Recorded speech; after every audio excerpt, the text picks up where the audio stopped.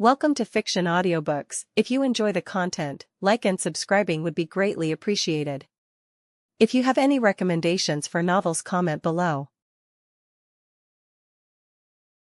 Chapter 56, The Champions Gathering. Dante stood in the center of Snape's office, his expression as calm as ever. Snape stood behind his desk, his dark gaze fixed on the boy. "We're waiting for the headmaster," Snape said. Moments later, the door opened, and Albus Dumbledore entered, followed closely by Professor McGonagall. Snape leaned on the desk.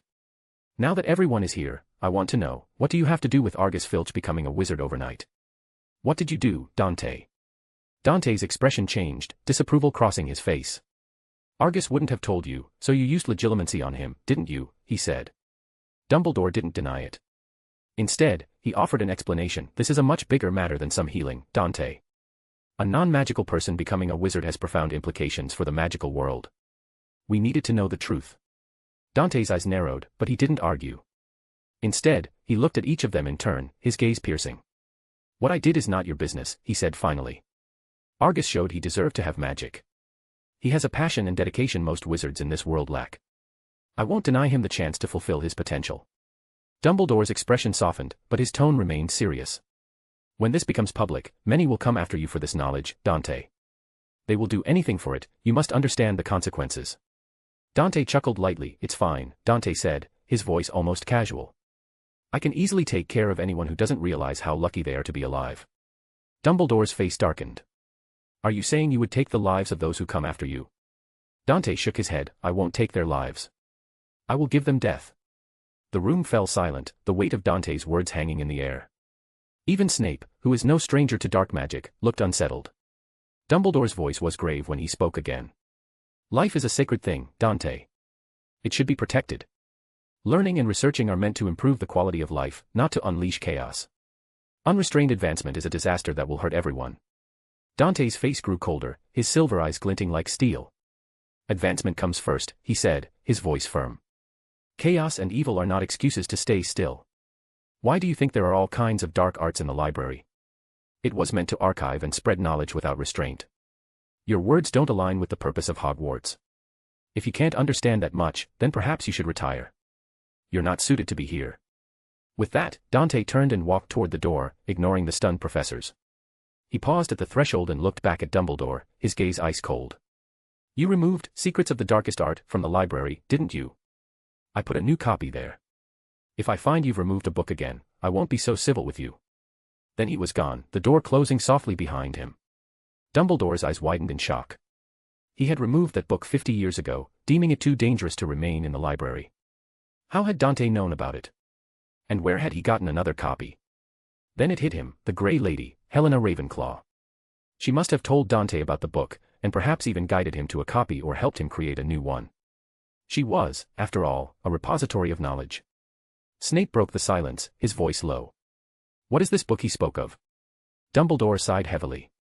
"It's a book filled with the worst kind of magic, magic so cruel and evil that it should never see the light of day, let alone fall into the hands of children." McGonagall frowned, her expression troubled. "And Mr. Malfoy knew about it, even had a new copy to replace the old. How are we going to deal with him? He's brilliant, but he's walking a dark path." Dumbledore's face was grim. "I don't know," he admitted. "The boy is too intelligent and too powerful. I'm not even confident in my chances to restrain him anymore." McGonagall and Snape had grim looks on their faces. Dumbledore was a testament of how far Dante's achievements in magic were despite his young age. They both had to wonder, if he were to become a Dark Lord, who would be able to even resist. Underscore underscore underscore underscore underscore underscore underscore underscore underscore underscore underscore. 2 days later, the Great Hall was alive with anticipation as students from Hogwarts, Durmstrang, and Beauxbatons gathered for the selection of the Triwizard Tournament champions. The Goblet of Fire stood in the center of the hall, its blue flames dancing hypnotically. Dumbledore stepped forward, his voice carrying over the murmurs of the crowd. "It is time to select our champions," he announced, his tone solemn yet filled with excitement. The flames of the goblet shifted from blue to red, and a piece of paper flew out, landing neatly in Dumbledore's hand. "The Durmstrang champion," he declared, "is Victor Krum." The hall erupted in applause as Victor stood, his expression a mix of pride and determination. He shook Dumbledore's hand and made his way to the trophy room to await the other champions. The process repeated itself, and soon Fleur Delacour was announced as the Beauxbatons champion. She, too, shook Dumbledore's hand and joined Victor in the trophy room. The goblet's flames shifted once more, and another piece of paper flew out. Dumbledore caught it, his eyes scanning the name. For a brief moment, he froze, his expression one of surprise. Then he cleared his throat and announced, "The Hogwarts champion is Dante Malfoy." The applause was thunderous, though Dante himself seemed indifferent. He stood, shook Dumbledore's hand, and made his way to the trophy room with the same calm demeanor he always carried. In truth, Dumbledore was taken aback. He had never expected Dante to participate in the tournament, and he was right, Dante wouldn't have, if not for Lucius Malfoy's request. It was a favor to his family, nothing more. Dante entered the trophy room, where Victor and Fleur stood apart, their excitement and nervousness obvious. He didn't speak to them, nor did he acknowledge their presence. Instead, he walked to the nearest chair and sat down, his posture relaxed as if he were waiting for a mundane meeting rather than the start of a dangerous competition. Moments later, Harry Potter hesitantly walked into the room, his face a mixture of confusion and fear. All three champions turned to look at him, their expressions varying from surprise to suspicion. Harry swallowed hard, clearly uncomfortable with the situation. Dumbledore entered shortly after, his face stern as he placed a hand on Harry's shoulder. "Did you put your name in the goblet, Harry? Or did you ask someone to do it for you?" he asked, his voice firm but not unkind. Harry shook his head nervously. "No, sir. I didn't. I swear." Before Dumbledore could press further, the other headmasters and judges arrived, their voices raised in protest. Madame Maxime and Igor Karkaroff were particularly vocal, accusing Hogwarts of cheating. Bartmio's crouch lingered in the background, his expression unreadable, while Moody's magical eye focused intently on Harry. Dante watched the scene with mild amusement. He suspected Moody was behind Harry's name being entered and wondered what their plan was. After a moment of thought, he decided to play along and help keep Harry in the competition. Dante stood up, his voice cutting through the chaos. "Okay, that's enough," he said, his tone calm but commanding. "Hogwarts doesn't need to cheat by including a fourth year. Frankly, I'm overkill for this competition. Even if you headmasters participated, it wouldn't make much difference with me here. So sit down and stop wasting everyone's time." The room fell silent, all eyes turning to Dante. He continued, addressing Dumbledore directly. "It's no different from the second year. Potter can't pull this off, but it's a magical contract, so he has to participate anyway. As for who put his name in, it doesn't matter. The goblet can be tricked with a powerful Confundus charm or by adding a fourth school to the rules. Of course, we could always feed everyone here Veritaserum and see where this goes."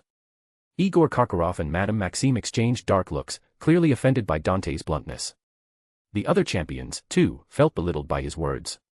Igor stepped forward, pointing his cane at Dante. "What is Lucius teaching you to be so disrespectful?" he demanded. Dante's eyes glowed faintly and smiled coldly. Before he could respond, Snape stepped in, his voice sharp. "Mr. Malfoy, killing or beating down other school headmasters will reflect poorly on our house. I ask you to refrain from that." Dante glanced at Snape, then stepped back. Snape turned to Igor, his tone as blunt as Dante's. "As harsh as his words are, they're not wrong. If there's anything unfair here, it's Mr. Malfoy competing against other students." Moody, who had been silent until now, stepped forward. "You could put additional rules to limit Dante Malfoy," he suggested. "I believe that would compensate for having an additional fourth-year student." Madame Maxime and Igor hesitated, then reluctantly agreed to the terms. Dumbledore looked at Dante. "Is that acceptable to you, Dante?" Dante shrugged, his indifference clear. Chapter 57, The Daily Prophet's Lies. Dante stood in Dumbledore's office facing the headmaster, Snape, McGonagall, and Moody. The room was tense. McGonagall was the first to break the silence, her tone disapproving as she fixed Dante with a stern look. "Why did you speak like that earlier?" she asked, her voice clear with frustration. "It was out of place and disrespectful. You belittled the other champions and undermined the integrity of the tournament." Dante met her gaze evenly, his tone matter of fact. "Potter was dragged into this competition against his will. It's likely related to the dark mark at the Quidditch World Cup. I want Harry to continue so we can see where this is going. If there's a plot, it's better to let it unfold than to stop it prematurely." Snape, standing to the side, nodded in agreement. Dante's actions were excessive, but he might be right. These events could be connected. It's better to let the situation develop and gather information rather than act rashly. McGonagall's face paled, her shock evident. "You want to use Potter as bait? He's a boy, not a piece of meat to be sacrificed." Dumbledore, who had been silent until now, spoke up, his voice calm but firm. "I agree with them. Besides, the rules are clear, Minerva. Harry must participate. He's bound by a magical contract now. There's no way around it. McGonagall shook her head, her frustration mounting. There must be something we can do to prevent him from competing. Dante, she turned to him, her tone almost pleading, is there a way to stop Harry from competing? Dante nodded. Yes, there are loopholes in the contract. But I won't stop it. Who knows? Maybe this is necessary for the return of the murdering buffoon. The room fell silent, the weight of Dante's words sinking in. McGonagall gasped, her hand flying to her mouth. Moody's magical eye swiveled sharply toward Dante, his expression dark and unreadable. Even Dumbledore's usual twinkle seemed to dim as he processed Dante's statement. McGonagall recovered first, her voice trembling. What do you mean?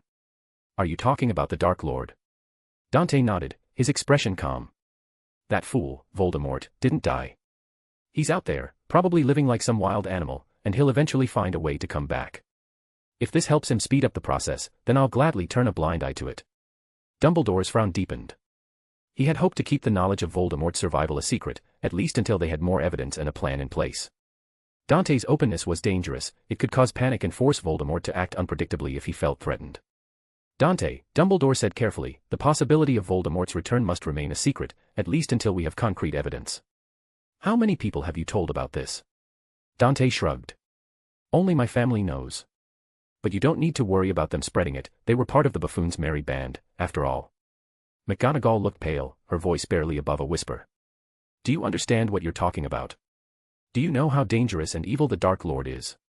Dante's expression didn't change. I have a rough idea. And I'm actually looking forward to meeting him. I have some not-so-nice words I want to share with him. Voldemort is going to have a bad time.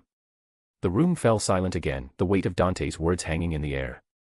McGonagall looked horrified, Snape's expression was dark, and Moody's magical eye was fixed on Dante with an intensity that could have burned a hole through him. Dante, seemingly unfazed, turned to leave. If there's nothing else, he said, his tone dismissive. Dumbledore sighed, his voice firm as he called after him. No words of this leave this room. Understood. Dante didn't respond, already halfway out the door. Once he was gone, Dumbledore turned to Moody. Alastor, keep an eye on Harry. We need to ensure his safety. Moody nodded, his gruff voice filled with determination. I'll make sure he's protected. Snape, his arms crossed, spoke up. What about Dante? Shouldn't we be keeping an eye on him as well? Dumbledore's expression was thoughtful. Dante has his own plans, but I believe he will never align with Voldemort. Snape raised an eyebrow. What makes you so sure? Dumbledore's eyes twinkled faintly, though his tone was serious. Because he has his pride. He truly believes he's superior to everyone else, including Voldemort. Underscore.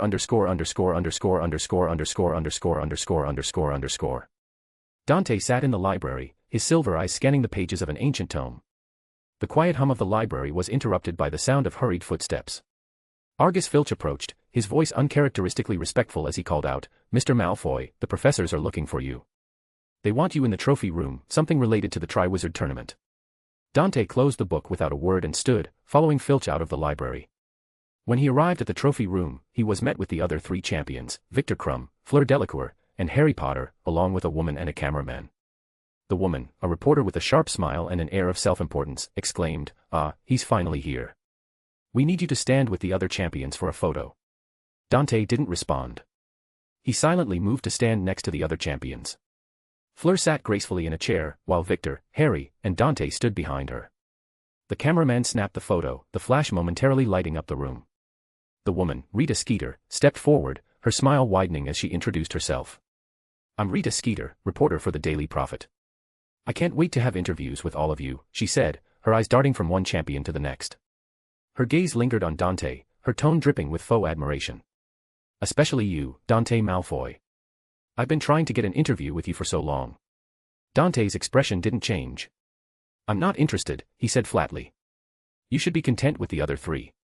Without waiting for a response, he turned and left the room. Rita called after him, her voice tinged with frustration, but Dante ignored her. Her smile faltered for a moment before she composed herself, turning her attention to Harry Potter. "Well, then," she said, her tone sweet but with an edge of malice, "we'll start with the youngest champion." The next day, the school buzzed with the latest edition of the Daily Prophet. The front page was the Triwizard Champions. The article talked about each champion. Harry was painted as a troubled, attention-seeking boy who had somehow tricked the Goblet of Fire into selecting him. It was the same kind of exaggerated nonsense Rita Skeeter was known for. But it was the portion about Dante that truly caught everyone's attention. The article painted him as an evil, dark wizard in the making, questioning how the Malfoys had raised him. It was filled with thinly veiled insults and accusations, all disguised as questions. The article wondered aloud if Dante's prodigious talent was the result of dark magic and speculated about his involvement in mysterious and dangerous activities orchestrated by the Malfoy head, Lucius. Draco Malfoy, who had been laughing at the article's portrayal of Harry, turned pale with anger as he read the section about his brother. His fists clenched, and his voice was low and dangerous as he muttered, "How dare they?" Other Slytherins gathered around, their expressions equally furious. Insulting their house champion, and by extension, the Malfoy family, was unforgivable. The common room was filled with angry murmurs as students discussed how to respond. Dante, however, remained calm. He didn't comment on the article, nor did he show any outward signs of anger. But his mind was already made up. Rita Skeeter had crossed a line, and Dante wasn't one to let such an insult go unanswered. He would teach her a lesson, one she wouldn't soon forget. As the day went on, the school buzzed with speculation and outrage. The Slytherins were united in their anger, while students from other houses whispered about the article, some believing the lies and others dismissing them as sensationalism. Dante, however, went about his day as if nothing had happened. But beneath his calm exterior, he was annoyed. He participated in this game to gain reputation for the Malfoy family, not to smear their name. Rita Skeeter had made a grave mistake, and he was not one to let such a slight go unpunished. The Daily Prophet might have painted him as a dark wizard, but they had no idea what he was truly capable of. Chapter 58, The Demo Professor. Dante left the Slytherin common room, his mind preoccupied with the day's tasks. As he walked through the dimly lit corridors of Hogwarts dungeons, he was met with an unexpected sight: Luna Lovegood, standing at the dungeon exit, her dreamy smile as bright as ever.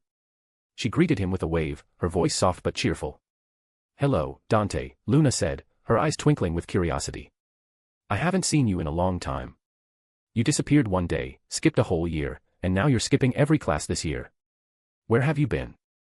Dante nodded, his expression calm but not unkind. "Things came up," he replied simply. "Why are you here, Luna?" Luna smiled, her tone as airy as ever. "I missed meeting you, and I'm here on behalf of my year. The third-year students want to have a defense against the dark arts class with you as the teacher." Dante raised an eyebrow, surprised. "Why? Isn't Alastair Moody doing his job?" Luna shook her head, her blonde hair swaying gently. "He's trying, but he's not very good at explaining things. And he's quite scary to many of the students. They're not able to learn properly, so they asked me to try and convince you to give them a class." Dante tilted his head slightly, his silver eyes studying her. "What made them think I'm good for something like that?" Luna's smile widened. "Your reputation in the school is quite formidable. Some students consider you as good as Headmaster Dumbledore. They think you will be able to teach them better than anyone else." Dante's expression remained neutral, but his mind was already working.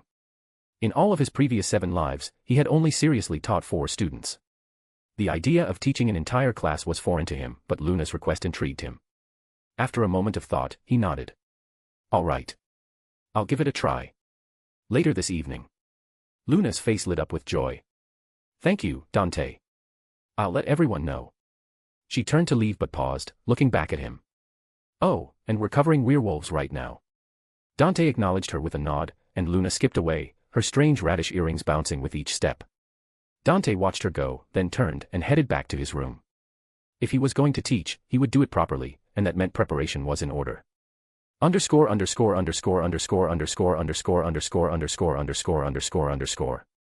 The word spread quickly among the third-year students, and by evening, the agreed-upon classroom was filled to the brim.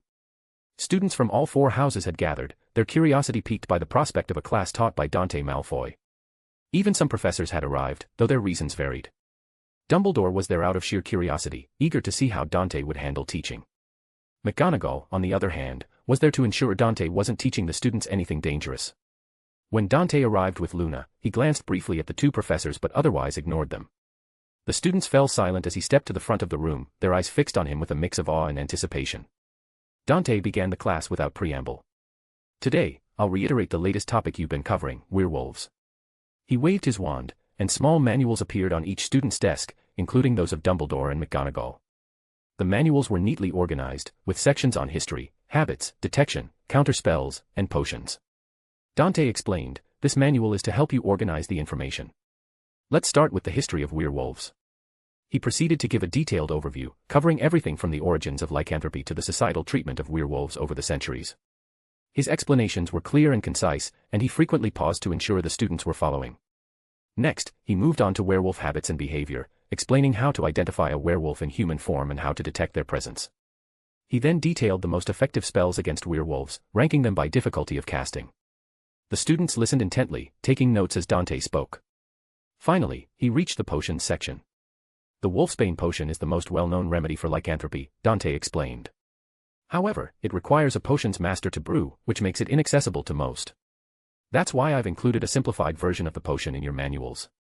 It's easier to prepare and can be made by third-year students, though it's less effective than the original. The students exchanged excited whispers, flipping through their manuals to find the simplified potion recipe.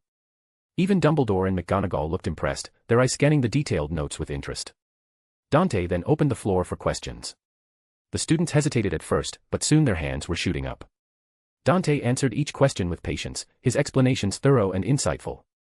By the end of the class, even the most hesitant students felt confident in their understanding of the topic. After the class ended, the students filed out, their voices buzzing with excitement. Dumbledore and McGonagall approached Dante, their expressions a mix of admiration and curiosity. "That was an exceptional class, Dante," McGonagall said, her tone genuine. "Your preparation and teaching methods are truly impressive." Dumbledore nodded in agreement. "Indeed. I've rarely seen a class taught with such clarity and depth. And the simplified wolfsbane potion, I've never heard of it before. Where did you find it?" Dante's expression remained neutral. "I created it. The original wolfsbane potion requires a potions master, so I made a version that third years could brew. It's less effective, but it's better than nothing." McGonagall's eyes widened in surprise. "You created it? Just for this class?" Dante shrugged. "If I was going to teach, I wanted to do it properly." Dumbledore and McGonagall exchanged a glance, both stunned by the lengths Dante had gone to for a single class. If this was the standard he set for himself, it was no wonder he considered most of Hogwarts classes inadequate and skipped them brazenly. As Dante left the room, McGonagall turned to Dumbledore, her voice soft but filled with awe. "Albus, I've been teaching for decades, but I've never prepared for a class like that. For the first time, I feel like I'm not a proper professor." Dumbledore sighed, his expression thoughtful. "Dante Malfoy is in a league of his own, Minerva. His standards are extraordinary. But perhaps we can learn something or two from him." McGonagall nodded, though her mind was still reeling. Dante's class had been a masterclass in teaching, and it had left her questioning her own methods. As she and Dumbledore left the classroom, they couldn't help but wonder what else Dante was capable of. As Dante walked away from the classroom, a faint, almost imperceptible smile tugged at the corners of his lips. The experience of teaching a class had been, unexpectedly enjoyable. Watching the students' faces light up with understanding, seeing their curiosity grow with each question, and even the way they hung on his every word, it was a kind of satisfaction he hadn't anticipated. For a moment, he allowed himself to entertain the thought that teaching might not be such a bad way to pass the time. It reminded him of his experience with his 4 students. There was something inherently rewarding about sharing knowledge, about seeing others grow because of what he had taught them. Chapter 59, Where is the competition?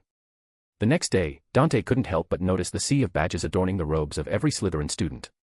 Each badge proudly displayed the words, "Support the real Hogwarts champion, Dante Malfoy." When pressed, the badge would change to "Potter stinks." Dante raised an eyebrow, mildly impressed by the sheer level of pettiness his house was capable of. It was almost admirable in its absurdity. He shook his head, deciding not to comment, though he couldn't deny a small flicker of amusement at the lengths his housemates had gone to. As he made his way through the castle, he encountered Luna Lovegood again. She greeted him with her usual dreamy smile and thanked him for the defense against the dark arts class. "It was the best class I've ever seen," she said, her voice filled with genuine admiration. "When are you going to do another one?" Dante shook his head. "I won't. It was a one-time thing." Luna's face fell, her disappointment evident, but she didn't press him. Instead, she tilted her head thoughtfully and asked, "Why not teach another class? Like care of magical creatures?" Dante was about to respond when Luna paused, her eyes widening as if she'd had a sudden realization. "Or you could try to find the crumplehorn snorkack. You might be the one to discover it and prove its existence." Dante couldn't help but chuckle lightly at her enthusiasm. "I'll leave that quest to you, Luna. I'll focus on what I'm good at." Luna smiled, seemingly content with his answer, and the two continued walking together. As they entered the courtyard, a sudden scream pierced the air. Dante's head snapped toward the sound, immediately spotting Alastair Moody in the distance.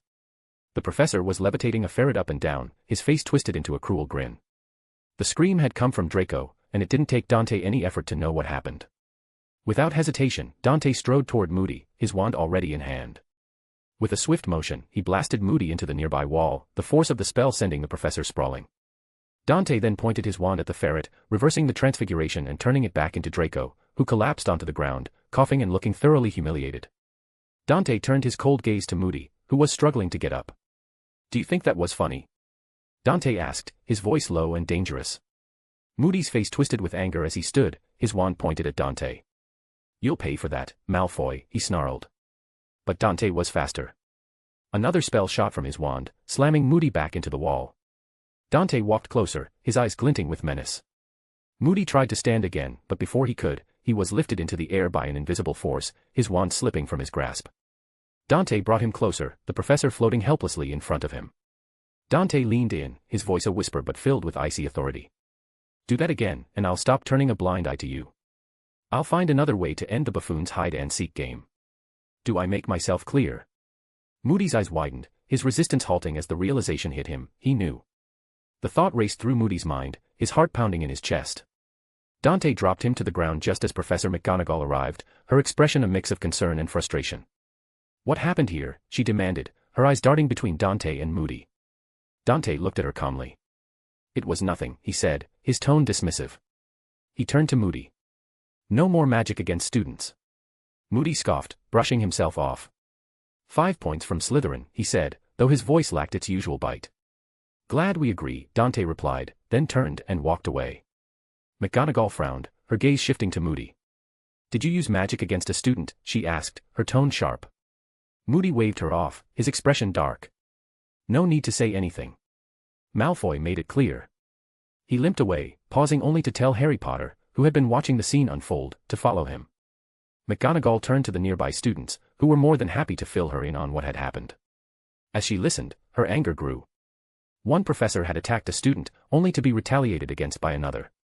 She sighed heavily, lamenting what Hogwarts had become. Underscore.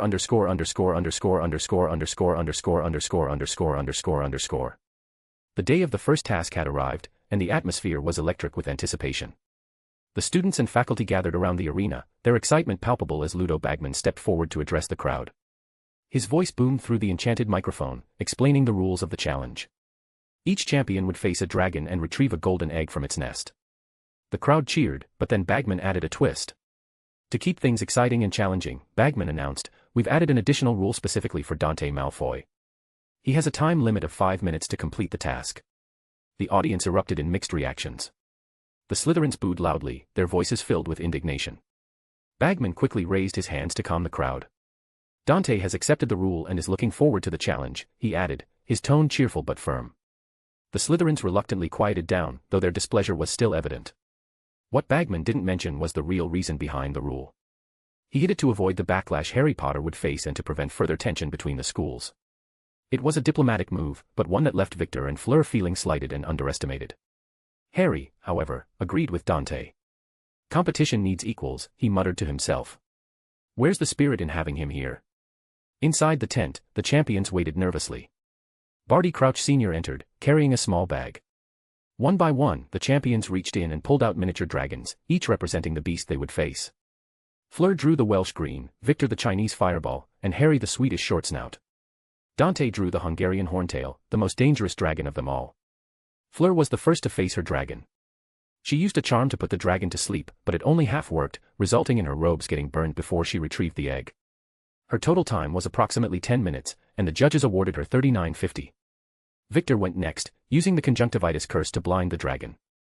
He retrieved the egg quickly but received deductions due to the dragon's subsequent rampage. His total time was 8 minutes, and he earned 40.50. Harry followed, using his broomstick to outmaneuver the Hungarian horntail. His performance was daring and earned high praise from the judges, though it was clear he had taken significant risks. He was the fastest to complete the challenge in 5 minutes, and his final score was 45-50. Finally, it was Dante's turn. The crowd buzzed with excitement, eager to see how the prodigy would handle the Hungarian horntail. Even the other champions watched with interest, especially after his boastful words. When the cannon fired, signaling the start of the task, Dante walked calmly into the arena. The golden egg sat in the center of the rocky terrain, but before he could take another step, the Hungarian horntail landed just 10 meters away, its massive form casting a shadow over him. The dragon roared, its fiery breath already building in its throat. Dante glanced at the dragon, his expression unreadable. As the dragon unleashed a torrent of fire toward him, Dante raised his wand and pointed it at the flames. The audience gasped as the fire compressed into a single point in front of Dante's wand. Then, with a flick of his wrist, the fire shot back toward the dragon at an alarming speed. The moment it made contact, it exploded, sending the dragon crashing into the rocks behind it. Dante didn't bother checking on the dragon. Instead, he pointed his wand at the golden egg. The rock platform beneath it broke apart, and the egg floated gently toward him. Dante caught it casually in one hand, his movements effortless. The entire task had taken him just 20 seconds. The arena fell silent for a moment, then erupted in cheers. The other champions exchanged stunned glances. Victor muttered under his breath, "We're competing against that." Fleur shook her head in disbelief. "He's the danger, not the poor dragon." Dante walked toward the judges, the golden egg tucked under his arm. The judges conferred briefly before announcing their scores. Madame Maxime, 10 out of 10. Barty Crouch, 10 out of 10. Ludo Bagman, 10 out of 10. Igor Karkaroff, 8 out of 10, I saw no strategy, just overwhelming brute force. Albus Dumbledore, 8 out of 10. Dumbledore's reasoning caught Dante's attention. "You were cruel to the dragon." Dante raised an eyebrow. "I held back to avoid killing it. I only knocked it out." Dumbledore nodded, then said, his tone gentle but firm. "You could have restrained it without causing it pain. But you chose the quicker solution when you could have shown restraint. You once restrained a 30-meter basilisk in your 4th year. You could have done the same here." The crowd murmured in shock. A 30-meter basilisk? In his 4th year? The implications were scary. Igor Karkaroff and Madame Maxime exchanged uneasy glances, their earlier confidence gone. Their champions, Victor and Fleur, looked equally stunned.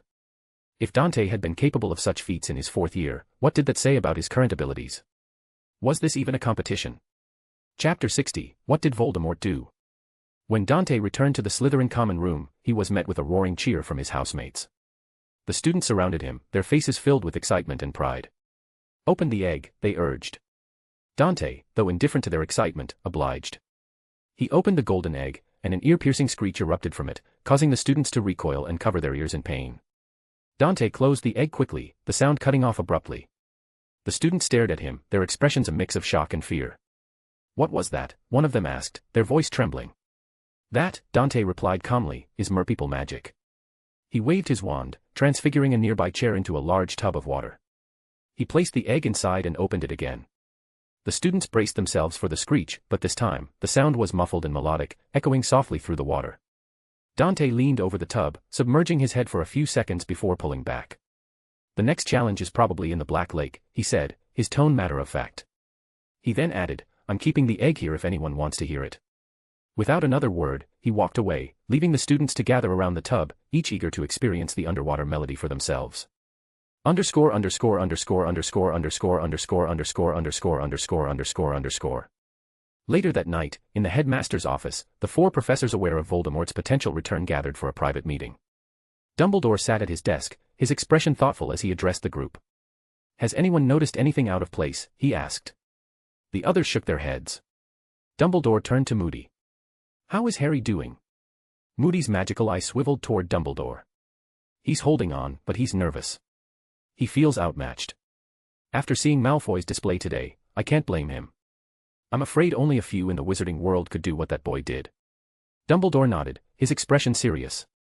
"I actually agreed with Dante the night of the champion selections. He's an overkill and shouldn't be part of this competition. I never considered the possibility of him putting his name forward. He doesn't strike me as the type to care about such things." Snape spoke up, his voice low and measured. "He probably did it on behalf of his family, specifically his father. I can see Lucius asking something like this. Dante doesn't care about the Triwizard challenges, he doesn't bother to prepare for it, the other champions are ridiculously outmatched and he knows it." After he returned to the common room earlier, the other students asked him to open the egg. He figured out the clue was merpeople magic and put the egg in water immediately. He's already concluded the next challenge is in the Black Lake. McGonagall sighed, her expression sympathetic. "I feel sorry for Harry." Most of the house was present when Harry opened the egg, but no one else could understand what it was or what to do with it. Meanwhile, Dante figured it out instantly. Dumbledore nodded again, his eyes distant. I'm not surprised by that. Dante showed us multiple times that his intellect and magical attainments are unparalleled. He's operating on a level far beyond his peers, and, frankly, most of us. Moody leaned forward and said with his gruff voice. Should we tell him to hold back?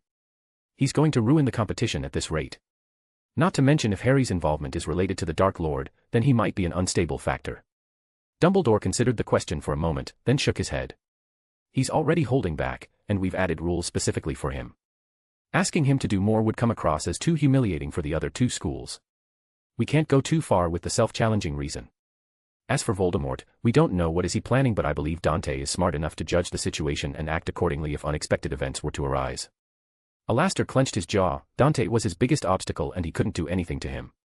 I find it concerning that Dante seems eager to meet the Dark Lord. He is obviously looking for trouble with him, but the question is why. Dante didn't experience the Wizard War in the Dark Lord era. His parents were followers of the Dark Lord, so at worst he should have neutral opinion. But when he spoke of him, there was disdain and anger toward him. Snape spoke slowly, making his thoughts clear. His words were met with silence. McGonagall finally said, her tone filled with worry, I am afraid Dante might do something rash. He is a prodigy of the like we have never seen before, but the Dark Lord is someone who walked the path of dark magic more than anyone else in history. Combating the dark arts is completely different from research or healing. There was silence again. Snape and Alastor agreed with McGonagall, but Alastor prayed for the day the Dark Lord would return and promised himself that Dante will be the first to be punished by his lord for his insolence.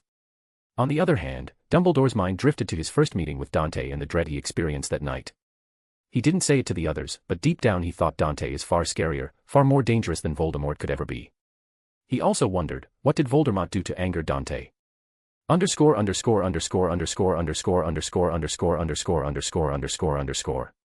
Lucius Malfoy sat in his office, the soft glow of candlelight illuminating the stacks of paperwork on his desk. His work was interrupted by the sudden appearance of Dante, who operated into the office room with the same effortless grace that always left Lucius both impressed and slightly unnerved. Dante, Lucius greeted, setting down his quill. How do you leave Hogwarts whenever you want? The school has protections against apparition. Dante leaned casually against the edge of the desk, his silver eyes glinting with amusement. You can leave the school's perimeter and then apparate. But what I do is mask my apparition as a house elf's. The wards and protections don't pick up on it. It's a rather advanced trick, problematic if others mastered it, but useful for me. Lucius nodded, his expression thoughtful. I see. And what brings you here today? Dante's demeanor shifted slightly, his tone becoming more serious. Have you been contacted by Voldemort? Lucius shook his head, no, I haven't. Why do you ask? Dante crossed his arms, his gaze steady. One of his subordinates is at Hogwarts, masquerading as Alastor Moody. He's probably the one who got Harry Potter into the tournament. Lucius's eyes widened in surprise. How did Dumbledore allow that? Dumbledore didn't realize it, Dante replied, his voice calm but firm. The Death Eater is using Polyjuice potion non-stop. He's drinking himself to an early death. But more importantly, I suspect Voldemort is going to return soon. If he contacts you, you should go. Lucius shifted uncomfortably in his seat, the weight of Dante's words settling heavily on his shoulders. The thought of facing the Dark Lord again filled him with dread, but he knew better than to argue with Dante. What do you suggest I do? He asked, his voice barely above a whisper. Dante stepped closer, his expression calm. Extend your arm, he instructed. Lucius obeyed, rolling up his sleeve to reveal the dark mark etched into his skin. Dante raised his wand and traced a new mark near the existing one, an intricate symbol that glowed faintly before fading into Lucius's skin. This mark will allow you to summon me, Dante explained. If you're called and the caller turns out to be Voldemort, use it. I'll be there. Lucius nodded, feeling a small measure of reassurance. If Dante was there to confront Voldemort with him, perhaps things wouldn't be as dire as he feared. Still, the thought of standing in front of Voldemort alone even if for a short while was daunting. Dante stepped back, his tone final. I'll return to Hogwarts now. Remember what I said. With that, he operated away, leaving Lucius alone in his office. The room felt colder somehow, the shadows longer and more oppressive. Lucius stared at the new mark on his arm, his mind racing. He couldn't help but wonder how a meeting between Dante and Voldemort would go. Both were forces of nature in their own right, but Lucius had no doubt who the true darkest and scariest wizard was, there was no comparison. As he sat there, Lucius couldn't help but wonder why Dante was going after the Dark Lord. For years, he displayed no interest in the Dark Lord nor put him in his eyes, but suddenly he was looking for him and his eyes seemed to promise pain. What did Voldemort do to gain the ire of Dante? Chapter 61, The Yule Ball. Snape stood at the front of the classroom, his dark eyes sweeping over the gathered students. The room was filled with fourth years and above, all of whom had been summoned for an important announcement. Snape's voice was as cold and precise as ever as he began. As part of the Triwizard Tournament, Hogwarts will be hosting the traditional Yule Ball, he said, his tone leaving no room for excitement. This is a formal event, and I expect every one of you who attends to behave to the best of your ability. You will represent Slytherin House, and I will not tolerate any behavior that smears our name. His gaze lingered on Dante, who stood at the back of the room with his usual air of indifference. Dante Malfoy, Snape said sharply, as one of the champions, you are expected to have the first dance. And just in case you were considering it, you cannot skip this event. Dante nodded. Snape had a feeling that if he hadn't explicitly stated that, Dante would have found a way to avoid the ball entirely. Satisfied, Snape continued. If any of you are not proficient in dancing, we will hold training sessions. Those who are capable may leave. Most of the Slytherins, including Dante, filed out of the room. Coming from noble and pure-blood families, they had all been taught to dance from a young age. As they walked down the corridor, Draco turned to Dante. Who are you going to invite to the ball? Draco asked, his tone casual but his eyes betraying his interest. Dante shrugged. I haven't thought about it. Anyone will do.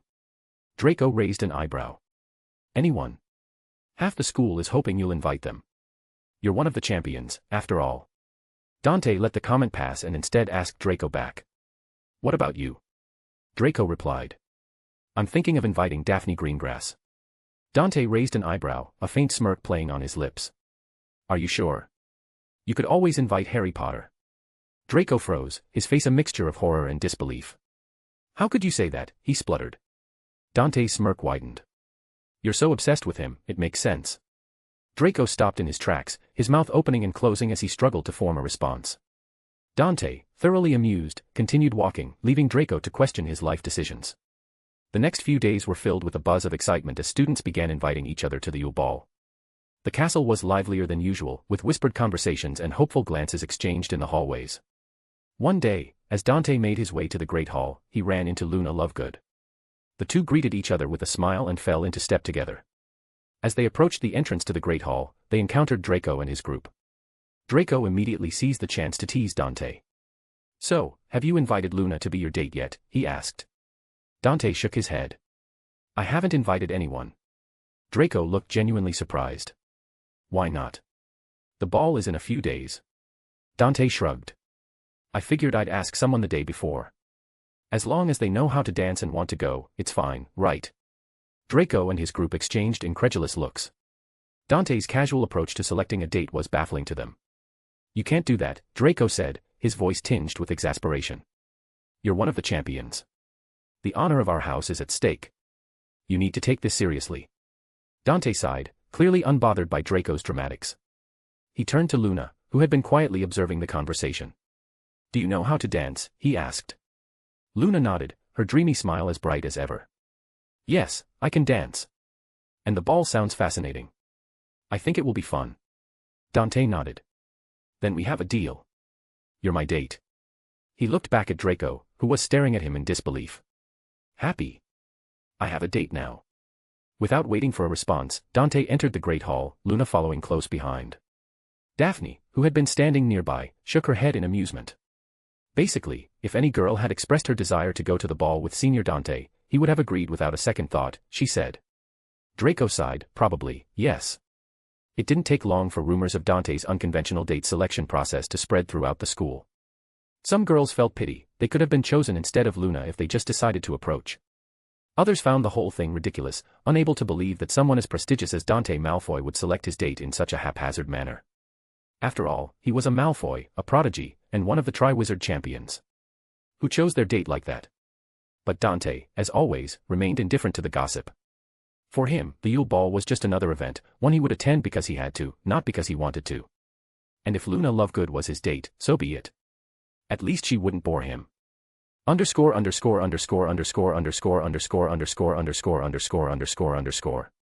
The night of the Yule Ball had arrived, and the Great Hall was transformed into a winter wonderland. Icicles hung from the ceiling, enchanted snowflakes drifted lazily through the air, and the room sparkled with the light of 1,000 candles. Students and professors alike were dressed in their finest robes, the atmosphere buzzing with excitement and anticipation. Dante stood at the entrance of the hall, dressed in a sleek, formal suit that accentuated his tall, commanding presence. His silver eyes scanned the room briefly before he turned to Luna, who had just arrived.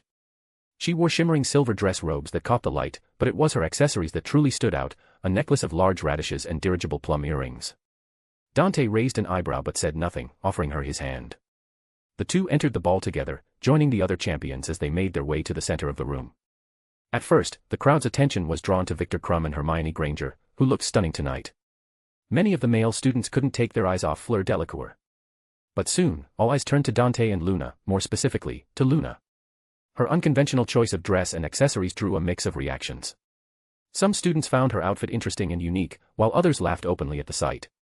Professor McGonagall, standing at the edge of the room, had a look of utter disbelief on her face. Her lips were pressed into a thin line, and her expression was dark.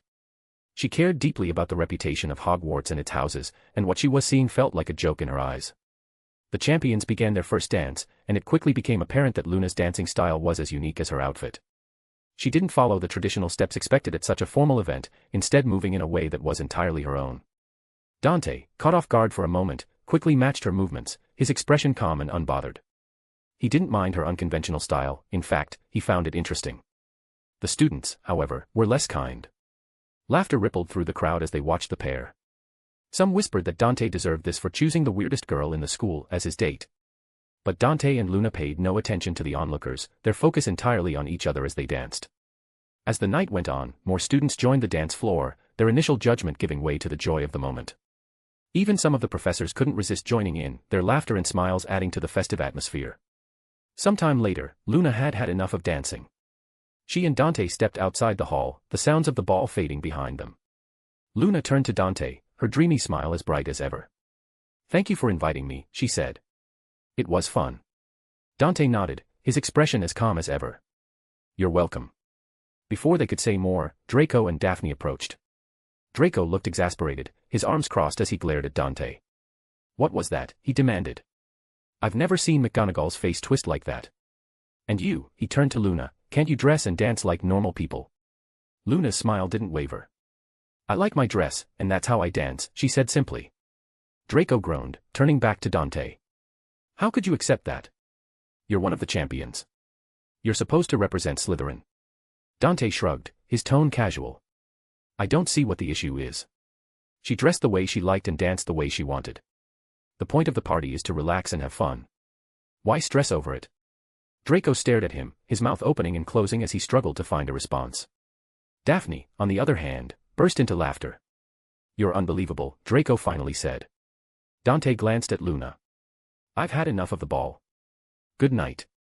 He turned to leave, but Luna stayed behind. "I'm going to stay and observe," she said. "The Yule Ball is a once-in-a-lifetime event." Dante nodded and walked away, leaving Draco and Daphne with Luna. Draco couldn't understand how someone could be so nonchalant about everything. Dante's indifference to social norms and expectations was baffling to him.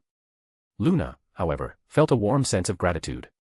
Dante hadn't been embarrassed by her, in fact, he had defended her. To her, that made him a true friend.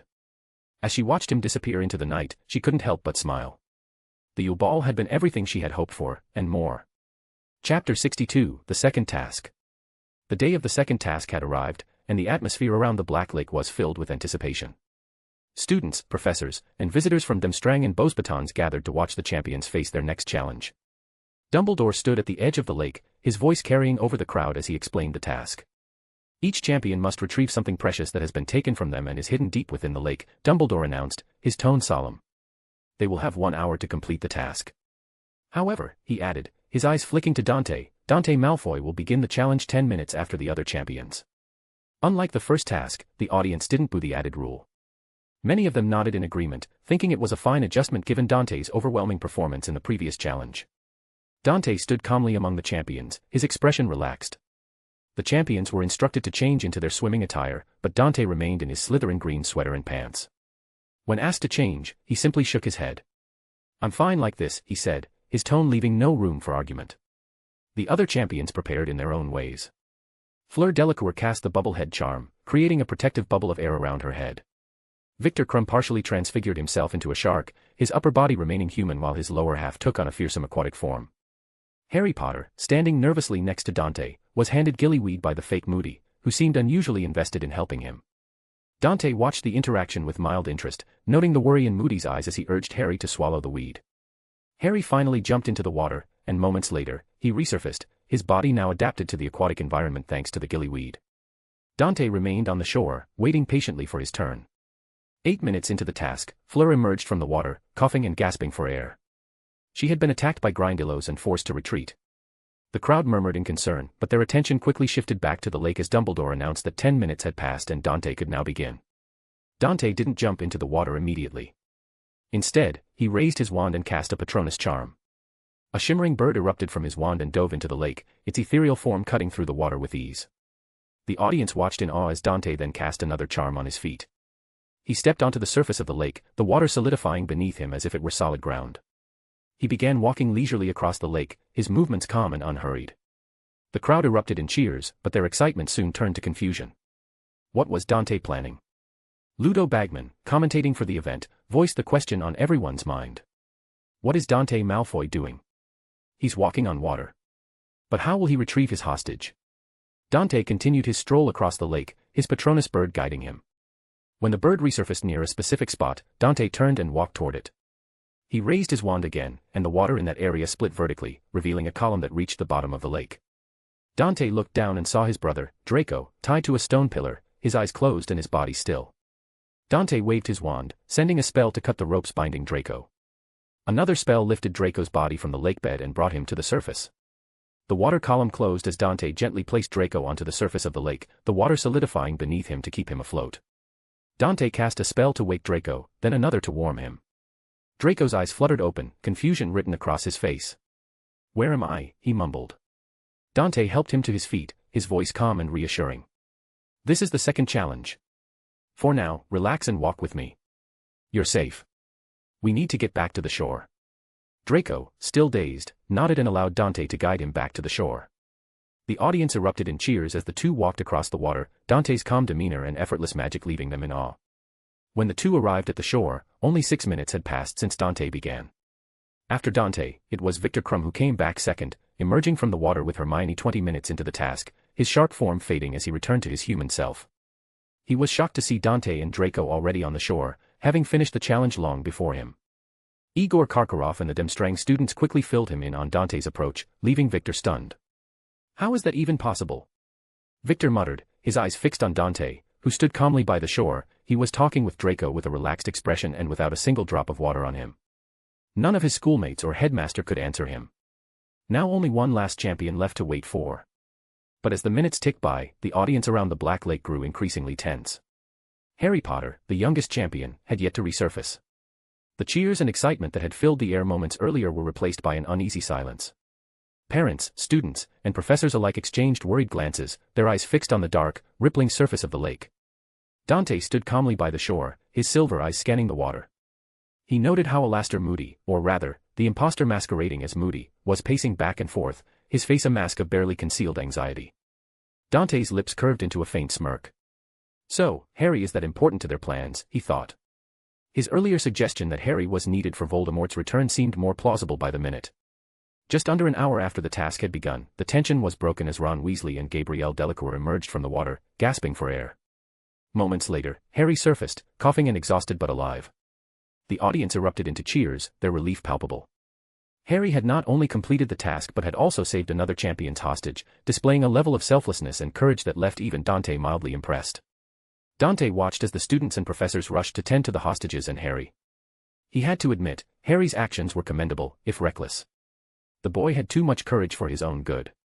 Not long after Harry's return, Dumbledore stepped forward, his voice carrying over the crowd as he announced the results of the second task. In first place, he declared, is Dante Malfoy, for his incredible performance and unmatched speed. The crowd cheered. Second place goes to Harry Potter, Dumbledore continued. Despite finishing last, he saved 2 hostages and demonstrated outstanding moral fiber. He has earned this position. The announcement was met with mixed reactions. The Hogwarts students cheered loudly for Harry, while the Demstrang and Beauxbatons delegations exchanged unhappy glances. Victor Krum was awarded 3rd place, and Fleur Delacour 4th. The standings were the same as the first task, much to the dismay of the other schools. Igor Karkaroff, in particular, looked furious. His face was a storm of frustration and embarrassment. "How is this possible?" he muttered under his breath. "A fourth year beating our champion. We won't have any face left by the end of this tournament." Meanwhile, Alastor Moody stood at the edge of the crowd, his expression grim. He had sighed in relief when Harry emerged safely, but now his thoughts were consumed by a growing sense of dread. Dante Malfoy was a problem, a big one. At this rate, Dante would win the tournament effortlessly, and Harry, despite all the help he had been given, was simply too incompetent to keep up. Moody's jaw tightened as he watched Dante, who stood apart from the crowd, his calm demeanor a stark contrast to the chaos around him. This can't go on, Moody thought. Dante is too powerful, too unpredictable. Harry won't stand a chance no matter how much I help him. But what could he do? Moody knew that any direct confrontation with Dante won't end well for him. He needed a new plan, one that would ensure Harry's success without alerting Dumbledore to his true intentions. The crowd continued to cheer, their excitement undiminished. Dante had once again proven himself to be in a league of his own, and the second task had only solidified his reputation as the most formidable champion in the tournament. Chapter 63, The Game is Over.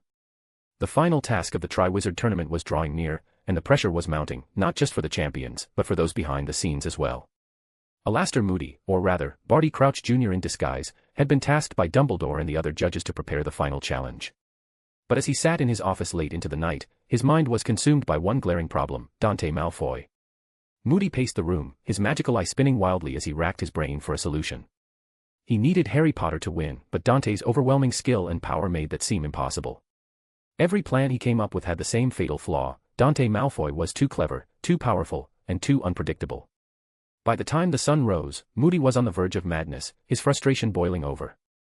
The next day, Moody approached Dante, his gruff voice cutting through the chatter of the students in the hallway. "Malfoy," he said, his tone serious. "I need to talk to you. Alone." Dante raised an eyebrow but nodded, following Moody to his office. He was curious to see what the imposter had planned.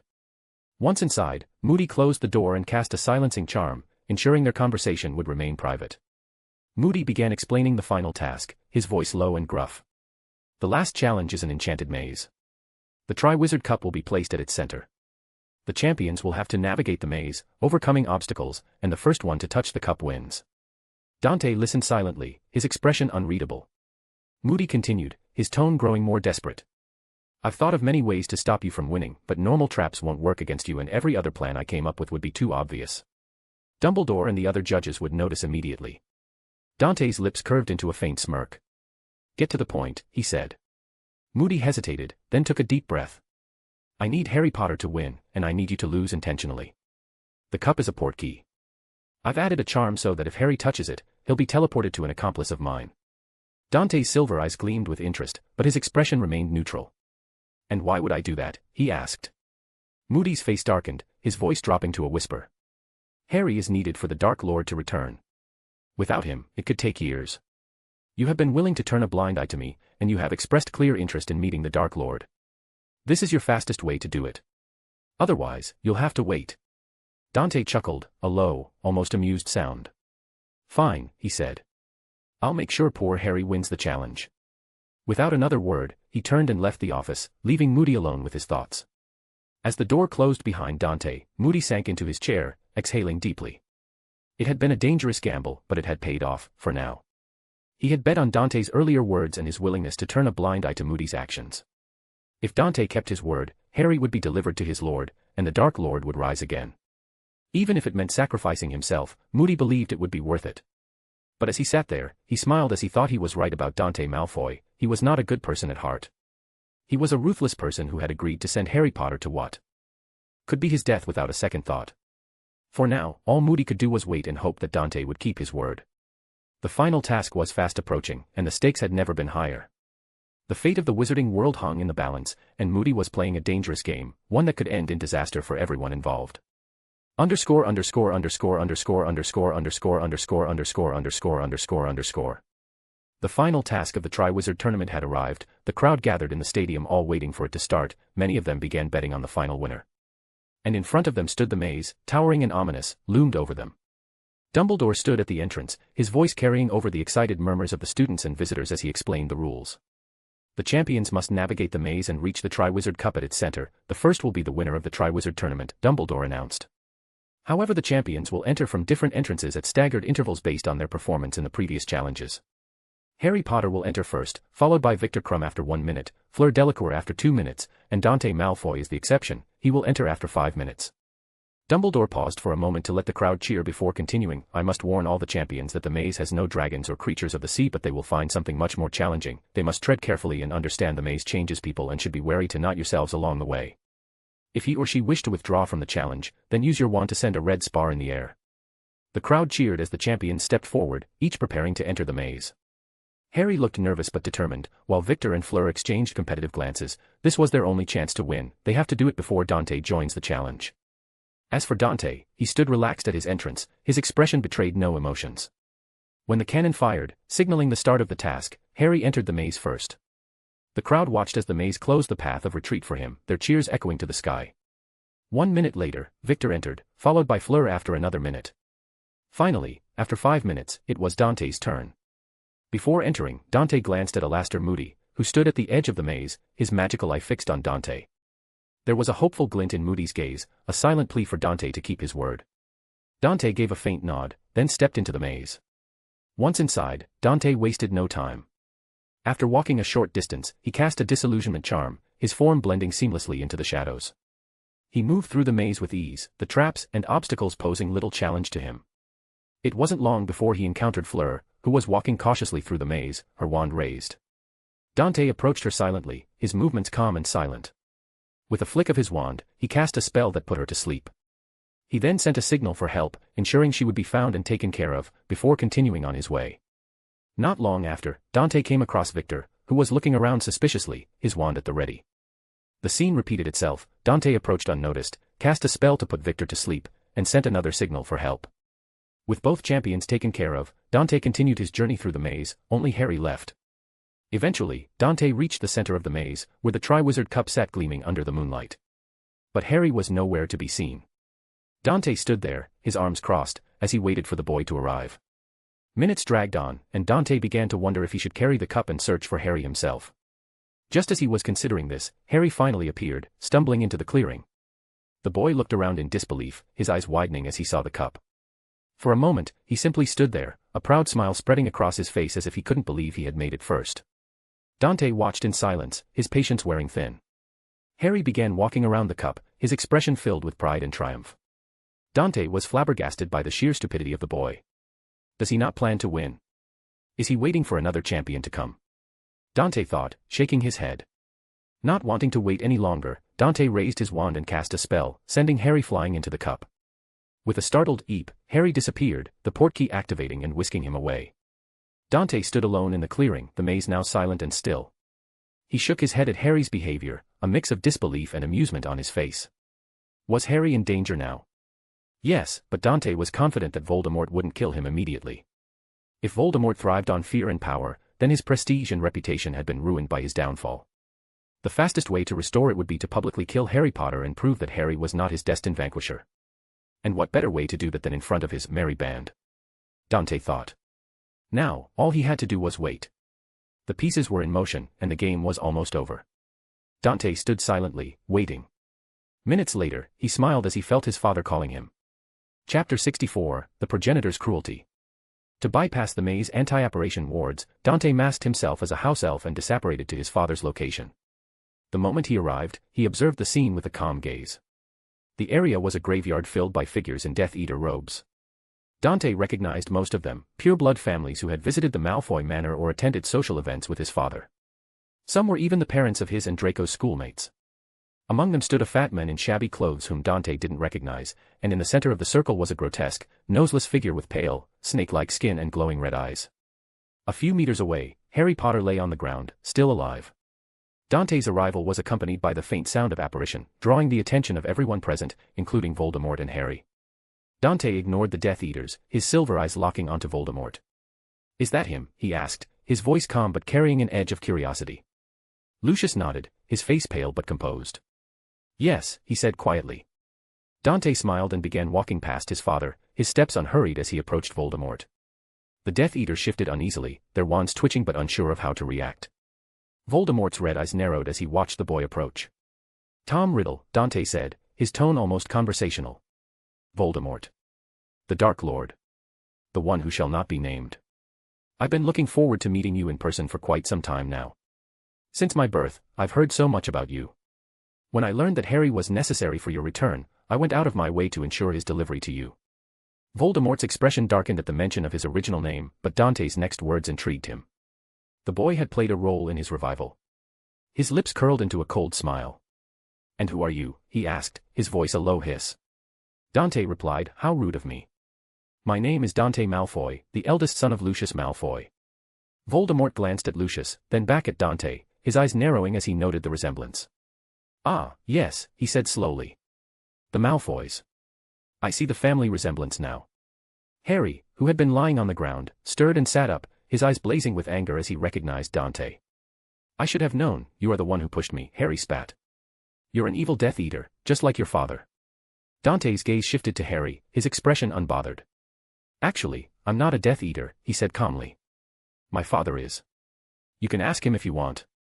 He gestured toward Voldemort with a casual wave of his hand. Harry's anger didn't diminish, but Voldemort's patience was wearing thin. This was supposed to be his moment of glorious revival, yet this boy was strolling around as if he owned the place. The arrogance was infuriating. Dante turned his attention back to Voldemort. When I heard that Harry was needed for your return, I wondered what you were planning. But now, seeing you up close, I'm disappointed. You used Harry's blood to create this body. Now you can touch him, but do you understand the consequences of that? Voldemort's eyes flared with anger. It seems Lucius didn't raise you properly, he hissed. You're arrogant and blind. But I am a merciful master. On behalf of your father, if you kneel and beg for forgiveness, I might spare you. Dante blinked, his smile never wavering. You're not even curious about the mistake you've made. How disappointing. With a wave of his wand, he helped Harry to his feet. Harry, he said, his tone calm but firm, he can't beat you. Your mother's magic is now inside him. Trust that magic and teach this fool a lesson. Voldemort's rage erupted. You insolent child, he roared, raising his wand. I'll kill you, and then I'll punish Lucius for raising such a disgrace. Dante placed a hand on Harry's shoulder. Now, fight, he said simply. At the same time, Voldemort shouted, Avada Kedavra. A bright green light shot from his wand, hurtling toward Harry and Dante. Harry, acting on instinct, raised his wand and cried, Expelliarmus. A beam of red light erupted from his wand, colliding with Voldemort's killing curse. The two spells locked in a fierce struggle, their beams intertwining and creating a dome of light around Harry and Voldemort. From the clash, three ghostly figures emerged, Harry's parents, James and Lily Potter, and an old man. The spirits of Harry's parents moved close to him, their voices gentle but filled with love. We'll help you, Lily said, her eyes soft. But Dante's voice cut through the moment. Leave, he said, his tone confident. Go in peace. Harry will be fine. I'll protect him. Voldemort can't do anything with me here. The spirits turned to Dante, their expressions a mix of surprise and worry. Lily hesitated, but something about the boy in front of her made her trust him. In the end, she nodded. Please, protect our child, she said before the ghosts faded away. The beams of light broke, and both Harry and Voldemort took 2 steps back. The Death Eaters watched in stunned silence, unsure of what had just happened. Dante stepped forward, his silver eyes gleaming as he looked at Voldemort. Do you understand now? He asked, his voice calm but carrying an edge of amusement. Or do I need to explain it to you? Voldemort stood frozen, his red eyes wide with shock. There was no way a boy like Harry Potter could rival him in power. His gaze flickered to Dante, who stood calmly with a faint smile on his face. Voldemort said nothing, but his mind raced as he tried to process what had just happened. Dante, still smiling, explained, the magic used to protect Harry was the result of his mother burning her life away. It is one of the oldest and most powerful sacrificial magic that requires intense love. By taking his blood into your body, her magic will act as a bloodborne curse. You can touch Harry now, but if you clash with him or try to kill him, the curse will activate, making you unable to harm him. And as Harry grows stronger, he will eventually overpower you completely. Do you understand now? Voldemort's anger flared at Dante's words. If this was true, then the prophecy had come true, Harry had become his equal in a manner of speaking. Dante, noticing Voldemort's burning gaze on Harry, added, now is not the time to focus on Harry. You have a much bigger problem. Voldemort composed himself, his voice cold but measured. Your theory is interesting, he said. I admit I haven't studied that kind of protective magic yet. Even if what your theory is true, I will find a way to break it. After all, I am the greatest wizard. His eyes narrowed as he turned to Dante. But what about you? Are you counting on Harry to protect you? Harry looked between Dante and Voldemort, his mind reeling. He didn't know what to make of the situation. Dante had helped Voldemort return, but it seemed he wasn't on his side. Harry had heard Dante tell the spirits of his parents that he would protect him. But why had Dante helped Voldemort in the first place? Dante laughed, the sound cold and disdainful. The greatest wizard, he said, his voice dripping with scorn. I wouldn't put you among the top 20 of those I've known. Voldemort's patience snapped. He raised his wand and shouted, Avada Kedavra. A green beam of light shot toward Dante, but Dante countered with a swift, Expelliarmus.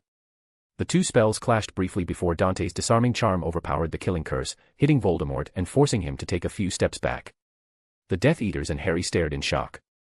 Harry's ability to rival Voldemort had been explained by Dante, but what about Dante himself? How could he overpower the Dark Lord so easily? Dante's smile vanished, replaced by a cold expression. You pathetic buffoon, he said, his voice low and menacing. What gave you the audacity to call yourself the greatest when most of what you have is merely the legacy of your betters? Voldemort's fury flared. I resurrected myself from the dead. What could a mere child possibly understand? He spat back. At the same time, Voldemort waved his wand, conjuring a thick, black smoke that twisted and coiled into the shape of a menacing skull. It surged toward Dante with terrifying speed. Unfazed, Dante pointed to the ground in front of him, transforming the soil into a rushing wave of water. He sent it crashing toward the smoke skull, which dissolved instantly under the force. The water surged onward, slamming into Voldemort and hurling him meters backward, leaving him sprawled on the ground. You claim to have resurrected, but in truth, you never truly died in the first place. Did you think creating multiple Horcruxes in a single lifetime would make you immortal? All you've done is shatter your soul. Now, you'll fade away in a few years at most. That's why I wanted you to come back quickly. I didn't want you to die before I got my hands on you. Voldemort quickly stood back up but froze at Dante's words, his crimson eyes widening in disbelief. How did Dante know about his Horcruxes? And what did he mean by fading in a few years? Dante continued, his voice dripping with disdain. When I first heard of you, I didn't care. Just another fool in history, destined to be forgotten. But then I discovered you ruined little Helen's chance at peace. You tarnished Salazar's legacy. You gave my work a bad name. It's because of the likes of you that I've become the worst thing this world has ever seen. Voldemort took a step back, a sense of dread creeping into him as Dante's eyes began to glow with a menacing silver light. For that, Dante said, his voice as cold as ice, I shall make what remains of your life a living hell. Sensing imminent danger, Voldemort cast Fiend Fire, the cursed flames roaring to life and twisting into the form of a massive, fiery serpent. Dante, however, continued walking forward, utterly unfazed. With a calm flick of his wand, he uttered, Glacies Idus. In an instant, the fiery serpent froze mid-strike, transforming into an intricate ice sculpture. The ground beneath them turned to a sheet of white ice, and the entire graveyard was engulfed in a sudden, biting cold. The Death Eaters and Harry shivered violently, their breath visible in the frigid air. Voldemort, now visibly terrified, cast the killing curse once more. This time, Dante conjured a swirling purple orb that absorbed the green beam effortlessly before shooting forward and exploding at Voldemort's feet. The blast hurled the Dark Lord onto his back again, his wand slipping from his trembling grasp. Dante continued his slow, deliberate approach. Voldemort struggled to rise, but before he could, Dante hit him with a Crucio curse. Voldemort's agonized screams echoed through the graveyard as he writhed on the ground, his body convulsing uncontrollably. Harry and the Death Eaters watched in stunned silence, unable to comprehend the scene unfolding before them. Finally, Dante lifted the curse and forced Voldemort to his feet. The Dark Lord's face was a mask of pure fear. Desperate, he tried to apparate, but a sudden burst of lightning erupted from within him, tearing another scream of pain from his throat. He collapsed to his knees, smoke rising from his body as his entire being trembled in agony. Dante continued his approach, stopping directly in front of Voldemort. The Dark Lord looked up, his red eyes wide with fear, and whispered in a trembling voice, Who are you? Dante smiled cruelly and replied with a low calm voice as if a sinister whisper. I am a wizard who conquered death thousands of years ago. The one who created Horcruxes and many of the legacies you now wield. You could say I am the progenitor of the dark arts as you know them today. Voldemort's heart raced in terror. He believed Dante. The sheer, overwhelming magical power this monster, displayed was proof enough. Dante pressed his wand against Voldemort's forehead, and the Dark Lord screamed in agony. I've placed a curse on you, Dante said, his voice cold and emotionless. As long as your soul remains fractured, you will suffer. The pain will intensify with each passing moment. The only way to escape it is to retrieve the fragments of your soul from your Horcruxes. Voldemort screamed again, his body trembling violently as Dante dragged him by the back of his neck toward Harry.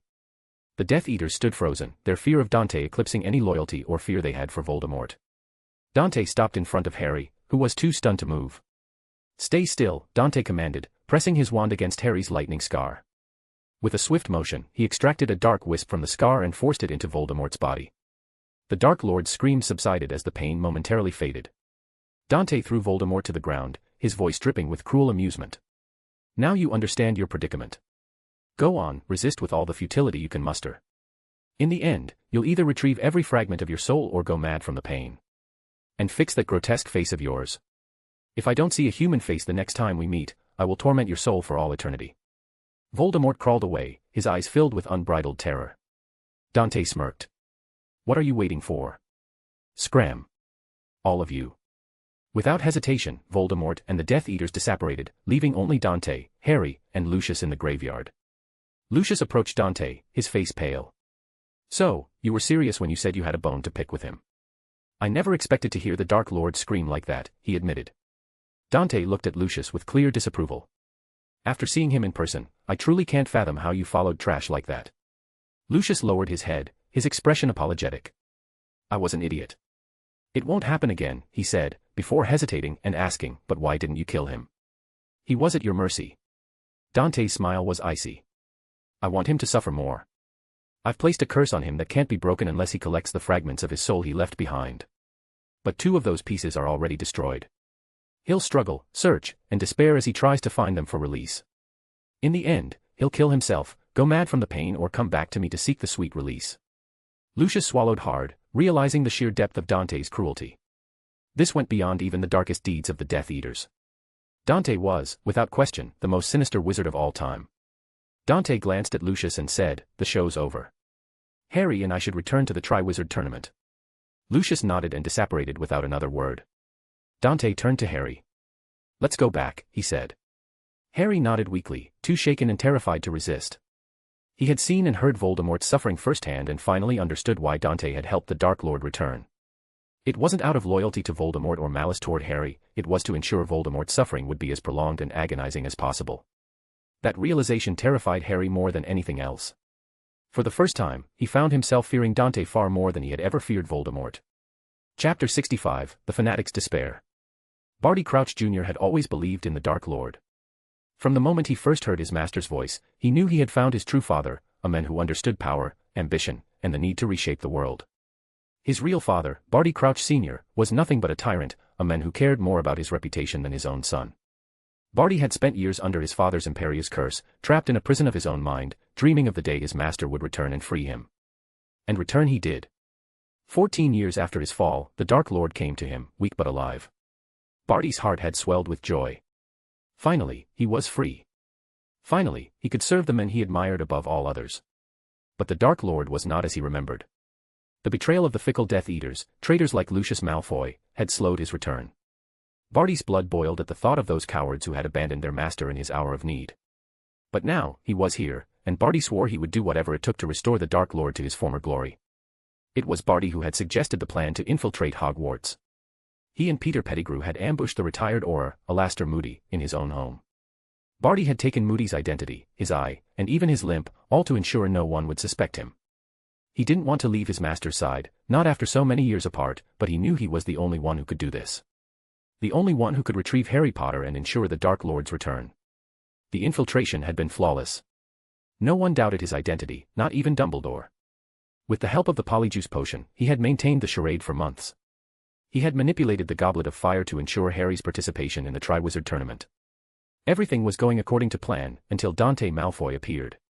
The boy was a thorn in his side from the very beginning. Arrogant, insufferable, and far too clever for his own good. He had insulted the Dark Lord, openly mocking him. Barty had wanted to curse him on the spot, to make him pay for his insolence, but he had held back. He couldn't risk exposing himself. Not when the Dark Lord's return was at stake. But then when he had humiliated Draco. The boy had confronted him and shared a revelation that chilled him to the bone. Dante knew. He knew he was fake. For days, Barty had been consumed by fear. Had Dante told anyone? What would happen to the plan? What would happen to his master? But Dante had done nothing. He had simply watched, as if the entire situation were a game to him. Barty had sighed in relief and refocused on his task. But it quickly became clear that helping Harry win was impossible. Dante was too powerful, too skilled. No amount of assistance could bridge the gap between Harry and that monstrous boy.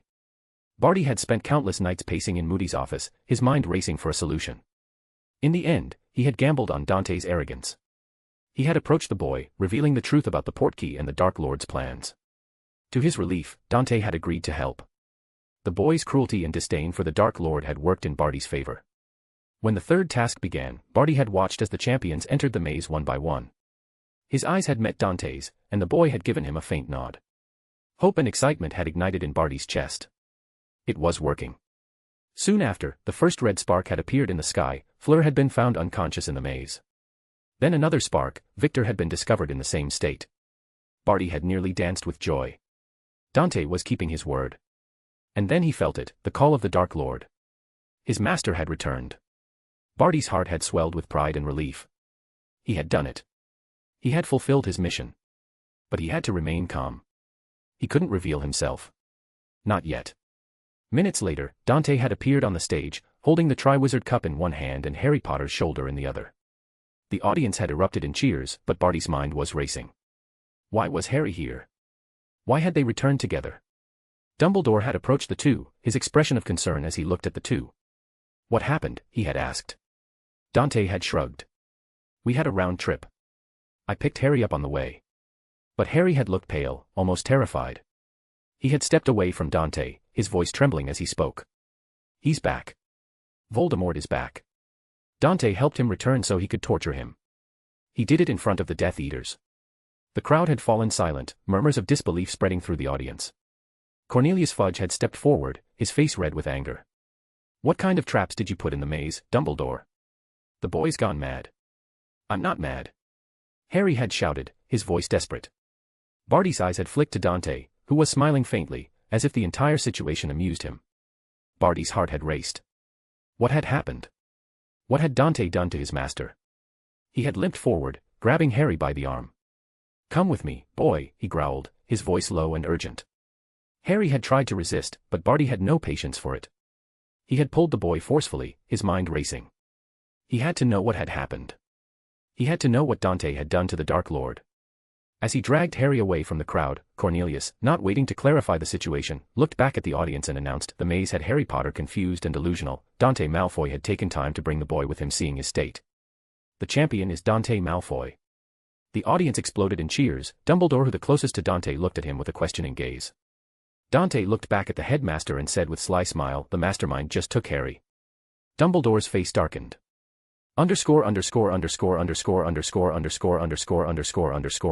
Underscore. Barty Crouch Jr. dragged Harry into Moody's office, his mind a storm of fear and rage. The boy stumbled but stopped resisting, his face pale and his body trembling.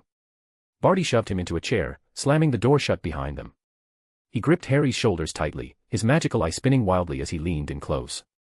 Focus, boy, Barty growled, his voice low and urgent. Tell me everything that happened. Now. Harry swallowed hard, his voice shaky but clear. Dante Malfoy enchanted the cup to send me to a graveyard. Voldemort was waiting there with a Death Eater. He used my blood to regain his power, then called the other Death Eaters. But then Dante arrived. He mocked Voldemort. Voldemort tried to kill him, but Dante defeated him. It was horrible. Dante tortured him, made him scream, and then cursed him. He said it would cause a slow, agonizing death. Barty's grip tightened on Harry's shoulders, his face turning pale. Enough with the lies, he roared, his voice trembling with fury. Tell me the truth. Harry flinched but held his ground. I'm telling the truth. Voldemort ran away with the Death Eaters. Dante let them go. Barty released Harry and began pacing the room, his mind racing. No, he muttered, his voice barely above a whisper. The Dark Lord is the greatest wizard. There's no way he could be defeated. No way. He turned back to Harry, his face twisted in rage. You're lying. You must be lying. Before Harry could respond, the door to the office was blasted open. Barty spun around, only to be hit with a powerful Expelliarmus. His wand flew from his hand as Dumbledore, Snape, and McGonagall rushed into the room. Dumbledore moved with surprising speed, grabbing Barty by the neck and pressing his wand to his throat. McGonagall hurried to Harry's side, her face filled with concern. Dante leaned casually against the doorframe, a faint smile playing on his lips. Your master is back now, he said, his voice calm and mocking. There's no need to turn a blind eye to you anymore. Barty's eyes widened in shock and fury. What did you do to the Dark Lord? He screamed, his voice cracking. You can't defeat him. He's the greatest wizard in history. Dante chuckled, his silver eyes gleaming with amusement. The same stupid proclamation your master made. In the end, he was crawling on the ground, screaming and crying. What did I do? I cursed your beloved master to a slow, painful, and agonizing death. He'll struggle and suffer for the next 3 to 5 years, then die like a dog with nothing but despair. The professors stared at Dante in shock, their faces showing how disturbed they were. Barty's mind reeled, his heart pounding in his chest. This couldn't be true. It couldn't be. Dante's smile turned icy as he raised his hand and snapped his fingers. Barty felt a searing pain spread through his body, burning him from the inside out. He screamed, collapsing to his knees as his form began to change. The polyjuice potion's effects unraveled, revealing his true face. Dumbledore's eyes widened in recognition. Barty Crouch Jr., he said, his voice filled with disbelief. Snape's lips curled into a sneer. It seems he didn't die in Azkaban after all. Dante tilted his head, his expression one of mild curiosity. So, he's the son of Bartmio's Crouch. You put your own father under the Imperius curse? That's low, even for filth like you. Barty's face twisted with hatred. That man is not my father, he spat. Only the Dark Lord can be. The professors exchanged uneasy glances, their faces dark with anger and disgust. Dante chuckled, his tone light but his eyes cold. The day you attacked Draco, I placed 2 things inside your body. The first spell can undo the effects of the polyjuice potion. His smile faded, replaced by a look of icy malice. The second is payback for Draco. He snapped his fingers again. Barty's body convulsed as blood began to seep from his eyes, nose, and ears. He screamed in agony, clawing at his face as his skin began to rot and decay. Dante watched him passively, his voice calm and detached. This is based on my understanding of the bloodborne curse. It will make you bleed slowly from your orifices. Your body will rot and decay until you die. Be proud, you're the first victim of this curse. Dumbledore stepped forward, his voice firm but urgent. Dante, undo the curse. Dante's smile returned, but it didn't reach his eyes. I don't know how, he said casually. I made it, but I didn't think of a fix yet. With that, he turned and left the room, leaving the professors and Harry. Harry's face was pale, his mind racing. He left the fake professor in that state because of Draco, he thought, his stomach churning with fear. Then what is Dante going to do to me and the others? The room was filled with the sound of Barty's agonized screams, a grim reminder of the power and cruelty of Dante Malfoy. The professors exchanged uneasy glances, their faces dark with worry. Dante's behavior was arguably worse than Death Eater's. Chapter 66, Reactions. Dumbledore sat in his office, in his hands was the latest edition of the Daily Prophet, its front page dominated by the headline, Dante Malfoy wins Triwizard Tournament. The article praised Dante's unparalleled skill and intelligence, but Dumbledore felt no pride in his student as he read it. Instead, a heavy weight settled in his chest. He sighed deeply and set the paper aside, turning to his 2 most trusted allies, Professor McGonagall and Professor Snape. Barty Crouch Jr. is in St. Mungo's, Dumbledore began, his voice weary. The healers are unable to undo the curse Dante placed on him. His condition deteriorates with each passing moment. He won't last more than a few days at best. Snape's expression was grim. I'm afraid only Dante has the knowledge to undo the curse, he said, his tone clipped. And I highly doubt he would assist, no matter what you tell him, Headmaster. Dumbledore leaned back in his chair, rubbing his temples. What do you make of Harry's recount of events, he asked, his blue eyes piercing as he looked at Snape. There was a moment of silence before Snape replied. There are multiple concerning points, he said slowly. Dante noticed a Death Eater in the school and, instead of reporting him, colluded with him to deliver Harry to the Dark Lord. Harry could have died, and I have no doubt someone as intelligent as Dante would have realized that. Then there's his apparent mastery of the dark arts. From Harry's jumbled account, Dante spoke to the Dark Lord as if he were lecturing him on the subject. McGonagall's lips tightened. And the spells he used, she added. An ice spell capable of freezing fiend fire and its surroundings, a spell to redirect the killing curse, these are unheard of. Where did he learn such magic? Dumbledore nodded, his expression troubled. Dante has shown unparalleled intelligence and an ability to develop magic far beyond his years. I fear he has dabbled in the dark arts but chose to keep his discoveries hidden, limiting himself to useful magic to maintain his reputation. McGonagall's voice was laced with worry.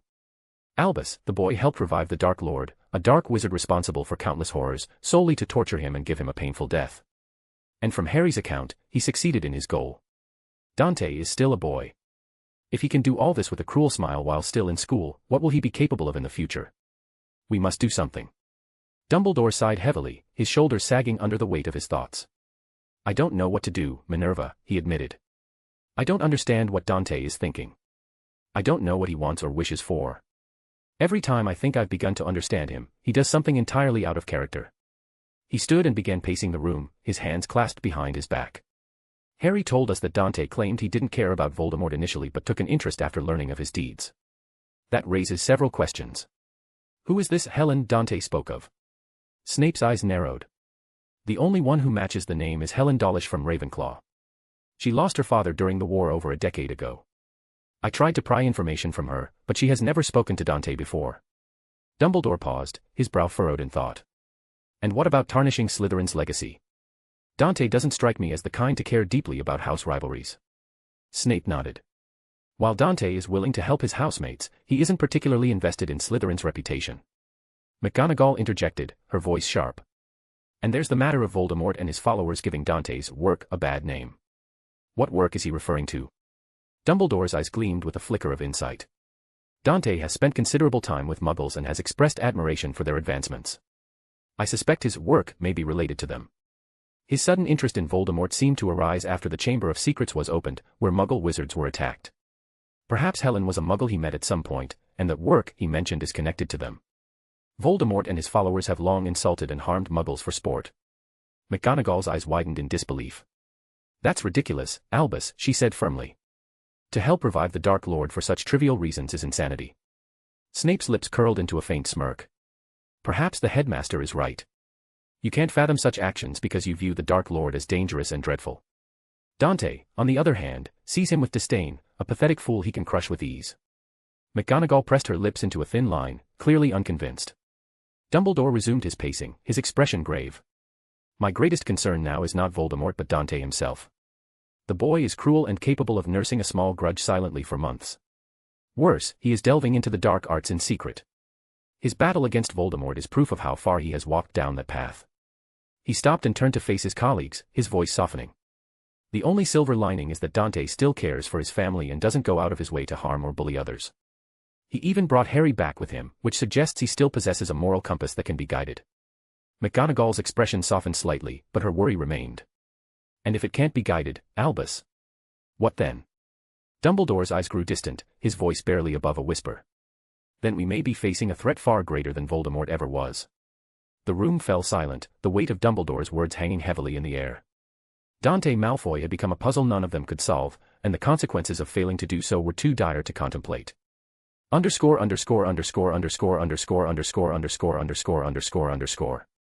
Harry sat in the Gryffindor common room, the fire crackling softly in the hearth. Across from him, Ron and Hermione listened intently, their faces pale and their expressions troubled.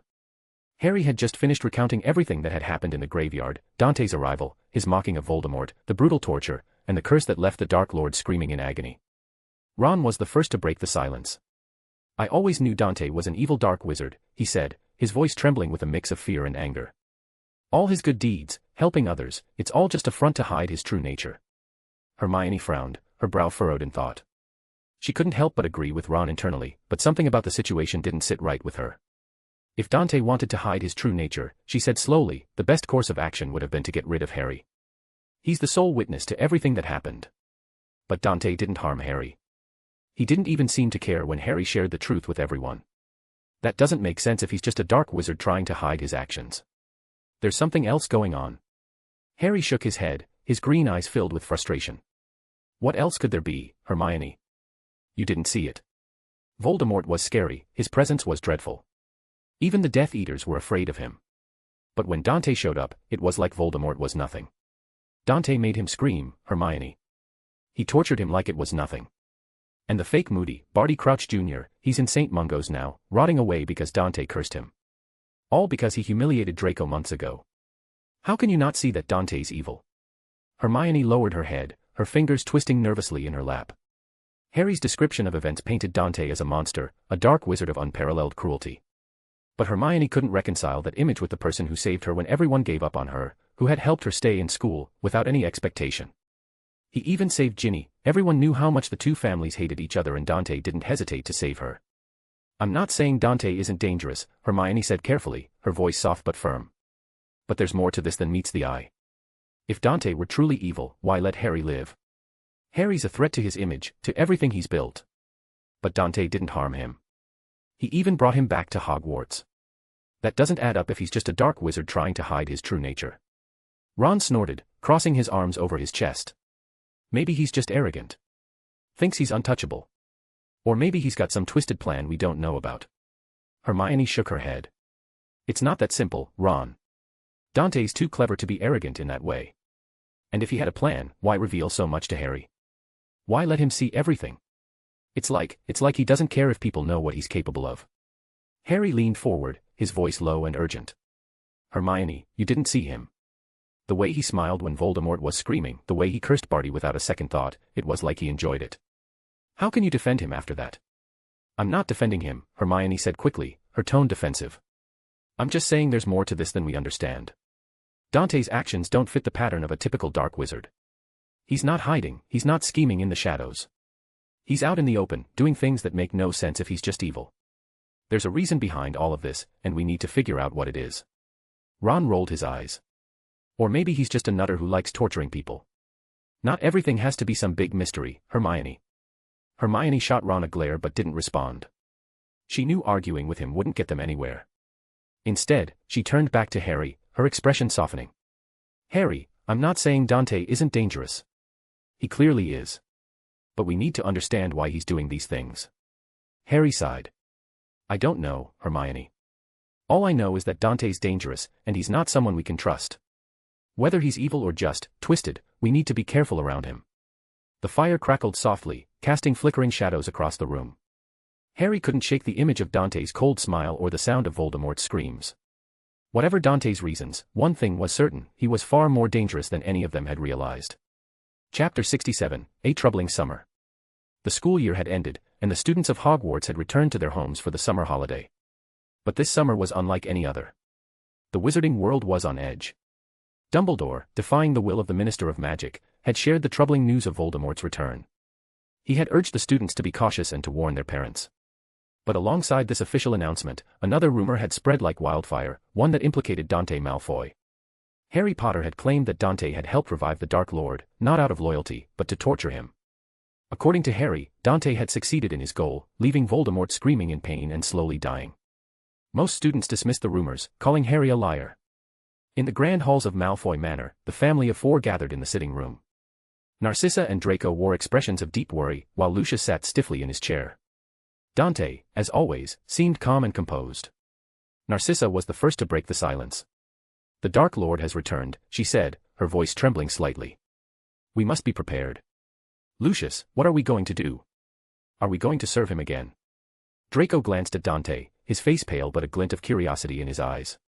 He had heard the rumors at school, and while he hadn't believed them at first, he couldn't help but wonder if they were true.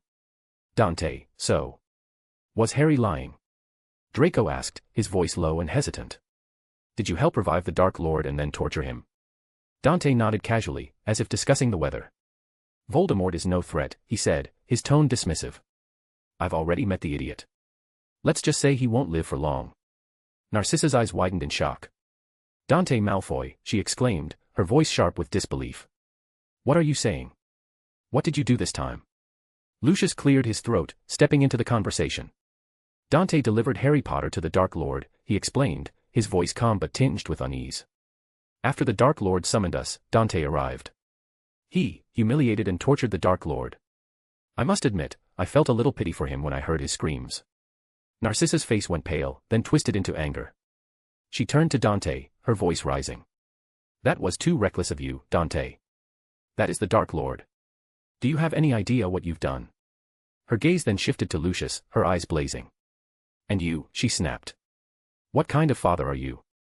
You didn't tell me anything, and it looks like you helped Dante with this madness. Lucius coughed awkwardly, his eyes darting to Dante as if silently pleading for assistance. Dante, however, lowered his head slightly, his expression one of mild amusement, as if to say, this has nothing to do with me. Narcissa wasn't having it. She crossed her arms, her voice icy. I want answers. Now. Dante sighed, leaning back in his chair. Mother, there's no need to worry. Voldemort won't dare to come after us. I've ensured that he will fear me more than anything else in this world. As for what I did, let's just say I showed him who is better when it comes to the dark arts. Narcissa's eyes narrowed. And what about the rest of us? Do you think the Death Eaters will simply sit back and let this slide? Do you think the Dark Lord won't seek revenge? Dante's smile was cold. The Death Eaters are cowards. They saw what I did to their master, and they ran. As for Voldemort, he's cursed. He'll spend the rest of his short life in agony. He's not coming after anyone. But if it makes you feel safe, I will put a mark on you like father. You can summon me to deal with anyone that annoys you. Draco looked between his parents and his brother, his face a mixture of awe and fear. But, why, he asked. Why did you suddenly decide to pick on him? Dante's expression softened slightly as he looked at Draco. Because he was a fool who thought he could tarnish the work and legacy of others for his stupid goals. And because he dared to ruin the peace of an old friend of mine. I couldn't let that stand. Narcissa's anger faltered, replaced by a look of deep concern. Dante, you've put us all in danger. The Dark Lord may be weakened, but his followers are still out there. And now they know what you've done. Lucius finally spoke up, his voice calm but firm. Narcissa, Dante has handled the situation. The Dark Lord is no longer a threat, and his followers are too afraid to act. We're safe. And you heard Dante, with his mark, he can appear next to any one of us in an instant. Narcissa looked at her husband, her eyes filled with doubt. And what if you're wrong? Dante stood, his presence commanding the room. They won't, he said simply. I've made sure of that. But if they're foolish enough to try, they'll regret it. The room fell silent, the weight of Dante's words hanging in the air. Narcissa sighed, her shoulders slumping in resignation.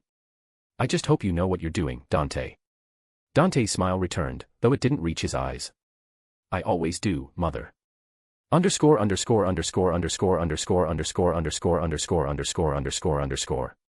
The summer had taken a dark turn. News of the Azkaban breakout spread like wildfire, sending shockwaves through the wizarding world. The escape of the Death Eaters added credibility to Dumbledore's claims of Voldemort's return, and fear gripped the hearts of witches and wizards across Britain. For weeks, there was no sign of the escaped prisoners, leading many to believe they were recovering from their time in Azkaban. But Severus Snape knew better. Snape found himself standing at the entrance of a dimly lit hall, the air thick with tension. A long table stretched before him, surrounded by hooded figures whose faces were obscured by shadow. At the head of the table sat the Dark Lord himself, Voldemort. Snape's sharp eyes immediately noted the changes in his master's appearance.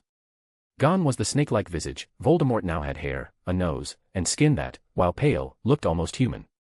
It must be the threat of Dante, Snape thought to himself, his mind racing. The boy left a much bigger impression than any of us realized. As Snape approached the table, he couldn't help but notice how sickly Voldemort looked. The Dark Lord was sweating profusely, his face twisted in pain. Despite his altered appearance, it was clear that he was suffering. Snape bowed deeply, his voice calm and measured. My lord, he said, I welcome your return.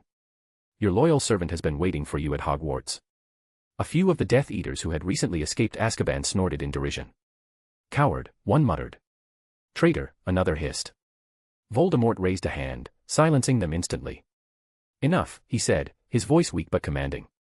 Severus has proven his loyalty. Do not question it. Snape straightened, his expression unreadable. Voldemort's red eyes locked onto his, and for a moment, Snape felt a flicker of unease. Severus, Voldemort began, his voice strained, I need your help. Brew me potions to reduce this pain. The most potent you can create. Snape nodded, of course, my lord. I will do my best. Voldemort leaned back in his chair, his breathing labored. There is something else, he said, his voice barely above a whisper. I need you to deliver a message to Dumbledore. Tell him. I wish to meet him in person. The room fell silent. Even the most fervent Death Eaters looked shocked. Snape's eyes widened slightly, though he quickly masked his surprise. My lord, he said carefully, are you certain of this? Voldemort waved a hand dismissively, though the effort seemed to cost him. Yes, he said. Tell Dumbledore that we must meet regarding Dante Malfoy. That monster is the greatest threat to both of our sides. If Dumbledore still sees any goodness or hope in him, he must be getting old. Snape's mind raced. Voldemort, the self-proclaimed greatest wizard of all time, was openly admitting that Dante Malfoy was a greater threat than himself. It was unthinkable. Yet here they were. I will deliver your message, my lord, Snape said, bowing once more. As he turned to leave, he caught a glimpse of Bellatrix Lestrange's face. She looked furious, her eyes burning with questions. My lord, she said, her voice trembling with barely contained rage. "What did my nephew do?" Voldemort's gaze shifted to her, his expression unreadable. "That thing is not your nephew," he said simply, his tone final. Snape left the hall, his mind a whirlwind of thoughts. Voldemort's words echoed in his head. Dante Malfoy was not just a threat, he was a force that had shaken the Dark Lord to his core. As he made his way back to Hogwarts, Snape couldn't help but wonder what Dumbledore's reaction would be. The headmaster still had a hope that there is a goodness in Dante, but even he couldn't have predicted this. Meanwhile, back in the hall, Voldemort sat in silence, his mind consumed by thoughts of Dante. He couldn't admit it aloud, but he knew the truth. The person who truly deserved the title of Dark Lord was not him, it was Dante Malfoy. And that realization filled him with a fear he had never known. Chapter 68, The Depths of the Darkness. As soon as Severus Snape returned to Hogwarts, he made his way to the headmaster's office. Snape wasted no time in relaying everything he had seen and heard during his meeting with Voldemort. Dumbledore sat in his chair, his fingers steepled as he listened intently. When Snape finished, the headmaster remained silent for a long moment, his blue eyes distant and thoughtful. Finally, he spoke. "It seems Dante has traumatized Voldemort," Dumbledore said, his voice calm but tinged with disbelief. "To the point where he feels he has no choice but to seek an alliance with me, of all people." Snape nodded, his expression grim. "What are you going to do, headmaster? Will you take this chance to deal with the Dark Lord?" Dumbledore leaned back in his chair, his gaze fixed on the ceiling. "I want to hear what Voldemort has to say before making any decisions. Acting rashly could lead to unintended consequences." Snape agreed, and over the next few days, he acted as a messenger between the two powerful wizards. Finally, they agreed to meet in the Forbidden Forest under the cover of night. Both Dumbledore and Voldemort believed Snape was on their side, each convinced the double agent was tricking the other. The night of the meeting arrived, and the Forbidden Forest was eerily quiet. Dumbledore stood beneath the canopy of ancient trees, his wand held loosely at his side. Snape lingered in the shadows, his presence a silent reminder of the delicate balance of trust and deception. Voldemort emerged from the darkness, his appearance startlingly different from the snake-like figure Dumbledore had last seen. He now had hair, a nose, and skin that, while pale, looked almost human. But he was sweating profusely, his face twisted in pain. Dumbledore greeted him with a faint smile. "Tom," he said, his voice gentle. "It seems the days have not been kind to you." Voldemort's red eyes flashed with anger. "My name is Voldemort now," he hissed. "And it is all thanks to that monster, Dante Malfoy." He paused, his breathing labored. "Tell me, Professor Dumbledore, did you truly not see any signs of what he really is?" Dumbledore's expression grew thoughtful. "You'll need to be more specific, Voldemort. All I see is a prodigy, a brilliant child with a wide future and a troubling personality." Voldemort scoffed, his voice dripping with disdain. "You have grown old, Professor Dumbledore. Blind to the truth." Dumbledore's smile didn't waver. "Explain." The Dark Lord's next words sent a chill through the air. "Dante Malfoy claimed to be a wizard who conquered death thousands of years ago. He said he was the one who created Horcruxes and is the progenitor of the dark arts." Dumbledore's eyes widened, and even Snape, hidden in the shadows, stiffened in shock. The headmaster remained silent for a long moment, his mind racing. Finally, he spoke. "And you believed him?" Voldemort nodded gravely. "Yes, I did. That monster has more magical power than you, Dumbledore. He understood the state of my body better than I did with just a glance. He cast spells and curses I've never heard of, despite dedicating my life to the dark arts. I looked into his past, a child upgrading potions, creating new fields of magic, developing cures for impossible illnesses, counters for curses. How do you explain it?" Dumbledore's silence spoke volumes. There were too many strange points about Dante, but the idea that he was an ancient wizard who had conquered death was beyond belief. No one could escape death, not truly. Voldemort continued, his voice filled with reluctant admiration. "I hate to admit it, but Dante Malfoy is an ancient dark wizard who dedicated himself to the dark arts. He walked that path truly far more than anyone else including me. He is a threat to me, and he cursed me with something I've never seen before. I believe you can't afford to have such an evil dark wizard lurking in the shadows. No one truly knows what he's planning." Dumbledore's mind was a whirlwind of thoughts. He had always seen potential in Dante, but this revelation changed everything. If Voldemort was telling the truth, and the fear in his eyes suggested he was, then Dante was far more dangerous than anyone had realized. Finally, Dumbledore spoke. "I need time to think about this." Voldemort nodded, his expression grim. "I need to collect my Horcruxes. Once I'm done, I hope we can join hands to put down that monster once and for all." With that, the Dark Lord turned and disappeared into the shadows, leaving Dumbledore and Snape alone in the silent forest. The walk back to the headmaster's office was a quiet one, the weight of Voldemort's revelations pressing heavily on both Dumbledore and Snape. The castle halls were eerily silent. As they ascended the spiral staircase and reached the office, Snape finally broke the silence.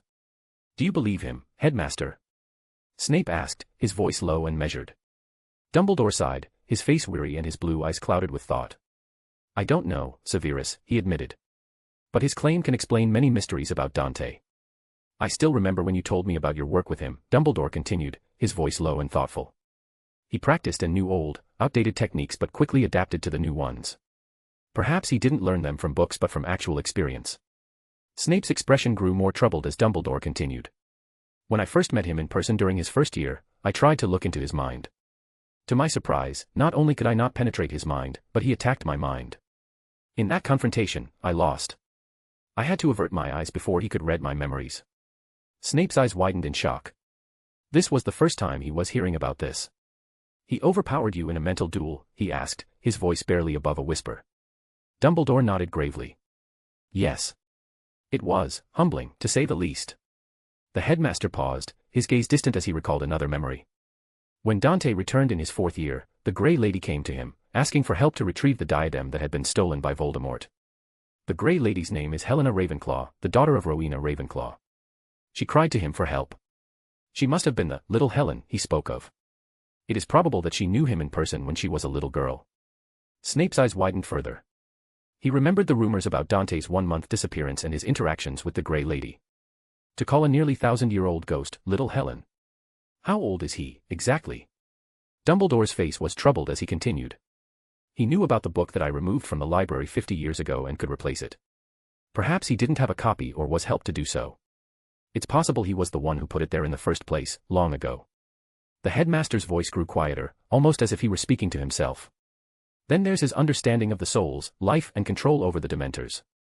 He can speak their language, but who in this world knows what that language even is? And Lily Potter's ancient magic, Dante seemed to understand its workings perfectly. Dumbledore stopped in his tracks, his expression darkening as another realization struck him. It also explains Lucius Malfoy's strange behavior toward Dante. He knows about Dante's true identity. That's why it feels like he obeys him, because that's the reality. Lucius works for him. Snape's face paled. At this moment, he felt as though Dante was the greatest dark wizard in the world.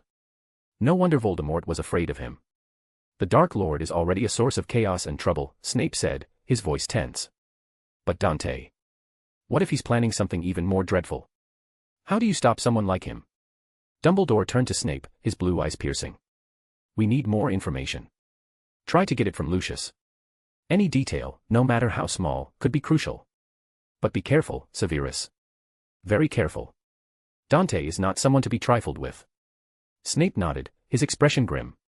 He understood the gravity of the situation. If Dante were to turn on him, Snape had no illusions about his chances of survival. If even the Dark Lord couldn't resist Dante, what hope did he have? The headmaster placed a hand on Snape's shoulder. "We are dealing with something far beyond our understanding, Severus. But knowledge is our greatest weapon. We must uncover the truth about Dante Malfoy before it's too late." Snape nodded again, and walked away feeling more troubled than ever. Chapter 69, Shaped Our History. Lucius Malfoy apparat to the front door of Snape's small, run-down house in Spinner's End. The neighborhood was a bleak, industrial area, its abandoned factories and brick houses casting long shadows in the dim light. The river nearby, with its old mill, added to the dreary atmosphere. Snape's home was a reflection of his lonely life, dark, cold, and neglected. Lucius rang the doorbell, and Snape answered, his expression as stoic as ever. Lucius offered a faint smile, though his eyes betrayed his discomfort. "I know I've said this before, Severus, but you really should find a new house, or at least renovate this one." Snape's lips twitched in what might have been a smirk. "I like it this way," he said dryly. "Thank you for coming." Lucius stepped inside, his polished shoes clicking against the worn wooden floor. "What's so urgent that you needed me to come here?" he asked, his tone light but curious. Snape gestured for Lucius to sit, then took a seat across from him. "Lucius, you're my only friend," Snape began, his voice low and measured. "And I am the godfather of your sons. But I've received a troubling order from the Dark Lord. He wants me to try and poison your children at school." Lucius's face turned serious, his smile vanishing. "What did you say, Severus?" Snape's expression remained impassive. "I didn't refuse or object to the order," he said. "But the Dark Lord seems to be terrified of Dante. He stopped calling him a person and now refers to him as an ancient, undying monster who has lived for thousands of years. Lucius's eyes widened slightly, his mind flashing back to the graveyard confrontation. Dante had whispered something to Voldemort that day, something that had left the Dark Lord visibly shaken.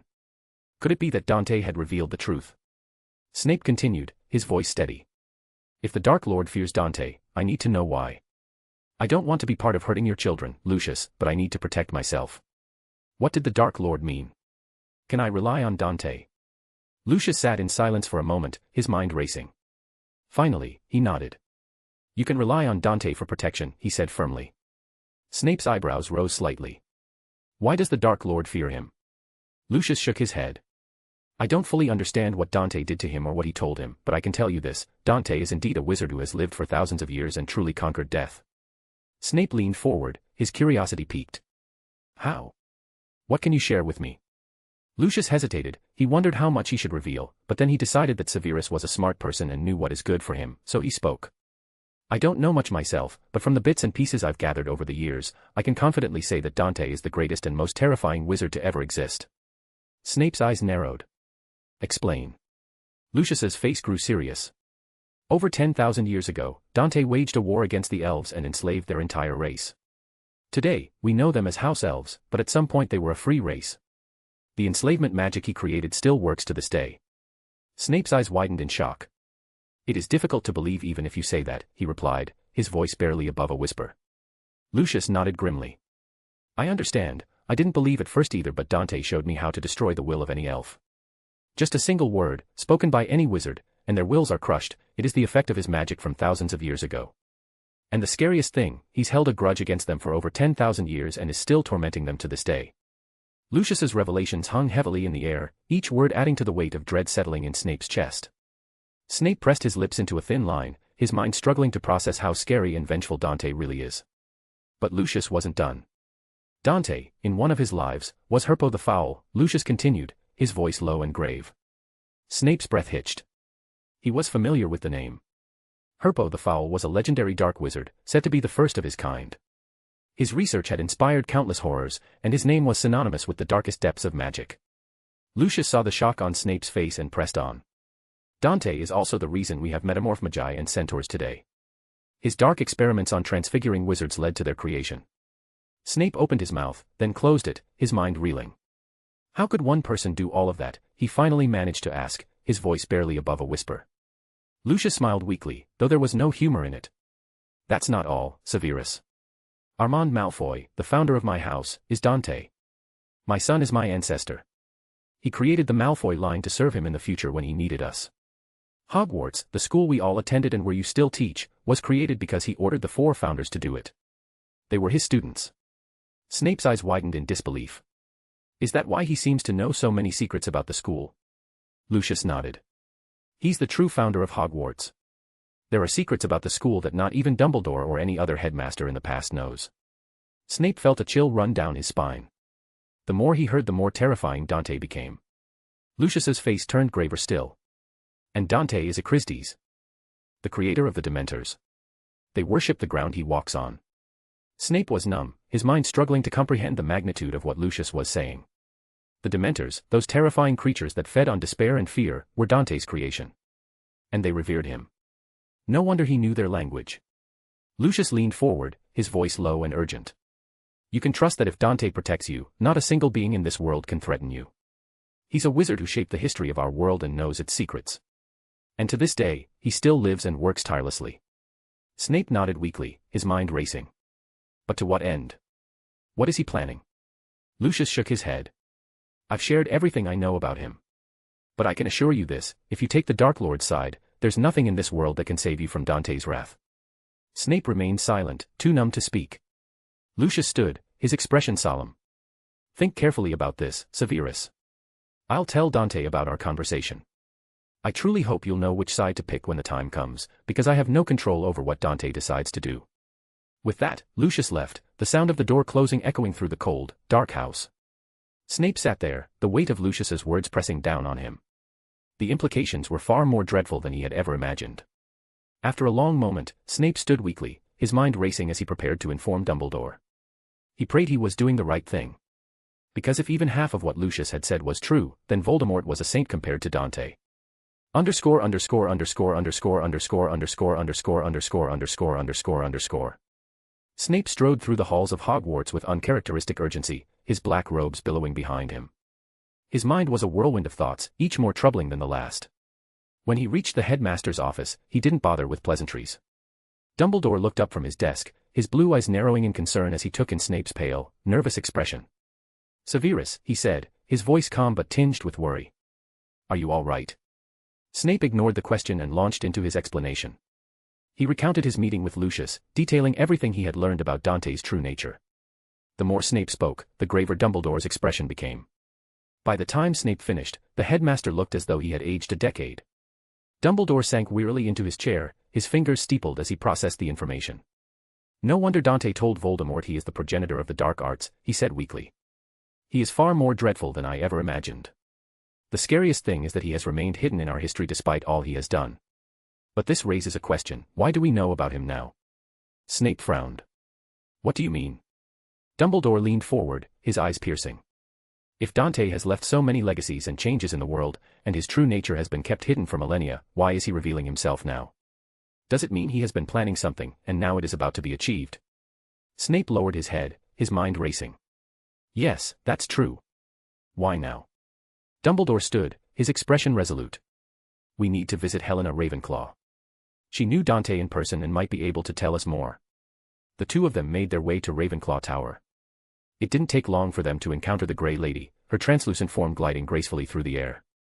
Dumbledore greeted her with a respectful nod. "Helena Ravenclaw," he said, his voice gentle. "I would like to ask you about Dante Malfoy." The Grey Lady's expression grew guarded. "You can speak with Dante on your own," she replied curtly, turning as if to leave. Dumbledore stepped forward, his tone earnest. "I know Dante has been living for a very long time. I know he is the teacher of the Four Founders. I just want to ask you if you know what he is planning. Why has he lived for so long?" The Grey Lady stopped, her ghostly form turning back to face them. Her expression was one of surprise, and for a moment, she seemed to hesitate. Finally, she spoke. "I don't know what Grandpa Armand is planning," she said, her voice soft but firm. "The only person who truly knew what he wanted was my mother. She was his favorite student, but she never revealed what she knew." Helena paused, her gaze distant, as if lost in memory. Then she looked back at Dumbledore, her expression serious. "If you are asking because you intend to cause trouble with Grandpa Armand, I would strongly advise you against it. The Four Founders of Hogwarts, in their prime, combined, were not his match. Let alone you. If he wants to do something, nothing in this world can stop him. He is truly the greatest and most powerful wizard our world has ever seen." With that, the Grey Lady turned and glided away, leaving Dumbledore and Snape standing in stunned silence. Snape broke the silence first, his voice low and tense. "Grandpa Armand. She called him that. Does that mean?" Dumbledore nodded, his expression grim. "It seems Dante's influence extends even further than we thought. If Helena Ravenclaw, the daughter of one of the founders, holds him in such high regard and fear, we must think 1,000 times before acting." Snape's mind raced. Helena's words added to Dante's scary image. He wasn't just a powerful wizard, he was a figure of myth, a being who had shaped the very foundations of their world. And if even the Four Founders of Hogwarts combined couldn't oppose him, what chance did they have? Dumbledore placed a hand on Snape's shoulder, his voice calm but firm. "We need to proceed with caution, Severus. I am afraid Dante is planning something of unheard magnitude and has been in motion for a very long time. We cannot afford to ignore him. We must uncover his plans, before it's too late." Snape nodded, though his heart was heavy with dread. As they left Ravenclaw Tower, the shadows of the castle seemed to grow darker, as if they too were aware of the looming threat. Chapter 70, The Dark Lord's Last Hope. The pain was unbearable. No matter how many potions Snape brewed, no matter how many spells he casted, the agony only grew worse. It was as if Dante's curse had woven itself into his very soul, gnawing at him from the inside. The Dark Lord's once imposing figure was now hunched and trembling, his pale skin slick with sweat. He could no longer ignore the truth, he had to retrieve his Horcruxes. His first destination was the Gaunt Shack. The dilapidated house stood as a grim reminder of his heritage, its walls crumbling and its windows shattered. Seeing it, Voldemort's heart sank. Someone had been here and broke his defenses. Panic surged through him as he rushed inside, his red eyes scanning the room frantically. The floorboards creaked under his weight. His gaze fell on the hiding place of the ring, and for a moment, he feared the worst. The ring was not there, but then he noticed it was thrown to the side like some garbage. He sighed in relief, his trembling hand reaching out to grasp it. The moment his fingers closed around the ring, he absorbed the soul fragment within. The pain that had plagued him for weeks vanished instantly, replaced by a fleeting sense of relief. But that relief was short-lived. A memory flooded his mind, a memory that wasn't his own. He saw Dante standing in the gaunt shack along Lucius Malfoy. Unlike his silver eyes, his were gray. Dante had been here, moments away from destroying the Horcrux. But he hadn't. Instead, he had left it intact, not caring who was the owner. In the memory, Voldemort saw something even more horrifying. Dante had Horcruxes of his own, and he was retrieving them. The words Dante had spoken echoed in Voldemort's mind, "I won't destroy someone else's Horcrux." Who knows? They might be on the right track. What did that mean? The memory continued, and Voldemort saw something else. Dante said that Dumbledore was wielding the Elder Wand. Wasn't that just a fairy tale? If not, then how much of Dumbledore's power came from the wand itself? Voldemort needed to know. Another detail caught his attention. In the memory, Dante looked a year or two younger than he did now. If Dante's strength was still on par with Dumbledore's, then perhaps the two of them together could stand a chance against him. Voldemort's mind raced. He had to find Dumbledore. He had to convince him to join forces. Voldemort disapparated, leaving the gaunt shack behind. His next destination was the cave near the orphanage where he had hidden the locket. The cave was as he remembered it, dark, damp, and foreboding. The lake stretched out before him, its surface eerily still. But as Voldemort approached the hidden alcove where the locket should have been, his heart sank. It was gone. In its place was a fake locket with a note, written in a mocking script. To the Dark Lord. I know I will be dead long before you read this, but I want you to know that it was I who discovered your secret. I have stolen the real Horcrux and intend to destroy it as soon as I can. I face death in the hope that when you meet your match, you will be mortal once more. R.A.B. Voldemort's scream of rage echoed through the cave, shaking the very walls. The locket was gone. Stolen. And with it, a piece of his soul. He clutched the note in his trembling hand, his mind racing. If someone had stolen the locket, how many of his other Horcruxes were at risk?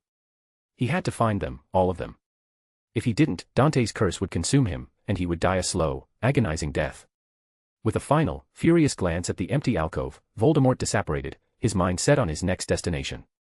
He would retrieve his Horcruxes, no matter the cost. And then, he would find Dumbledore.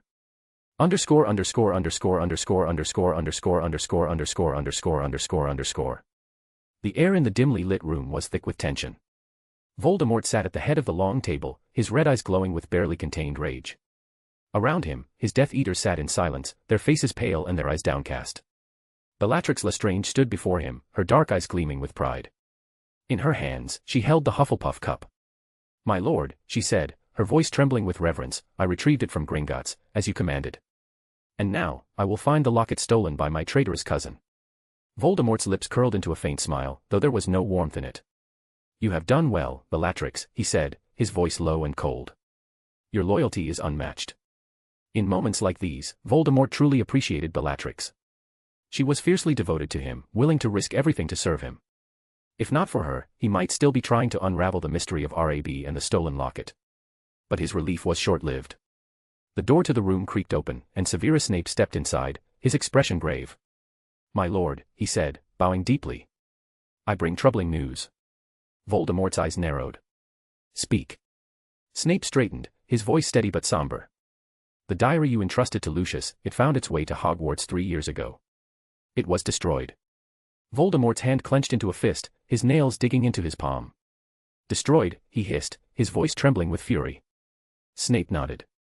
"And the Ravenclaw diadem, it was found by Dante Malfoy. The Grey Lady asked him to retrieve it. He destroyed the soul fragment and left the diadem in Ravenclaw Tower." Voldemort's mind raced, his thoughts a whirlwind of anger and despair. Dante had known about his Horcruxes all along. The bastard had been toying with him, letting him believe he had a chance. Voldemort recalled Dante's words, "Resist with all the futility you can muster." The curse Dante had placed on him was designed to kill him slowly, no matter what he did. It was only a matter of time. His only hope now was to convince Dumbledore to join forces with him. Together, they might stand a chance against Dante. It was a desperate plan, but it was the only one he had. Voldemort's gaze shifted to Snape. "You will arrange a meeting with Dumbledore again," he said, his voice cold and commanding. "Tell him. We are running out of time. I found that Dante has Horcruxes as well and he is retrieving them. With each one he grows stronger. In the memory I found, Dante claimed he is as strong as Dumbledore, but that might not be the case anymore. Snape nodded, his expression turned grave. As you wish, my lord. As Snape left the room, Voldemort leaned back in his chair, his mind racing. He didn't bother trying to use the Malfoys as hostages. A dark wizard as ancient and ruthless as Dante wouldn't care about a random family. No, this was a battle of power, not leverage. Bellatrix stepped forward, her eyes blazing with determination. My lord, what would you have me do? Voldemort's lips curled into a faint smile. Continue your search for the locket, Bellatrix. And be ready. The final battle is approaching. The stakes had never been higher. Dante Malfoy was a force unlike anything he had ever faced. But he was Voldemort and he was not ready to surrender. The Dark Lord's desperation had reached new heights. He was no longer just fighting for power, he was fighting for his very survival. His last hope rested on the fragile alliance of two mortal enemies.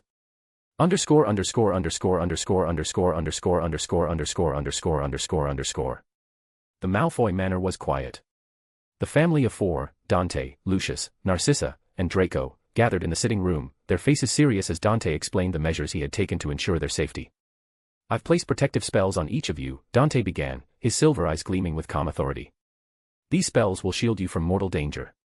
Additionally, I've embedded a portkey charm within the spells, the charm can't be blocked by any known ward. If any of you are in grave danger, it will activate and bring you back here instantly. He paused, his gaze sweeping over his family.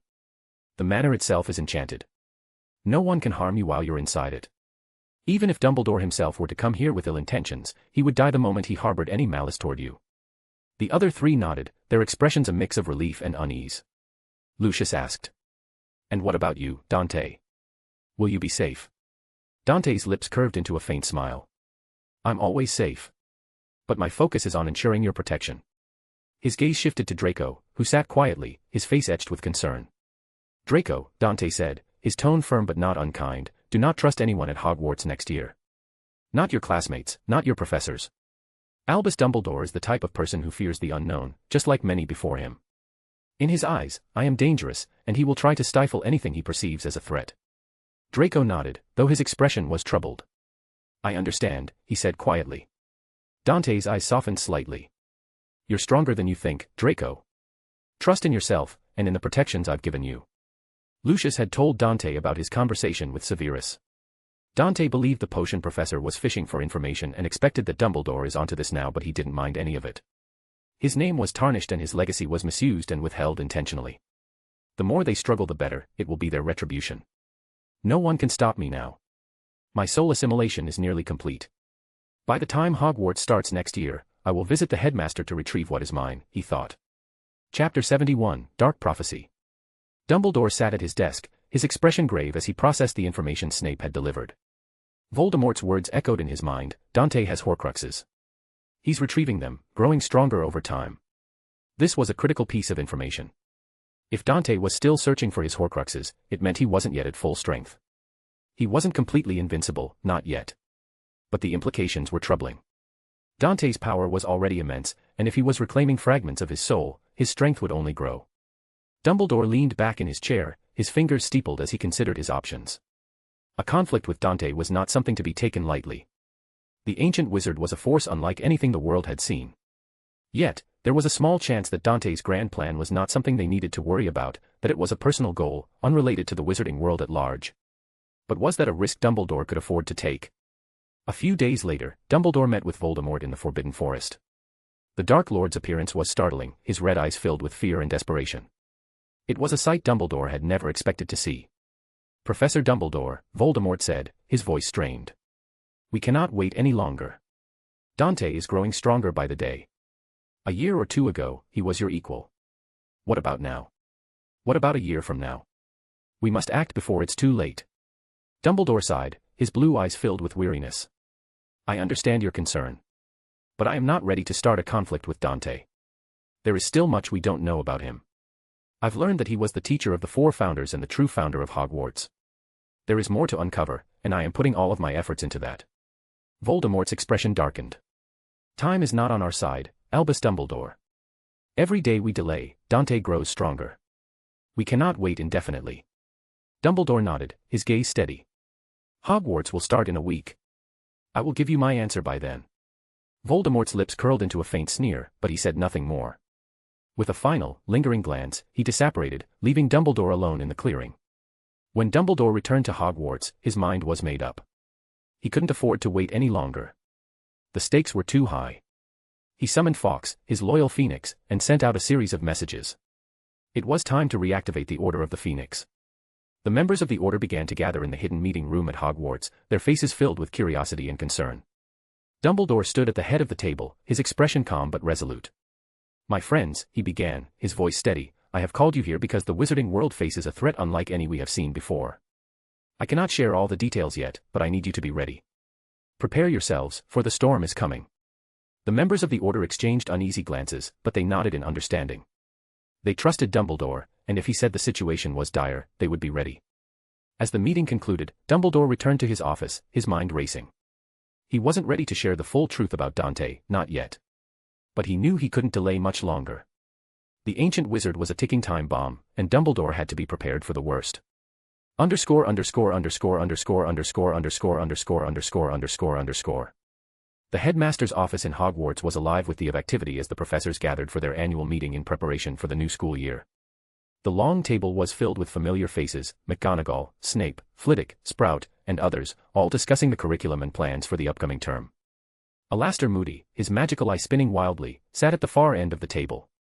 He had reluctantly agreed to return as the defense against the dark arts professor after Dumbledore's insistence. "You're needed more than ever, Alastor," Dumbledore had said, and though Moody had grumbled, he couldn't refuse. As the meeting progressed, the atmosphere was calm, almost routine. But then, something unexpected happened. Sybil Trelawney, who had been sitting quietly at the table, suddenly stiffened. Her eyes rolled back, and her body began to convulse. The room fell silent as the professors turned to her in shock. Trelawney's voice, deep and echoing, filled the room. It was not her usual airy tone but something far more ominous, as if the words were being forced through her by some unseen force. "When time's veil shatters and light floods the land, a seeker ancient shall ascend, unbound by mortal line. Through ashen skies, his voice shall call. In his shadow, history ends, darkness consumes all. Death's chains shall break, time's rivers bend. His will knows no end, where none dare tread. Beware his rise, the old world's doom. For in his light, none shall rise from ruin's tomb. The seeker's hand unweaves the sky, his voice stills the storm. Yet darkness dwells within, a fire cold and warm. Fate's threads fray, no dawn remains. In his shadow, all is lost, only silence reigns." As the final words echoed through the hall, Trelawney slumped forward, unconscious.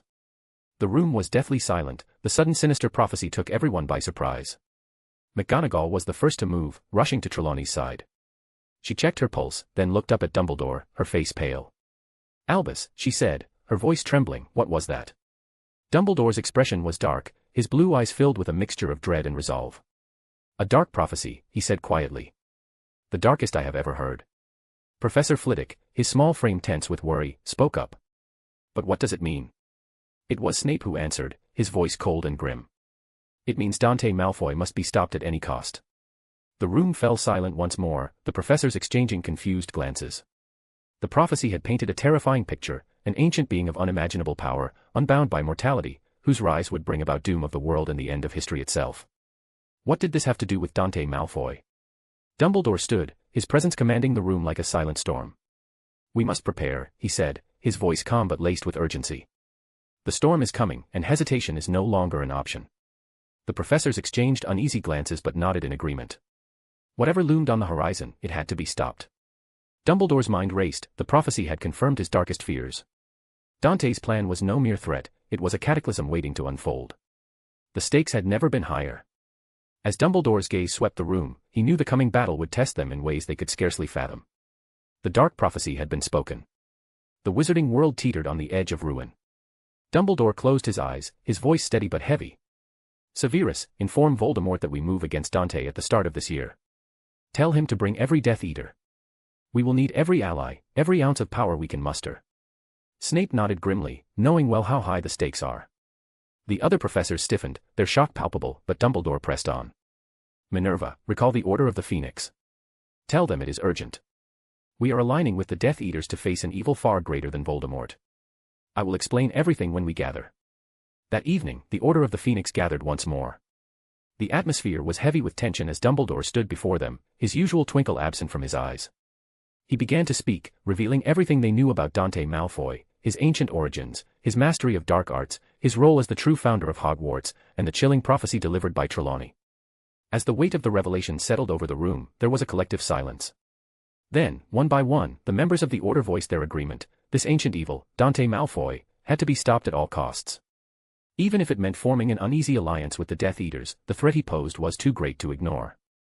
The lines between light and dark blurred as the Order prepared to face a foe unlike any they had ever known. Chapter 72, The Silver Reckoning. The Hogwarts Express chugged along the tracks, its rhythmic clatter a familiar sound as students chatted and laughed in their compartments. Dante and Draco walked through the train, their presence drawing curious glances from their peers. As Dante passed by compartments, his eyes noticed something unusual. He didn't react, however, and continued walking until he and Draco found an empty compartment. Once inside, Dante cast a silencing spell and turned to Draco. "There are a few students using Polyjuice Potion," he said calmly. Draco's eyes widened in surprise. "Polyjuice? Who would?" Dante cut him off with a faint smile. "It seems my guess was correct. They're planning some kind of trap." Draco's face paled. "Should we leave?" Dante shook his head. "No. I want to see what they're planning. And remember, my protections will keep you safe." Draco nodded, though his unease was evident. Soon, Crabbe and Goyle entered the compartment, their usual boisterous demeanor replaced by awkward silence. Draco noticed immediately that they were acting differently, too quiet, too stiff. He recalled how Harry and Ron had impersonated them in their second year and decided to play along, chatting animatedly while the two imposters offered sparse comments. Dante watched with an approving look, silently commending Draco's quick thinking.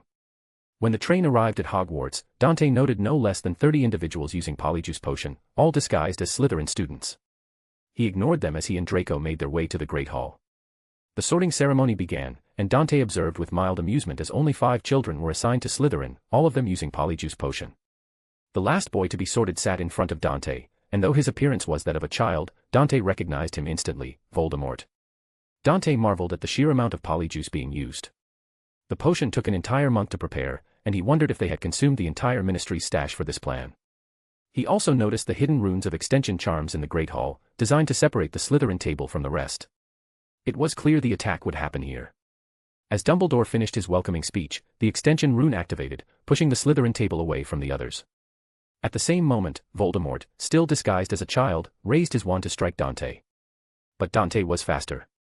He apparat back to the center of the hall, a faint smile on his face as he looked at Dumbledore. "Are you so paranoid," Dante said, his voice calm but cutting, "that you needed to join hands with that buffoon?" The students gasped, their eyes wide with shock as the sudden changes. The professors stood, their wands pointed at Dante. Dumbledore's expression was grim, his hope of a surprise attack gone. "Surrender, Dante," Dumbledore said, his voice firm. "We will show you mercy." Dante laughed, the sound cold and mocking. "Mercy? From you?" Before anyone could react, Dumbledore raised his wand, sending a blue shockwave hurtling toward Dante. At the same time, the professors moved to shield the students, their faces filled with urgency. The plan to trap Dante had backfired, and now the students were in danger. The Slytherin table, filled with Death Eaters and Order of the Phoenix members disguised as students, charged toward Dante, their wands blazing with spells. Draco remained seated, he was the only one left on the table, his expression of awe as he watched the chaos unfold. He trusted his brother's prowess and knew there was nothing he could do to help. As spells flew toward him, Dante stood unmoved, his silver eyes gleaming with cold amusement. He raised his wand, and a shimmering shield materialized around him. Dumbledore's spell struck the shield, exploding in a burst of light and sending a cloud of dust billowing through the hall. The Polyjuice army, their disguises now irrelevant, unleashed a barrage of spells toward Dante. The spells missed their mark, hurtling instead toward the screaming students. The professors and senior students reacted quickly, conjuring shields to protect the younger ones. Madame Pomfrey's voice rang out above the noise, urging the students to flee the Great Hall. Dante didn't wait for the dust to settle. He apparat behind the group of attackers. With a flick of his wand, he sent a spell toward one of them. The man screamed as blue flames engulfed his body, reducing him to ashes in moments. The other attackers froze, their faces pale with horror as they stared at Dante, who was still smiling, his eyes now glowing with a silver light. Dante waved his wand, and the ground between him and the attackers turned to water. A massive wave surged forward, threatening to engulf them. Voldemort reacted quickly, casting fiend fire that twisted into the shape of a giant python. Dumbledore followed suit, his flames forming a massive bird. The two fiery creatures collided with the water, blocking its advance. But Dante wasn't done. He cast Glacis Idis, and the hall fell silent as the flames and water froze instantly, turning the great hall into a frozen battlefield. Voldemort shattered the ice sculpture with a spell, while Dumbledore sent the shards hurtling toward Dante. Dante waved his wand, and a wall of ice rose from the ground, blocking the attack. With another wave, he shattered the wall, sending the shards back toward his attackers. The joined forces of the Order and the Death Eaters blocked the shards, their wands moving in unison. For a moment, the battle paused, both sides catching their breath. Dumbledore stepped forward, his voice steady but strained. "Surrender, Dante. This doesn't have to end in bloodshed." Dante's smile didn't falter. "Your fear and self-righteousness blinds you. And you didn't bring enough people," he said, his tone almost playful. "Should we take this to the next level?" Before anyone could react, Dante waved his wand. Two birds appeared in front of him, one silver and radiant, the other red and menacing. Many recognized the silver bird as a Patronus, but the red one was something entirely unfamiliar. The two birds merged into one, then plunged into the ground. A sense of dread filled the hall. Voldemort screamed, "Attack him now." The group obeyed, unleashing a torrent of spells. Dante transfigured the ground in front of him into a thick metal wall, blocking the attacks effortlessly. On the other side of the hall, the merged bird emerged from the ground and entered the body of one of the attackers, Arthur Weasley. He screamed in agony, his body convulsing as his polyjuice disguise melted away. He collapsed to the ground, lifeless. The sight of Arthur's body ignited a renewed fury in the attackers. They charged at Dante, their spells flying wildly. Dante apparat into the middle of the group, his movements too fast to follow.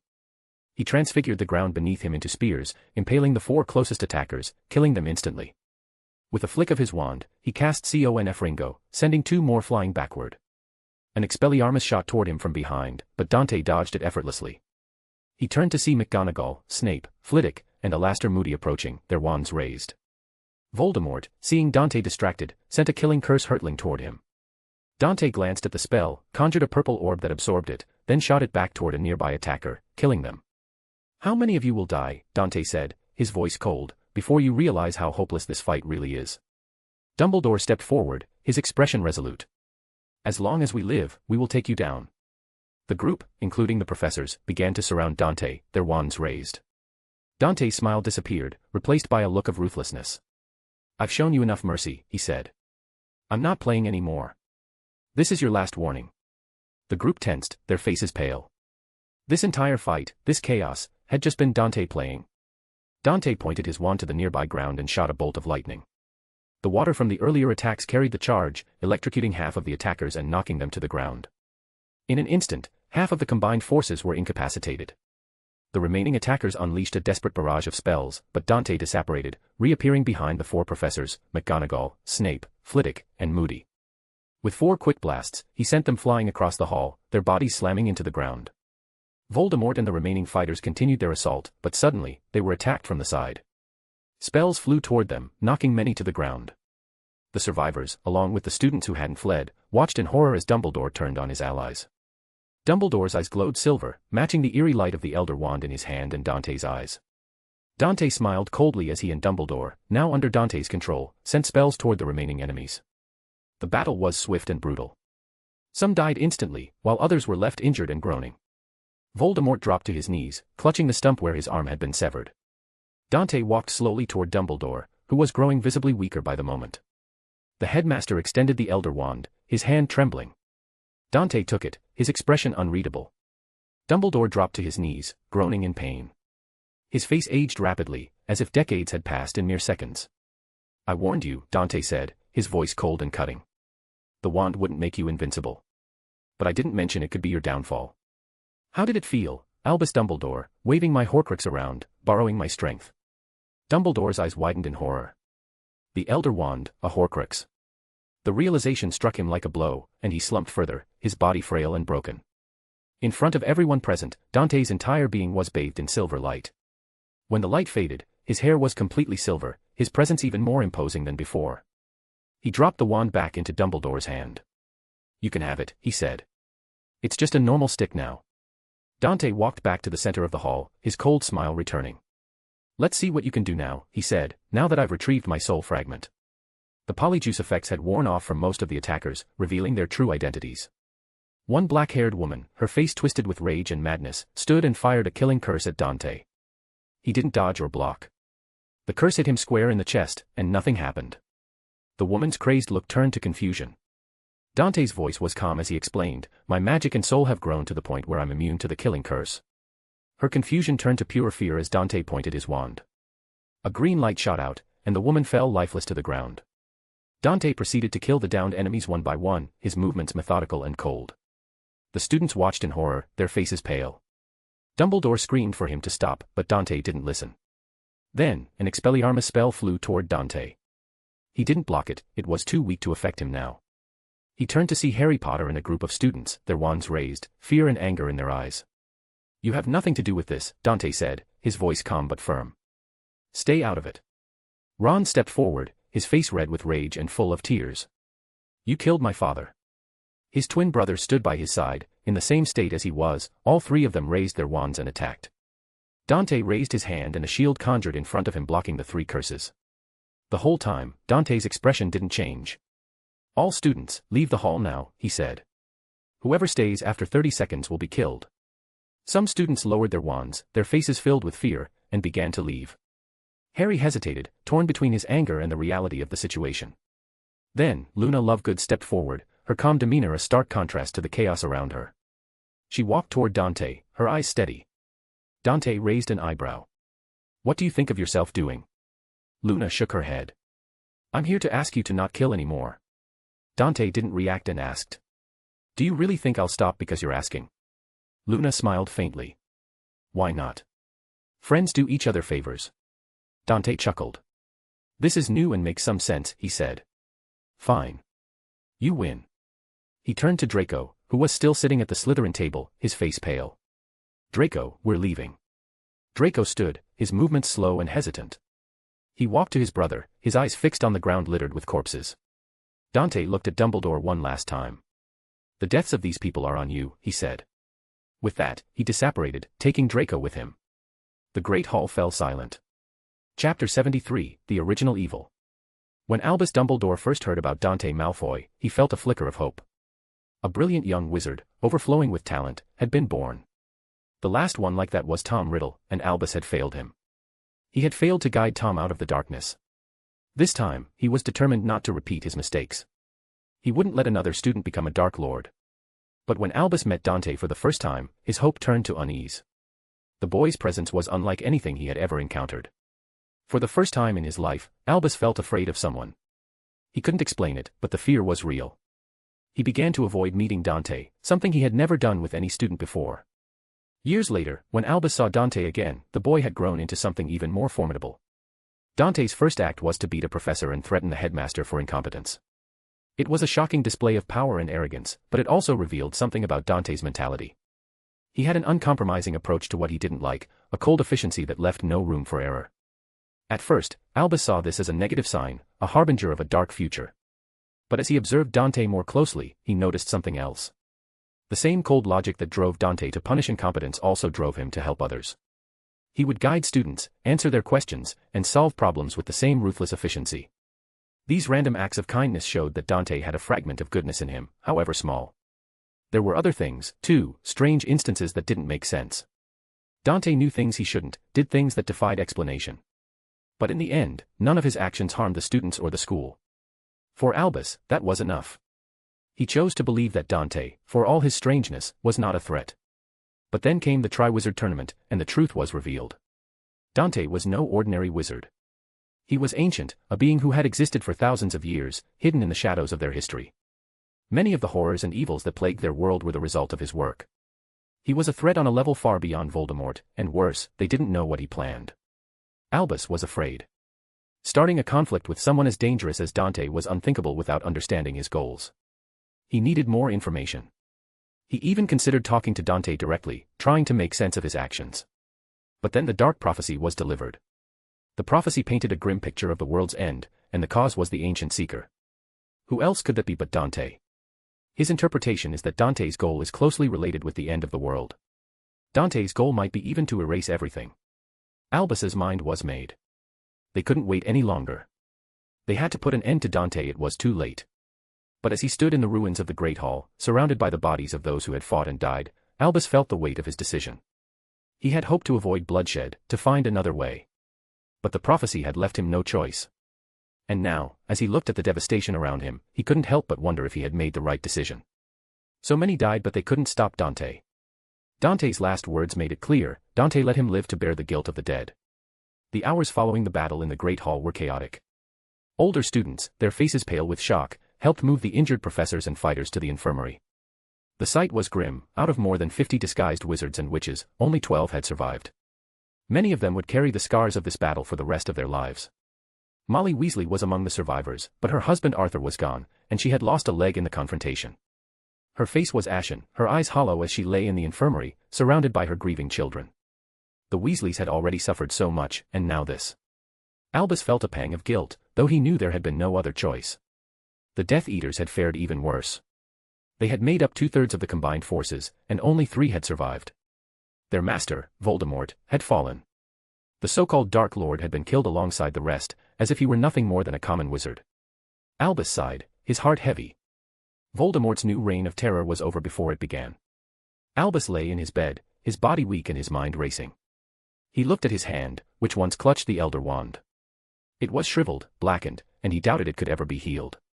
To think he had been wielding a Horcrux for so many decades without ever realizing it. He couldn't help but wonder if the wand-switching allegiances were just a game played by the Horcrux. And there is the Deathly Hallows story. Some believed it, while others thought the Hallows were nothing more than powerful alchemy items. But Albus knew the truth now. The Hallows were all Dante's Horcruxes. He recalled the Cloak of Invisibility being stolen 3 years ago and how he had searched for it but found no leads. Dante must have taken it, retrieved it. The legend of the Master of Death might have been true all along, but the Master wasn't just anyone. It was Dante. Albus was pulled from his thoughts by the sound of shouting. Cornelius Fudge, the Minister of Magic, stormed into the infirmary, his face pale and his expression furious. "What is going on?" Fudge demanded, his voice echoing through the room. "Why do I hear you joined forces with the Death Eaters and Voldemort to attack a student?" Albus felt a wave of exhaustion and depression wash over him. If he had the strength, and a wand, he might have jinxed the minister into silence. But he was too weak, too broken. Cornelius grew angrier by the moment, his face reddening as he glared at Albus. "Well. Explain yourself." Albus sighed, his voice weary but firm. "Cornelius, prepare for an announcement. A dark prophecy has been delivered, one that speaks of the end of the world. We will need all the help we can get, even from other magical communities. We are facing the grand evil of this world, a being who has existed for thousands of years and is planning to end us all." Fudge stared at him, his mouth opening and closing like a fish out of water. Finally, he managed to speak. "Have you finally gone senile?" Albus didn't respond immediately. He simply looked at Fudge, his blue eyes filled with a mixture of pity and resolve. "I wish I were, Cornelius. But the truth is far worse than you can imagine." The minister's face paled further, but he said nothing. The weight of Albus's words seemed to sink in, and for once, Cornelius Fudge was silent. Albus closed his eyes, his mind drifting back to the battle. Dante's power, skill, and efficiency were all terrifying on their own, but at the end he gained immunity to the killing curse. It was all too much to process. But one thing was clear: Voldemort was right all along. Dante was growing in strength and time was not on their side. ______________________________________________________________________________________________________________________ The next morning, the Wizarding world awoke to terrifying news. The front page of the Daily Prophet bore a headline that scared all who read it. "Darkest Prophecy, the Original Evil." The article was long and detailed, its words painting a picture of unimaginable horror. It spoke of an ancient evil wizard who had existed for thousands of years, hidden in the shadows of history. This wizard was the creator of the dark arts, the architect of countless horrifying magics, and the source of many of the world's darkest creatures. His experiments had birthed nightmares, and his influence had shaped the very fabric of their world. The article explained how this evil wizard had remained hidden for millennia, only revealing himself recently. For thousands of years, he had been planning the destruction of the world, and his preparations were nearly complete. The end, the article warned, was not far away. The piece went on to describe the recent battle at Hogwarts. Albus Dumbledore, the beloved headmaster, had joined forces with the Dark Lord Voldemort and their followers to confront this ancient evil. But the combined forces had been nearly wiped out. Dumbledore was heavily injured, and Voldemort was dead, killed as if he were nothing more than a common wizard. The article named the ancient evil Dante Malfoy. It implored every witch and wizard who could fight to stand up, for the world would end if Dante was not stopped. The article was sent to other countries and magical communities, spreading the warning far and wide. At the end of the article was the prophecy, its words chilling and foreboding.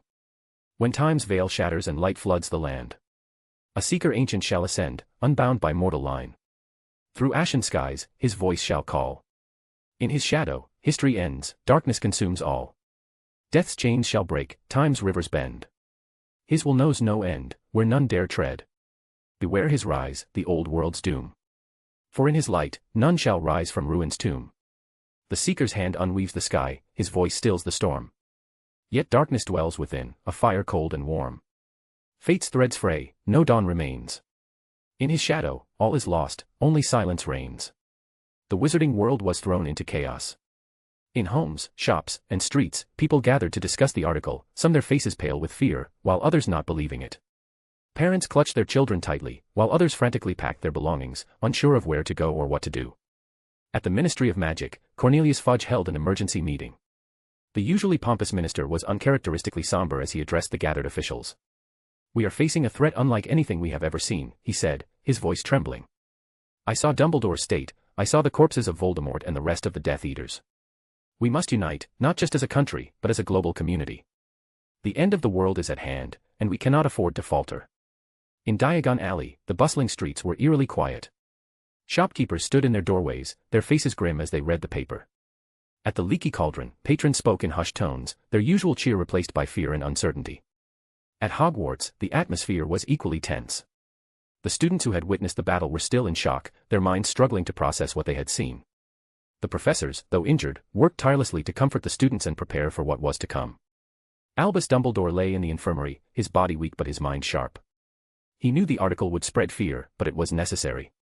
The world needed to understand the gravity of the threat they faced. Dante Malfoy was not just an ancient dark wizard, he was the embodiment of evil itself. As the wizarding world grappled with the news, one thing became clear: the fight against Dante would require unity, courage, and sacrifice. The prophecy had been spoken, and the ancient seeker was on the rise. The world was awakening to darkness, and the battle for its survival had only just begun. Chapter 74, The Malfoy Divide. The Malfoy manor was eerily quiet, it was shadowed by a heavy, somber atmosphere. Draco sat silently at the dining table, his face pale and his eyes distant. Narcissa, her cheeks streaked with tears, turned to Lucius, her voice trembling with hurt and disbelief. "How could you hide something so big from me?" she demanded, her voice breaking. "How could you let me believe he was just our son?" Lucius sighed, his usual composure frayed. "It was better for you not to know," he said, his voice low and weary. "You needed to act as if everything was normal. If you had known the truth, these years would have been harder on you." Narcissa's heartbreak was palpable. The truth about Dante, his ancient origins, his unimaginable power, his role as the progenitor of dark magic, was too much to bear. And now, the morning's copy of the Daily Prophet lay on the table, its headline screaming the darkest prophecy the wizarding world had ever known. Narcissa turned to Dante, who sat silently at the head of the table, his expression unreadable. "Is it true?" she asked, her voice barely above a whisper. "Do you plan to destroy everything?" Lucius and Draco looked at Dante as well, their eyes filled with a mixture of fear and curiosity. They, too, wanted answers. Dante's response was calm, almost detached. "For the most part, the news is correct," he said. "But I have no intention of destroying the world. The prophecy can be interpreted in different ways. One interpretation is that the world order will change, and the existing order will cease. That is something I am planning to do. I do intend to remove the statute of secrecy." Lucius frowned, his worry evident. "And what if you're wrong? What if something goes beyond your expectations, and everything ends?" Dante shook his head, his silver eyes gleaming with certainty. "Thousands of years ago, I checked my fate and made a prophecy that my goal would be achieved. This is the promised life. Two prophecies cannot conflict with each other. For my goal to be fulfilled, this world cannot be destroyed. So whatever they are doing, it is completely out of place and unnecessary." His words did little to ease the tension in the room. Lucius's face was etched with worry, and Narcissa's tears continued to fall. Even Draco, who had always admired his brother, looked uneasy. Narcissa spoke again, her voice trembling. "The world is preparing to fight you, Dante. You are literally against the entire world." Dante smiled, but there was no warmth in it, only disdain. "Let them prepare all they can. Nothing will change the outcome." His confidence was unwavering, but it brought no relief to the Malfoys. Lucius, in particular, was consumed by worry. Even if Dante could protect himself, what about them? What about Draco? As if reading Lucius's thoughts, Dante spoke again. If it will make you feel better, go to the ministry. Be on their side and help them. Lucius was taken aback. What? Dante's expression remained calm. This is not a test of loyalty.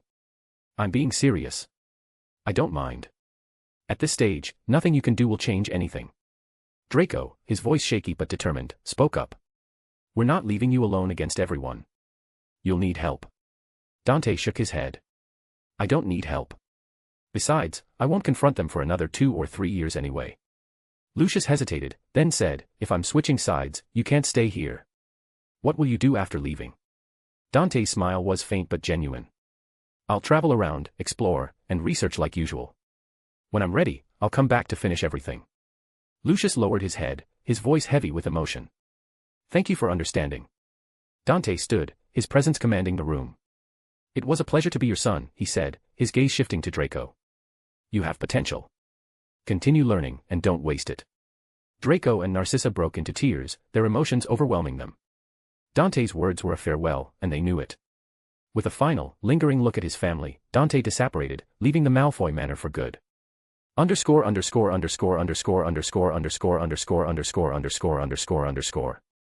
Lucius Malfoy walked through the halls of the Ministry of Magic, his presence met with a mix of fear and curiosity.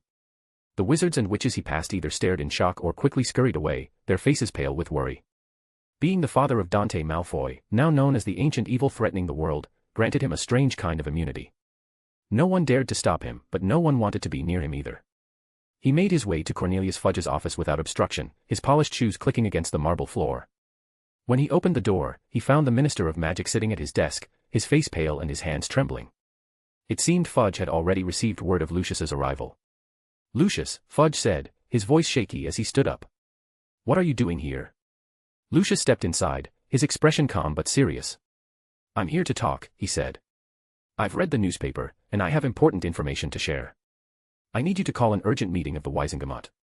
Fudge hesitated, his eyes darting around the room as if expecting Dante to appear at any moment. But he nodded, his fear overriding his usual stubbornness.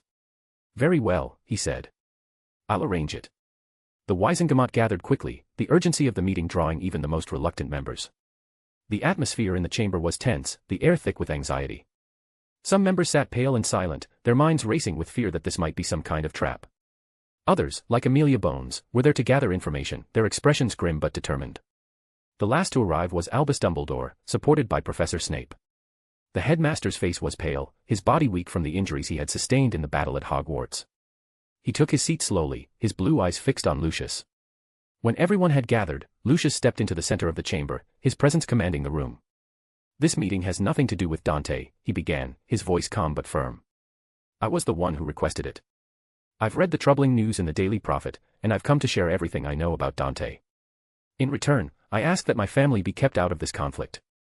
The members of the Wisengamot frowned, their expressions a mix of suspicion and curiosity. Dumbledore leaned forward, his voice weak but steady. Why the sudden change, Lucius? Lucius met Dumbledore's gaze, his expression unreadable. From the start, I had no intention of harming the magical world. I didn't know about Dante's supposed plan to destroy it, and honestly, I don't believe he will do such a thing. Another thing is that Dante has left the Malfoy house. I don't want to be dragged into this madness. The room fell silent as the Wisengamot members processed his words.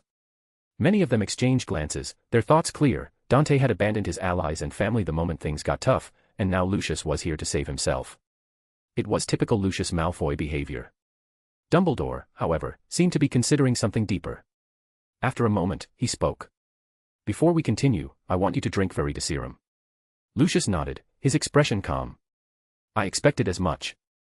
Amelia Bones stood up, her voice sharp. What if Dante has a way to protect Lucius from Veritaserum? How can we be sure he's telling the truth? The question hung in the air, the members of the Wisengamot turning to Lucius for an answer. He smiled weakly.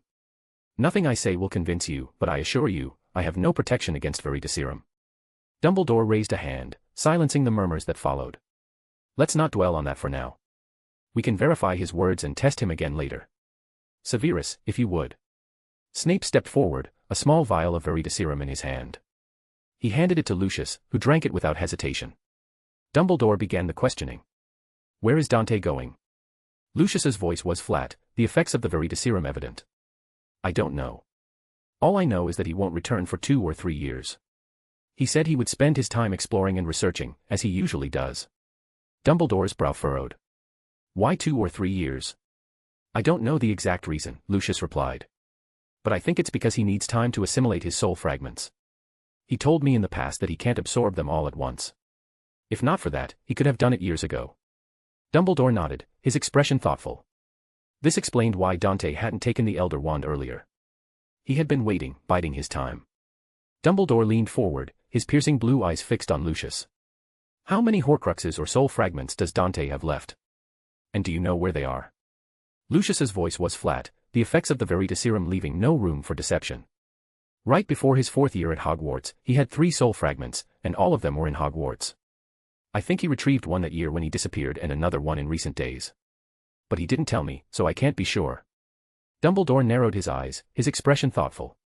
How did you guess that? Lucius replied without hesitation.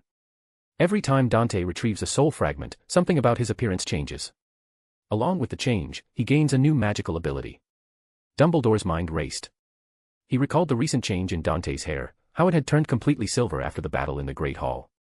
He also remembered how Dante had resisted the killing curse without casting a single spell. Do you know about any other magical abilities Dante has? Lucius nodded. I only know that his eyes are not normal. He can see magic around him and inside people. The gathered crowd widened their eyes. No wonder the ambush at Hogwarts had failed. Dante had seen them coming from the very beginning and played along. Dumbledore closed his eyes, a wave of guilt washing over him. So many lives had been lost that day, and now it was clear that they had never stood a chance. As if remembering something, Dumbledore opened his eyes and asked, Do you know how Dante can apparate inside Hogwarts? Lucius nodded. Dante can mask himself as different creatures, like a house elf. Dumbledore's eyes narrowed. So that was how Dante had been moving around undetected. If they had known this information earlier, the outcome might have been different. Finally, Dumbledore asked. If Dante is coming back, does that mean the last Horcrux is still in Hogwarts? Lucius replied, I don't know for certain. But Dante did say a long time ago that Hogwarts was built for multiple reasons, one of them being to serve his oldest goal. He didn't share anything else with me. The room fell silent. Dante's final goal remained a mystery, but one thing was clear, Hogwarts was at the center of it. Dumbledore leaned back in his chair, his mind racing.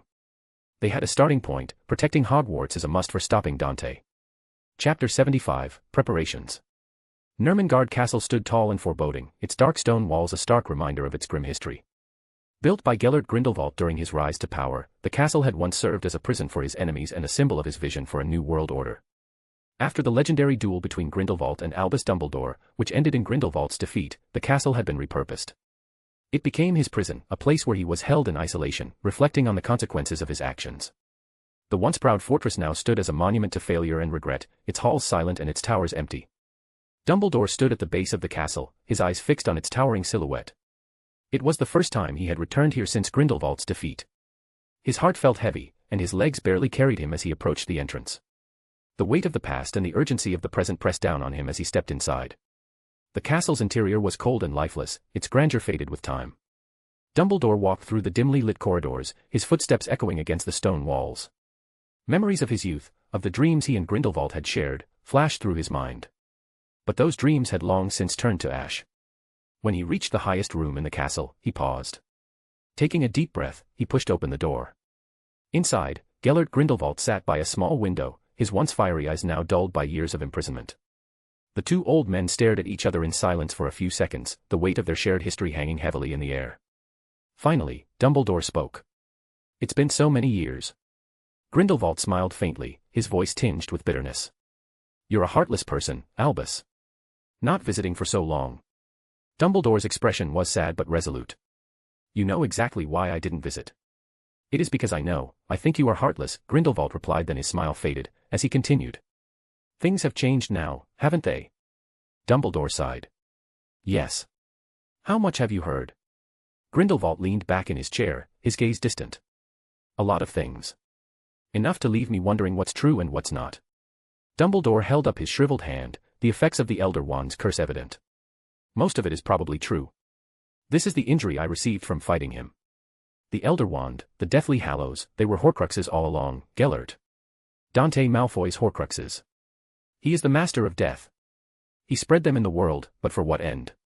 I don't know. A solemn look crossed Grindelwald's face. He leaned forward, his eyes narrowing. Tell me everything.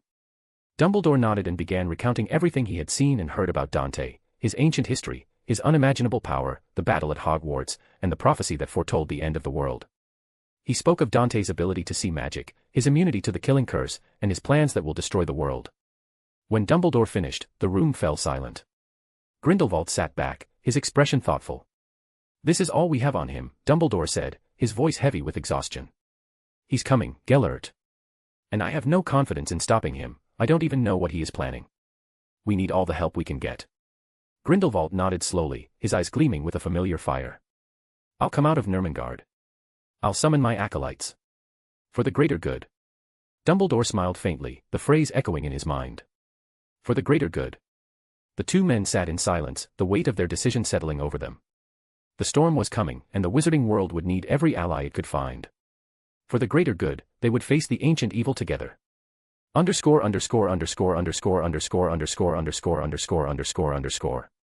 The British Ministry of Magic was abuzz with activity as representatives from magical governments around the world gathered for an emergency meeting of the International Confederation of Wizards. The urgency and importance of the meeting were likened to the establishment of the Statute of Secrecy centuries ago. The stakes were too high to ignore. Cornelius Fudge, his face red and determined, stood at the head of the room. He began by explaining everything they knew about Dante Malfoy, his ancient origins, his past lives as figures like Herpo the Foul and Acristes, and his role as the progenitor of dark magic. He recounted the battle at Hogwarts, where the combined forces of Albus Dumbledore, Voldemort, Aurors, and Death Eaters had ambushed Dante, only to be slaughtered. We believe Dante Malfoy is planning to return to Hogwarts to complete his plans, Fudge said, his voice steady but grim. We need to prepare all the defenses we can to stop him. At the same time, we must search for his traces across the globe. He cannot be allowed to succeed. The reaction to Fudge's words was mixed. Some representatives nodded in solemn agreement, while others exchanged skeptical glances. A few outright refused to believe the claims, dismissing them as madness. Then, a wizard named Damien Twelvetrees stood up, his presence commanding the room. Many here may not know this, he began, but I am a descendant of Aristotle Twelvetrees, who represented America during the signing of the Statute of Secrecy centuries ago. The room fell silent as Damien continued. We have here the diaries of my ancestor. They mention that he was acquainted with the Acristes. In fact, the two belong to the same tribe and the concealment magic used in the Statute of Secrecy was proposed by Acristes decades before it was signed.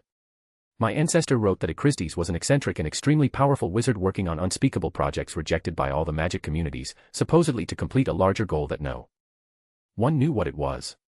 Even Nicholas Flamel opposed Acristes in that era and erased his work to avoid spreading its vile nature. They were relieved when they thought he had finally passed away. Cornelius Fudge nodded, his expression grave. The Dementors disappeared from Azkaban around the same time Dante vanished.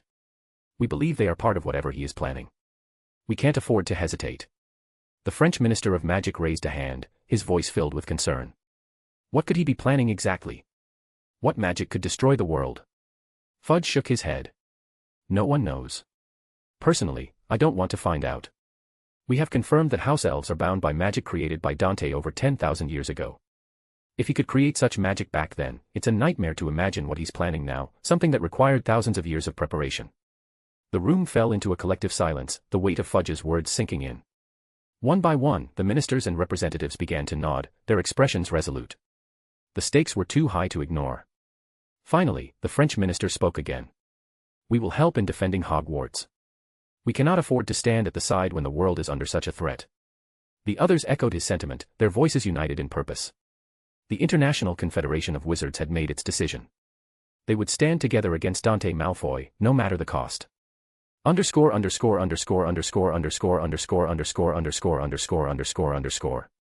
While the leaders of the magical world held urgent meetings and prepared for a battle that would determine the fate of their world, Dante Malfoy, the ancient seeker foretold in the darkest prophecy, was far removed from the chaos. He was in the eastern parts of Japan, his silver hair catching the sunlight as he wandered through bustling markets and serene landscapes. Dante sat at a small, traditional eatery, savoring the local cuisine. The delicate flavors of sushi and the warmth of miso soup brought a rare smile to his face. He had always enjoyed exploring the world, immersing himself in its cultures and cuisines was just part of the exploration in his eyes. To him, these moments were a reminder of why he had lived for so long, to experience the beauty and complexity of the world and learn more of its mysteries. After his meal, Dante made his way to a nearby river, where he spent hours studying the magical fish that swam beneath its surface. These creatures, unique to the region, fascinated him. Their scales shimmered with enchantments, and their movements hinted at ancient magic. Dante took meticulous notes. He was blissfully unaware of the frantic preparations being made at Hogwarts or the global efforts to stop him. Even if he had known, he likely would have chuckled in amusement. The idea of the wizarding world uniting against him, building defenses and gathering armies, would have seemed almost quaint to him. As the sun set over the Japanese countryside, Dante packed his notes and continued his journey. There was still so much to explore, so much to learn. For now, the ancient seeker was content to wander, to study, and to wait. The storm would come, but it would come on his terms. And when it did, the world would see the true extent of his grand work. Chapter 76, Echoes of a Dark Prophecy. The Malfoy Manor, once a symbol of wealth and power, now felt more like a gilded prison. Since Dante's departure and Lucius's decision to share everything he knew with the ministry, the family had been confined to their home, under strict surveillance. Nearly 2 months had passed, and the air of depression within the manor was growing. Draco sat in the dining room, his face etched with frustration. He had been silent for most of the day, but now he couldn't hold it in any longer. "We should have stayed on Dante's side," he said, his voice sharp with anger. He turned to his father, his eyes blazing. "You gave them all the information Dante trusted you with, and they still treat us like prisoners." Lucius, seated at the head of the table, remained calm. He had expected this outburst eventually. "I knew this would be the outcome before Dante even left," he said, his voice steady. "It's expected, considering Dante is the #1 enemy in the world right now, more so than Voldemort ever was." Draco's frustration only grew. "Then why didn't we support Dante instead of this? Why betray him?" Lucius sighed, his expression weary but resolute. "If Dante loses, our family dies with him. But now, whether he wins or loses, we will remain. At worst, we'll be hated for some time. This was the only way to ensure our survival." Draco clenched his fists, his knuckles white. "I wanted to go with Dante," he said, his voice trembling. "I didn't want to just turn my back on him like this. He asked me to study and learn, but I can't even go to Hogwarts. What am I supposed to do?" Narcissa, who had been quietly listening, stepped forward and wrapped her arms around Draco. "You do what you've always done," she said softly. "Learn at home and train. And one day, things will go back to normal." She looked at Lucius, her eyes filled with a quiet hope. Lucius met her gaze and smiled faintly. "I think Dante will win this war," he said. "He didn't care what we shared with them or what they could do. Maybe everything is already set in stone, and it's just a matter of time." Draco looked up, his anger giving way to curiosity. "What do you mean?" Lucius leaned back in his chair, his expression thoughtful. "Dante told me that Hogwarts serves a purpose in his oldest goal. That must mean something. He's been planning and preparing this for thousands of years. Do you really think a few wizards, no matter how powerful, can stop him?" The room fell silent as Draco processed his father's words. For the first time in weeks, a flicker of hope appeared in his eyes. Narcissa tightened her embrace around Draco. "We'll get through this," she said. "Together." Lucius nodded, his gaze distant. "Dante's plans are beyond our understanding. All we can do is wait and see. But I believe he will prevail. And when he does, the world will change, and he will have a place for us. Underscore underscore underscore underscore underscore underscore underscore underscore underscore underscore underscore. Half a year had passed since the wizarding world had been thrown into chaos by the revelations about Dante Malfoy. Despite the looming threat, Hogwarts continued to operate, its halls filled with students and teachers who carried on with their daily routines. But the atmosphere was heavy, the joy and laughter that once echoed through the castle replaced by a somber silence. This year was unlike any other, it was a year of fear, tension, and despair. The school grounds were now a fortress, surrounded by aurors and wizards from across the globe. They patrolled the perimeter day and night, their wands at the ready, their eyes scanning the horizon for any sign of Dante. The once open gates of Hogwarts were sealed shut, and no one was allowed to leave, not even for the Christmas holidays.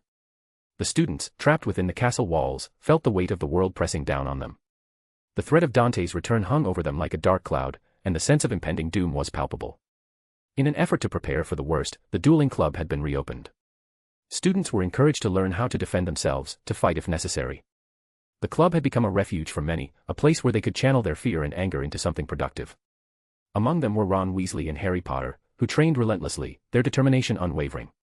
Hermione Granger watched them from the sidelines, her brow furrowed with worry. "You two should take a break," she said, her voice gentle but firm. "You've been at this for hours." Ron turned to her, his face flushed with exertion and anger. How can we relax with that monster out there, he snapped. When he comes back, I'm going to avenge my parents. I'm not going to sit around and do nothing. Harry placed a hand on Ron's shoulder, his expression sympathetic. Hermione, when the time comes, we need to be ready to fight. You've seen what Dante's capable of. You've seen what he's done. Mr. Weasley, Professor Lupin, so many others, they're gone because of him. And now he's planning to destroy the world. We can't just stand by. Hermione sighed, her heart heavy. But can we even help? Professor Dumbledore, Voldemort, and so many others couldn't defeat him, even in an ambush. He's not a person, Ron. He's something else entirely. Ron's jaw tightened, his hands clenched into fists. We'll find a way. We have to. Hermione's mind wandered as she recalled how Dante had healed her, saved Ginny and helped Luna. Why had he done those things if he was planning to destroy the world? Was it all just a game to him, a way to pass the time? Or was there something else going on, something no one understood? Her thoughts drifted to Luna Lovegood. She felt pity for the poor girl as she recalled her current state. I feel sorry for Luna, Hermione said quietly, changing the subject. She's being bullied mercilessly because she called Dante a friend. Every few days, she ends up in the infirmary because of it. Ron sneered, his anger flaring. She had it coming. Being friends with that evil monster and still defending him. She's lucky she's not expelled. Hermione frowned, her disappointment evident. Luna's kind person, Ron. If it weren't for her stepping in, more people would have died, including your mom. Maybe even us would have been killed that day. Ron glared at Hermione, his face red with fury. Luna still thinks Dante's not a bad person. She actually said Professor Dumbledore should have talked to him first instead of trying to kill him. She is not kind, she's delusional. She should be expelled and imprisoned for defending him. Hermione turned to Harry, hoping for some support. What about you, Harry? Do you agree with Ron? Harry hesitated, guilt flickering in his eyes. Ron's right, Hermione. Luna needs to understand that Dante Malfoy is an evil monster who's planning to destroy the world. If she can't see that, then maybe she really should leave Hogwarts. Hermione stared at them, her heart sinking. She couldn't believe what she was hearing. I can't believe you both think like that, she said, her voice trembling with anger and disappointment. Without another word, she turned and walked away, leaving Ron and Harry behind. As she made her way through the castle, Hermione's mind raced. The world had become a darker place, and not just because of Dante. The fear and hatred he had inspired were tearing people apart, people were bullying and punishing an innocent girl just for being kind. She thought of Luna, alone and bullied, and her heart ached. But deep down, Hermione couldn't shake the feeling that there was more to Dante's story, something no one had figured out yet. And until they did, the world would remain trapped in the shadows of despair.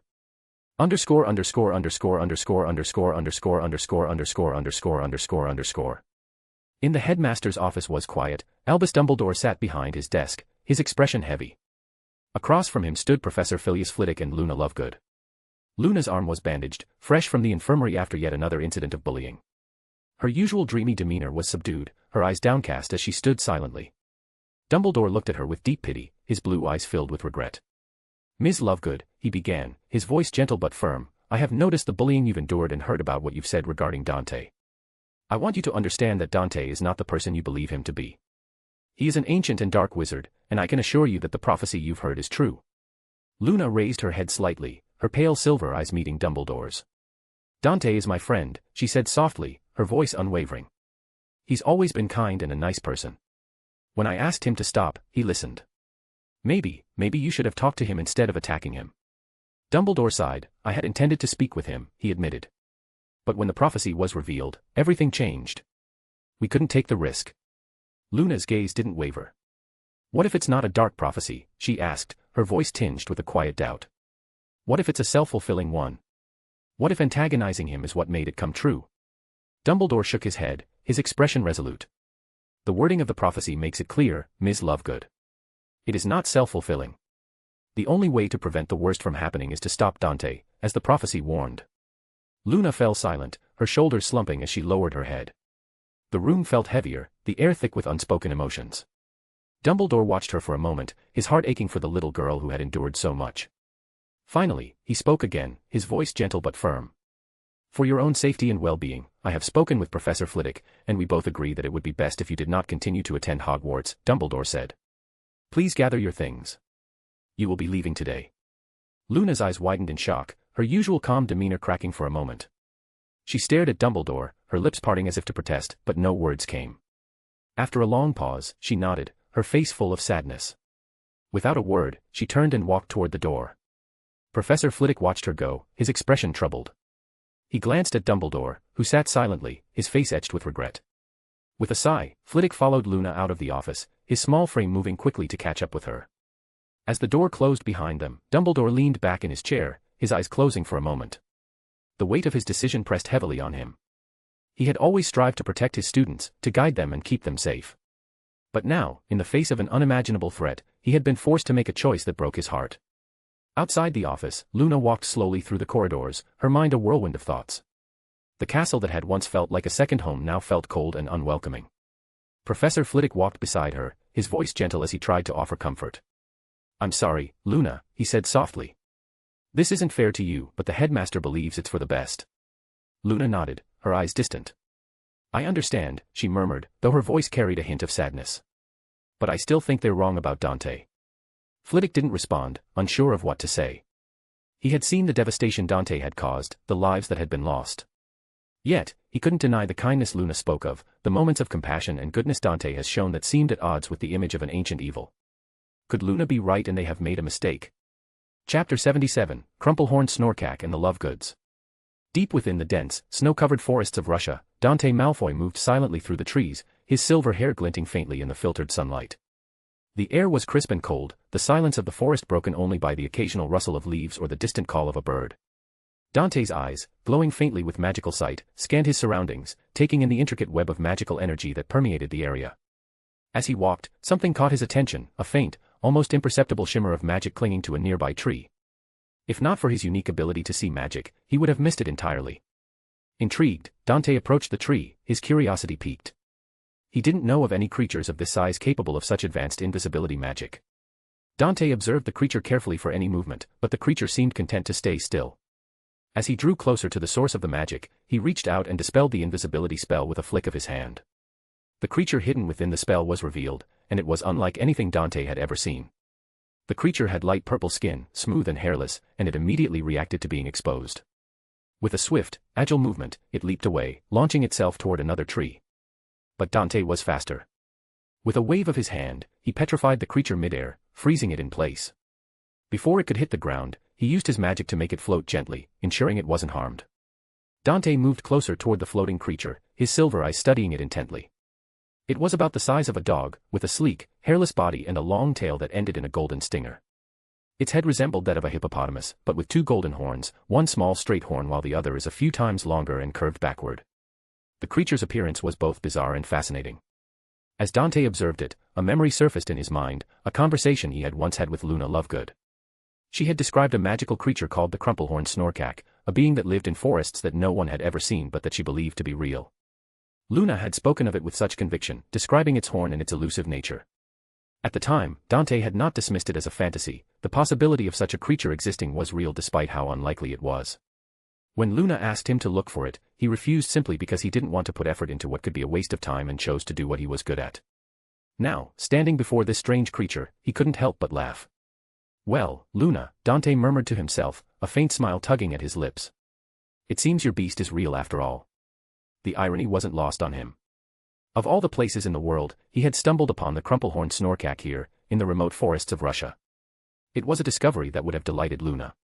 Deciding to keep the creature, Dante carefully placed it into his enchanted pouch, a magical container that could hold living beings without harm. He knew Luna would be thrilled to see it, and he made up his mind to bring it back with him when he returned to Hogwarts. But first, he wanted to learn more about these creatures. If there was one Crumplehorn Snorkak, there might be others. Dante decided to stay in the forest for a while, using the opportunity to search for more of the creatures and study them up close. He was intrigued by this beast and its ability to remain hidden for so long. As he ventured deeper into the forest, his mind wandered back to Luna and the conversations they had shared. This discovery felt like a small, unexpected gift, a reminder of the strange and wonderful world he had lived in for so long. For now, Dante would focus on his research, content in the knowledge that he had found something truly extraordinary. And when the time came to return to Hogwarts, he would bring with him a creature that would prove, once and for all, that Luna Lovegood's belief was rooted in truth. ________________________ The Lovegood household, usually a place of whimsy and warmth, was now filled with an oppressive silence. Luna sat on the couch, her usually dreamy eyes clouded with tears as she finally allowed herself to break down in front of her father, Xenophilius Lovegood. The weight of everything she had endured, the bullying, the isolation, the expulsion from Hogwarts had finally become too much to bear. She had tried to stay strong, to remain optimistic, but being cast out of the school she loved, simply for speaking her mind, had shattered her spirit. Xenophilius's heart ached as he watched his daughter cry. He wrapped his arms around her, holding her tightly as she sobbed into his shoulder. "It's going to be okay, Luna," he said softly, his voice trembling with emotion. "We'll get through this together." Luna looked up at him, her tear-streaked face filled with despair. "I wanted to graduate from Hogwarts," she whispered, her voice breaking. "I wanted to travel the world and search for magical beasts. I wanted to find the Crumplehorn Snorkack." Xenophilius held her closer, his own eyes glistening with unshed tears. "You will, Luna," he said firmly. "Hogwarts isn't the only magical school in the world. There are other places you can go, other adventures waiting for you. Things will get better." For a few days, Luna remained withdrawn, her usual spark dimmed by the pain of her experiences. But slowly, with her father's encouragement, she began to regain some of her positivity. She helped around the house, tending to the garden and assisting her father with the latest issue of the Quibbler. She even considered writing an article to defend Dante, but Xenophilius gently dissuaded her. "The whole world hates him, Luna," he said, his voice heavy with concern. "They want him dead. If we defend him, they won't leave us in peace. Remember what happened at Hogwarts?" Luna nodded reluctantly, her heart heavy. She didn't want to cause more trouble for her father, but it pained her to stay silent. She believed in Dante, even if no one else did. A few months later, the peaceful routine of the Lovegood household was shattered by an unexpected visit. 3 young men from the Ministry of Magic arrived unannounced, their expressions grim and their wands at the ready. Xenophilius greeted them cautiously, his instincts warning him that something was wrong. "Welcome," he said, forcing a smile. "What brings you here?" One of the men stepped forward, his cold eyes locking onto Xenophilius. "I'm Ronald Selwyn," he said, his voice sharp and accusing. "I heard from my nephew that your daughter, Luna, was a friend of Dante Malfoy. I also heard she defended him after the battle at Hogwarts." Xenophilius felt a chill run down his spine, but he kept his composure. "I'm sorry for your loss," he said carefully, sensing the hostility in Selwyn's tone. Ronald's face twisted into a sneer.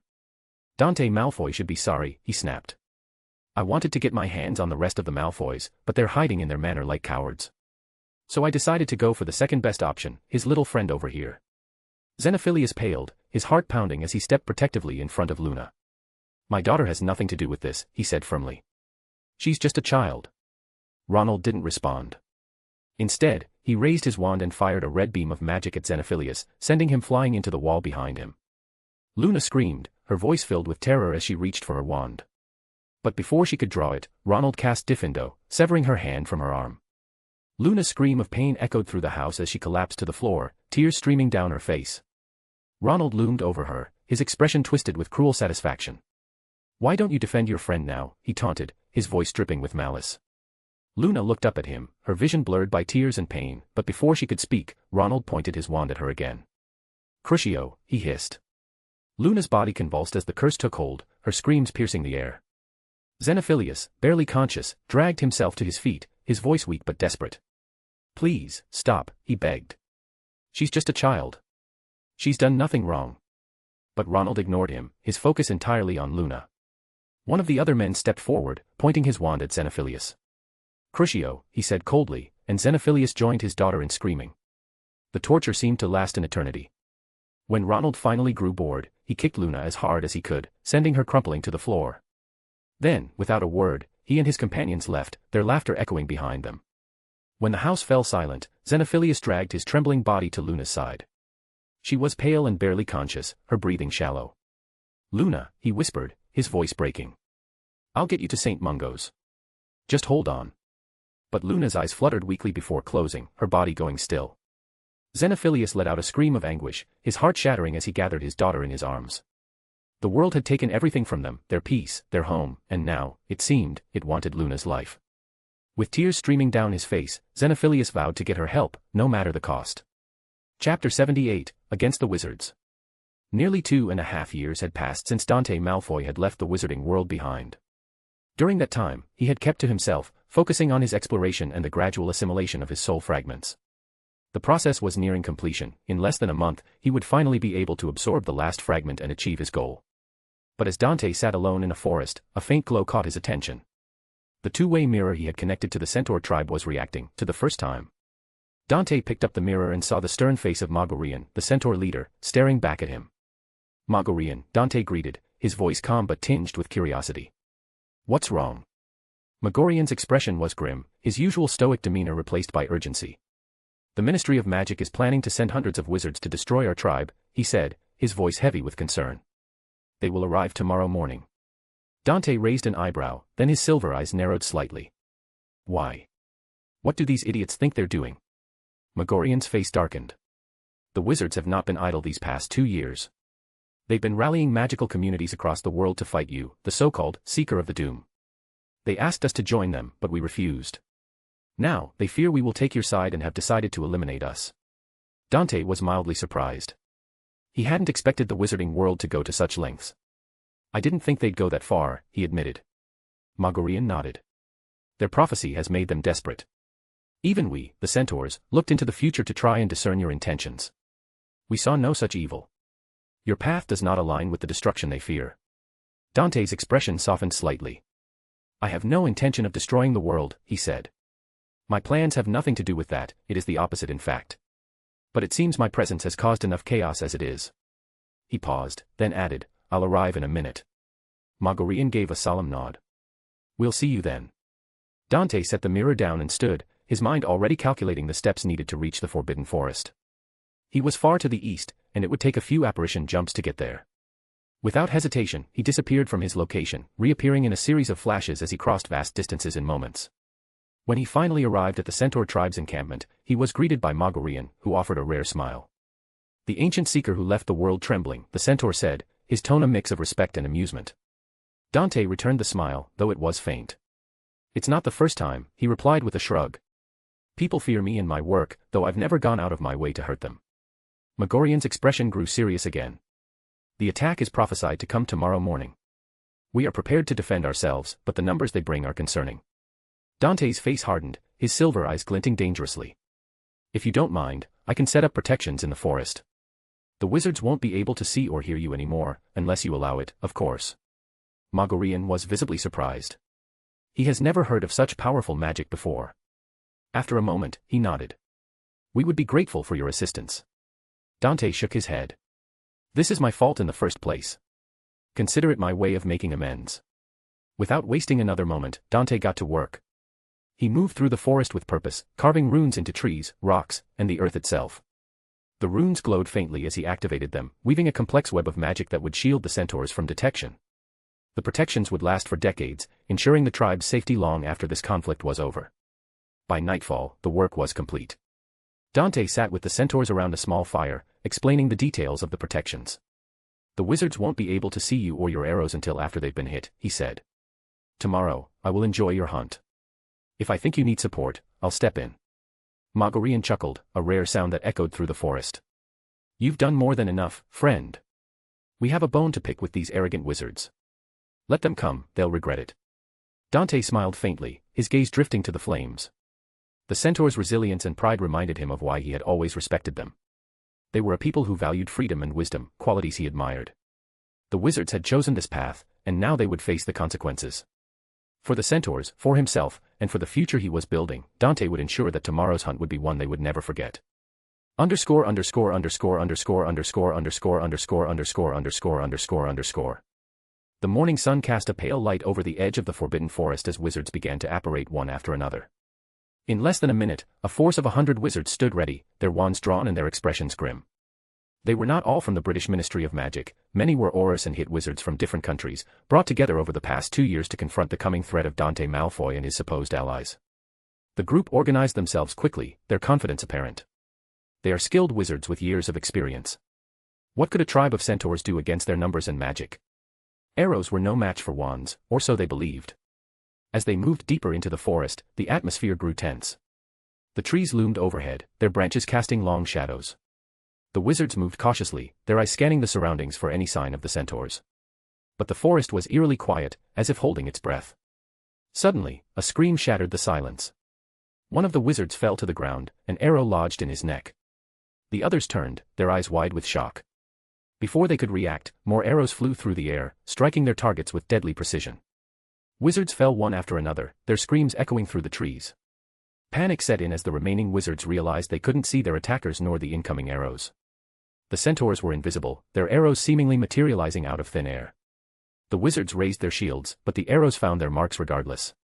The forest had become a death trap, and the wizards were the prey.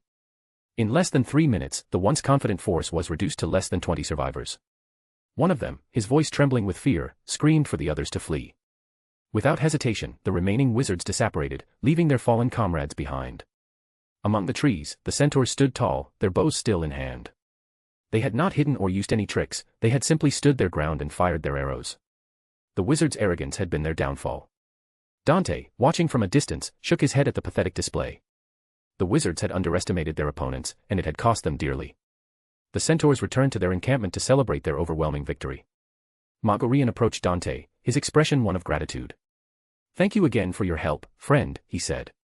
"Your protections made this victory unbelievable." Dante waved off the thanks. "There's no need. If more come or you need help, just call me." Magorian nodded, then hesitated. "Will you stay and join us?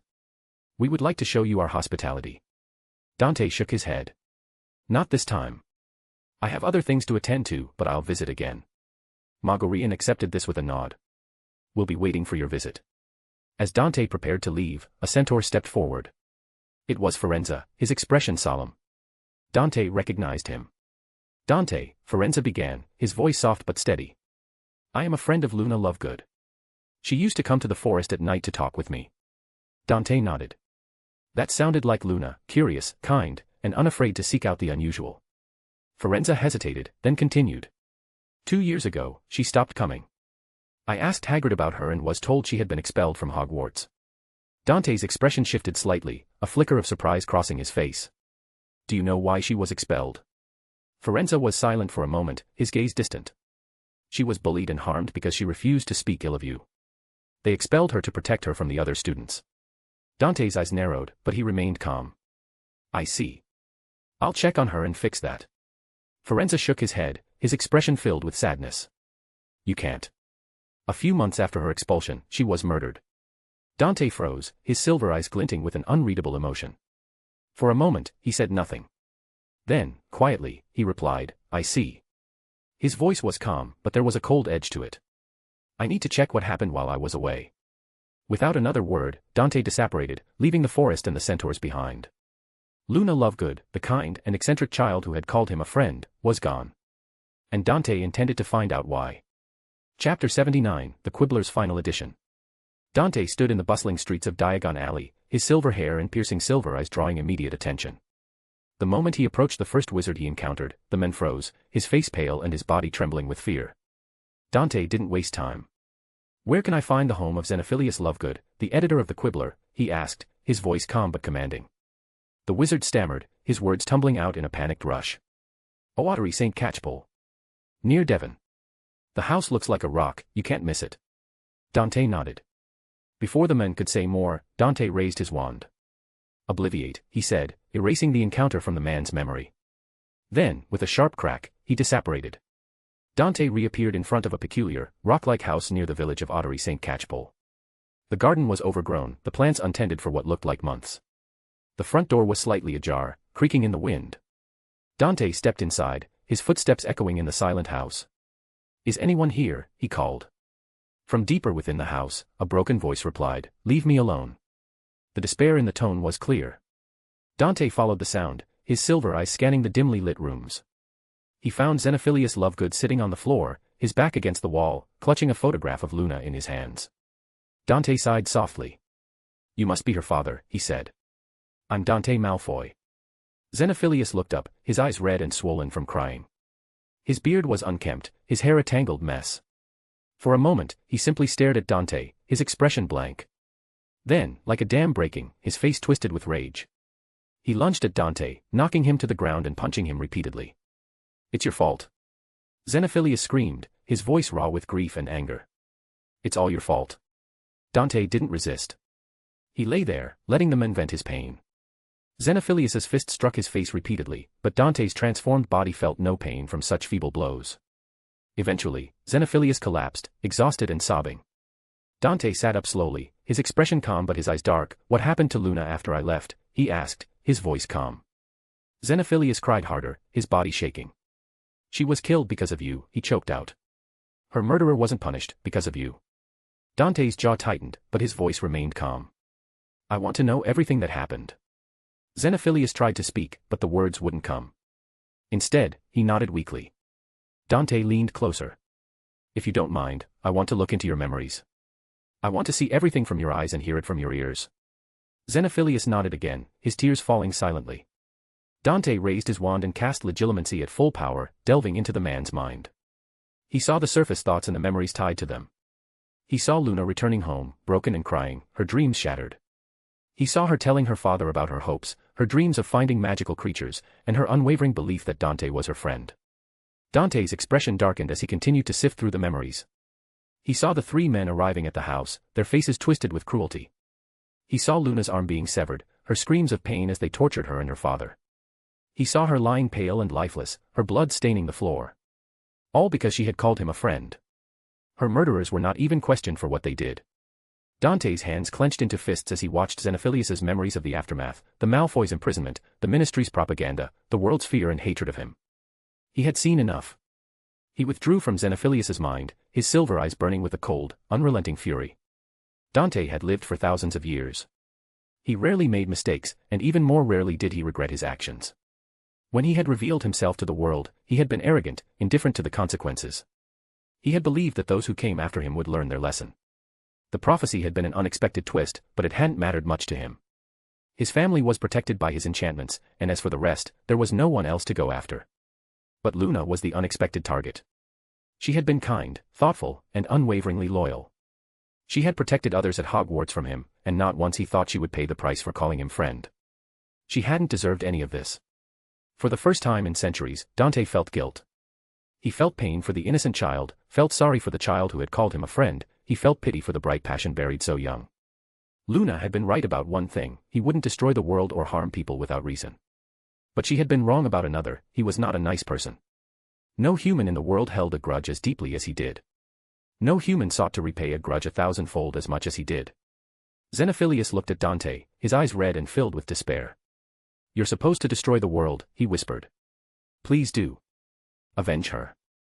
Dante nodded weakly, his voice quiet but firm.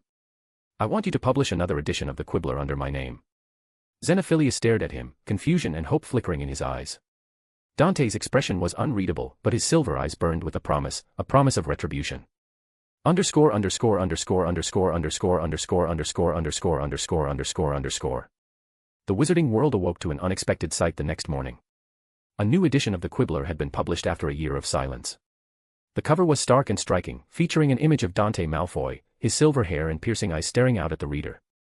The title read, "Message from the Ancient Evil." The edition flew off the shelves within hours, its contents spreading like wildfire across England and beyond.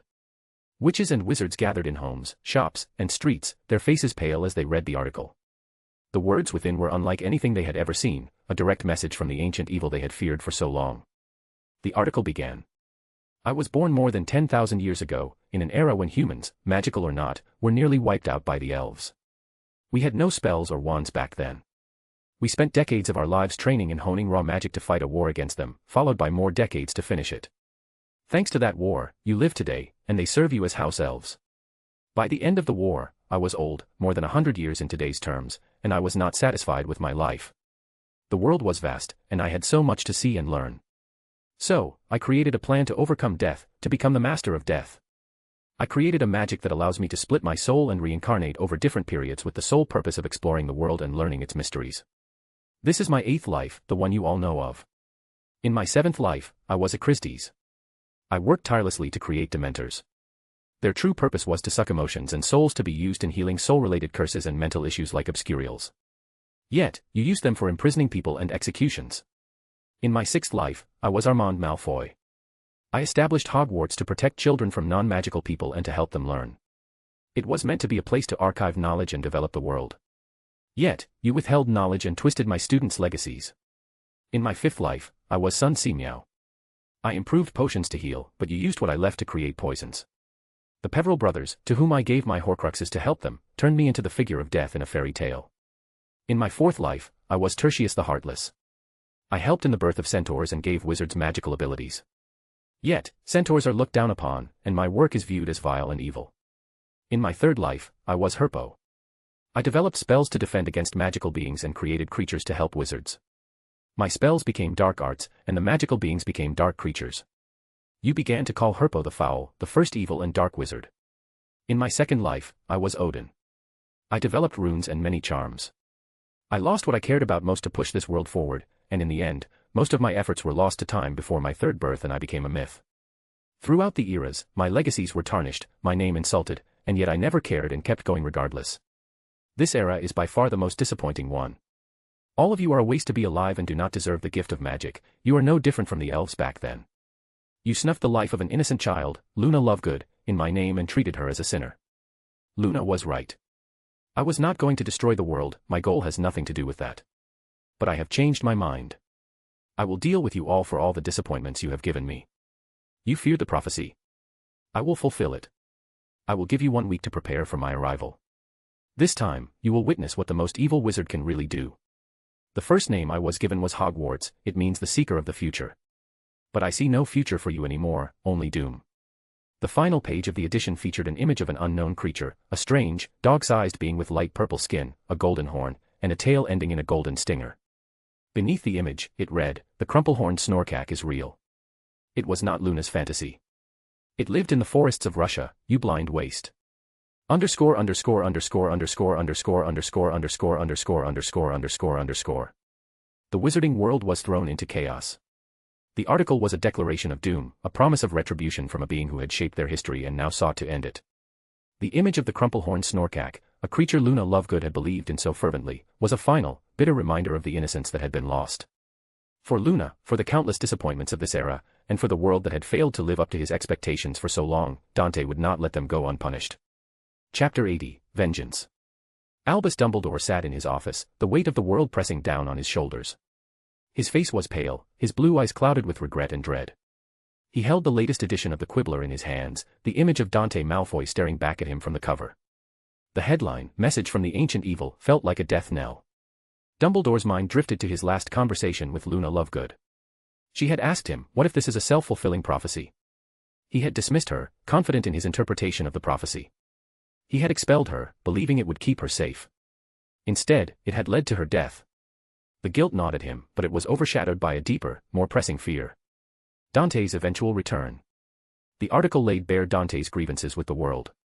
It spoke of his countless contributions, his sacrifices, and how his work had been twisted and vilified. He had given the world so much, only to be labeled as evil. And now, after the death of an innocent child who had called him a friend, Dante had finally snapped. Dumbledore felt a dread unlike anything he had ever known. If Dante had been terrifying before, when he was merely defending himself, what would he be like now that he had let go of all restraint? Dumbledore knew they had made a grave mistake. They had acted out of fear, attacking Dante without understanding his intentions. Now, they would pay the price. The 1 week Dante had given them to prepare was not just for them, it was also for him. What could an ancient wizard like Dante be preparing? The thought sent a chill down Dumbledore's spine. In front of Dumbledore stood the Hogwarts staff, their faces pale and grim. Professor Flitwick broke the silence, his voice heavy with sorrow. Luna was right all along. We should have talked to Dante. We should have never expelled her. Now, Dante is going to fulfill the prophecy intentionally. We made it true. Professor McGonagall lowered her head, her voice trembling. Despite everything he had done, the moment we learned about his long life, we moved against him, ignoring all the good that we saw from him. We were in the wrong. Snape's voice was cold but resigned. Perhaps during the ambush, we didn't die not because we were lucky, but because Dante held back. He killed everyone he hit that day, except us. Now, reading this, I refuse to believe our survival was due to luck. Dumbledore nodded slowly, his expression grave. We never understood him. We let fear guide our actions, and now we face the consequences. We have 1 week to prepare, but I fear it will not be enough. Underscore underscore underscore underscore underscore underscore underscore underscore underscore underscore underscore. In the Gryffindor common room, Hermione Granger read the article aloud to a group of students. The room was silent, the weight of Dante's words sinking in. When she finished, Ron broke the silence, his voice laced with bitterness. What does this mean?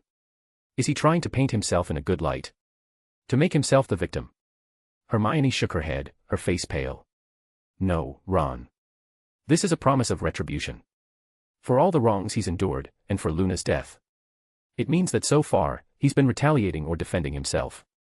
Now, he's coming after everyone. She paused, her voice barely above a whisper. This is not going to be a fight stop him anymore. We will be fighting to survive his wrath. The room fell silent, the gravity of Hermione's words settling over them. They were filled with fear, the realization that they were no longer the heroes of this story but the targets of an ancient, enraged force.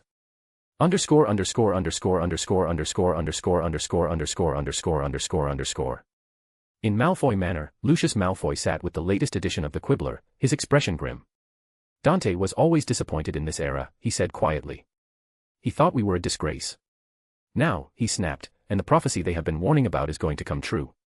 Draco and Narcissa sat nearby, their faces pale. The end of the world was nigh, and there was nothing they could do to stop it. The fear in the room was suffocating, the realization that even their family's connection to Dante would not save them.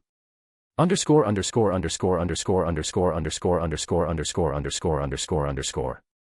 The old Selwyn Manor was shrouded in darkness, its once grand halls now filled with an oppressive silence. Ronald Selwyn lay trembling on the ground, his face pale and his body shaking with fear. In front of him stood Dante Malfoy and Xenophilius Lovegood. Xenophilius's eyes were bloodshot, his face twisted with hatred and grief. Dante, on the other hand, stood calmly, his silver eyes cold and emotionless as he stared down at Ronald. Ronald begged, his voice trembling. I didn't want to kill her. It was an accident. I just wanted her to stop. Dante's voice was icy. Stop what? Saying she was my friend. Ronald's face contorted with fear as he crawled backward, his hands scraping against the floor. I wasn't thinking straight after my brother's death. Please, you have to understand. Dante didn't acknowledge his pleas.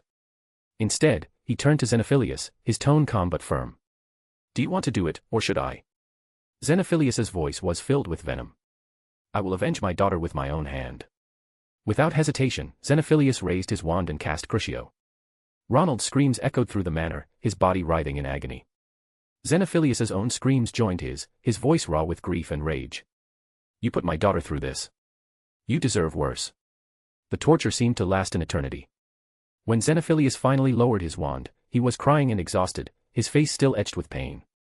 He took a deep, shuddering breath and raised his wand again, this time aiming to end Ronald's life. But before he could cast the spell, Dante raised a hand to stop him. Xenophilius looked at Dante, confused. Why? Dante's voice was calm but filled with a chilling finality. He doesn't deserve it. As he spoke, the temperature in the room dropped sharply, and the air grew heavy.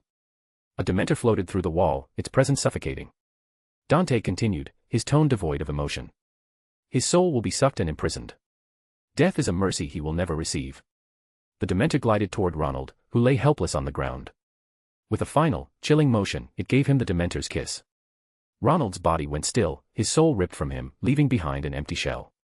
Dante turned to leave, and Xenophilius followed, still crying but with a sense of grim satisfaction.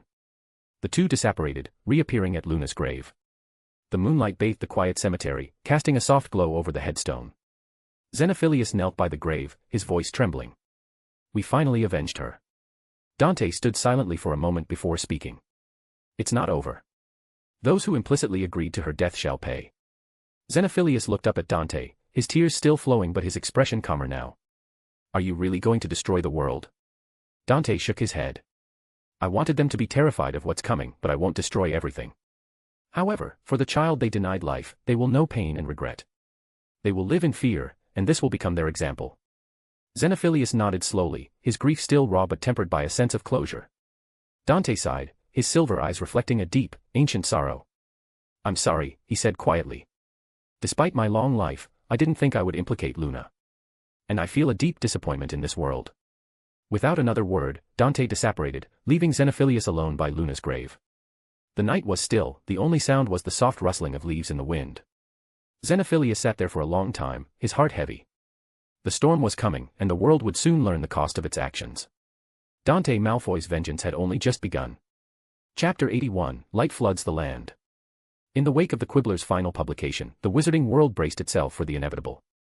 Albus Dumbledore, his face lined with worry and regret, made the difficult decision to close Hogwarts. Students below the age of 17 were ordered to leave the school, while those above were given the choice to stay and help protect it.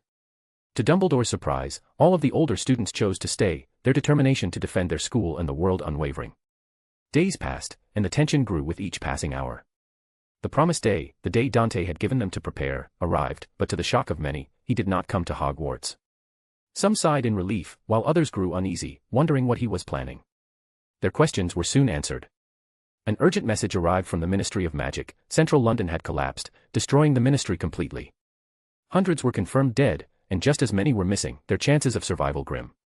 To make matters worse, Muggles were swarming the area, investigating the cause of the disaster. Wizards and witches were unable to act under the watchful eyes of thousands of Muggles, leaving them helpless to aid their own. Before the shock of the London disaster could settle, another message arrived. The French ministry had suffered the same fate, reduced to rubble. Not long after, a third message came: the German ministry had been destroyed as well. The wizarding world was reeling, the scale of the devastation and the death toll was harrowing. In the headmaster's office at Hogwarts, Dumbledore sat with a dark expression as he listened to the grim news. The number of deaths and missing could be as high as 5,000, and the Muggles' involvement made the situation even more dire. Grindelwald, seated across from him, wore a solemn look. Dante chose to weaken us instead of attacking Hogwarts directly, Grindelwald said, his voice heavy with understanding. He's reducing our forces and morale at the same time. Dumbledore shook his head, his blue eyes filled with sorrow. The three people who murdered Luna Lovegood, each belonged to one of these ministries. Her father tried to get justice for her and failed. Dante is taking revenge, and I fear Hogwarts is no longer his target. Grindelwald frowned, his expression grim. If that's the case, then we have no way to stop him. He's dismantling us piece by piece. The room fell silent, the weight of their helplessness pressing down on them. The ancient wizard they had feared for so long was now exacting his vengeance, and there was little they could do to stop him. The next day, the Daily Prophet delivered another blow. Its front page bore a message from Dante Malfoy, short and chillingly clear. I will come to Hogwarts after 1 week. Prepare all you can. The message sent shockwaves through the wizarding world. Dante was not done. Hogwarts, the oldest school in magical Britain, was now his next target. The students and staff who had chosen to stay felt a renewed sense of dread, but also determination. They had 1 week to prepare for the inevitable. In the Great Hall, Dumbledore addressed the remaining students and staff, his voice steady but filled with urgency. We have 1 week, he said. 1 week to prepare for the greatest threat we have ever faced. Dante Malfoy is coming, and we must stand together. For our world, for our future, and for those we have lost. The students nodded, their faces pale but resolute. They knew what monster they were up against, but they also knew they had no choice. As the days passed, the castle buzzed with activity.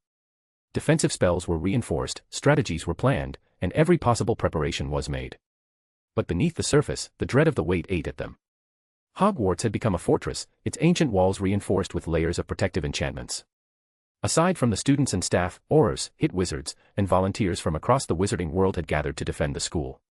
In total, nearly 5,000 witches and wizards stood ready, their wands drawn and their hearts pounding with a mix of fear and determination. The air was thick with tension, the calm before the storm. On the promised day, the sky darkened, its color turning ashen as heavy clouds gathered overhead. Everyone knew Dante's arrival was imminent. Then, a silver signal lit up the southern sky, a beacon that sent a wave of unease through the defenders. Dumbledore, flanked by Grindelwald, led a contingent of hundreds of wizards and witches toward the source of the light. They moved as an army, their footsteps echoing in the eerie silence. It didn't take long for them to find Dante. He stood by the Black Lake, his silver hair gleaming faintly. He turned to face them, his expression calm and emotionless. Slowly, he began to walk toward them, his presence radiating an almost tangible power. The wizards tensed, their wands raised, ready for the conflict. Dante stopped a few paces away, his silver eyes scanning the crowd. You prepared and brought so many people to stop me from reaching Hogwarts, he said, his voice calm but carrying an edge of disdain. You spent years rallying against me. So tell me, headmaster, did you not have an hour of your day to stop the bullying of a child? Did you not have an hour to seek justice for someone you called a student? Albus Dumbledore's face showed a flicker of guilt, but he remained silent. Dante didn't press further. Instead, he continued, his tone cold and measured. You set wards to stop elves and all magical creatures from teleporting into Hogwarts, all for me. But I have a question, do you know what I want to do? What is so important about this school? Dumbledore stepped forward, his voice steady but tinged with weariness. We know you hid your Horcrux inside it. We've looked everywhere, turned every stone, but we couldn't find it. Dante shook his head, a faint smile playing on his lips. There is nothing inside Hogwarts. It is a school, and just that. The crowd murmured in confusion, their wands wavering slightly. Dumbledore's brow furrowed. Did you lie to Lucius Malfoy? I spoke only the truth to him, Dante replied. Hogwarts is indeed important. Grindelwald narrowed his eyes, his wand rising to point at Dante. At this point, it doesn't matter what you're planning anymore, he said, his voice sharp. Around him, hundreds of wizards followed suit, their wands aimed at Dante. Dante's smile turned cold. It matters a lot, he said. As he spoke, the ground beneath their feet began to shake violently. Cracks spread in all directions, glowing with a silver light that grew brighter with each passing second. The light surged outward, flooding the landscape, into the forbidden forest, across the Black Lake, and beyond. Everywhere the wizards looked, the world was bathed in an otherworldly silver glow. The air hummed with power, and the defenders of Hogwarts felt a wave of terror wash over them. Dante's voice rang out, calm and commanding. The tomb of Hogwarts, the tomb of my first life, was built on top of ley lines of magic. The tomb is my first Horcrux, and for thousands of years, it has been absorbing magic non-stop. Hogwarts was built on top of my tomb and is fueled by it. Why do you think Hogwarts has stood without maintenance for 1,000 years? The wizards stared at him, their fear mounting. Dante continued, his tone almost conversational. Look behind you. Albus, Grindelwald, and the others turned, their eyes widening in shock. Floating above Hogwarts was the glowing figure of an old man, his form ethereal and radiant. He seemed to oversee everything, his presence both awe-inspiring and terrifying. Dante's voice cut through the silence once more. You can't stop me because the very land you stand on is part of my Horcrux now. The defenders of Hogwarts stood frozen, their wands trembling in their hands. The ground beneath them pulsed with silver light, the ley lines of magic intertwining with Dante's ancient soul. The end had come, and there was no escape. Chapter 82, Chains Break and River Bends. The world seemed to hold its breath as Dante stood at the edge of the Black Lake, his silver hair glowing faintly in the eerie light. The ground beneath him pulsed with power, the ley lines of magic intertwining with his ancient Horcrux. The defenders of Hogwarts stood frozen, their wands trembling as they listened to his words. Dante's voice is calm and deliberate. You all feared the prophecy so much. How did it start again? He paused, then recited the words that had haunted the wizarding world for years.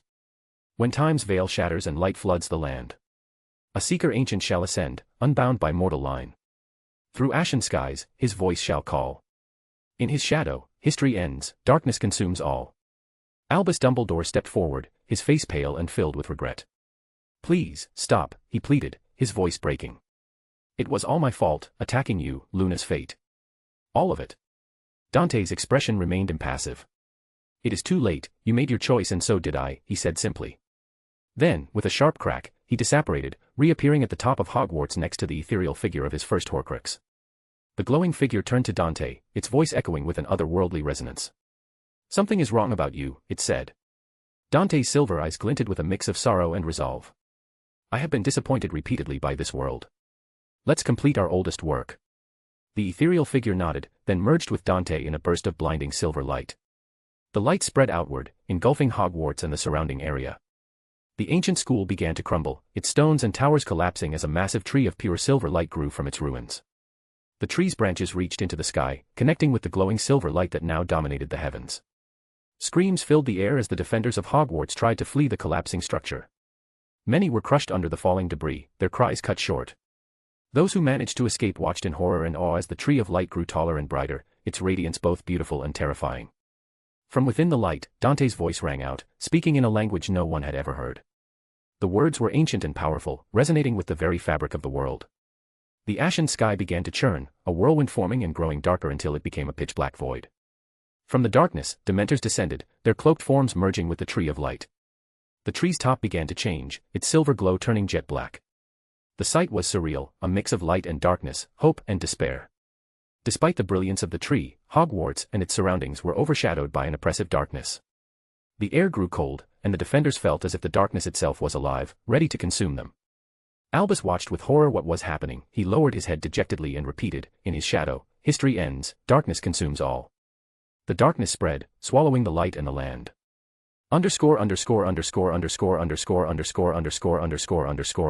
Underscore. Inside the towering tree of light, Dante stood motionless, his silver eyes scanning the surreal world around him.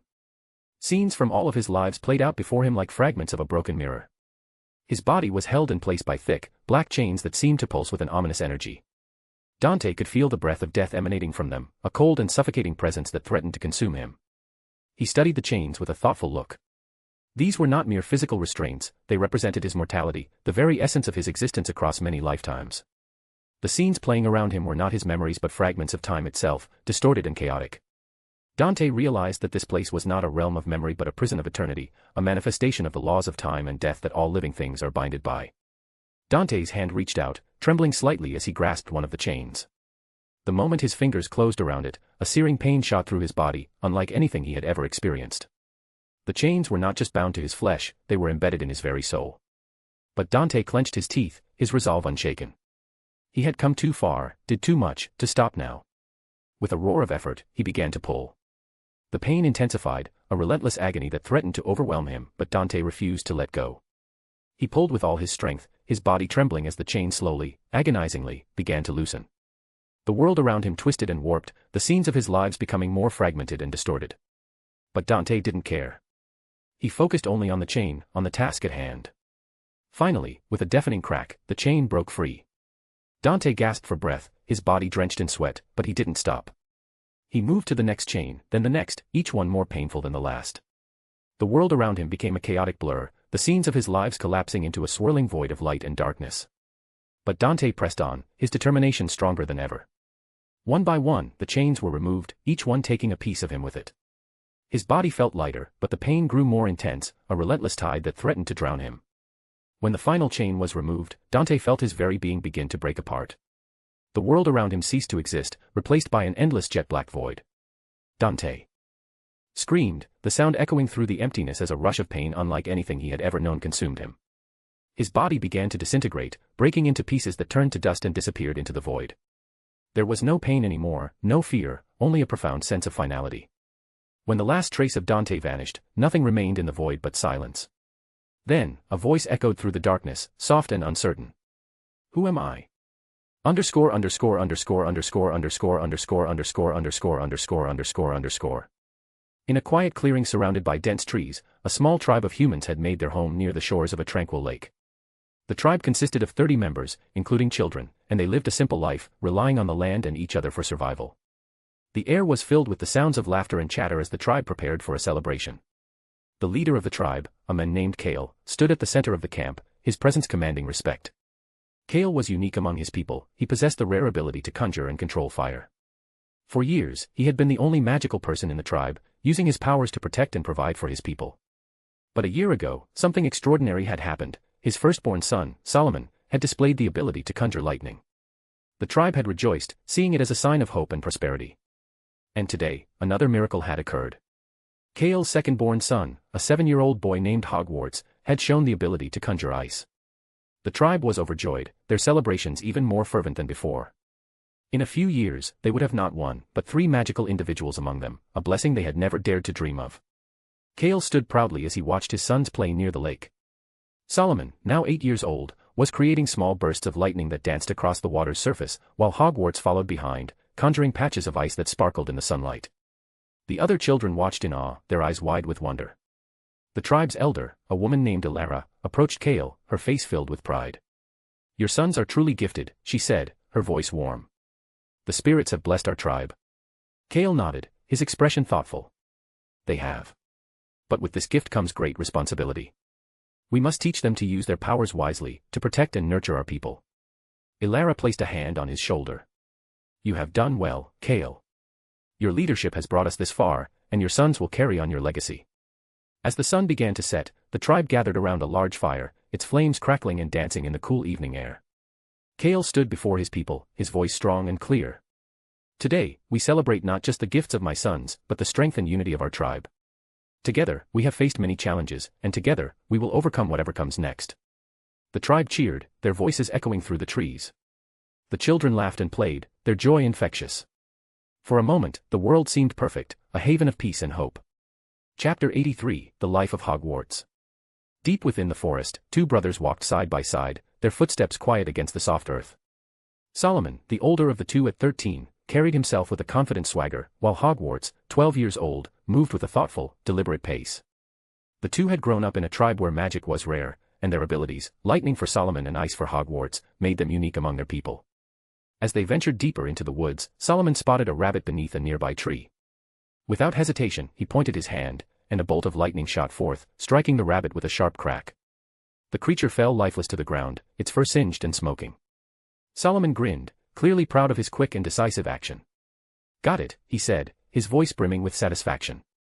Hogwarts, however, frowned as he approached the rabbit. He knelt beside it, examining the damage. "You overdid it again," he said, his tone tinged with frustration. "You hit it with too much power. Its hide is all burned now. You need to learn how to control yourself." Solomon rolled his eyes. "You're just like father. It's just a rabbit. That's why it's burned." Hogwarts picked up the rabbit, his expression thoughtful. "Why do you think they die when you hit them?" he asked. "What changes happen for something to stop being alive?" Solomon groaned. "You're still asking these weird things. It happens because it happens."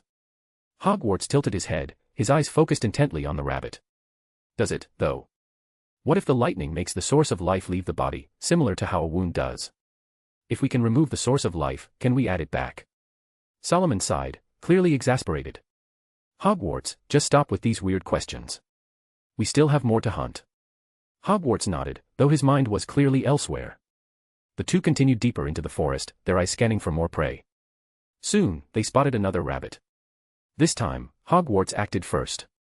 With a wave of his hand, he froze the rabbit's leg, immobilizing it. He approached the creature slowly. Solomon followed, his brow furrowed. "Why not just stab it with ice instead of freezing it like this?" he asked. Hogwarts didn't look up.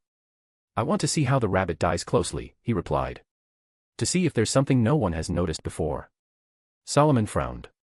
"What's the point?" Hogwarts glanced at his brother. "We have an agreement. Last time, we went along with your suggestion. This time, we'll follow mine. I want to check the rabbit." Solomon was clearly annoyed but didn't argue further.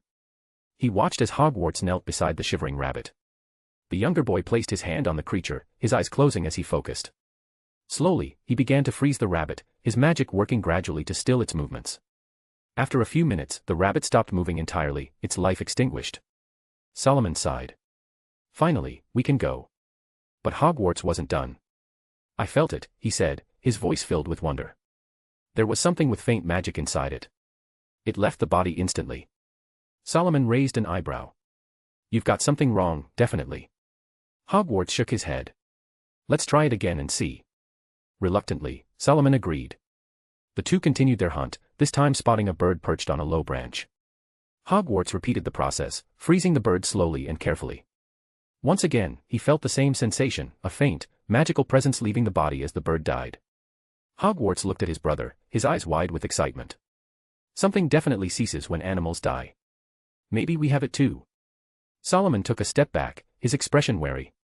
"Are you saying you want to kill me just to check this madness?" Hogwarts shook his head quickly. "No, I want to try and feel it inside you. I won't kill you." After some back and forth, Solomon finally relented. The two sat beneath a tree, Hogwarts placing his hand on Solomon's back. He closed his eyes, focusing intently. After a moment, he spoke. "The feeling is stronger in you, far stronger and clearer than in the animals." Solomon's curiosity piqued. "Try to touch it with magic and see what happens." Hogwarts hesitated but agreed. He channeled a small amount of magic, reaching out to the source of life he sensed within his brother. The moment his magic made contact, Solomon screamed, his body jerking as if struck by an unseen force. Hogwarts pulled his hand back quickly, his face filled with concern. "What was that?" Solomon asked, his voice shaky. Hogwarts frowned, his mind racing. "I don't know. It felt like the opposite of what happens when animals die. It seems to be the source of your life." Solomon's eyes widened. "This might be a new magic, magic to control life." Hogwarts shook his head. "It's different. Let's test it more with animals and see what happens." Solomon nodded, his earlier annoyance replaced by excitement. The prospect of discovering a new kind of magic was too enticing to ignore. Together, the two brothers continued their experiments. Solomon, despite his initial excitement, found himself struggling to replicate Hogwarts' newfound ability. No matter how hard he tried, he couldn't sense or manipulate the faint magical presence Hogwarts described. This left him dejected, his usual confidence subdued. As the sun began to set, the two returned to their tribe, carrying the rabbits and birds they had hunted. Their father, Kale, was waiting for them, his expression a mix of relief and concern. "Where have you two been?" You're late, he said, his voice firm but not unkind. Solomon, eager to share their discovery, spoke up first. Father, Hogwarts discovered a new magic. Cale's eyes widened in surprise. A new magic? Tell me more. The two brothers quickly filled him in on their experiments, how Hogwarts had sensed a faint magical presence within living creatures, how he had learned to remove and even return it. Cale listened intently, his astonishment growing with each detail. When they finished, he sat in silence for a moment, processing what he had heard. This might be a magic to control life, Cale said finally, his voice filled with awe. Or perhaps even the spirits themselves. But you must be careful. This kind of power could be dangerous. He turned to Hogwarts, his expression serious. Your ice magic must come first. Do not abandon it in pursuit of this new discovery. Hogwarts nodded. I won't, Father. I'll continue to develop my ice magic while exploring this new ability. Underscore.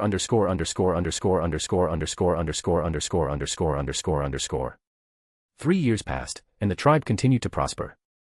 Solomon's lightning magic had grown in strength, surpassing even his father's fire magic in raw power. Hogwarts, while not as strong as his brother, had become the smarter and more skilled of the two. His ice magic was precise and versatile, and he had even developed a new form of magic, a binding promise between two magical individuals, which he called the Unbreakable Vow. Though it wasn't particularly useful yet, it was a significant step forward, acknowledged by both Cale and Solomon. Hogwarts was steadily developing a new branch of magic. One day, the two brothers were out hunting again. Solomon spotted a deer grazing in a clearing and raised his hand, ready to strike it with lightning. But before he could act, Hogwarts stopped him, shaking his head. Instead, Hogwarts used his ice magic to freeze the deer's legs, causing it to stumble and fall to the ground. Solomon looked at his brother, puzzled. What are you trying to do this time? Hogwarts' eyes gleamed with interest. This is a bigger creature. Its spirit must be stronger. I want to try removing it and then pushing it back in to see what happens. Solomon's curiosity was piqued, and he nodded. All right, let's see. Hogwarts knelt beside the deer, placing his hand on its side. He closed his eyes, focusing on the faint magical presence within the creature. Slowly, he began to pull it out, using his magic to force the spirit from the deer's body. The deer writhed in pain for a moment before going still, its life extinguished. In Hogwarts' hand, a shimmering green light flickered, pulsing faintly. Solomon stared at the light, his eyes wide. Is that the spirit? Why is it green? Hogwarts frowned thoughtfully. Maybe because I forced it out with magic, it gained color. He then tried to push the spirit back into the deer. To their astonishment, the deer's body twitched, and its eyes fluttered open. It struggled to its feet, breaking free from the ice, and tried to run. But Solomon was quick, he raised his hand and struck the deer with a bolt of lightning, ending its life once more. Solomon turned to Hogwarts, his face filled with excitement. You can take life and give it back.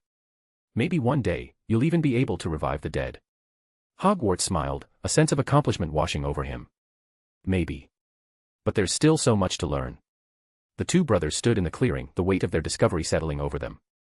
Hogwarts' progress was undeniable, and with each passing day, he grew closer to unlocking the secrets of life itself. Underscore.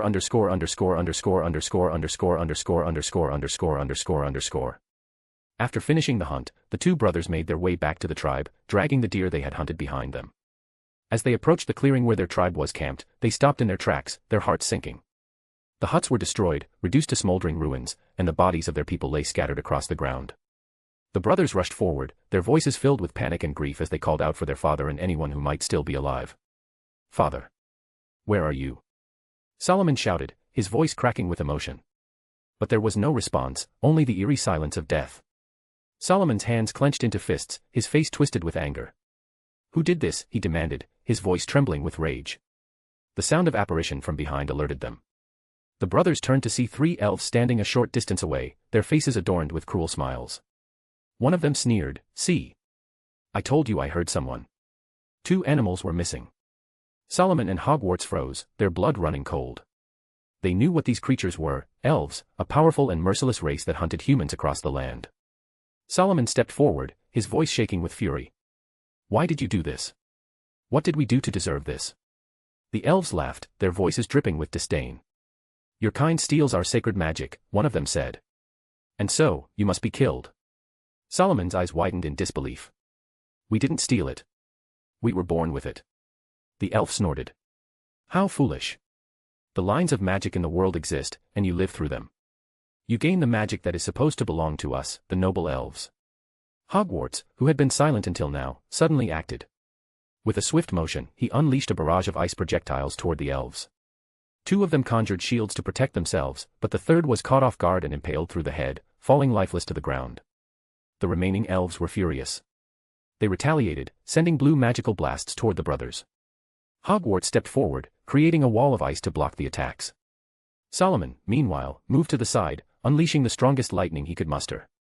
The targeted elf conjured a shield, but the sheer power of Solomon's lightning shattered it, killing the elf instantly. The last elf, seeing his companions fall, screamed in rage. "I'll be back to kill you," he shouted, attempting to disapparate. But before he could escape, a burst of lightning erupted from his body, causing him to scream and collapse to the ground. Solomon stared in confusion. What just happened? Hogwarts didn't waste time pondering that. Instead, he quickly froze the elf's body and approached him. Placing his hand on the elf's head, Hogwarts used his magic to bind the elf's spirit. "We will kill you," Hogwarts said coldly. "But if you agree to serve us and do everything we tell you faithfully, we will let you live." The elf glared at him with hatred but eventually nodded in agreement. A binding contract was established between them, though the elf didn't fully understand what had just happened. Hogwarts wasted no time. "Why did you kill our tribe?" he demanded. The elf sneered. "We already told you. As long as humans live, the elves will hunt them." Hogwarts pressed further. "What magic do the elves use?" The elf reluctantly explained the basics of elven magic, his voice filled with bitterness. Hogwarts then asked the question that had been burning in his mind. "Where did the survivors of the tribe go?" The elf's answer sent a chill through the brothers. "There are no survivors. The rest of those not killed here were taken to the elves' caves to be fed to the dragons. They are already dead by now." Hogwarts' face darkened, and he turned to his brother. Solomon's eyes were red with rage, his fists clenched so tightly that his nails dug into his palms. "We have to avenge them," Solomon said, his voice trembling with fury. Hogwarts nodded but remained calm. "We will. But we need to leave for now. More elves might come, and things will become difficult. With time, we'll grow stronger and come back to avenge our tribe." As Hogwarts spoke, the captured elf suddenly broke free from the ice and lunged at him. But the binding contract took effect immediately, and the elf's magic backfired, killing him instantly. The brothers stared at the lifeless body, their faces filled with hate. Hogwarts turned to Solomon, his voice firm. "Let's leave. One day, we will come back and kill them all." With heavy hearts, the 2 brothers turned away from the ruins of their tribe, resolved to one day come back and avenge everyone. The elves had taken everything from them, but they would not rest until they had their vengeance. Underscore underscore underscore underscore underscore underscore underscore underscore underscore underscore underscore. For weeks, Solomon and Hogwarts traveled far from the ruins of their tribe, their hearts heavy with grief but determined to go back one day. They eventually reached a secluded valley nestled near a great tranquil lake, surrounded by mountains and bordered by a dense forest. The area was peaceful and remote, a perfect place to rebuild and grow stronger. The 2 brothers decided to make a camp there, turning the valley into their new home. Their days were filled with hunting and training. Solomon focused on honing his lightning magic, experimenting with controlling the shape and intensity of his bolts. His power output grew significantly, and he began to channel his rage into his magic, making it more precise and devastating. Hogwarts, on the other hand, turned his attention to replicating the magic they had seen the elves use. He spent hours practicing, trying to create the same kind of shields the elves had conjured. When Solomon asked what he was doing, Hogwarts explained, "I want to replicate the elves' magic." Solomon frowned. "You can't use their magic. It's not ours." Hogwarts shook his head. "They claimed we stole magic from the same source they use. If that's true, then our magic is similar to theirs. We should be able to do what they do." Solomon dismissed the idea, skeptical that they could replicate the elves' abilities. But a few days later, Hogwarts proved him wrong. He successfully created a shield around himself, just like the ones the elves had used. Solomon stared in disbelief as Hogwarts explained how he had imagined the shield and manifested it using his magic. "You're a special case," Solomon said, still reluctant to try. "You have that spirit magic." "I don't think I can do it." Hogwarts insisted. "There's no harm in trying." To both of their shock, Solomon managed to manifest a shield by sunset that same day. While it had taken Hogwarts days to achieve the same feat, Hogwarts smiled. "It seems you're more talented in elf magic than lightning and spirit." Over the next few months, the brothers dedicated themselves to mastering the elves' magic. They practiced relentlessly, pushing their limits and exploring new possibilities. They learned to apparate, disappearing and reappearing in different locations with ease. Their mastery of the elves' magic grew, and with it, their confidence. The valley became a place of growth and discovery. The brothers trained together, their bond strengthening as they shared their knowledge and supported each other. Solomon's lightning magic became more refined, while Hogwarts continued to explore the mysteries of spirit magic and the elves' techniques. As the months passed, the brothers grew stronger, their skills surpassing anything they had imagined. The valley, once a place of refuge, had become a training ground where they prepared for the day they would return to avenge their tribe. The elves had taken everything from them, but Solomon and Hogwarts were determined to take it back, with interest. Underscore. 2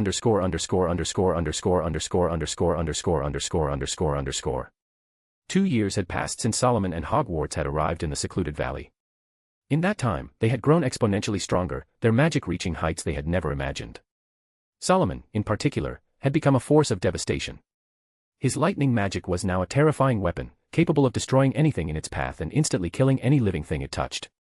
Hogwarts, while not as destructive, had refined his ice and elves' magic to a level of precision and control that surpassed the elves' own abilities.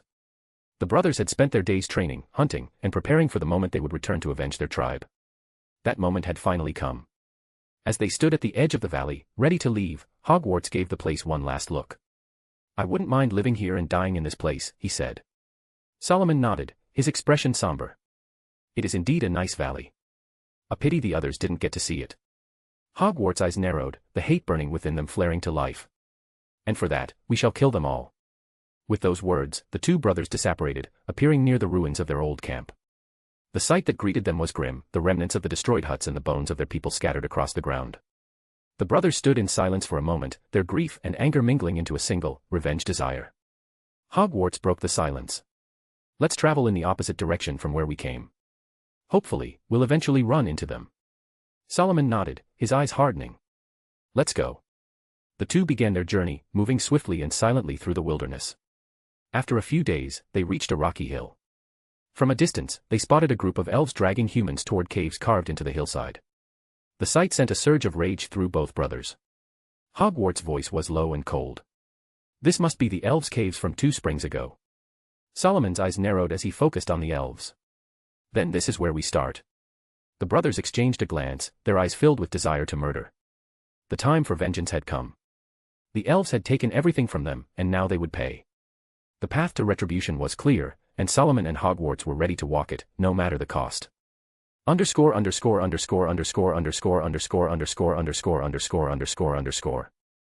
scene at the rocky hill was one of cruelty and despair. A group of 15 elves stood in a half-circle, laughing as they dragged terrified humans toward the mouth of a cave.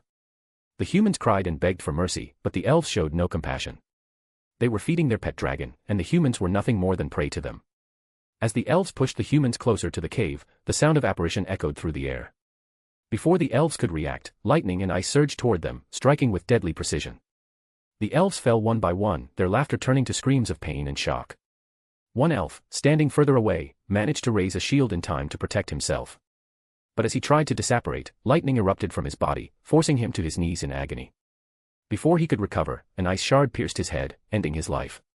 Solomon and Hogwarts stood amidst the carnage, their eyes cold and unforgiving.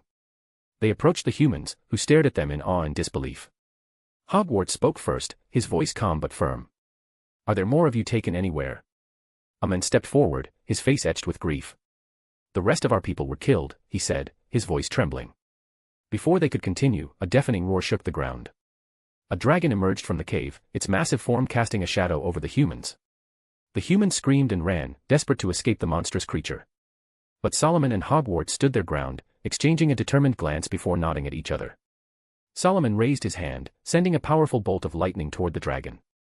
The creature roared in pain and anger, its fiery breath surging toward Solomon. Hogwarts acted quickly, raising a wall of ice to shield his brother. At the same time, he sent ice shards toward the rocky ceiling above the cave, causing it to collapse. The falling rocks pinned the dragon to the ground, trapping it momentarily. As the dragon struggled to free itself, Hogwarts sent more ice to bind the rocks together, creating a solid mass that held the creature in place. Solomon seized the opportunity, charging his most powerful lightning bolt. With a deafening crack, he unleashed it, striking the dragon directly. The creature roared in agony, its struggles growing weaker until it finally lay still, its massive body lifeless. Solomon breathed a sigh of relief, his hands trembling slightly. "I almost thought it wouldn't die." Hogwarts nodded, his expression thoughtful. "The hide of this monster must be resistant to magic. If we skin it and make clothes out of it, we'll have additional protection against the elves' magic." The humans, who had hidden nearby, cautiously emerged from their hiding places. They stared at the brothers with a mix of awe and gratitude. One of them stepped forward, his voice filled with wonder. "How did you manage to do that?" Solomon's voice was firm, his eyes blazing with determination. "We trained for a long time to come back and avenge our tribe. I will kill all the elves." But an old man shook his head, his face filled with concern. "You should run away," he said. "It's said the elves have an empire with thousands of them. Killing them all is impossible." The brothers froze at his words. If what the old man said was true, their revenge was far from over. The elves' empire was vast, and their numbers were overwhelming. But Solomon and Hogwarts exchanged a glance, their resolve clear. They will not turn back till they get their revenge. Hogwarts spoke, his voice steady. "Then we'll take them down one by one. Until there are none left." The humans looked at the brothers with a mix of hope and fear. Underscore underscore underscore underscore underscore underscore underscore underscore underscore underscore underscore. Solomon's rage burned brightly, his desire to hunt down every elf and exact vengeance driving him forward. But Hogwarts saw the bigger picture. As they stood amidst the ruins of another elven ambush, Hogwarts spoke up, his voice calm but firm. "We can't keep doing this alone. If we want to defeat the elves, we need more than just the two of us. We need an army." Solomon frowned, his fists clenched. "What are you suggesting?" Hogwarts met his brother's gaze. "We gather and save as many as we can. We teach the magical ones how to fight, how to use their powers. In time, we'll have our own tribe, a force strong enough to stand against the elves." Solomon hesitated, his anger warring with his brother's logic. Finally, he nodded. "Fine. We'll do it your way." And so, the two brothers began their new mission. They traveled far and wide, rescuing humans from elven raids and rallying them to their cause.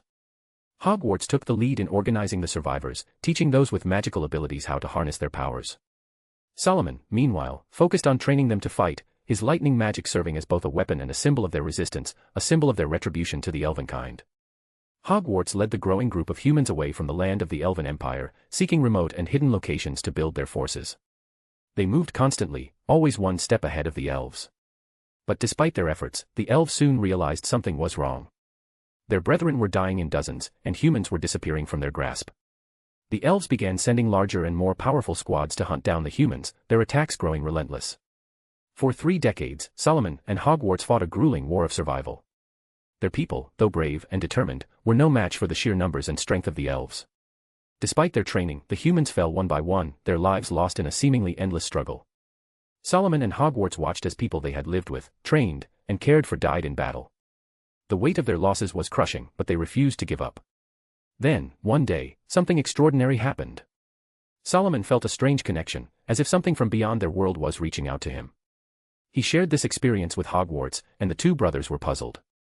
What were these beings, and why had they chosen to contact Solomon?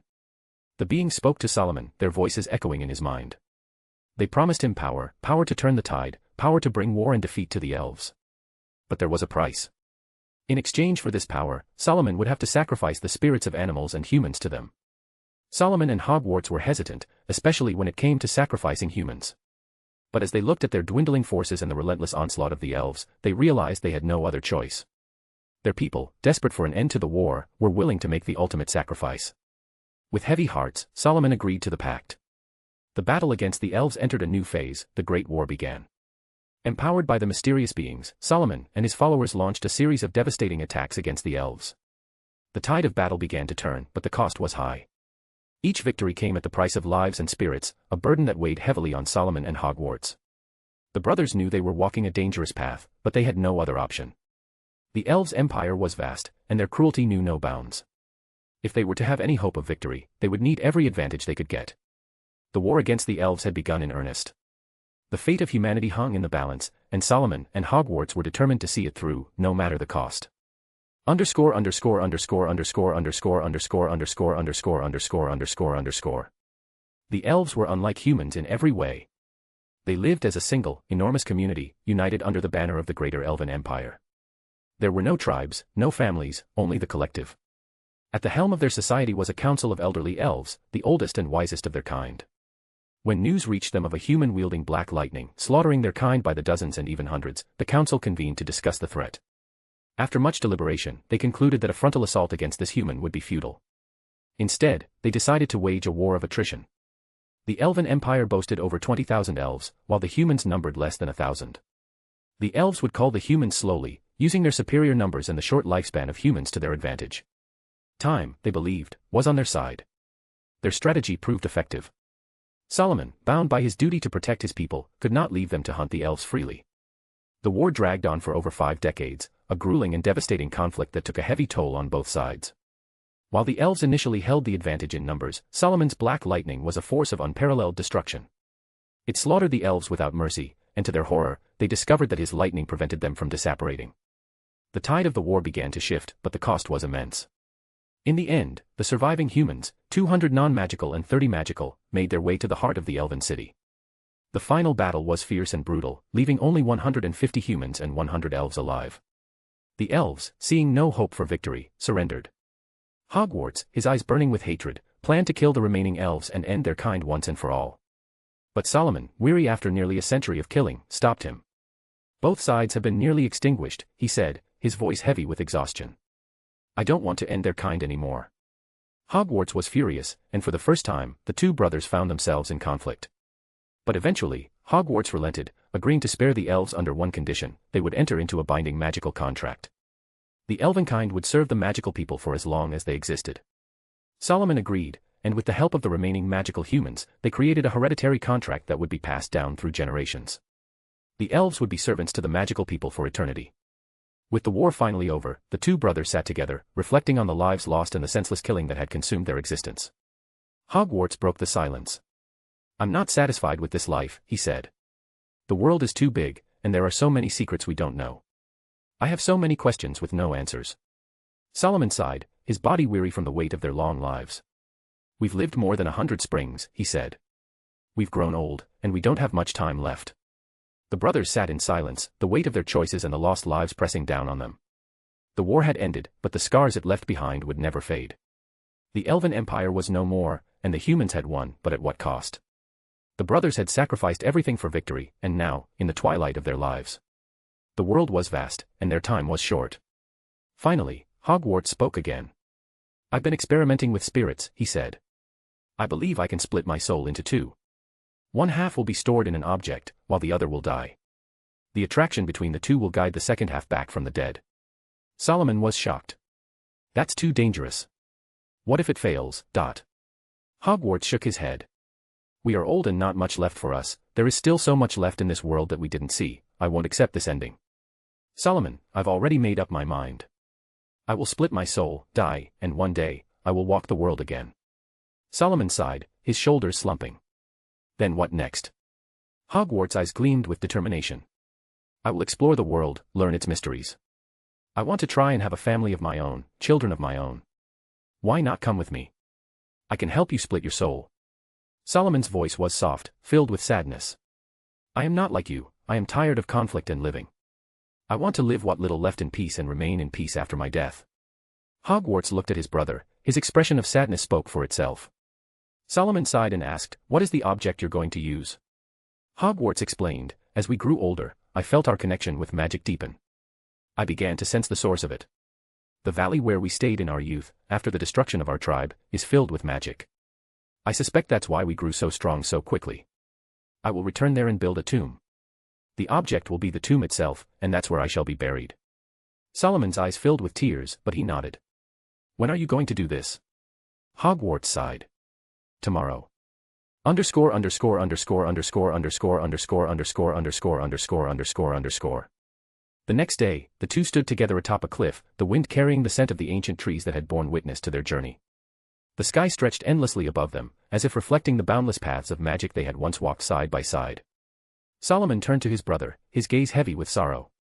Are you sure about this? He asked, his voice carrying both understanding and grief. You are going against the very laws of nature. Hogwarts sighed, the weight of his decision evident in his eyes. Oh, Solomon, he murmured. Did you not go against nature when you called upon powers beyond our world? Was it not you who first bent the laws that bound us? Solomon remained silent. Hogwarts continued, his voice tinged with longing. There is so much left to see, so much to learn. And yet, our time runs short, 100 springs passed in a blink. I refuse to let death take me before I have unraveled every mystery this world holds. I shall make death my servant, not my master. Solomon looked at him. Then, with a sad smile, he said, I had hoped that we would spend what little time we have left together. Hogwarts stepped forward and embraced him. I am sorry for leaving you early. Solomon closed his eyes, returning the embrace. Then I wish you luck on your journey. And at its end, may you triumph over death and unravel all mysteries. With that, Hogwarts turned and walked away, vanishing into the unknown, chasing the impossible. It was the last time the brothers would ever meet.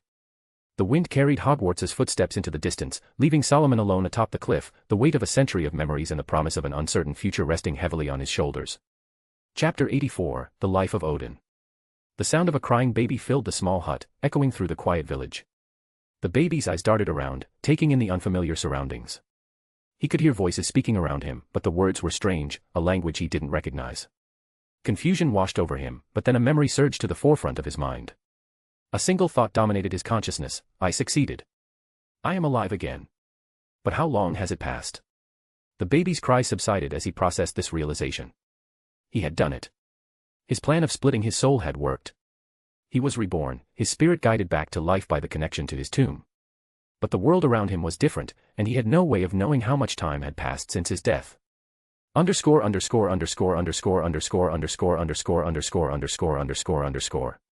3 springs passed, and the baby grew into a curious and intelligent child. He learned the language of his new people, a tongue that felt foreign and strange. He was Odin, the son of Bor, the chief of the tribe. Unlike his first life, he had no siblings, but he didn't mind that. His focus was on understanding this new world and the magic within it. In this era, the magical people were called wizards, while the non-magical were referred to as men or simply people. Odin found this distinction fascinating. The wizards here performed magic in a way he had never seen before. Instead of relying solely on focus and willpower, they invoked words to cast spells. Some even carried marbles and other objects extracted from magical beings to channel their magic. Odin's curiosity and excitement knew no bounds. He would pester his father, Bor, to show him all the spells he knew. Bor, proud of his son's intelligence and eagerness to learn, indulged him. Odin was unlike any child Bor had ever known. He was too smart for his age and showed an innate ability to perform magic without words. Bor was certain that his son would grow to become a great wizard, perhaps the greatest their tribe had ever seen. Odin, for his part, was thrilled by the new possibilities. The world had changed, and magic had evolved in ways he could never have imagined. Spells, enchanted objects, and the division between wizards and men, it was also different from what he had known in his first life. But it was also exciting. There was so much to learn, so many mysteries to unravel. As Odin grew, he began to experiment with the magic of this era, blending it with the knowledge he had carried over from his past life. He was determined to master this new form of magic and uncover its secrets. The world was vast, and his journey had only just begun. The rebirth of Odin marked the start of a new chapter, one filled with endless possibilities and the promise of greatness. Time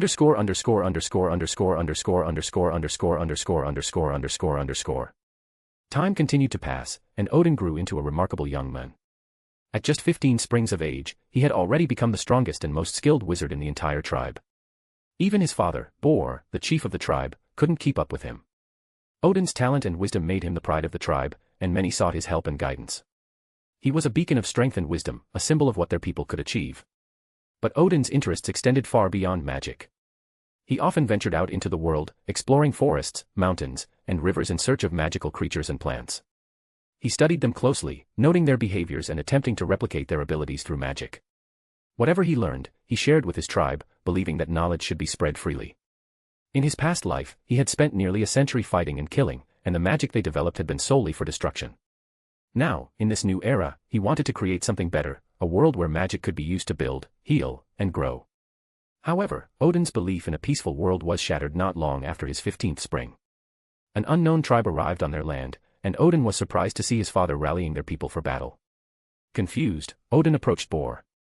Why are we going to fight another tribe? They are just like us, people. Bor's expression was grim. We must protect our land from thieves and defend our people. It is our duty.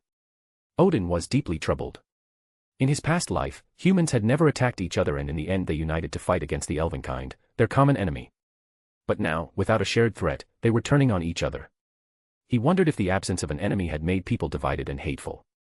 The thought filled him with indescribable sadness. He tried to convince his father to speak with the other tribe before resorting to violence. But for the first time, Bor grew angry with him. As a man, you should defend your tribe and your pride, not act so weakly, he shouted. Odin was taken aback by his father's reaction. Even the other tribe members, young and old, looked at him with disdain. Despite his misgivings, Odin accompanied the tribe to the battlefield, walking silently at the back, his heart heavy with dread. At noon, when the sun hung high in the sky, the tribe reached a clearing where the invaders were camped. Odin considered trying to persuade his father again, but before he could speak, the other tribe's wizard attacked.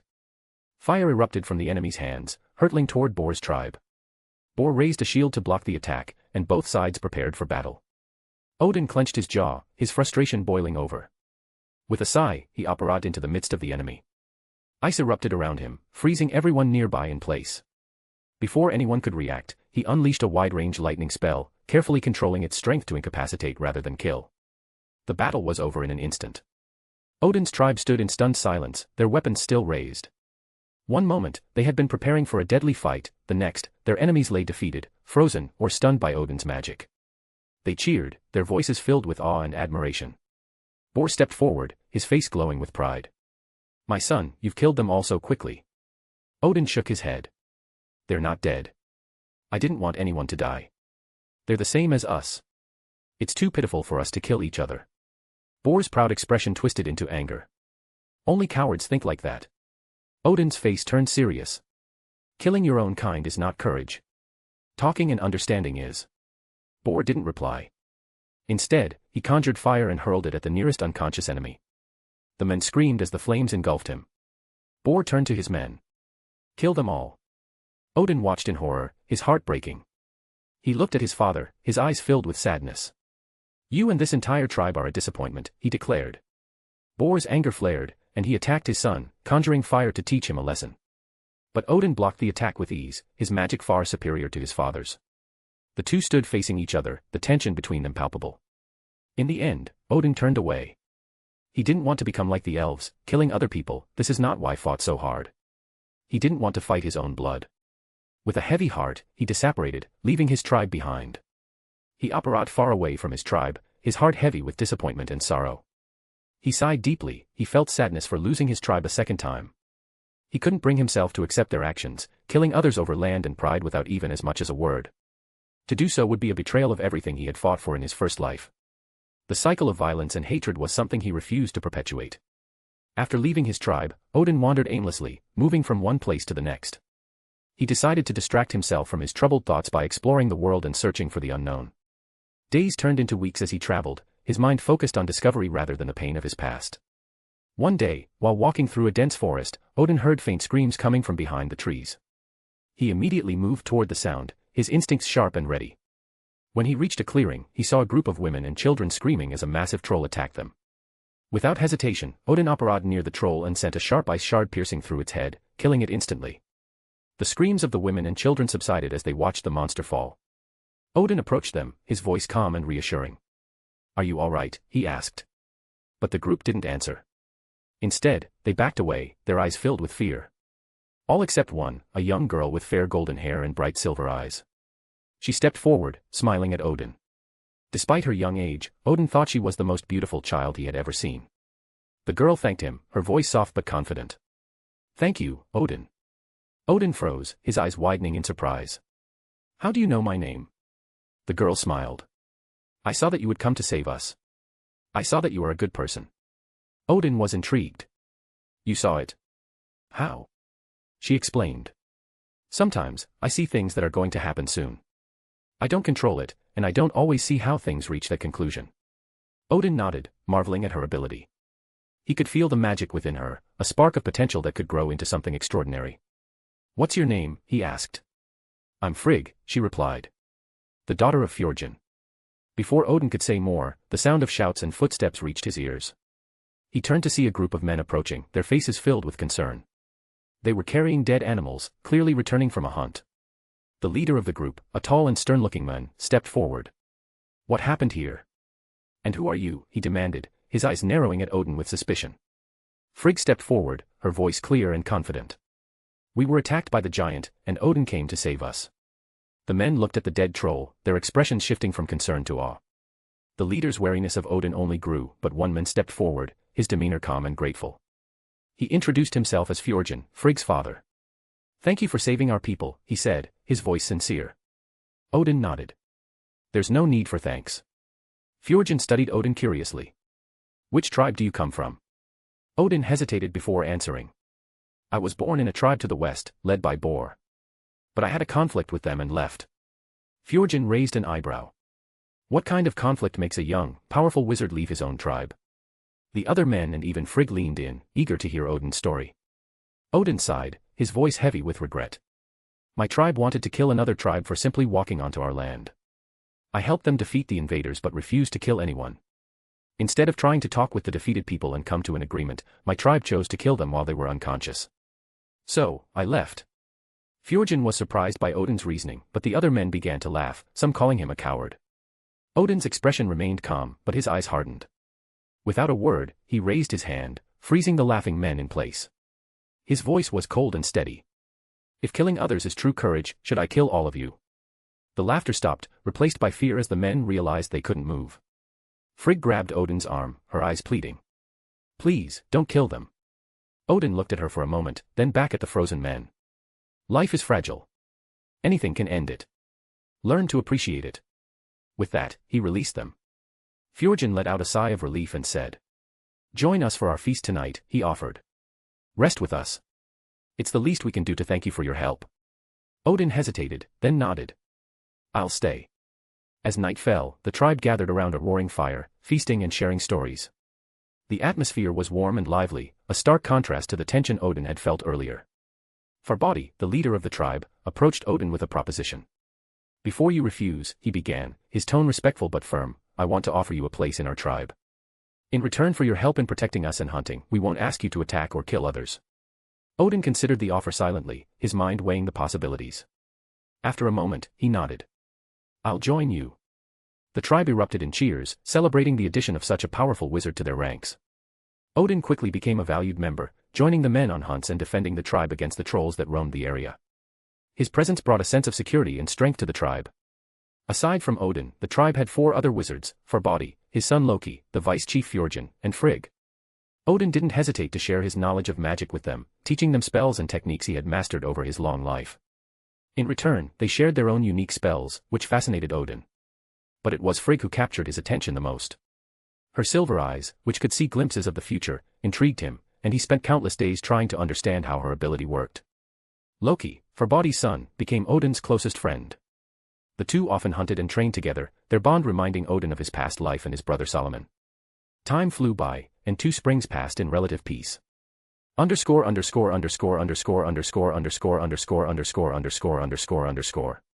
One day, while out hunting, the tribe unexpectedly encountered Boar and his men.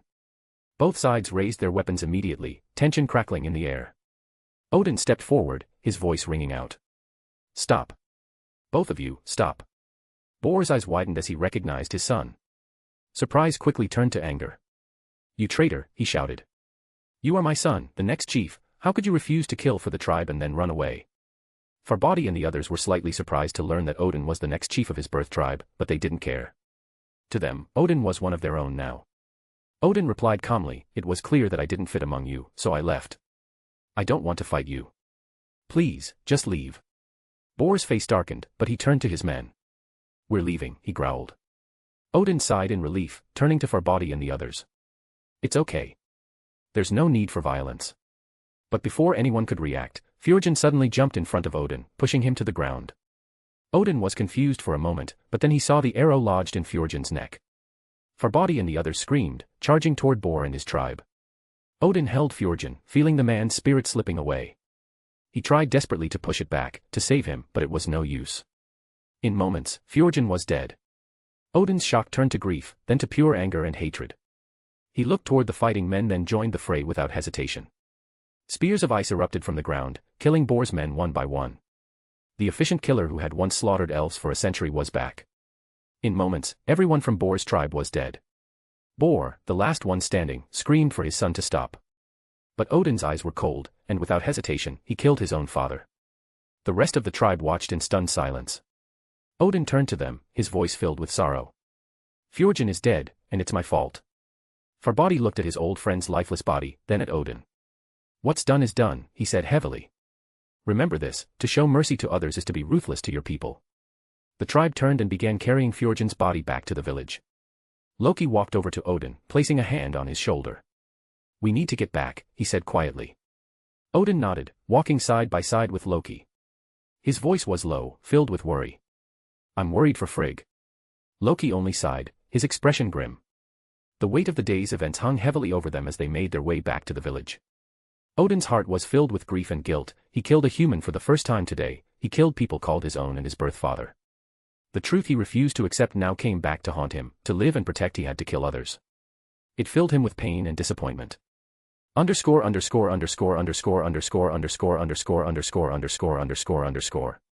When Odin and the tribe returned to the village, they were met with the heart-wrenching sight of Frigg crying uncontrollably. She had foreseen her father's death before their arrival. Odin watched her, his heart heavy with guilt. He knew Fjorgen's death was his fault. If he hadn't intervened, if he hadn't tried to stop the fight, Fjorgen might still be alive.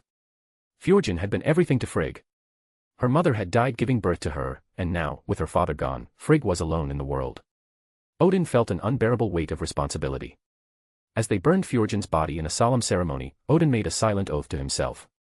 He would take care of Frigg in Fjorgen's place. He would protect her, help her, and defend her, even if it meant putting his own life on the line. From that day forward, Odin went out of his way to support Frigg. He checked on her constantly, ensuring she had everything she needed or wanted. As time passed, Frigg grew into a brilliant wizard. She discovered that magic coursing through cracked rocks and other materials could produce different effects. With Odin and Loki's help, she began carving and experimenting, eventually developing a new form of magic she called runes. Springs continued to pass, and the tribe flourished. Loki became the new chief after his father's passing, and Odin took on the role of vice chief. His magical prowess and skills grew exponentially, and he became a pillar of strength for the tribe. Frigg, now a stunning woman with a dignified air, was second only to Odin in terms of power. Over time, Odin and Frigg grew closer. They found comfort in each other's company, their bond deepening with each passing day. Eventually, their relationship blossomed into love, and they were married in a joyous celebration that brought the entire tribe together. After their marriage, Odin decided it was time to check on his tomb. One day, he brought up the topic with Frigg. "I need to leave for a while," he said. "There's something I must do." Frigg replied, "I want to come with you." Odin hesitated but eventually agreed. The two informed the tribe of their plans, promising to return as soon as possible. Frigg didn't know where Odin was going or why, but she trusted him completely. She would follow him wherever he led. Odin didn't know the exact location of his tomb, but he could read the stars to get a general idea. He estimated that it was to the southeast and prayed that the stars' positions hadn't changed too much over the centuries. Their journey took them through forests, mountains, and valleys. They encountered other tribes and people along the way. Some meetings were peaceful, while others ended in bloodshed. But Odin was determined to find his tomb, no matter the obstacles. After 2 weeks of travel, they came across a group of people speaking in the language of Odin's first life. Odin was thrilled to hear it again, thinking he would never encounter it in this era. He spoke to them excitedly, but their words filled him with anger. They spoke of Solomon, the great wizard who, over 3,000 springs ago, had summoned the power of gods and declared war against the world, forcing everyone to submit to him. The concept of gods was foreign to Odin, but hearing his brother's sacrifices and efforts twisted into a tale of conquest enraged him. He tried to explain the true story, but his words were met with laughter and disbelief. No one believed him. Disheartened, Odin left the group, feeling sorrow and disappointment at how the world had changed for the worse. 3,000 springs had passed since his first life, and the truth had been twisted completely. Another day passed, and Odin finally found the lake he had been searching for. Frigg, who had followed him faithfully, looked at him with a questioning gaze. Odin led her to his tomb, now overgrown with plants and hidden by time. He turned to her, his expression serious. "I want to tell you a story," he said. Frigg listened intently as Odin recounted the tale of his first life, how he had lived as Hogwarts, fought against the elves, and ultimately split his soul to cheat death. He explained that the tomb before them was his first resting place, the anchor that had brought him back to life. Frigg's eyes widened with wonder as she absorbed the story. She had always known Odin was extraordinary and different from others, but only now she understood how great he truly was. Odin began removing the plants and vines that had grown over it, revealing the weathered stone beneath. Frigg watched him, her silver eyes filled with curiosity and concern. "I believe," Odin said, his voice steady, "that if I absorb my soul fragment back, along with the magical power stored in this tomb, I should be able to overcome death and break the chains of my mortality." Frigg's eyes widened in surprise.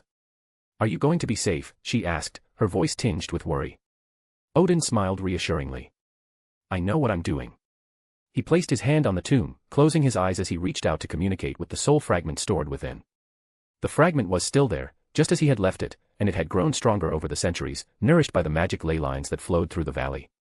As Odin connected with it, a silver light began to spread in all directions, illuminating the area with an otherworldly glow. Frigg watched in awe and fear as the oppressive power radiating from the tomb grew stronger. It was unlike anything she had ever felt, a force that seemed to bend the very fabric of reality.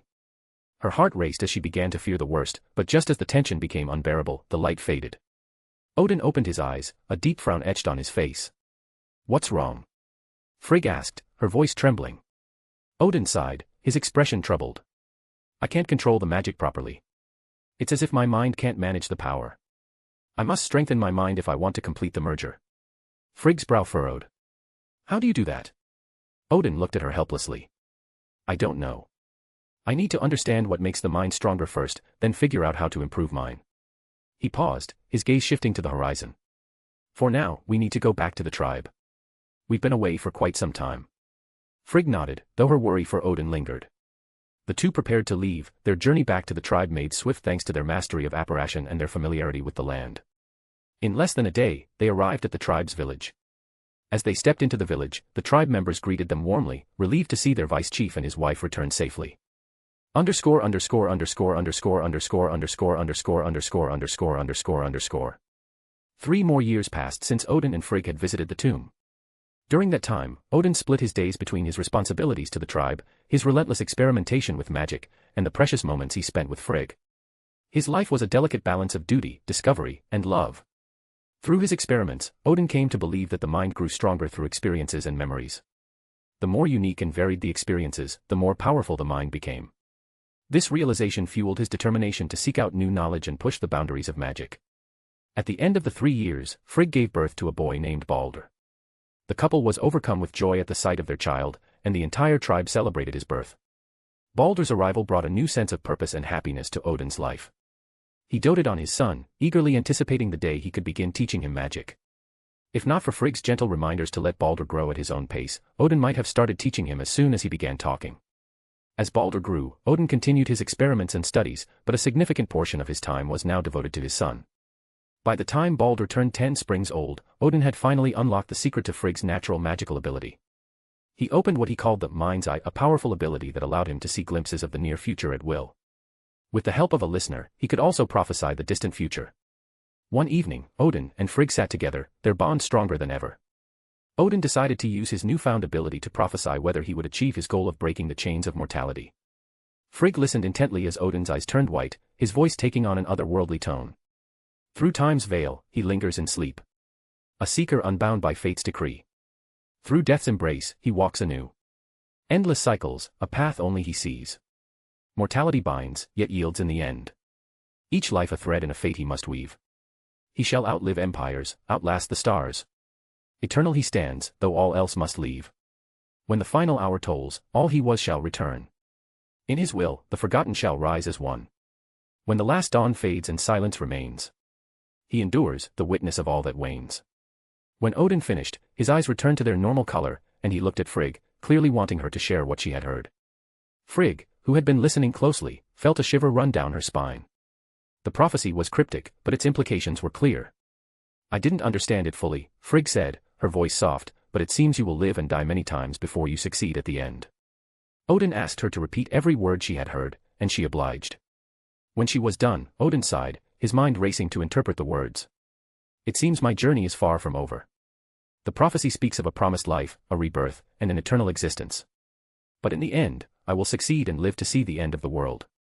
Frigg placed a hand on his arm, her touch reassuring. "Odin, you should let go of that goal.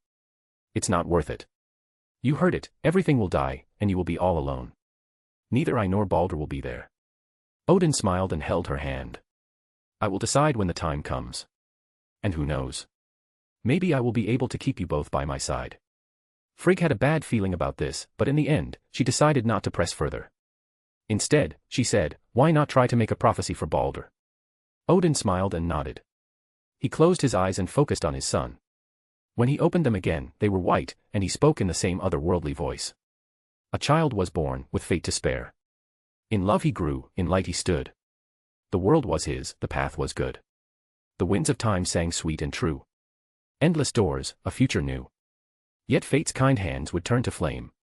A whispered name, a fleeting claim. When 15 springs had graced his soul, the fire called, its hunger stole. Ashen winds now mark his place. A life so bright, lost without trace. When Odin finished, his eyes returned to normal, and he looked at Frigg, his expression turned to concern the moment he saw her face. Frigg's face had turned pale, her hands trembling as she processed the prophecy. Odin, she whispered, her voice breaking, Baldur will die when he completes his 15th spring. Odin's heart sank as he realized the gravity of the prophecy. It seems Baldur's fate is tied to fire, she continued slowly, tears welling in her eyes, her voice heavy with dread. When he turns 15, something terrible will happen. We must do everything in our power to protect him. Odin nodded. We'll keep him safe. No matter what it takes. Underscore.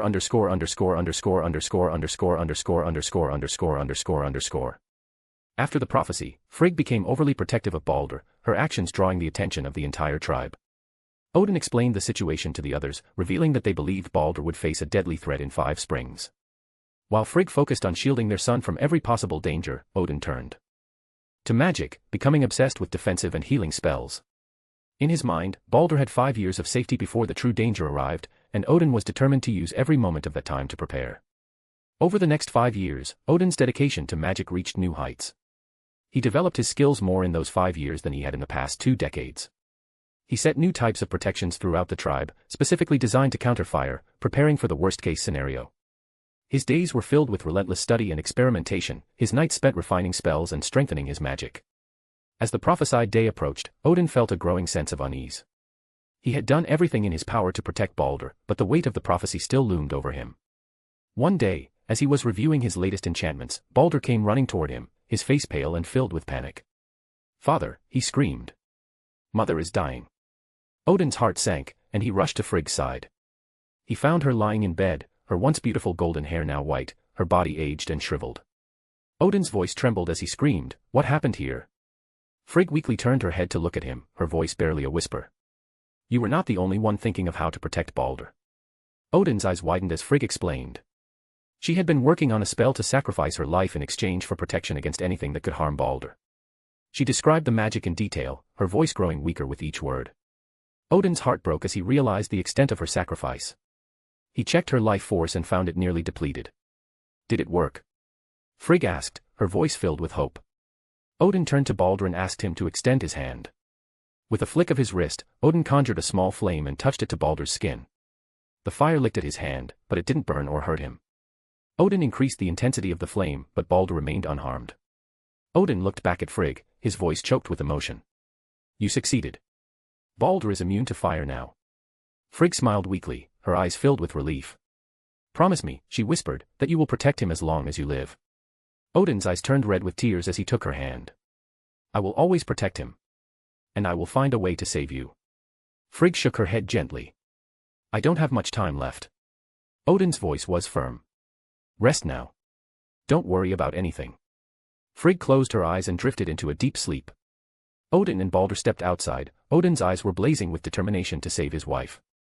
He led his son to Loki, his trusted friend and the tribe's chief. He explained what had happened, his voice filled with urgency. "Loki, I need you to keep an eye on Baldur. I have to go somewhere. I will find a way to save Frigg." Loki nodded solemnly, placing a hand on Odin's shoulder. "Baldur will be safe by my side. Go, and do what you must." Odin trusted Loki implicitly. With one last look at his son, he turned and left, his mind racing with possibilities. Frigg's life was depleted to empower magic, so can it be transferred back? Or exchange magic for life? He was determined to find the answer. Odin disapparated, his mind consumed by a single goal, to save Frigg. He headed toward the nearest tribe he knew of, his heart heavy with desperation. When he arrived, the people of the tribe looked at him with wariness, their eyes narrowing as they noticed the cold, gleaming intensity in his gaze. Odin didn't care. He needed people to experiment on, to find a way to save his wife. These people would serve his purpose. For the first time in both of his lives, Odin attacked others unprovoked and out of sheer selfishness. He struck them down with ruthless efficiency, imprisoning them for his experiments. Over the next few days, the tribe suffered horribly at his hands. Old and young alike were subjected to his relentless experimentation. Odin didn't care who died or who suffered. He needed results, and he needed them fast. In the end, Odin discovered that the life force that binds the body and soul could be transferred from one person to another. With this newfound knowledge, he selected a young woman, her life force vibrant and strong, and took her with him back to his tribe. He planned to transfer her life force to Frigg, saving his wife at any cost. But when Odin arrived at his tribe, he was met with somber faces and guilty looks. Loki stepped forward, his expression filled with remorse. "Odin," he began, his voice trembling, "there was an accident. Baldur passed away. Frigg found out and she died of grief." Odin's face turned completely pale. He grabbed Loki by the shoulders, his grip crushing. "This isn't funny," he said, his voice low and dangerous. "What are you saying?" Loki lowered his head, unable to meet Odin's gaze. "I took Baldur with us to hunt so I could teach him. But we were ambushed by a troll. Baldur didn't make it. We buried him and Frigg near the ice mountain." Odin's world shattered. He cried out, his anguish echoing through the village. For the first time since his childhood in his first life, he lost control over his magic. An enormous wave of ice erupted from his body, expanding outward in all directions. The village froze in an instant, every person, every structure encased in ice. The only one left standing was Odin himself. When the ice settled, Odin looked around in horror. He had destroyed everything, his tribe, his home, the people he had sworn to protect. He dropped to his knees, his hands trembling as he realized the magnitude of what he had done. After what felt like an eternity, Odin stood up, his heart heavy with grief and guilt. He made his way to the ice mountain, where Loki had said Baldur and Frigg were buried. As he approached the graves, he saw something that stopped him in his tracks. Floating above the grave was the translucent silver form of Frigg, her ethereal body glowing faintly in the dim light. Her eyes, once filled with love, now burned with anger and hate. Odin's breath caught in his throat. "Frigg," he called, his voice trembling. She didn't respond, her gaze piercing through him like a blade. Odin took a step closer, his heart breaking all over again. The woman he had loved, the mother of his child, now stood before him in this strange form. It overwhelmed him. Odin walked weakly forward as he asked, "What happened to you?" Frigg's translucent form hovered above the grave, her silver eyes burning with a cold, unrelenting fury. "I didn't want to die," she said, her voice echoing with a haunting resonance. "I have too much grief to let go of this world. Somehow, it turned me into this form." Her gaze locked onto Odin, and her voice grew sharper, cutting through him like a blade. "Why did you leave Baldur with Loki? You promised me just a few days ago that you would always protect him." Odin froze, his heart pounding in his chest. He had left to save her, to find a way to transfer life force and bring her back. But he couldn't bring himself to say that. He couldn't admit that he had slaughtered an entire tribe, subjected innocent people to horrific experiments, all in a desperate attempt to save her, only to return and find that his actions had been in vain. He couldn't tell her that his selfishness had led to the deaths of both her and Baldur. Instead, Odin lowered his head, his voice trembling with guilt. "I went back to my tomb to check on my progress. I thought a few days would be okay. I thought Baldur would be safe with Loki. Loki would teach him, guide him. I didn't want to pamper him too much." Frigg's form shimmered, her anger boiling over. "You thought," she screamed, her voice echoing like a thunderclap. "You thought it would be okay. You thought Loki could protect him better than you. You promised me, Odin. You promised." Her words struck him like a physical blow, each one a reminder of his failure. Odin looked at her, his face filled with pain and guilt. "I'm sorry," he whispered, his voice breaking. "I didn't know this would happen. I didn't know." But Frigg wasn't listening. Her anger was too great, her grief too raw. "You left him," she shouted, her voice filled with anguish. "You left him, and now he's gone. Our son is gone, and it's your fault." Odin's shoulders slumped, the weight of her words crushing him. He had no defense, no excuse. He had failed them both, and now he was paying the price. Frigg's form flickered, her anger giving way to sorrow. "I trusted you," she said, her voice softer now but no less painful. "I trusted you to protect him. To protect us." Odin couldn't meet her gaze. His family was gone, and he had no one to blame but himself. The ghost of his wife, the woman he had loved more than anything, now stood before him as a reminder of his failures. Her anger, her grief, her pain, it was all his doing. Frigg's voice became colder as she continued. "You can't stay here," she said. "I don't want to see you. Not after this." Odin fell to his knees, his voice choked with emotion. "Frigg, I'm sorry," he whispered. "I failed you. I failed Baldur." But she didn't respond, her ethereal form turned to look at the grave, ignoring Odin. Odin kept kneeling before the graves and his wife, the weight of his guilt and grief pressing down on him like a mountain.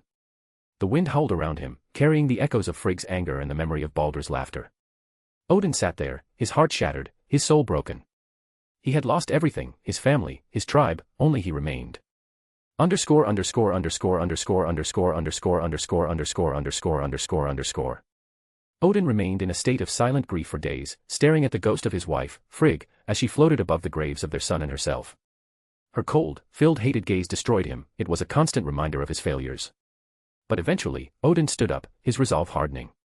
He decided to transform the surrounding area into a place of eternal beauty, a resting place worthy of his family. It was his way of dealing with the overwhelming grief that consumed him. Using his immense magical power, Odin reshaped part of the mountain, carving out a mesmerizing cave to cover the graves. The walls were made of strange, shimmering crystals and reflective stones, their surfaces glinting in the dim light. The ceiling was adorned with massive glowing rocks that illuminated the entire space, casting an ethereal glow over everything. The hall inside the mountain was unlike anything ever created, a sanctuary of unparalleled beauty and tranquility. Throughout the process, Frigg's ghost remained silent, her gaze fixed on some distant point. The world around her changed under the might of Odin's magic, but she didn't care. Her anger and grief were too deep, her connection to the world too fractured. When Odin finished, he stood before her, his heart heavy with regret. "I'm sorry," he said, his voice barely above a whisper. "I won't let you see this face again." With a final, lingering look, Odin walked out of the hall and sealed its door, hiding it from the world. He hoped that Frigg would find peace within its walls and finally let go of the world that had caused her so much pain. Now, without a family or tribe to bind him, Odin began a solitary journey, wandering from one place to another. He swore to himself that one day, once he became the master of death, he would bring them back. He would fix his mistakes and undo the pain he had caused. The first step in his quest was to address the weakness of his mind. He spent years developing a new form of magic, a spell that allowed him to read and absorb the memories of others. Gaining experiences on his own was too slow, but devouring the memories of others made the process faster and more efficient. With each memory he absorbed, his mind grew stronger, his understanding of the world deepening. As he traveled, Odin spread the story of Frigg and her great magic and sacrifice. He wanted the world to remember her, to honor her memory. He shared the spells and runes they had worked on together, attributing all the work to her. In every village, every tribe, he left behind a piece of her legacy, ensuring that her name would live on. Decades passed, and Odin's journey led him to create his second Horcrux, a gemstone imbued with a fragment of his soul. This Horcrux had a unique purpose. It would take memories from those who used it, creating projections of the dead, similar to Frigg's ghostly form. Odin wanted to give others who suffered as he did a chance to apologize, to find closure, and to let go. At the same time, the Horcrux collected the memories and experiences of those who used it, further strengthening Odin's mind. At the age of 150 springs, Odin's journey came to an end. He passed away, his body finally succumbing to the weight of time. But his legacy lived on, in the mesmerizing hall he had created inside the mountain, in the stories of Frigg's sacrifice, and in the Horcrux that continued to collect memories and offer solace to the grieving. Odin's quest for immortality had not ended, his impact on the world would endure and only grow with time. Chapter 85, The Life of Herpo. Author's note: you won't find me using the term pharaoh here. While writing this chapter, I wanted to use real places and names, but here's the interesting part: ancient Egypt didn't use the term pharaoh. Instead, they had kings based on dynasties. The term pharaoh itself comes from words changing over time and being adopted in other languages. It is more of a high managerial position that evolved over thousands of years. During the late 19th century, archaeologists wanted to verify biblical accounts, including the Exodus story. They wanted to know if Jews had lived in Egypt and Palestine in the past. So, they dug everywhere in search of evidence for the last 150 years, still no evidence to this day. Instead of proving their presence, they completed the connection in the historical period of the region for more than 10,000s, which made the Exodus story more of symbolic rather than historical fact. However, the idea was still popularized through movies and media, and it worked so well that even Egyptians began preferring to call themselves descendants of the pharaohs instead of ancient kings, as they considered the word unique to their heritage. Interestingly, the term pharaoh was actually used in Yemen thousands of years ago, in the ancient Himyarite kingdom. Some locations and family names there still carry pharaoh to this day, and the Torah's descriptions align with this region. In addition, there are Jewish communities that have lived in Yemen for thousands of years. So the true origin of Jews is Yemen. Disclaimer: some called Yemen's pharaoh a wild theory, but honestly it matched the Exodus story far more than Egypt. Even other Torah scriptures fit Yemen more. Check both and you will understand what I mean. I joke you not, a quick Google search turned into days of reading research papers and listening to archaeologists discussing this. Childhood and history, ruined successfully. Don't take my word for it, do your own research if you want. You'll find some really strange stuff out there, better than any fanfiction face with tears of joy. Underscore underscore underscore underscore underscore underscore underscore underscore underscore underscore underscore. The ancient kingdom of Egypt was a land of golden sands, towering pyramids, and gods who walked among men, or so the priests claimed. In the city of Thynis, under the early rule of the Nermar dynasty, a child was born in the shadow of the royal palace.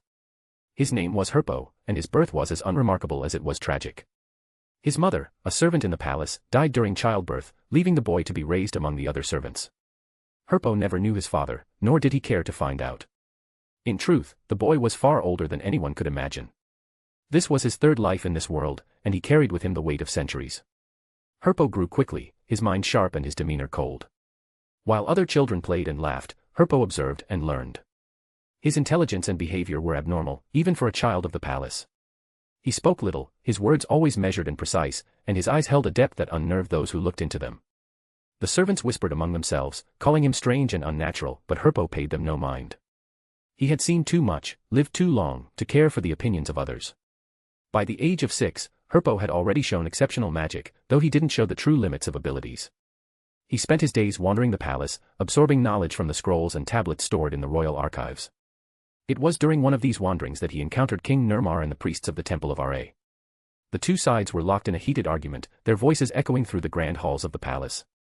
The priests, clad in their ornate robes and carrying staffs adorned with golden symbols of Ra, demanded tribute from the king.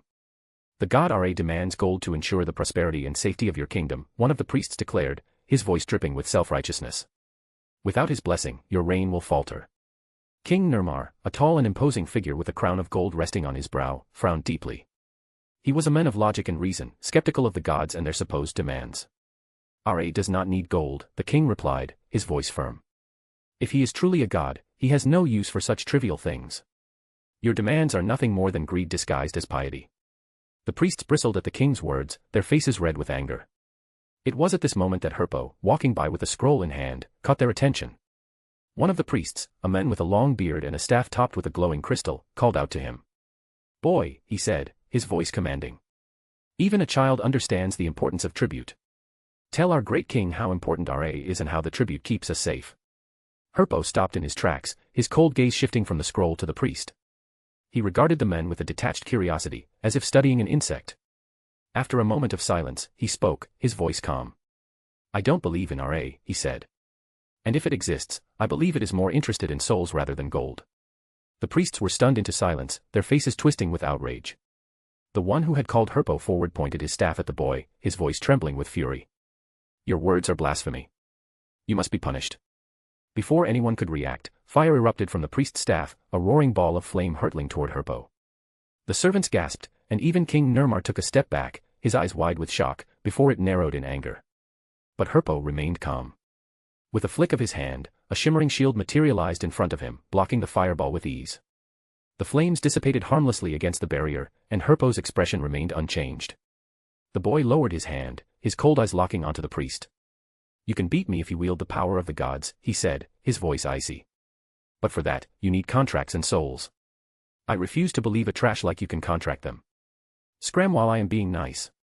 With that, Herpo raised his hand again, and a fireball of his own erupted from his palm, striking the priest and engulfing him in flames. The man screamed, dropping his staff and flailing wildly as the fire consumed his robes. The other priests rushed to his aid, using their robes to smother the flames, their faces pale with fear. King Nermar, who had been watching the entire scene unfold, burst into laughter. His deep, booming voice filled the hall as he clapped his hands in amusement. Herpo, he exclaimed, his eyes gleaming with admiration. I didn't expect your magic was this strong already. I agree with you, they are just greedy trash. If they cause you trouble, let me know. Herpo nodded, his expression as calm as ever. He had no fear of the priests, nor did he care for their threats. The king, however, was a different matter. Nermar was a man of vision, a ruler who valued talent and intelligence over blind faith. When he realized Herpo's potential, he saw an opportunity to strengthen his kingdom. From that day forward, Herpo was given access to the palace's vast library and resources. The king hoped the boy would grow into a powerful wizard, a loyal asset to his reign. Herpo, for his part, accepted the king's offer without hesitation. He had no loyalty to Nermar or his kingdom, but he saw the arrangement as a means to an end. The palace was a place of knowledge, and knowledge was what he sought above all else. As the years passed, Herpo's reputation grew. The servants whispered of the cold, brilliant boy who could wield magic with ease. The priests avoided him, their fear of his power outweighing their desire for revenge. And King Nirmar watched with pride as Herpo's abilities flourished, unaware of the true nature of the boy he had taken under his wing. For Herpo, this life was but another step in his endless journey. He had no interest in gods or kings, in gold or power. His goals were far greater, his ambitions far beyond the reach of others.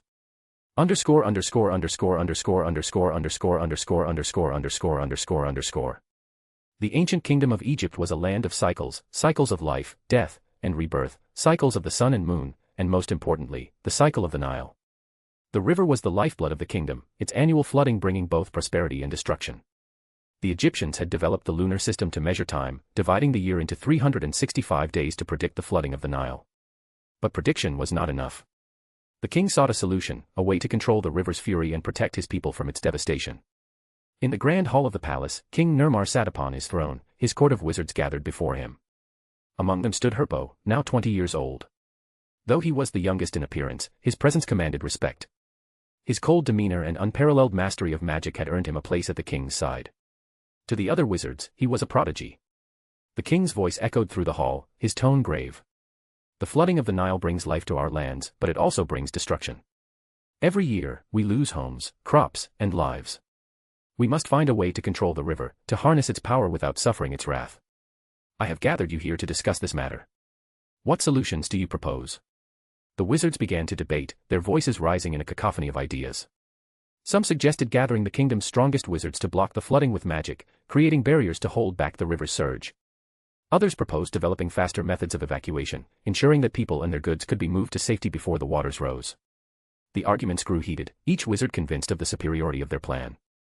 Herpo remained silent, his sharp mind analyzing the problem from every angle. The flooding of the Nile was not just a human problem, it affected the animals that lived in and around the river as well. The fish, the crocodiles, the hippopotamuses, all were subject to the river's whims.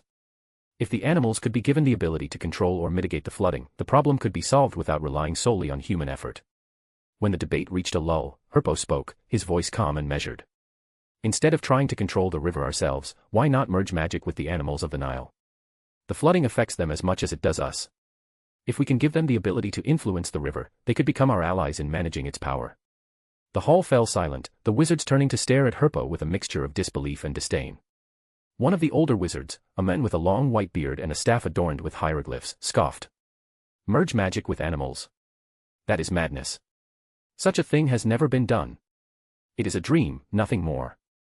Another wizard, a woman with sharp features and a voice like a whip, added, even if it were possible, the risks are too great. We would be meddling with forces we do not understand.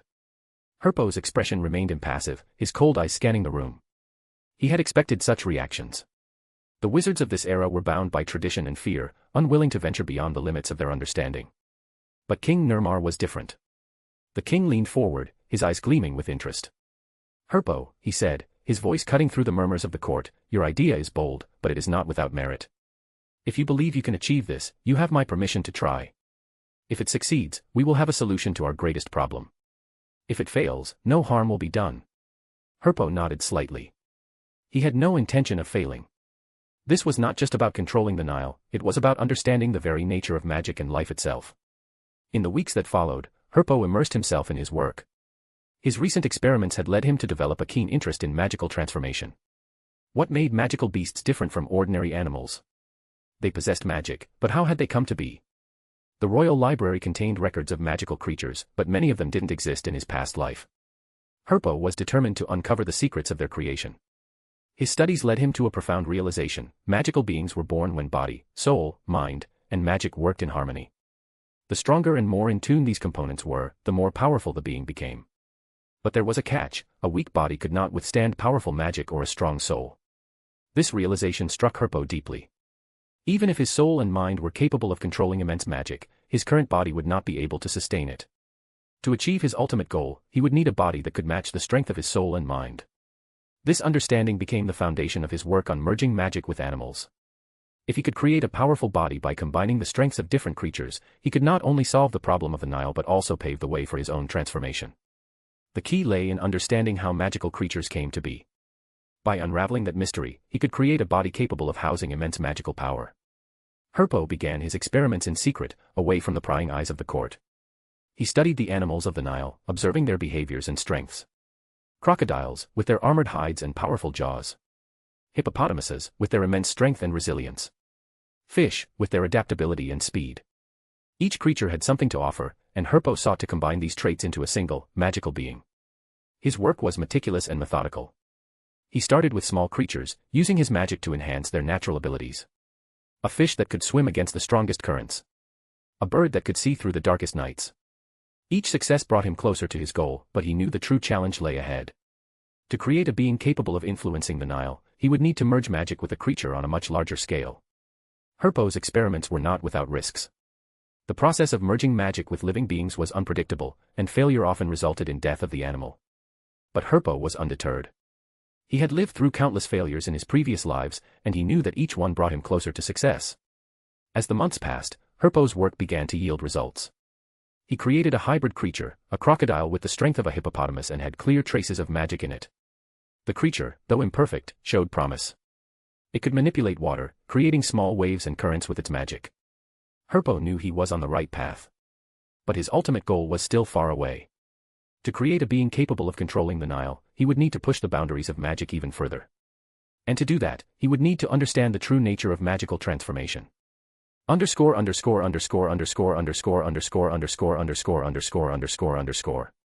After nearly a year of relentless experimentation, Herpo stood at the edge of the Nile, his cold eyes fixed on the water. His work had borne fruit. 30 creatures swam in the river, their upper halves resembling humans while their lower halves remained fish-like. These beings, which Herpo called fish people, possessed intelligence akin to human children and a limited ability to manipulate water. They were far from perfect, but they were a start. The fish people were the result of countless trials and errors, a fusion of magic and body that pushed the boundaries of what was thought possible. Herpo had carefully selected the strongest and most adaptable fish from the Nile, using his magic to reshape their bodies and minds. The process was grueling, both for the creatures and for Herpo, but he had succeeded. The fish people were now a part of the Nile's ecosystem, their presence a testament to Herpo's genius, or madness, depending on who was asked. When Herpo presented his creation to the king's court, the reaction was mixed. The wizards, many of whom had dismissed his ideas as impossible, stared at the fish people with a mixture of awe and horror. Some whispered that Herpo had gone too far, that his work was an affront to nature and the gods. One particularly outspoken wizard, a man with a long beard and a staff adorned with golden symbols, stepped forward. "This is blasphemy," he declared, his voice trembling with anger. "You have created abominations, creatures that defy the natural order. The gods will punish us for this." Herpo turned his cold gaze on the men, his expression unreadable. For a moment, the hall fell silent, the weight of Herpo's presence stifling all objections. The outspoken wizard took a step back, his face pale, and said nothing more. Herpo's glare was enough to silence even the most vocal critics. King Nirmar, however, was amused by the situation. He leaned back on his throne, a smile playing on his lips. "Herpo," he said, his voice carrying a note of admiration, "you continue to surprise me. The flooding season is near. Let us see what your creations can do." Herpo nodded, his mind already focused on the next step. He transferred the fish people to the Nile, instructing them to live and grow in the river. The king, impressed by Herpo's work, issued a decree forbidding anyone from harming or disturbing the creatures. "These fish people are our allies," he declared. "They will help us during the flooding season. Anyone who harms them will face severe punishment." 2 months later, the time had come. The Nile began to flood, its waters rising with a force that had devastated the kingdom for generations. But this time, something was different. Beneath the surface, the fish people worked tirelessly, using their limited magic to weaken the flood's power. They redirected currents, created small barriers, and absorbed excess water, reducing the flood's intensity to less than half of what it had been in previous years. The difference was undeniable. Villages that would have been destroyed were spared. Crops that would have been washed away remained intact. The people of Egypt watched in awe as the river's fury was tempered by the creatures Herpo had created. The king, standing on the banks of the Nile, turned to Herpo with a look of genuine admiration. "You have done it," he said. "You have tamed the Nile." Herpo, ever pragmatic, clarified the limitations of his work. "The fish people are still few in number," he said. "In time, their population will grow, and their control over the river will strengthen. Eventually, they will be able to suppress the flooding entirely." The king's admiration turned to reverence. "Herpo," he declared, "you are the greatest wizard of this era. Others should learn from you." But not everyone shared the king's enthusiasm. The temple wizards, who had long viewed Herpo with hatred, now saw him as a direct threat. His success undermined their authority, and his creations challenged their beliefs. To them, Herpo's work was not just an achievement, it was blasphemy. They whispered among themselves, their anger simmering beneath the surface. With the flooding crisis resolved, Herpo turned his attention to his next goal. He announced his intention to leave Egypt for a time, to explore the world and uncover its secrets. The king was reluctant to let his greatest wizard go, but he knew he had no real power to stop Herpo. Their relationship was built on mutual respect, not obligation. Herpo had stayed out of goodwill, and the king could only hope he would return. Herpo set out, heading northwest. His journey took him far from the golden sands of Egypt, through unfamiliar lands and across vast distances. His first stop was the lake near his tomb, a place that held both memories and mysteries. As he walked along the shore, Herpo observed the lake's ecosystem. The water was clear, the fish abundant. It was a suitable environment for his creations. Using his magic, Herpo hunted a few fish from the lake and spent a day transforming them into fish people. When he released them back into the water, they swam away, their human-like eyes glinting with curiosity. Herpo watched them for a moment, before continuing on his journey. His next destination was his tomb. As he approached, Herpo noticed something unusual. The area surrounding the tomb was slightly damaged, as if something had been attacking it.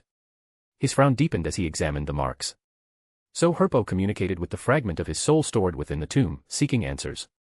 The response was clear: elves from a nearby mountain had been attacking the tomb for countless years. They came sporadically, their motives unknown, but their persistence was undeniable. Herpo's cold eyes narrowed as he processed this information. The elves, remnants of a bygone era, had no place in his plans.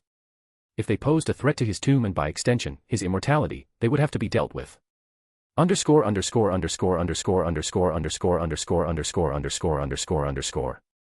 Herpo searched the nearby mountains, where the elves who had been attacking his tomb were said to reside.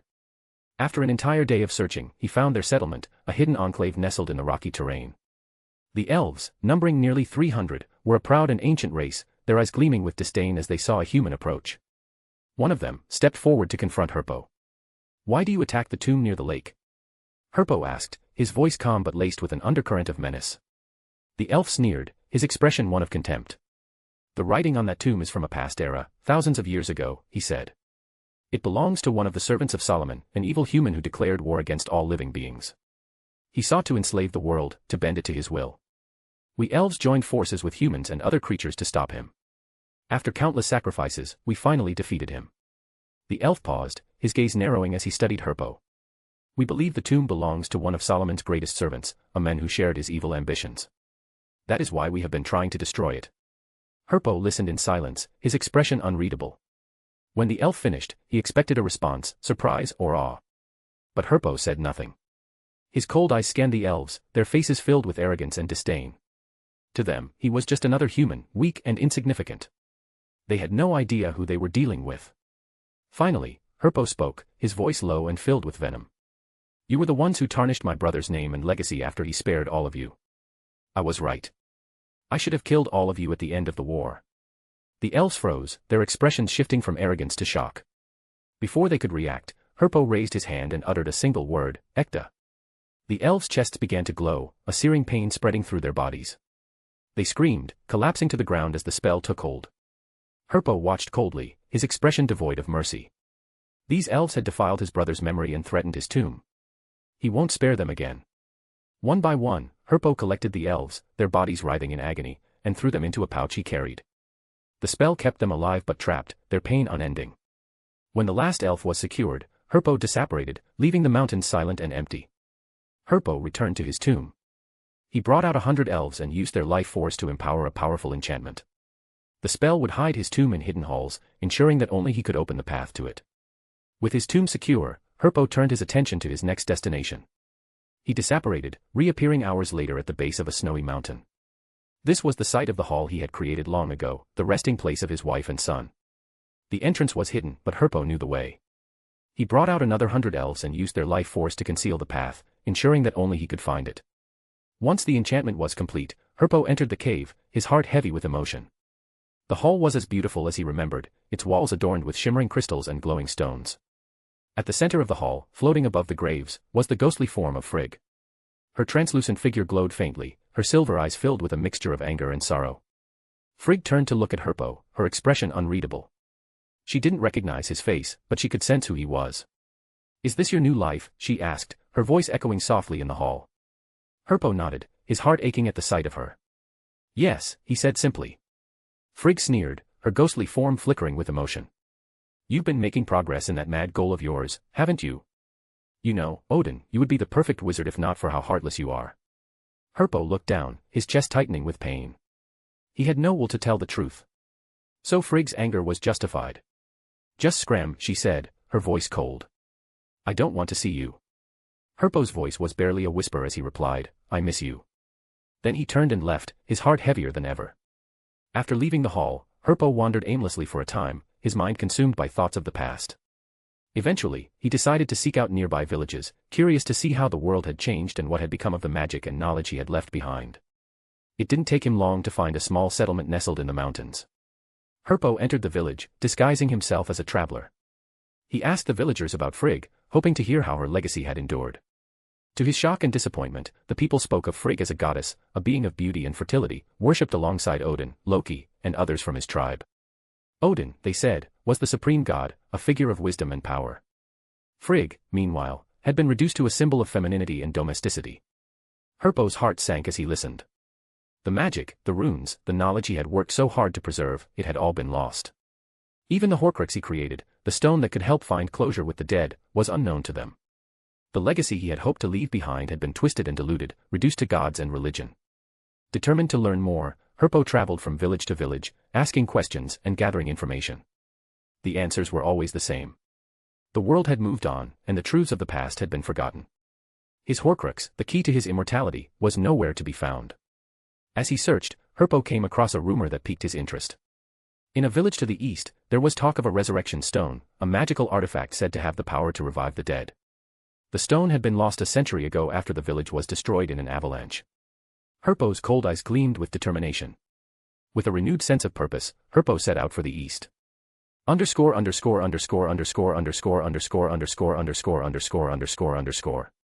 Herpo stood amidst the icy wasteland, his breath visible in the frigid air. The remnants of the destroyed village lay buried under layers of snow and ice, a grim reminder of the passage of time. Finding his Horcrux in this vast, frozen expanse seemed impossible, but Herpo was not one to give up. His mind drifted to magic, as it always did when faced with an insurmountable challenge. He needed a spell, a way to track and locate his soul fragment.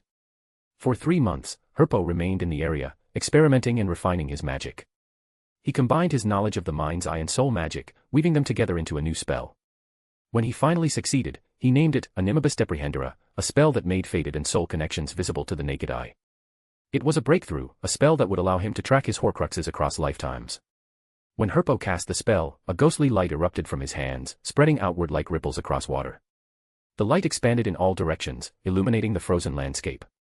Soon, faint threads of light began to appear, branching out in countless directions. These threads represented the connections between souls and fates, a web of invisible bonds made visible by his magic. Herpo's eyes followed one particular thread, a glowing line that emerged from his chest and snaked its way under the snow toward the base of a nearby mountain. He followed it, his movements deliberate and unhurried. When he reached the spot where the thread disappeared beneath the snow, he began to dig. He eventually uncovered a corpse buried deep beneath the ice. Clutched in its frozen hand was his Horcrux, the resurrection stone.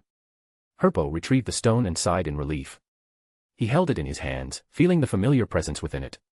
This stone was a piece of his soul, a fragment of his immortality. But the experience had taught him a valuable lesson. He needed a way to track his Horcruxes between lives or hide them in more secure locations. The stone, while powerful, was vulnerable. It needed to be circulated among people to collect memories, but his other Horcruxes had to be better protected. For now, Herpo decided to move south. He carried the stone with him until he reached the first village he encountered. There, he presented the stone to the villagers, claiming it was the Eye of Odin, a relic left by the god to aid his followers. The villagers, awed by the stone's power, accepted it without question. They began to worship it, treating it as a sacred object. Herpo didn't like resorting to such deception, but he needed the stone to be cared for and used by people for generations to come.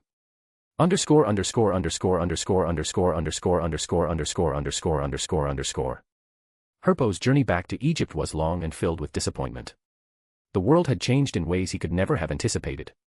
His brother's legacy, once a story of sacrifice and unity, had been twisted into a tale of evil and conquest by the elves he spared. The efforts of his second life, his work with Frigg, Loki, and the tribe, had been lost to time, their story distorted beyond recognition. Even Frigg, the woman he had loved, lingered in the world as a ghost, consumed by pain and hatred. When Herpo finally returned to Egypt, he was met with hostility. The people and wizards alike were angry, blaming him for a curse they believed had been brought upon them by the gods. Herpo was confused until he reached the king's court. There, King Nirmar explained that a disease had spread shortly after Herpo's departure. The people, led by the priests of the Temple of Ra, had blamed the fish people, claiming they were an abomination that angered the gods. In their fear and ignorance, they had hunted and killed the creatures Herpo had created to protect them. The priests of Ra watched Herpo with disdain, their eyes filled with contempt. Some even called for his punishment, accusing him of bringing the gods' wrath upon the kingdom. The king, though skeptical, was caught between his people's demands and his respect for Herpo. "We still don't know for sure what caused the disease," the king said, his voice heavy with uncertainty. Herpo listened in silence, his cold eyes scanning the room. He recalled how history had been twisted and rewritten in his past life, and now it was happening again, right before his eyes. The people he had tried to help had turned on him, their fear and ignorance blinding them to the truth. A deep disappointment settled in his chest, mingling with a growing anger. Without warning, Herpo raised his hand, and a bolt of lightning struck the head priest of the Temple of Ra, killing him instantly. The room erupted into chaos, but Herpo's voice cut through the noise like a blade. "Thousands of years ago," he said, his tone icy and deliberate, "I witnessed firsthand the power of the so-called gods and the cost of their favor. In the north, people worship my name as their god. This is the last time I will allow you to bring that false filth into my presence. If I hear it again, I will destroy your temple and kill every follower." The room fell silent, the people were shaking from his presence. Herpo's cold eyes scanned the terrified faces before landing on the king. "I will look into the cause of the disease," he said, his voice firm. "And this will be the last time I help this kingdom. And if I hear my name insulted again, I will make you understand how puny you all are." With that, Herpo turned and left, his heart heavy with disillusionment. He had lost faith in the people around him, their fear and ignorance too great to overcome. As he walked away from the court, his mind turned to the future. The world was flawed, its people weak and easily swayed. But he was not like them. He would continue his journey, his quest for immortality and mastery over life and death, his goal to learn everything the world has to offer. And he would do it alone.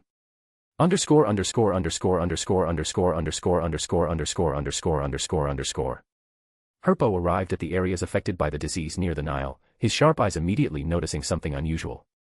Small, blue-bodied creatures with yellow heads scurried about, their presence invisible to non-magical eyes. These were Smurfs, mischievous beings that rarely ventured into this region. Herpo narrowed his eyes, his mind racing. Normally, Smurfs avoided the Nile due to the annual flooding, which kept the area too wet for their liking. But now, with the flooding suppressed by the fish people, the environment had become suitable for them. A thought crossed Herpo's mind. The Smurf's sudden appearance and the outbreak of the disease were likely connected. For the next few days, he observed the creatures silently, studying their behavior. While the Smurfs were mostly harmless, their occasional thefts and mischief were a nuisance. More importantly, people who came into close contact with them soon fell ill. Herpo was almost certain the Smurfs were the cause of the disease, but he didn't act rashly. Instead, he captured all the Smurfs near the Nile, placing them in cages and transporting them to his secluded workplace. With the Smurfs secured, Herpo needed time to confirm his theory. In the meantime, he decided to fortify his workplace, turning it into a hidden stash for future use. He brought out the last 100 elves he had imprisoned, their bodies weak and malnourished after nearly 4 months in the pouch. Using their life force, Herpo cast a powerful enchantment to conceal his workplace, ensuring that only he could access it. Days passed, and the disease began to subside. Herpo shared his findings with King Nirmar, explaining the connection between the Smurfs and the illness. The king, relieved to have an answer, immediately ordered the execution of all Smurfs in the kingdom. He then turned to Herpo, his gratitude evident. "You have helped us once again," the king said. "I ask that you create more fish people to help us in the coming years." Herpo's response was firm and final. "I have already told you I will not help anymore. This was the last time." The king's expression darkened, but he said nothing. Herpo's connection to the kingdom was severed that day. He left the palace, his heart heavy with disillusionment, and retreated into seclusion. From that moment on, Herpo lived alone, his focus entirely on his experiments and his quest for immortality. Herpo's work on magical creatures continued unabated. The Smurfs he had captured became the subject of his experiments. He altered their forms, turning them into small, completely blue, flying creatures he called pixies. These pixies, while still mischievous, were less harmful than their predecessors. Herpo released them into the world, curious to see how they would adapt. He also created other creatures, each designed with a specific purpose in mind. The basilisk, a massive serpent with deadly eyes, was intended to aid in hunting. Herpo's creations were a testament to his genius, but they also reflected his growing detachment from humanity. He no longer saw himself as part of the world. As the years passed, Herpo's experiments grew more daring. He began experimenting on himself, using magic to mutate his body into a form that could withstand the immense power of his soul and mind. The process was painful and grotesque, transforming him into a heinous monster. But Herpo didn't mind. His new form increased his lifespan, bringing him closer to his ultimate goal. Near the end of his life, Herpo created one final creature, a winged python. He killed the creature and used its skeleton as a Horcrux, embedding it with the seed of magical transformation. When the time came, he would absorb the skeleton, and his body would begin to transform, matching the strength of his soul and magic.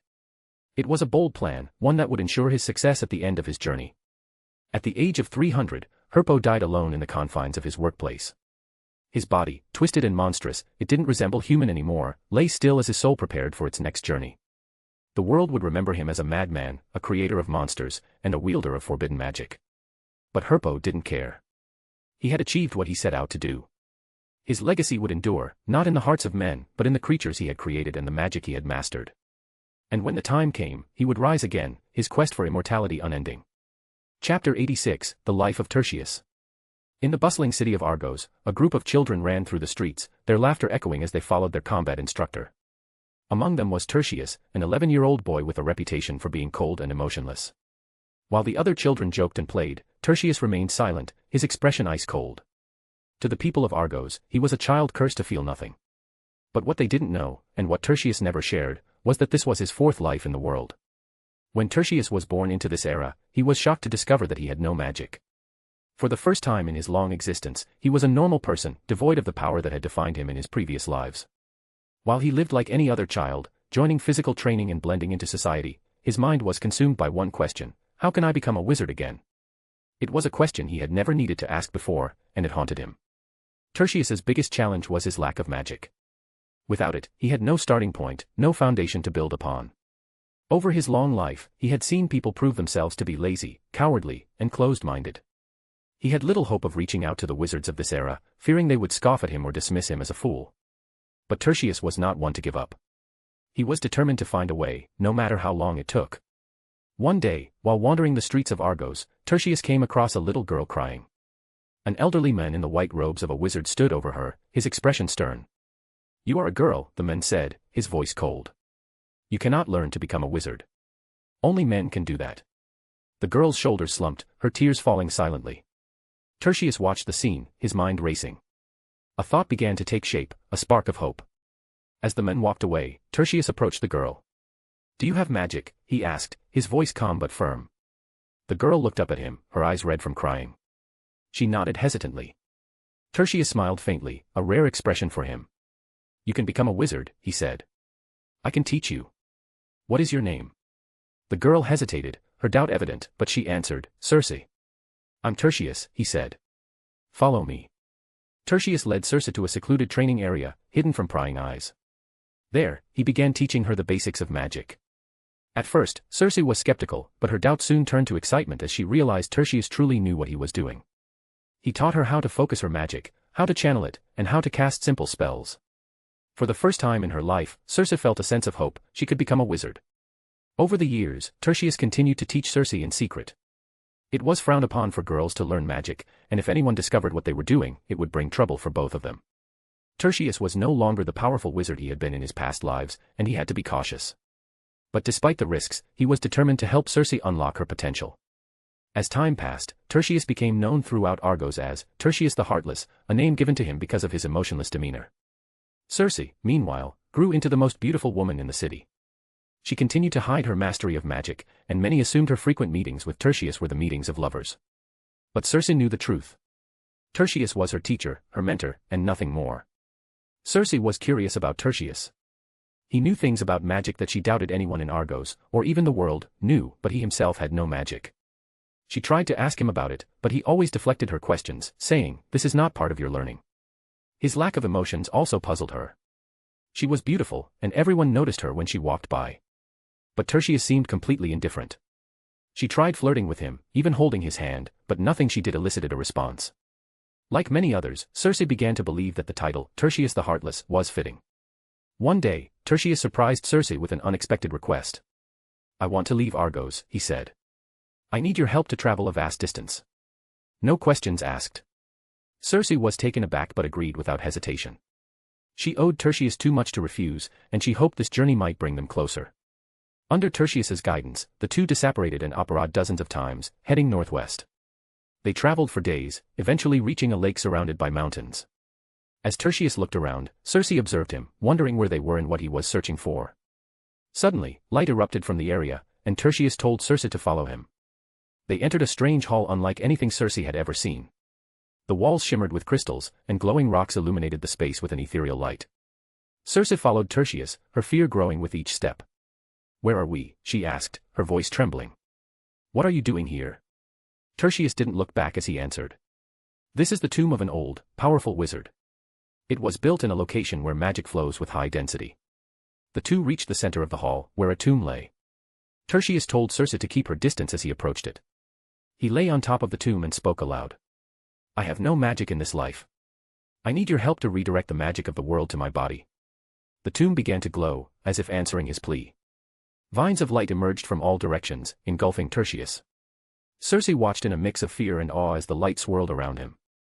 When the vines finally receded, Tertius sat up calmly. He waved his hand, and ice shards materialized in the air. A rare smile crossed his face.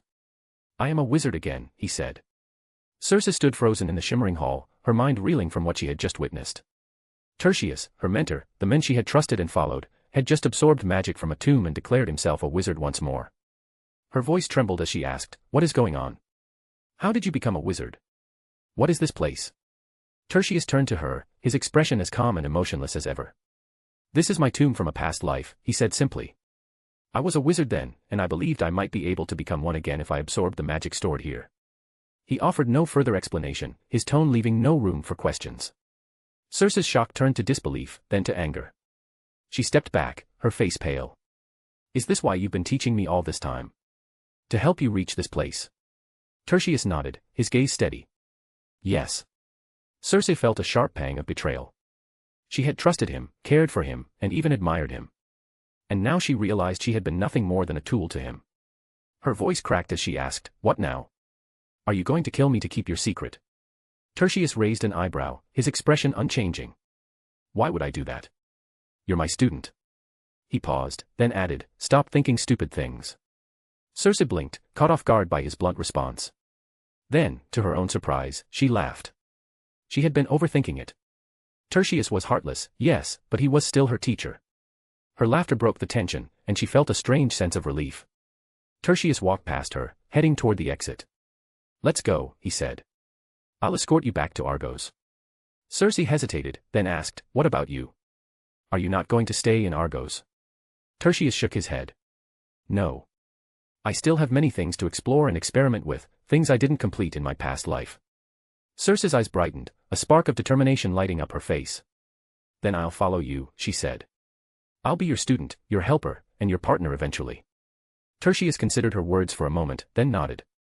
Circe was talented, smart, and had the will to walk the path of an explorer, a seeker of mysteries.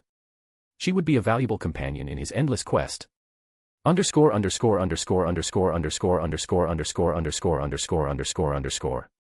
With their new partnership established, Tertius and Circe left the tomb and began their journey. Tertius shared with her the details of his past life as Herpo, including his experiments with magical creatures, his creation of the basilisk and his Horcruxes. Circe listened intently, her curiosity and admiration growing with each revelation. The two eventually made their way to the city of Athens, a hub of knowledge and culture. Tertius wanted to see the new scripts and knowledge that had accumulated since his past life. Tertius had established himself immediately as an incredibly skilled wizard, and thanks to that, they gained access to the city's libraries, where Tertius immersed himself in the records of the world's changes. One day, while poring over ancient scrolls, Tertius came across a record of Herpo the Foul, a dark wizard whose experiments and creations were vilified by history. Tertius sighed, his heart heavy with disappointment. Yet another legacy twisted and vilified. He sat in silence for a moment, then made a decision. Taking up a quill, Tertius began to write. He compiled scrolls detailing the works of Herpo, including the creation of the basilisk and the concept of Horcruxes. He wrote not to glorify his past self, but to ensure that the knowledge was preserved. He hoped that someone, someday, would see the potential in his work and improve upon it. When he finished, Tertius explained to Circe, who remained at his side. "These are the missing pieces of Herpo's legacy," he said. "One day, they may inspire others to push the boundaries of magic." Circe took the scrolls, her expression thoughtful. Do you think they'll understand you? She asked. Tertius shrugged. It doesn't matter. The truth is there for those who seek it, the rest is up to history. Cersei observed him carefully before saying, I feel like you're not human. Your lack of emotion, your detachment from everything, it's abnormal. Even for someone as old as you. Tertius stared at her, his expression as cold as ever. After a long pause, he replied, I've seen enough to lose hope in others and in people. I stopped caring at some point. Cersei frowned, her curiosity undeterred. But when you become immortal, she pressed, what will you be? Will you still be a person? Or just an undying creature? Tertius froze, his gaze fixed on her. The question struck a chord deep within him, one he had not thought of. He had spent so much time pursuing his goal, but he had never stopped to ask himself what he would become in the process. Would he still be Hogwarts, the wizard who sought knowledge and understanding? Would he still be Odin who cared for his family? Or would he become something else entirely, a being detached from humanity, existing only for the sake of existence? For the first time in a long time, Tertius felt a flicker of uncertainty. He didn't answer Cersei's question. Instead, he stood and walked away from her, leaving her to ponder the silence.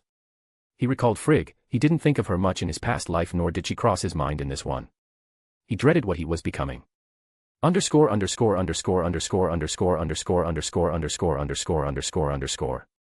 Cersei's question about immortality and humanity had ignited a new path of discovery for Tertius. For the first time in his long existence, he turned his focus inward, seeking to understand emotions, how they worked, where they came from, and how they could be preserved. If he was to master death and achieve immortality, he needed to ensure that he didn't lose what made him a person. Emotions, he realized, were as much a part of life as magic itself. With this new line of thinking, Tertius began experimenting with the relationship between emotions and magic. He tried to infuse emotions with magic, empowering them to create stronger, more potent effects. He also attempted to suppress emotions using magic, observing how the absence of feeling affected his spells. Through his experiments, he discovered that emotions and magic were deeply intertwined, each influencing the other in profound ways. This revelation led Tertius to revisit one of the greatest mysteries of his past life, Frigg's sacrificial magic. Her spell, which had protected Balder from fire, had always struck him as unusually powerful. Even with the sacrifice of her life, the strength of the magic seemed beyond what should have been possible. Tertius began to believe that the source of its power lay not just in life, but in love, the unimaginable love Frigg had felt for their son. This realization only deepened his pain and sense of failure. He had failed to protect them, and now he was left to grapple with the truth alone. Though Tertius didn't care if others called him the Heartless, he was determined not to lose what made him a person. Emotions, he realized, were a crucial part of his humanity. To preserve them, he created a new spell, Expecto Patronum. This spell drew its power from good memories, amplifying positive emotions and creating a light that could dispel darkness and despair. Tertius used the spell repeatedly, recalling memories of his brother Solomon, Frigg, and Balder. Each casting brought a flicker of warmth to his otherwise cold existence. While Tertius immersed himself in the study of emotions, Cersei turned her attention to magical beings and their abilities. Inspired by Herpo's research, she sought to gain magical abilities of her own. With Tertius's guidance, her progress was remarkable. She delved into the mysteries of magical creatures, studying their powers and experimenting with ways to replicate them. After years of work, Tertius became the first to gain a magical ability, Parseltongue, the ability to communicate with snakes and control them. It was a significant breakthrough, one that opened new avenues for their research. Cersei, not to be outdone, focused on a boggart, a shape-shifting magical creature. After extensive experimentation, she managed to replicate its ability, gaining the power to change her appearance at will. The first thing she did was perfect her looks, becoming even more stunning than she already was. Cersei's newfound beauty attracted attention wherever she went, and none were more captivated than Chiron, the youngest member of Athens' Senate Council and one of the city's most talented wizards. Chiron was mesmerized by Cersei. And his infatuation quickly turned into obsession. He began to stalk her, following her wherever she went and trying to win her favor. Cersei, however, was focused on her research and paid him little mind. As Tertius made progress in his understanding of emotions, he felt a growing need to check on Frigg. He told Cersei that he would be away for some time, refusing her request to accompany him. This is something I must do alone, he said. Tertius set out on his journey, traveling across the land to the snowy mountains where his family's resting place was hidden. The journey was long and arduous, but Tertius pressed on, his mind filled with memories of Frigg and Balder. When he finally reached the hall he had created so long ago, he felt a mix of anticipation and dread. The hall was as beautiful as he remembered, its walls shimmering with crystals and glowing stones. At its center, Frigg's ghostly form floated above the grave, her silver eyes filled with the same pain and anger he had seen centuries ago. Tertius approached her slowly, his heart heavy with emotion. "Frigg," he said, his voice soft but steady. "I've come to see you." Frigg turned to look at him, her expression unreadable. "Leave?" she asked. "I don't want to see you." Tertius hesitated, then replied, "I've been trying to understand emotions, to preserve what makes us human. I don't want to lose myself, even as I seek immortality." Frigg's ghostly form flickered, her anger giving way to a faint sadness. "You've always been searching for something, Odin. But have you ever stopped to ask if it's worth it?" Tertius didn't answer. He stood in silence, the weight of her words pressing down on him. After a long moment, he turned and left the hall, his heart heavier than ever. The journey had brought him no peace, only more pain. But Tertius knew one thing for certain, he was still a person. Underscore.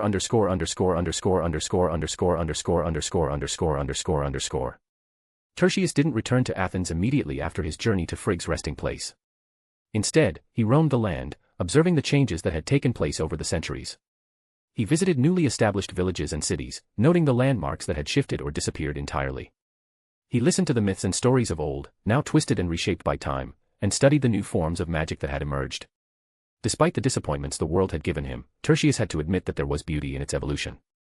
One of the most intriguing developments was the rise of potion brewing, a concept that had taken root in some regions.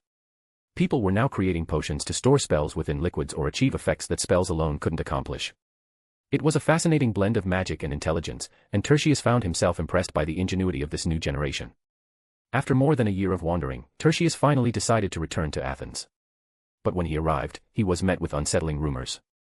Circe, his student and partner, was said to have killed Chiron, a prominent wizard and member of the Senate Council, and fled the city. Tertius was skeptical. While he could imagine Chiron provoking Circe, he doubted she would leave without a trace. It wasn't her style. Determined to uncover the truth, Tertius made his way to their secret working place in the nearby mountains. The hall they had built inside the mountain was similar to the ones he had created for his tomb and family grave, a secluded sanctuary where they could conduct their experiments undisturbed. As he approached the entrance, he noticed a creature chained nearby, one he had never seen before. It had the lower body of a horse and the upper body of a human, its eyes pleading for help. Tertius observed the creature carefully, noting the presence of a few horses nearby. He deduced that Circe had transformed one of them into this hybrid being. Before he could investigate further, Circe emerged from the deeper parts of the hall, a smile on her face and a baby cradled in her arms. "You're back," she said, her tone light but with an edge of mischief. "I was starting to think you'd abandoned me." Tertius's eyes were fixed on the baby. "Where did you get the child from?" he asked, his voice calm but probing. Circe raised an eyebrow, feigning offense. "Why does it feel like you're accusing me of kidnapping her? This is my baby girl. I carried her inside me for 9 months while you were away." Tertius frowned. "Did you find a husband in my absence?" Circe laughed, a cold, calculated sound. "No one is worthy of me. I found a relatively good-looking and talented wizard, seduced him to get pregnant, and then got rid of him." She paused, her smile widening. "I've decided that from today onward, I'm not a woman wizard or a girl wizard. I will be called a witch." Tertius was taken aback by her bluntness but chose not to press further. Instead, he shifted the conversation to the rumors he had heard. "What happened while I was away? Why are people calling you a murderer? Did you really kill Chiron?" Circe's laughter turned icy. "Chiron came after me when he found out I was pregnant. So, I turned him into that." She gestured toward the chained creature. "I decided to make good use of him. He's been mating with horses, and I've created new magical creatures using him." Tertius stared at her, surprised by the coldness in her tone. When had Circe become like this? She had always been ambitious, but this was something else entirely. Circe continued, her voice devoid of remorse. "I was planning to dissect him soon to see how much he's changed internally. His offspring were born not long ago, and they seem healthy. He's no longer needed." Tertius sighed, feeling a pang of pity for Chiron. "Stop," he said firmly. "You've harmed and humiliated him enough. I'll take him and his offspring far away from here." Circe's smile faded, and she objected, but Tertius cut her off. "My decision is final." Circe fell silent, her expression unreadable. Without another word, she turned and walked back into the hall, the baby still in her arms. Tertius spent the next 2 days freeing Chiron and his offspring, transporting them to the forest near his tomb. He wanted to keep them away from Circe while also ensuring they could serve as protectors of his land between reincarnations. Tertius stood at the edge of the forest, watching as Chiron and his offspring settled into their new home. The hybrid creatures moved cautiously, their hooves crunching against the forest floor. Chiron, now freed from his chains, approached Tertius, his human-like upper body trembling with gratitude. "Thank you for saving me," Chiron said, his voice heavy with regret. I never thought Circe could be so cruel. I didn't see the monster inside her. Tertius nodded, his expression unreadable. I've known her since she was a little girl, and even I didn't expect her to do something like this. Chiron sighed, his horse-like body shifting uneasily. I've lost more than just my humanity. I've lost my magic, the thing I prided myself on. The only thing I seem to have gained is the ability to see the future. Tertius's eyes lit up with interest. How far can you see? I'm still not clear on the limitations, Chiron admitted. But I saw you coming to save me weeks ago. I also saw that my offspring will likely have similar abilities, or at least that's what I've glimpsed. Tertius's mind raced with possibilities. I will die and be reborn one day, he said. When that time comes, I'll need help locating specific items. Can you pass a message to your descendants about me and tell them to help me when the time comes? Chiron was taken aback but quickly recovered.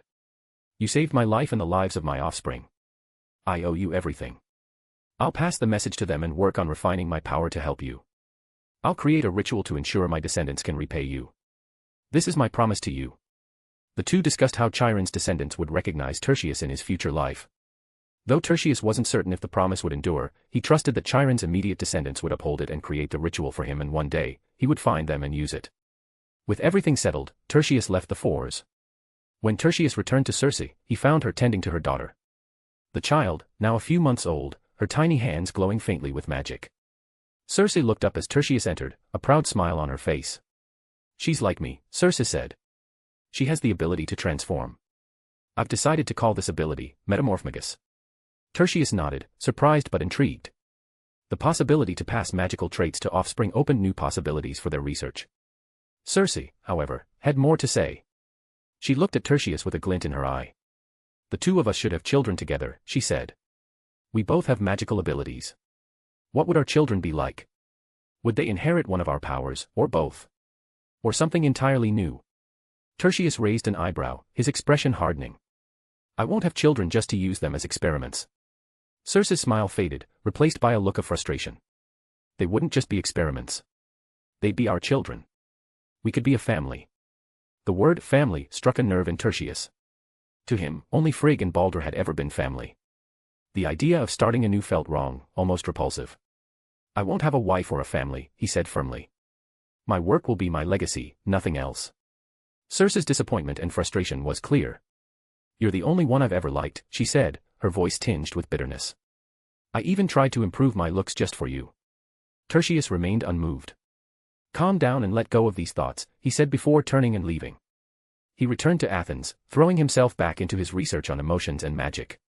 Days later, Tertius decided to check on Circe. When he arrived at their mountain hall, he found it empty. A single message lay on the table, addressed to him. He picked it up and read. I hate this land that values men over women. You were the only one who supported me, and for that, I'm grateful. But I can't stay knowing you'll never truly give me your love. I've left with my daughter. I'll find other girls with magical gifts and teach them, just as you taught me.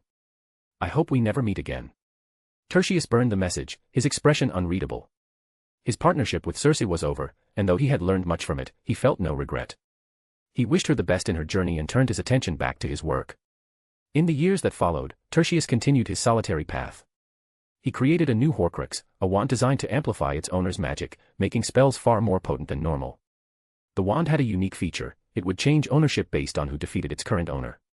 Tertius hoped this would encourage ambition and conflict, allowing the wand to absorb a wide range of emotions and grow stronger over time. For decades, Tertius recorded his discoveries, spells, and experiments, ensuring his knowledge would be passed down. At the age of 180, he passed away, leaving behind a legacy of magic and mystery. His journey was far from over, but for now, his work in this life was complete. The world would remember Tertius the Heartless, but his true legacy lay in the secrets he had uncovered and the paths he had paved for those who would come after him. Chapter 87, The Life of Sun Simiao. In the Far East, where the sun rose first over the lands of the Tang dynasty, a man of unparalleled skill and wisdom had earned the title of the King of Medicine. His name was Sun Simiao, a magical healer whose reputation stretched far and wide. At just 25 years old, he was already revered as a master of potion-making and medicine, his knowledge and ingenuity unmatched by any other healer in the land. But what truly set Sun Simiao apart was not just his overwhelming magical prowess, it was his unwavering dedication to healing all, regardless of their status. Sun Simiao had been born with a gift for magic, but from a young age, he had focused his talents on potion brewing and medicine. He developed spells to heal wounds, cure diseases, and even extend life. His potions were legendary, capable of curing ailments that baffled other healers. Yet, despite his immense power, Sun Simiao remained humble, treating commoners and nobles alike with the same care and respect. One day, while Sun Simiao was tending to a poor commoner in a small village, a group of soldiers arrived. They had been sent by the Tang Emperor himself, demanding that Sun Simiao come to the palace to attend to the emperor's health. The king of medicine, however, was unimpressed. "I have other patients to care for," Sun Simiao said calmly, not even looking up from his work. "The palace has enough healers. They don't need me." The soldiers were taken aback. No one refused the emperor's orders. But Sun Simiao was not like other men. He continued his work, his focus unwavering. When the soldiers returned to the palace and relayed his response, the emperor was furious. He ordered Sun Simiao's immediate imprisonment for the crime of defying the Son of Heaven. The soldiers returned to Sun Simiao, their expressions grim. They respected Sun Simiao but they couldn't disobey the emperor. They informed him of the emperor's decision with a heavy heart, expecting fear, resistance, or perhaps even pleading. But Sun Simiao simply raised an eyebrow and said, "The emperor seems to be tired of this life." Before the soldiers could react, Sun Simiao disappeared with a sharp crack, leaving them staring at empty air. In the royal palace, chaos erupted as Sun Simiao appeared in the grand hall, walking with the confidence of a man who owned the place. The Tang Emperor, seated on his throne, stared in disbelief.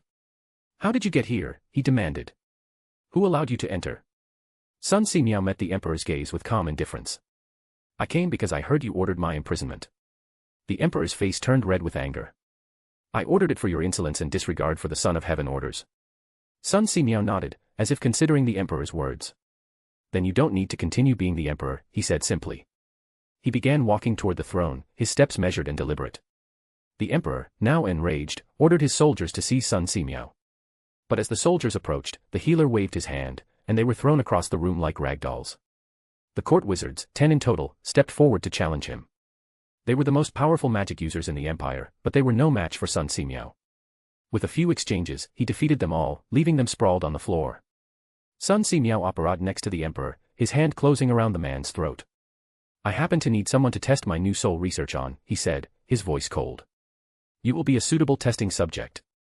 The emperor's eyes widened in terror, but he could do nothing to resist. He was not a wizard himself. Sun Simiao turned to the horrified ministers, soldiers, and wizards who watched in stunned silence. "Pick a new emperor," he said. "This one is coming with me and will probably die by the end of my work. Make sure the next emperor knows his place." With that, Sun Simiao disapparated, taking the emperor with him. The court was left in shock, the weight of what had just happened sinking in. It didn't take long for the declaration of the emperor's passing to be made, though there was no mention of Sun Simiao at all. The new emperor, the son of the previous one, knew better than to provoke the eccentric and all-powerful healer or seek revenge for his father. Sun Simiao's actions sent a clear message: he was not a man to be trifled with. His power was unmatched, his will unyielding.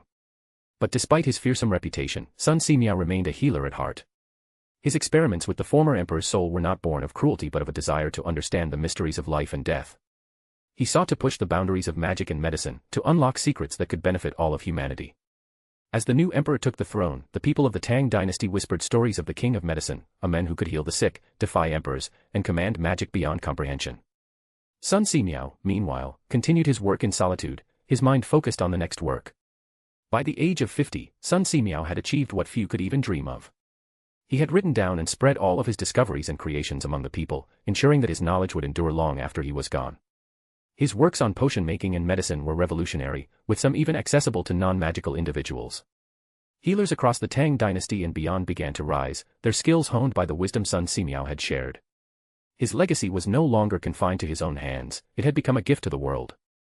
With his knowledge disseminated, Sun Simiao felt a sense of fulfillment but also a restless curiosity.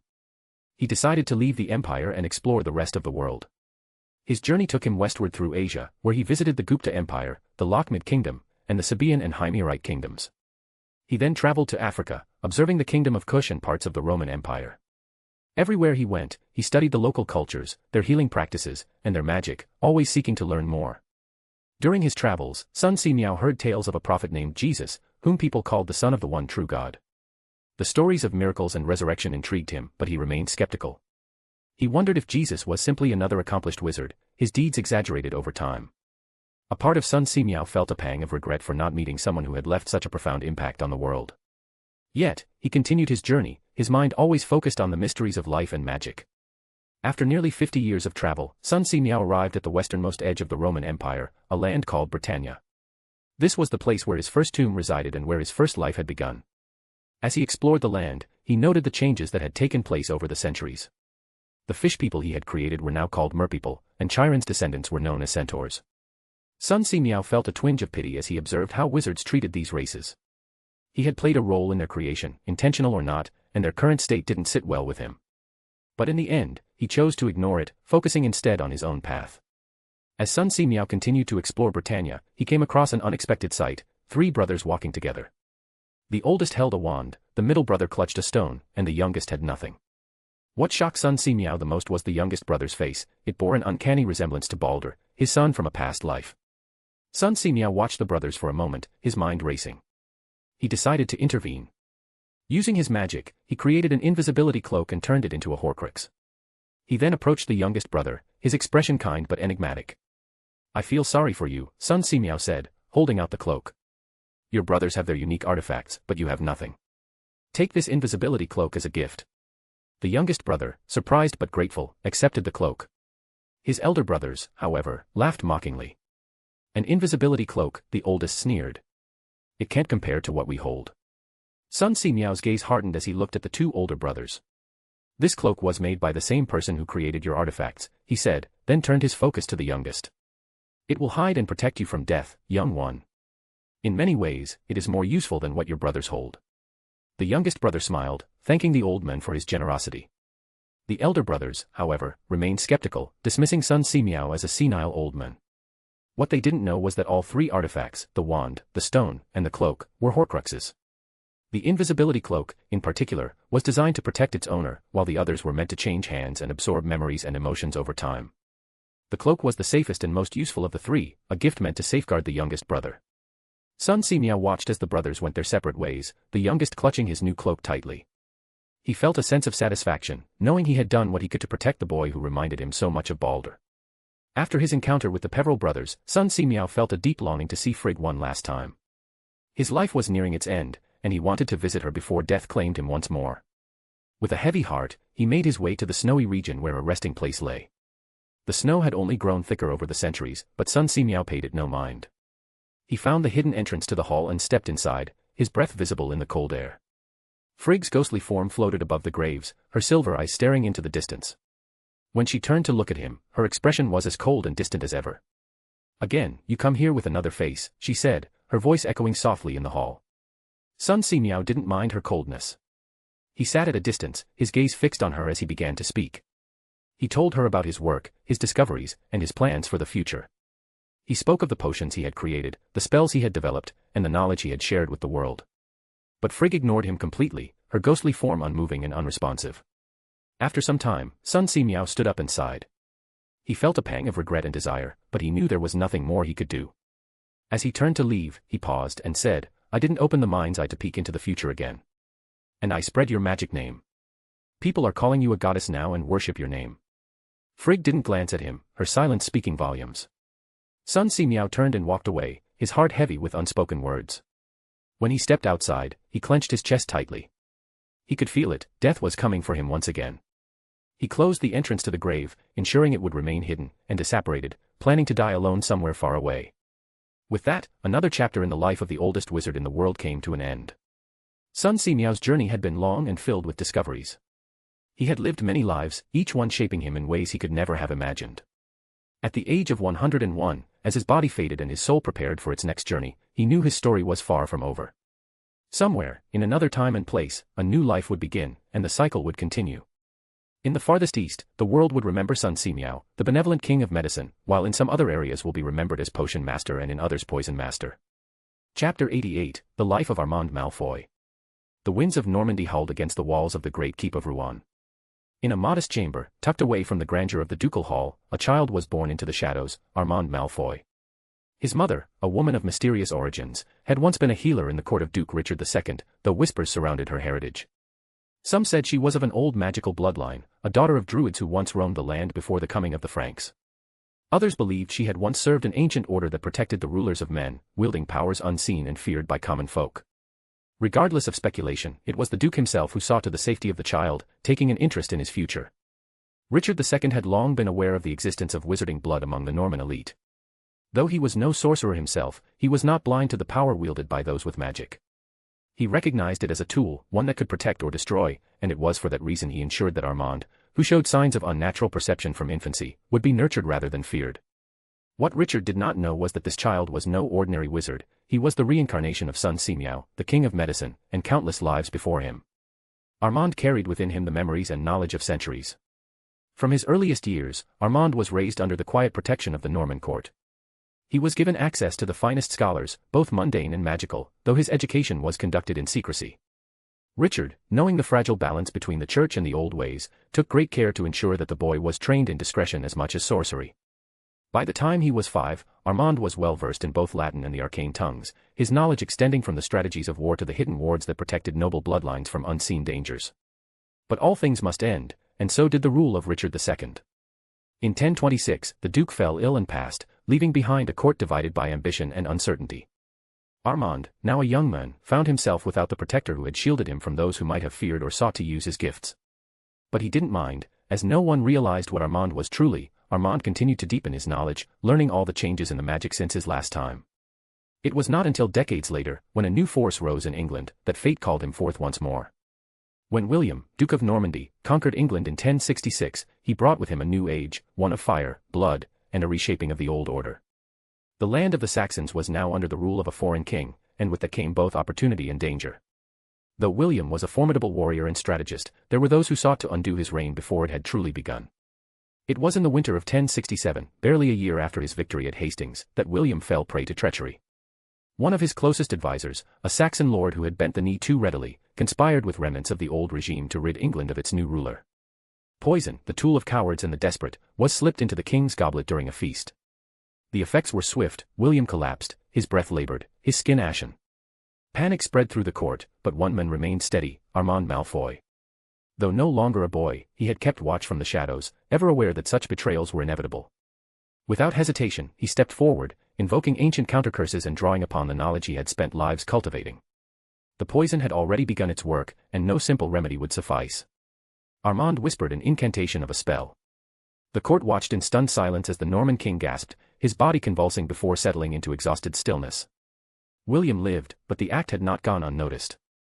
Rumors spread, whispers of a sorcerer in the court, a man who had defied death itself. When William awoke days later, he summoned Armand to his chamber. "You have done me a great service," the king said, his voice still hoarse but filled with renewed strength. "You have preserved my reign when treachery sought to undo it. Tell me, what is it that you desire?" Armand replied. "I expect nothing. I helped you out of gratitude to your grandfather. With this, my debt is repaid and you owe me nothing." William, a man who had seen much but never the likes of this wizard before him, nodded. "I believe you have given me more than you received, and I am not a man to leave debts unpaid." He rose and gestured for a map to be brought before him. "Wiltshire," he declared, pointing to the land that lay between Wessex and Mercia. "It is yours. There, you may do as you wish, build as you see fit. Let no man question it." And so, with a single decree, Armand Malfoy became the lord of his own domain. It was on that land that the foundations of the Malfoy legacy were laid. A place where the prominent house of Malfoy will rise. But Armand's service did not end with the granting of land. Recognizing that William's reign would always be threatened, he gathered a select group of wizards, men and women who followed their king. Armand taught them and shared some of the knowledge he acquired over time to help them protect the grandchild of Duke Richard II. Time would pass, and history would remember William as the first Norman king of England and his close friend Armand Malfoy who rendered his magical services to the court. Underscore.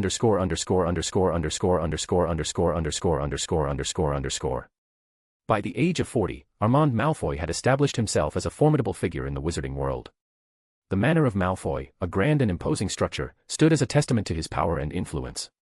Nestled in the heart of Wiltshire, the manor was more than just a home, it was a sanctuary for magical knowledge and a bastion of power. Armand, ever mindful of the continuous changes in the world, wanted a place he could return to in future lives, a place that would grant him the power and resources he needed to navigate the challenges of each new era. To ensure the longevity of his legacy, Armand sought out a child who bore a striking resemblance to him. He adopted the boy, naming him Septimus Malfoy, and declared him the next head of the Malfoy family. Armand's intention was clear, he wanted someone to carry on the Malfoy name and maintain the house in his absence. Septimus, though young, showed great promise, and Armand took it upon himself to train the boy in magic. Armand's teachings were rigorous and comprehensive.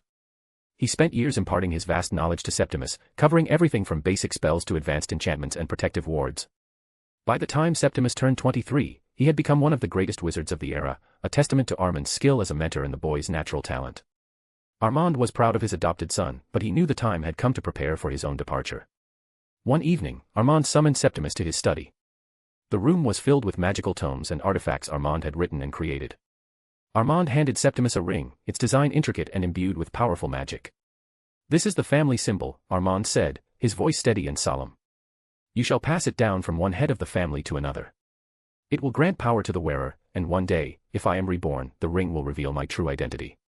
Septimus accepted the ring with gratitude, his eyes filled with respect and admiration for the men who had given him so much. "Thank you, father," he said. "For everything." Armand nodded, his expression unreadable. He had done what he could to ensure the Malfoy legacy would endure. With Septimus ready to lead, Armand felt a sense of closure. At the age of 60, he left the Malfoy manor for the last time, disappearing into the world to continue his path. Armand's departure marked the end of an era for the Malfoy family, but it was also the beginning of a new chapter. Septimus, now the head of the family, wore the ring with pride, knowing it was a symbol of his responsibility and the legacy he had inherited. The manor of Malfoy remained a place of power and knowledge, its halls filled with the echoes of Armand's teachings and awaiting the return of its master. Underscore. Armand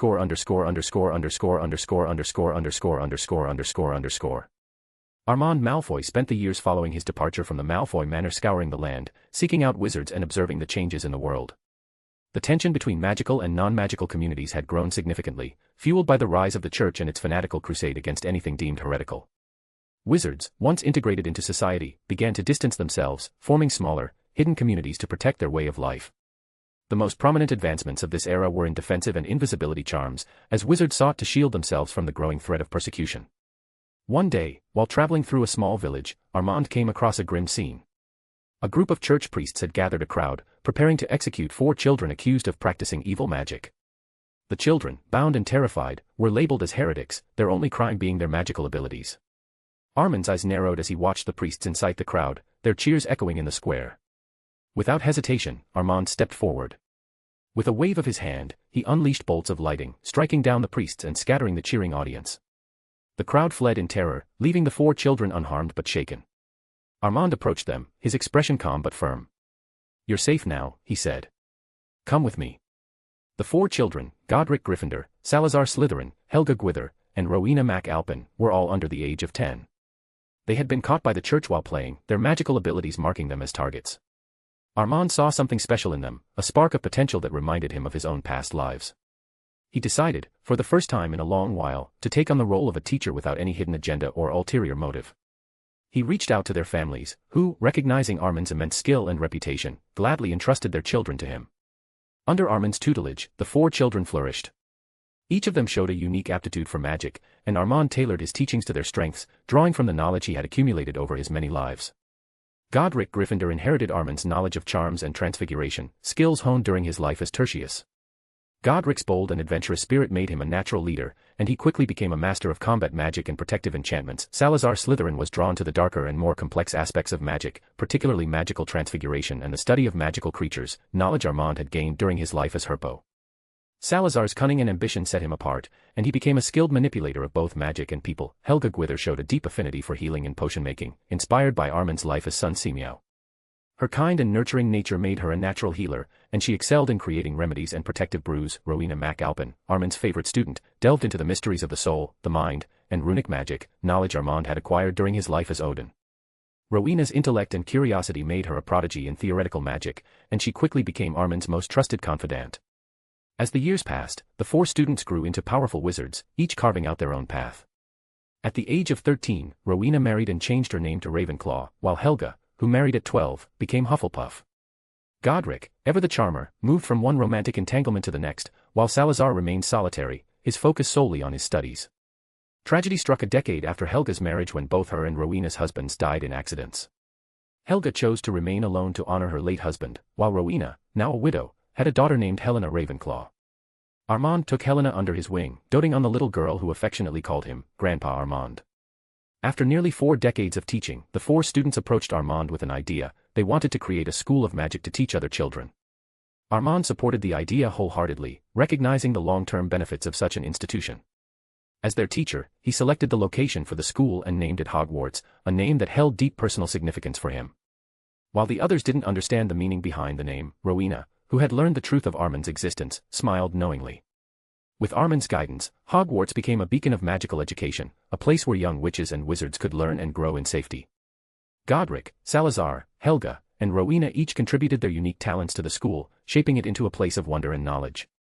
Armand, though he remained in the background, watched with pride as his students carried on his legacy. But even as Hogwarts flourished, Armand knew his time in this life was drawing to a close. Armand Malfoy stood at the edge of the Hogwarts grounds, gazing out at the sprawling landscape he had helped create. The school was thriving, a testament to the hard work and dedication of his 4 students, Godric Gryffindor, Salazar Slytherin, Helga Hufflepuff, and Rowena Ravenclaw.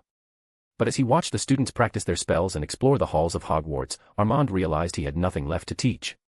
His students had surpassed even his highest expectations, and the time had come for him to move on. When Armand shared his plans to explore the rest of the world with what little life he had left, his students were visibly saddened. They had grown to see him not just as a teacher, but as a father figure. Yet, they understood his need to continue his journey. Each of them wished him the best of luck, their voices filled with gratitude and respect. Godric, ever the bold and spirited one, stepped forward with a mischievous grin. "Before you go," he said, "let's have a magical duel. All 4 of us against you. One last challenge, old man." Armand raised an eyebrow, amused by Godric's audacity. "A duel, you say? Very well. Let's see if you've truly learned everything I've taught you." The battle was set to take place on a nearby mountain. Armand, with a wave of his hand, transfigured the mountaintop into an enormous arena, its surface smooth and its edges marked by shimmering wards to contain the magic. Helena Ravenclaw, now a young woman and Armand's beloved granddaughter, was chosen as the referee. She stood at the edge of the arena, her eyes wide with anticipation. The duel began with a burst of light and energy. The 4 founders of Hogwarts, each a master in their own right, unleashed a barrage of spells, their magic intertwining in a dazzling display of power. Godric's fiery charms clashed with Salazar's dark transfigurations, while Helga's protective enchantments and Rowena's intricate runic spells added layers of complexity to the battle. But Armand was in a league of his own. He moved with a grace and precision that defied his age, his magic flowing effortlessly as he countered every attack. He conjured shields of light, redirected spells with a flick of his wrist, and even transformed the arena itself to his advantage. The 4 founders fought valiantly, but it was clear that Armand was clearly overwhelming them. Helena watched in awe, her heart pounding as she witnessed a level of magical prowess beyond anything she had ever imagined. She had always known her mother and the other founders were powerful, but seeing them face Armand, a man who fought all 4 with ease, was a humbling experience. In her mind, Armand was no longer just a wizard, he was a force of nature, a being whose power transcended the boundaries of what wizards could ever hope to achieve. The duel ended with Armand standing victorious, his students sprawled on the ground, exhausted but unharmed. He extended a hand to each of them, helping them to their feet. "You've come far," he said, his voice filled with pride. "But remember, true mastery lies not in power, but in wisdom and restraint." The 4 founders nodded, their respect for their teacher undiminished. Helena approached Armand, her eyes shining with admiration. "Grandpa Armand," she said, "you're incredible. I don't think I'll ever reach your level." Armand smiled gently, placing a hand on her shoulder. "You don't need to reach my level, little Helen. You just need to be the best version of yourself. That's all anyone can ask for." With the duel concluded and his farewells said, Armand prepared to leave Hogwarts. He had spent decades shaping the lives of his students and building a legacy that would endure for centuries. But his journey was far from over. The world was vast, and its mysteries were endless. Armand Malfoy, the reincarnation of the oldest wizard in the world, would continue to walk the path he had chosen, no matter where it led. As he disappeared into the horizon, the 4 founders and Helena watched in silence, their hearts filled with gratitude and a touch of sadness. They knew they would never see him again, but his teachings and his legacy would live on through them and the school they had built together. Hogwarts would stand as a testament to Armand's wisdom, a beacon of hope and knowledge for generations to come. But the true meaning of its name and the men that stood behind the 4 founders shall be kept a secret. Underscore. After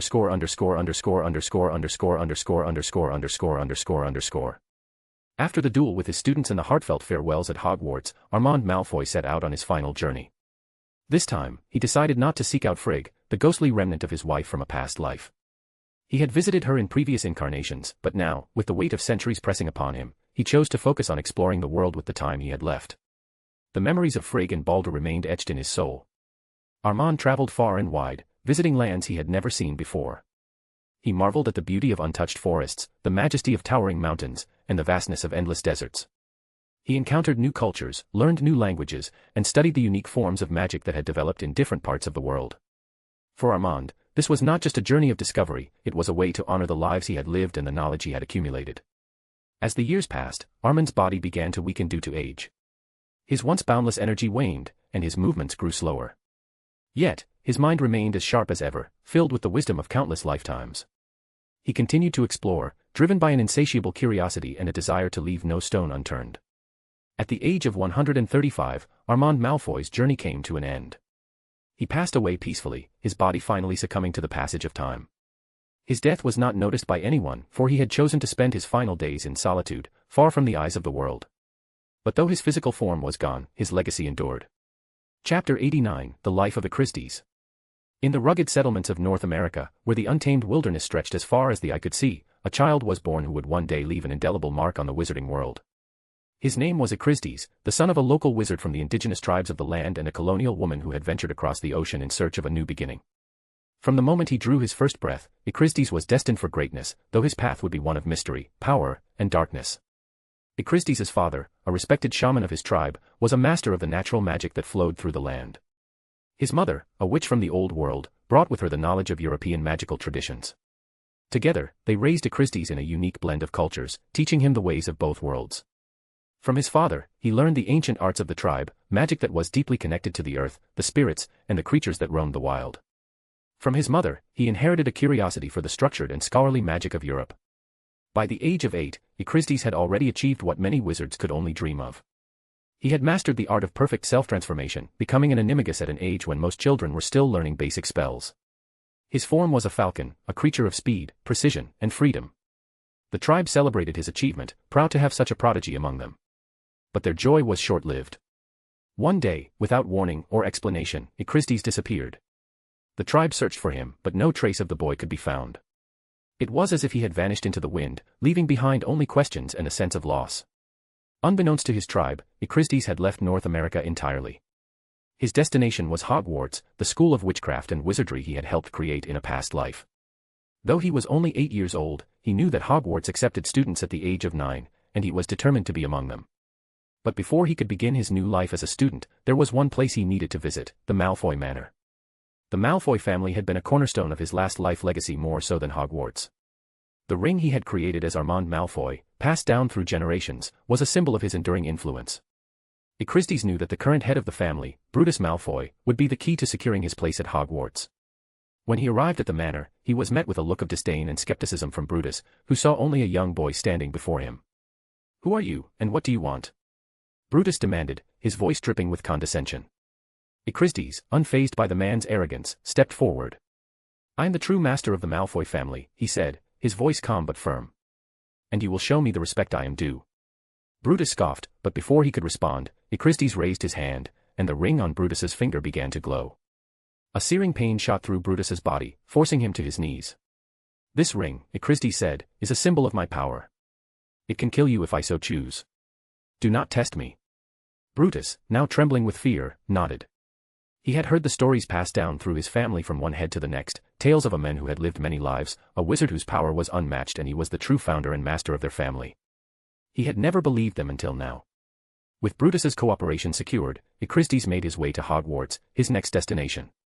Things had changed. Now before going to Hogwarts, children would go to Diagon Alley to collect home supplies. In his past life, Diagon Alley was not found yet. Christie's found the concept both interesting and unique, to think people from all backgrounds would gather to go to the school. He has never seen so many children in one place, and all are wizards and witches. When he arrived at the castle, he was greeted by the sight of hundreds of students bustling about, their laughter and chatter filling the air. For a moment, he felt a pang of nostalgia, remembering the days when he had walked these halls as Armand Malfoy, observing the work of his 4 students, how far things had come. The sorting ceremony was a grand affair, with students lining up to be sorted into their respective houses. When it was Christie's turn, he stepped forward and placed the sorting hat on his head. The hat, enchanted by the founders themselves, immediately recognized him. "You," it whispered, its voice filled with awe. "You are." "Keep it between us," Christie's commanded, his voice low but firm. "Put me in Ravenclaw." The hat didn't hesitate and immediately announced, "Ravenclaw." The table of blue and bronze erupted in cheers, welcoming their newest member. Christie's took his seat, his mind already focused on that lay ahead. Underscore underscore underscore underscore underscore underscore underscore underscore underscore underscore underscore. After the sorting ceremony, Echristes followed the rest of the Ravenclaws to their common room, his mind still processing the events of the day. The castle felt both familiar and foreign to him, its ancient walls whispering secrets he had known since its creation. As he entered the Ravenclaw common room, his eyes were drawn to a sight that stopped him in his tracks, a ghostly figure floating near the window, her translucent form bathed in the pale light of the moon. It was Helena Ravenclaw, the daughter of his beloved student Rowena. Echristes' heart sank as he stared at her. Why was Helena a ghost? What could have happened in his absence to lead her to such a fate? His mind raced with questions, but he knew this was not the time or place to seek answers. He forced himself to remain calm, following the other students to his dormitory. Once he was alone in his room, he began to plan. He would wait until the rest of the house was asleep, then seek out Helena and uncover the truth. When the castle fell silent and the soft snores of his housemates filled the air, Echristes cast an illusionment charm to conceal himself and slipped out of the dormitory.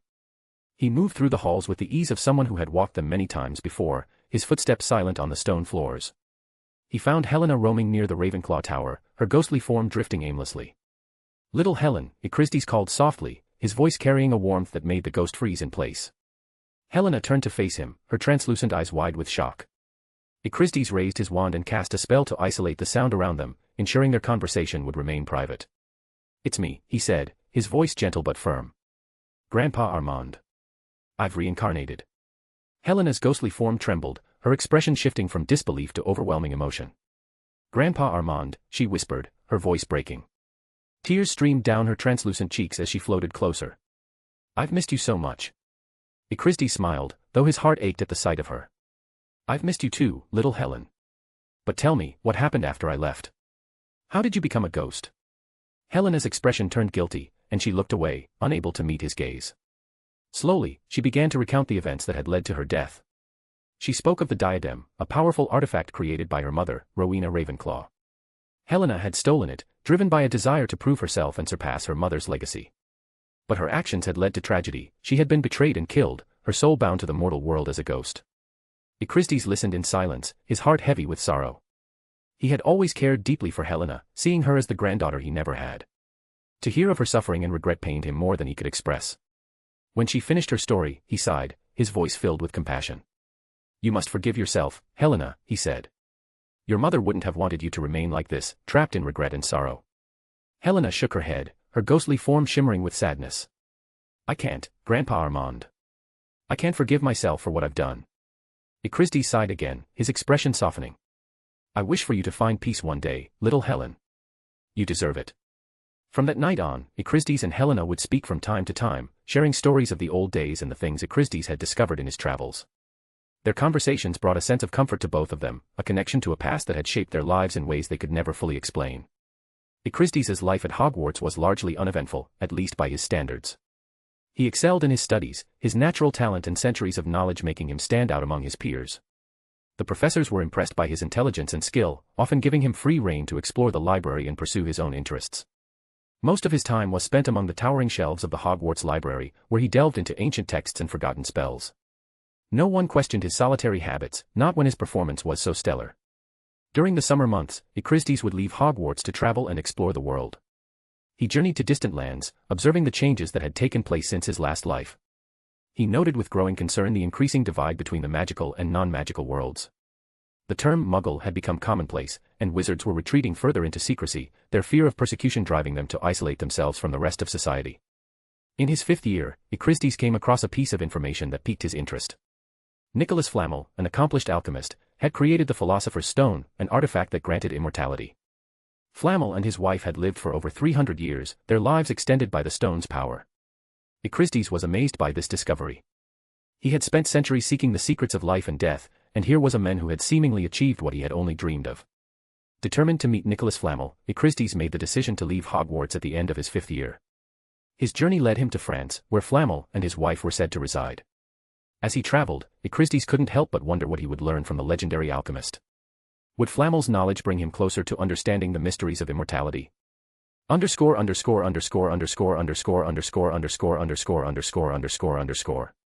Echristes stood before a modest house in the French countryside, the home of the legendary alchemist Nicholas Flamel.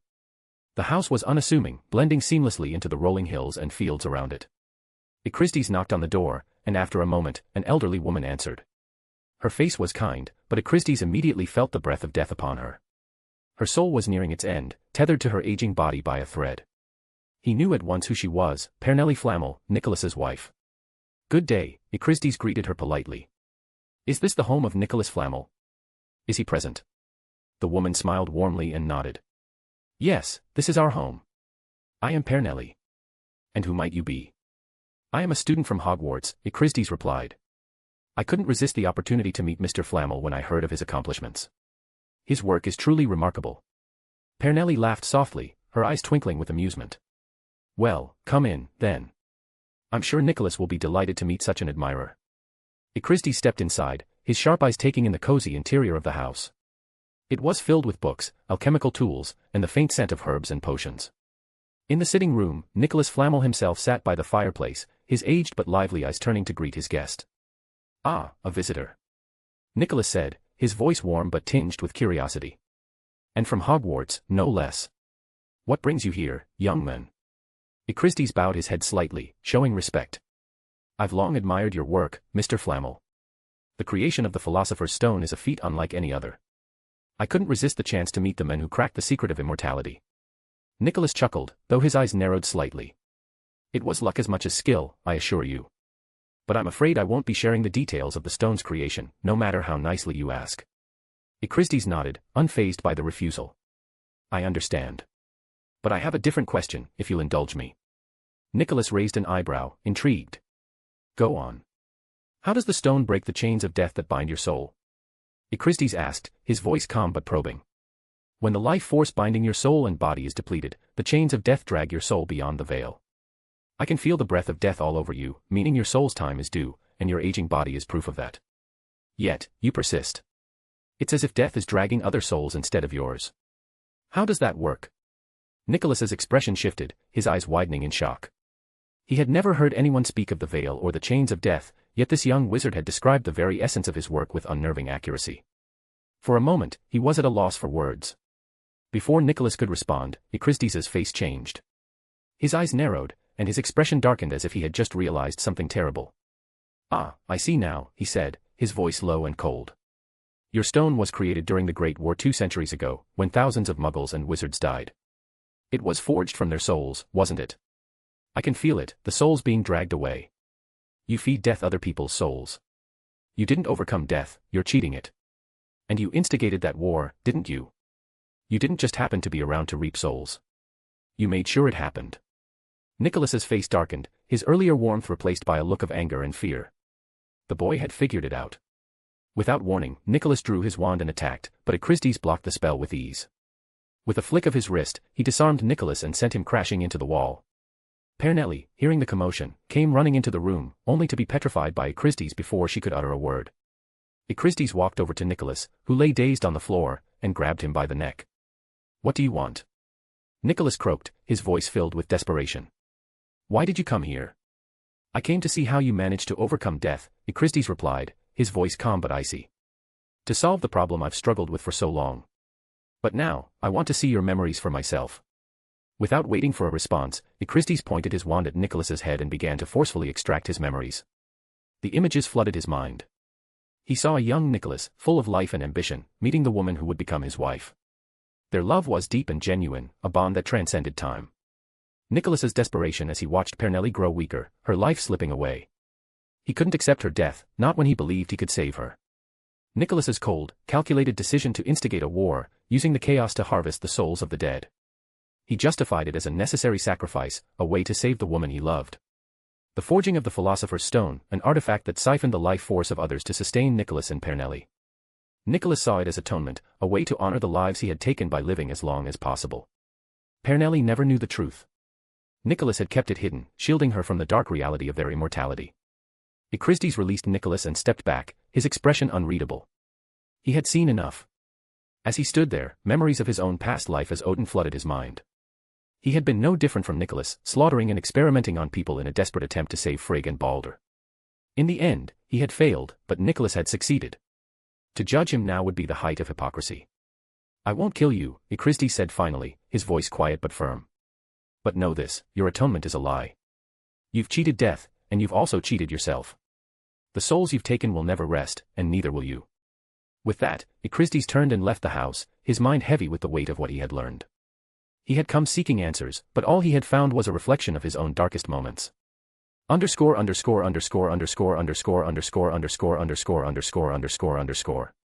After his encounter with Nicholas Flamel, Echristes found himself grappling with a new question. How close can someone approach the veil of death before their life is claimed by it? The question consumed him, echoing in his mind as he wandered the countryside. Nicholas had cheated death by siphoning the souls of others, but Echristes knew that was not the answer he sought. There had to be another way, a way to confront death without sacrificing the lives of others. The answer he came to long ago is by having magic that transcends the limit of the world. As he traveled, another issue caught his attention. The persecution of young wizards by muggles had reached alarming levels. Many magical children, terrified of their own abilities, suppressed their magic to avoid detection. This suppression often led to the development of a dark, parasitic force known as an obscurus. The obscurus would eventually consume the child, claiming their life while they were still too young to understand what was happening. This raised two pressing problems in Echristes' mind.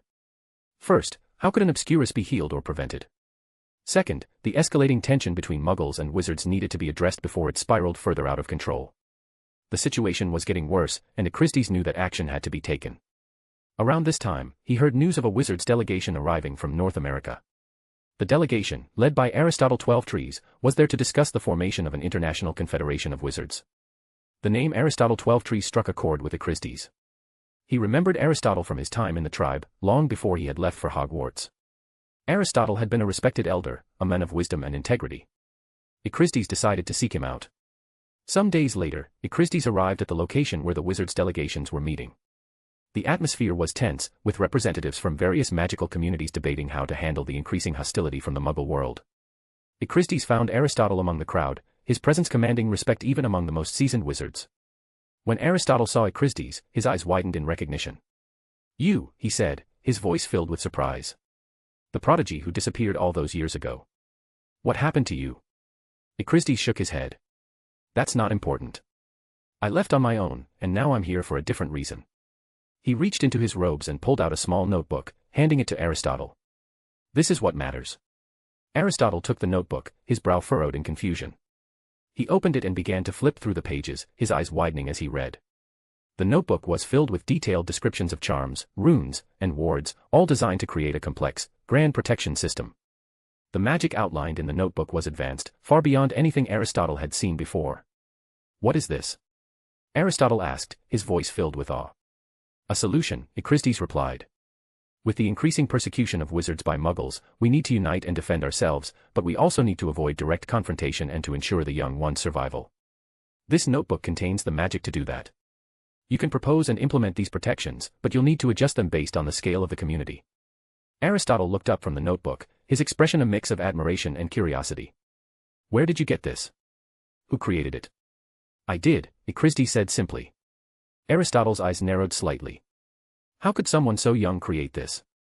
And why did you not come back to us? Your knowledge could help us a lot." Echristes shrugged, his expression unreadable. "I have other things to work on. A grand project to complete." "And what are you working on? And what is the grand project?" Aristotle pressed. Echristes answered with a straight face.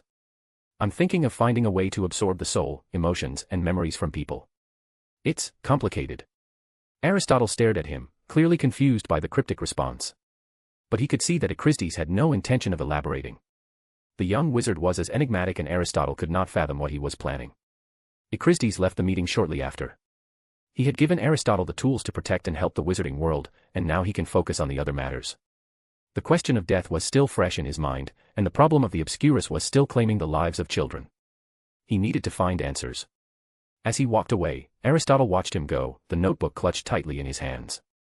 He didn't fully understand Echristes' plans, but he knew one thing for certain: the young wizard was different from others and he was planning something big.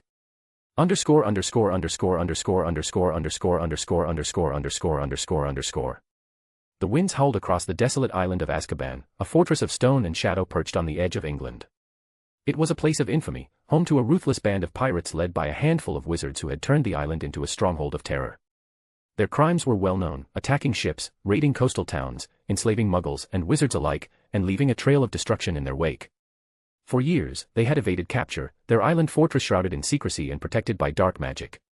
But their reign of terror was about to come to an end. Acristes had heard of the pirates and their atrocities. To most, they were a scourge to be eradicated. But to Acristes, they represented something else entirely, an opportunity. If he could use them to find a solution for the Obscurus, their lives would not have been wasted. It was a cold calculation, but one he believed was justified. The lives of countless magical children depended on it. With a crack of apparition, Acristes appeared on the island, his presence unnoticed by the pirates. The fortress loomed before him, its dark walls bristling with crude defenses. Acristes wasted no time. Drawing his wand, he unleashed a storm of lightning, his attack precise and devastating. The pirates, caught off guard, scrambled to run back, but they had no chance. The wizards among them tried to rally, casting shields, but Acristes' lighting pierced them with ease, his attack far surpassing anything they have faced before. Within a short period, the battle was over. The pirates lay defeated, their bodies strewn across the fortress grounds. Acristes had no intention of killing them, however. Instead, he bound them with enchanted chains, rendering them helpless. The wizards, their magic suppressed, were separated from the rest and placed under heavier restraints. With the fortress secured, Acristes cast a powerful spell over the island, shrouding it in an impenetrable mist. To the outside world, Azkaban would vanish, its existence erased from memory. For the next decade, Acristes worked in isolation, his experiments dark and unrelenting.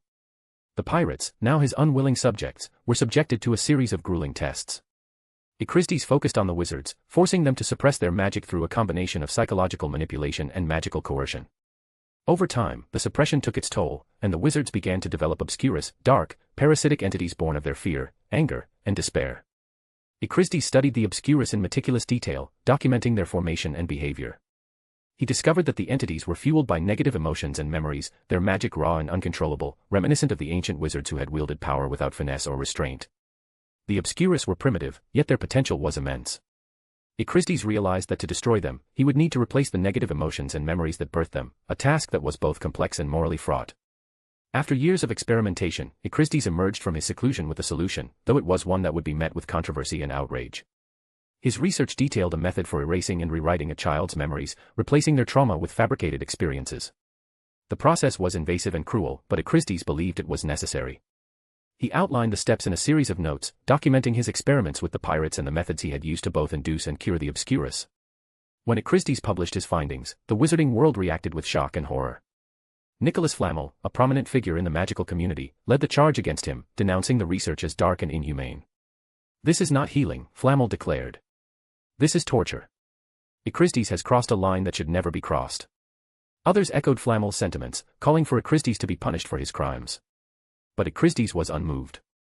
He had expected the backlash, but he believed the ends justified the means. The lives of countless children could be saved, and that should be all that mattered. 2 years later, Acristes published another work, this time detailing a new spell he had developed, Expecto Electronum. Designed to attack the soul and destroy Obscurus, the spell was both powerful and dangerous. Its potential as a weapon was undeniable, and many feared it could become a second killing curse. Under pressure from Flamel and others, the spell was suppressed, its knowledge erased from public record. Acristes watched the backlash with a mixture of disappointment and disdain. He considered silencing his critics permanently, even going so far as to contemplate killing Flamel. But in the end, he chose to walk away. The idiots and their leader were not worth his time. He had more important work to do. For the next several decades, Acristes turned his attention to his other research, the study of death. He sought to understand the limits of the veil, to see how close one could come to it without being claimed. His experiments led him to create a hall within the veil itself, a place where he could observe the realm of death closely. It was a dangerous endeavor, but Acristes was undeterred. The secrets of life and death were within his grasp, and he would not stop until he had uncovered them all. As he stood within the hall, gazing into the abyss, Acristes felt a sense of purpose. The world might condemn him, but he knew the truth. His work would change everything. And when the time came, they would see. ___________________________________________________________________________________________________________________ For a decade, Acristes dedicated himself to a task that many would consider impossible, pulling souls from beyond the veil of death. The veil was a mysterious and impenetrable barrier, a gateway to the realm of the dead. Acristes knew that breaking it forcefully could have catastrophic consequences, so he proceeded with caution. His experiments were slow and methodical, each step carefully calculated to avoid disturbing the delicate balance between life and death. Over time, Acristes discovered that certain souls resided close to the veil, souls of muggles who had died with deep regrets and obsessions but lacked the magical ability to become ghosts. These souls lingered in the liminal space between life and death, tethered to the mortal world by their unresolved emotions. Echristes focused his efforts on these souls, learning to pull them from the veil without fully breaking it. His first success came when he managed to extract a soul and give it a physical form. The creature that emerged was unlike anything the wizarding world had ever seen. It was tall and cloaked in tattered, shadowy robes, its face hidden beneath a hood. Its presence was chilling, a cold, suffocating aura that seemed to drain the warmth and light from the surrounding air. Echristes named this new state of existence, amplexus mortem, souls embraced completely by death. The amplexus mortem were not permanent residents of the living world. Death's grasp on them was strong, and they could only remain in the mortal realm for a short time before being pulled back. But Echristes was undeterred. He saw potential in these creatures, a way to harness their unique properties for his research. For years, Echristes studied the amplexus mortem, documenting their behavior and abilities. He discovered that their very presence carried the breath of death, a cold, lifeless energy that reduced the temperature around them. Their natural state allowed them to feed on emotions, memories, and even life force, drawing sustenance from the living to sustain themselves. In some cases, they could even consume souls, though this was rare and required significant effort. Echristes theorized that as long as the amplexus mortem fed on enough emotions and life force, they could remain in the living world indefinitely. In a sense, they were immortal, existing in a perpetual state of death. However, they were not invincible. Echristes discovered that their only weakness was light imbued with positive emotions, such as the expecto patronum spell. This light acted as a counterforce to death, weakening the death's hold on the creatures and causing them discomfort. It was the exact opposite of the deathly aura they emitted, which caused pain and despair in the living. As Echristes continued his research, he made another startling discovery: the amplexus mortem had their own language and way of communicating. They were not mindless creatures but beings with memories, desires, and regrets. Echristes spent years learning their language, listening to their stories, and understanding their pain. He came to know the names they had carried in life, their most cherished dreams, and the regrets that had bound them to the veil. This connection deepened his resolve to give them a second chance, even as the world would come to fear and misunderstand them. Another fascinating aspect of the amplexus mortem was their ability to summon more souls from beyond the veil, drawing them into their ranks. However, these new additions required sustenance to remain in the living world. If they could not feed on enough emotions and life force, they would be pulled back into the realm of death. This ability made the amplexus mortem a self-sustaining force, capable of growing their numbers under the right conditions. By the time Echristes turned 70, he had developed a deep understanding of the amplexus mortem. He recorded everything he had learned, their behavior, abilities, language, and even their potential to heal soul and emotion-related curses. He made sure these records were accessible to anyone who sought them, believing that knowledge, no matter how dark, could be used for good. Before his work was done, Echristes created one final Horcrux, a box in which he stored his wand. This act was a means to ensure his return sooner in the next life. With his preparations complete, Echristes summoned 200 souls and transformed them into amplexus mortem. He spoke to them, explaining that he had left instructions for wizards to understand and work with them.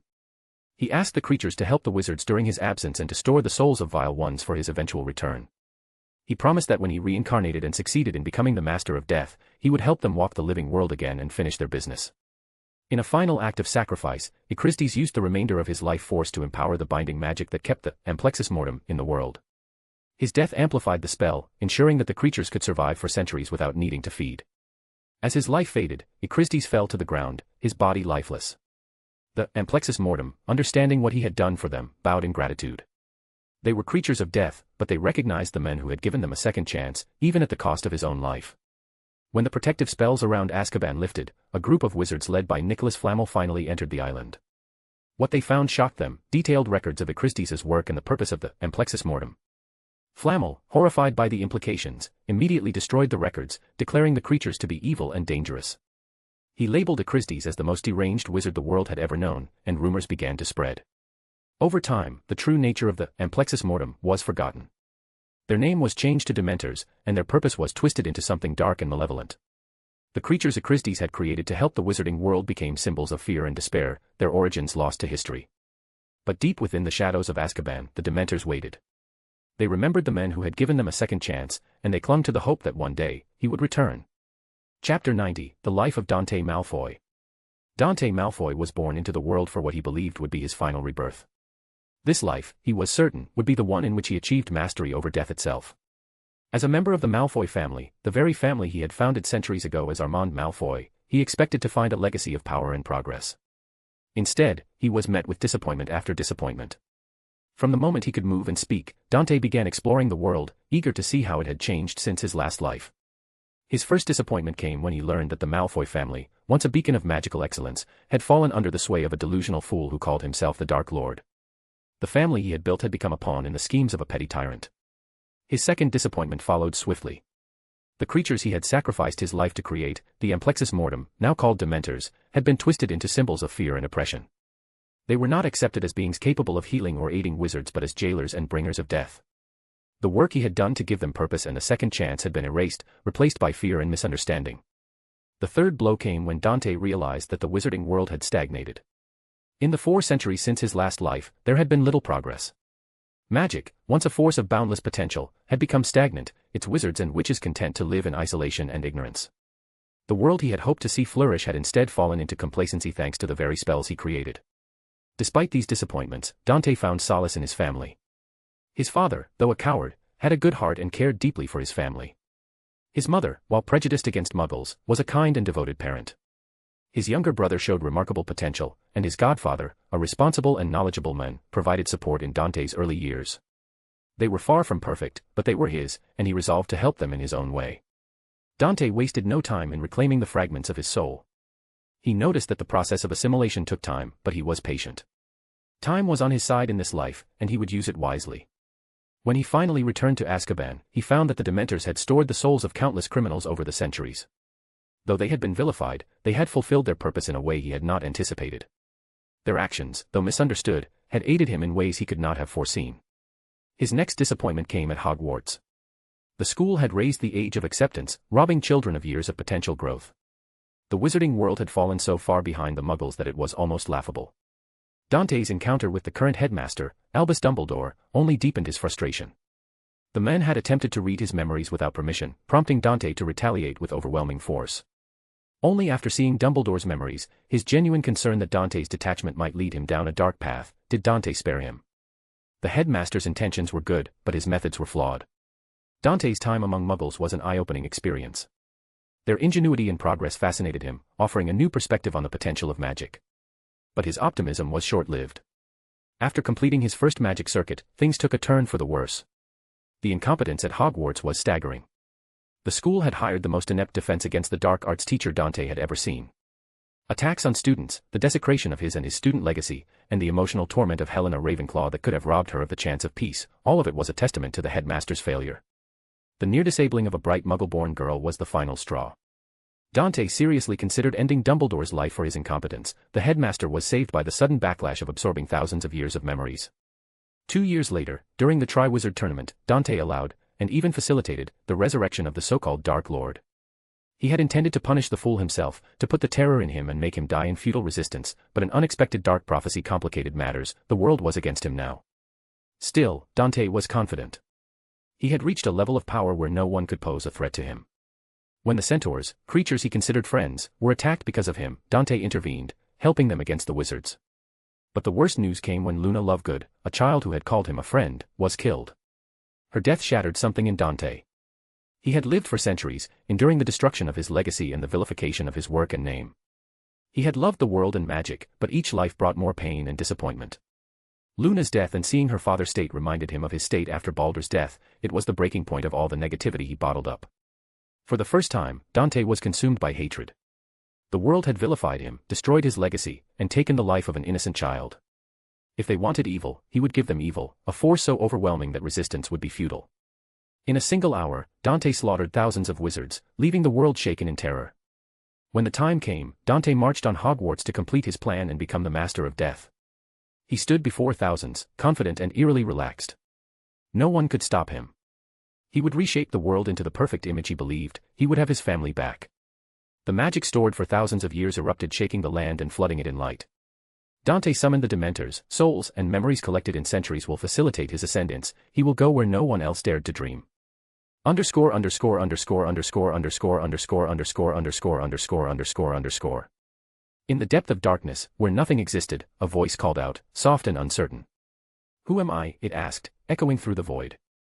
The question hung in the air, unanswered, as if the darkness itself was waiting for a reply. Then, images began to appear, each one a fragment of a life lived and lost.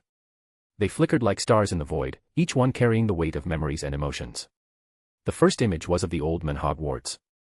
Behind it, flashes of a life unfolded, a life of war, loss, and sacrifice. The voice spoke again, stronger this time. I am the oldest wizard who lost his life and himself in war. The image shifted, replaced by the towering figure of Odin. His eyes burned with wisdom and sorrow, and behind him, scenes of a family torn apart played out. I am the father and husband who lost his most precious. The image changed once more, revealing Herpo the Foul, his face twisted with bitterness and despair. Behind him, the world crumbled under the weight of his disillusionment. I am a wizard who lost his hope in the world. Next came Tertius, his expression haunted by fear and uncertainty. Behind him, the endless quest for knowledge stretched into eternity. I am the one who feared losing myself in this endless quest. The image of Sun Simiao appeared, his face serene despite the hardships he endured. Behind him, the world moved forward, indifferent to his struggles. I am the one who kept going regardless of my disappointments. Armand Malfoy's image followed, his eyes filled with joy as he taught and guided young wizards. Behind him, the laughter of children echoed. I am the one who found joy and satisfaction in teaching and helping children. Echrisdes' image emerged, his expression thoughtful and determined. Behind him, the dark experiments of Azkaban unfolded, a testament to his search for good in the face of evil. I am the one who tried to find meaning in good and evil. Finally, the image of Dante Malfoy appeared, his face hardened by centuries of pain and anger. Behind him, the world burned, consumed by his wrath. I am all of them, the voice declared, now firm and resolute. And I will be the master of death. Nothing can stop me. The images merged together, their colors and shapes blending into a brilliant silver light that filled the darkness. Within the light, Dante Malfoy opened his eyes. His entire body shimmered with the radiant glow, and with a wave of his hand, the darkness around him shattered. Behind the broken void, the world came into view. The sky was dark, heavy with clouds that blotted out the stars. Dante raised his hand and spoke a single word, disperse.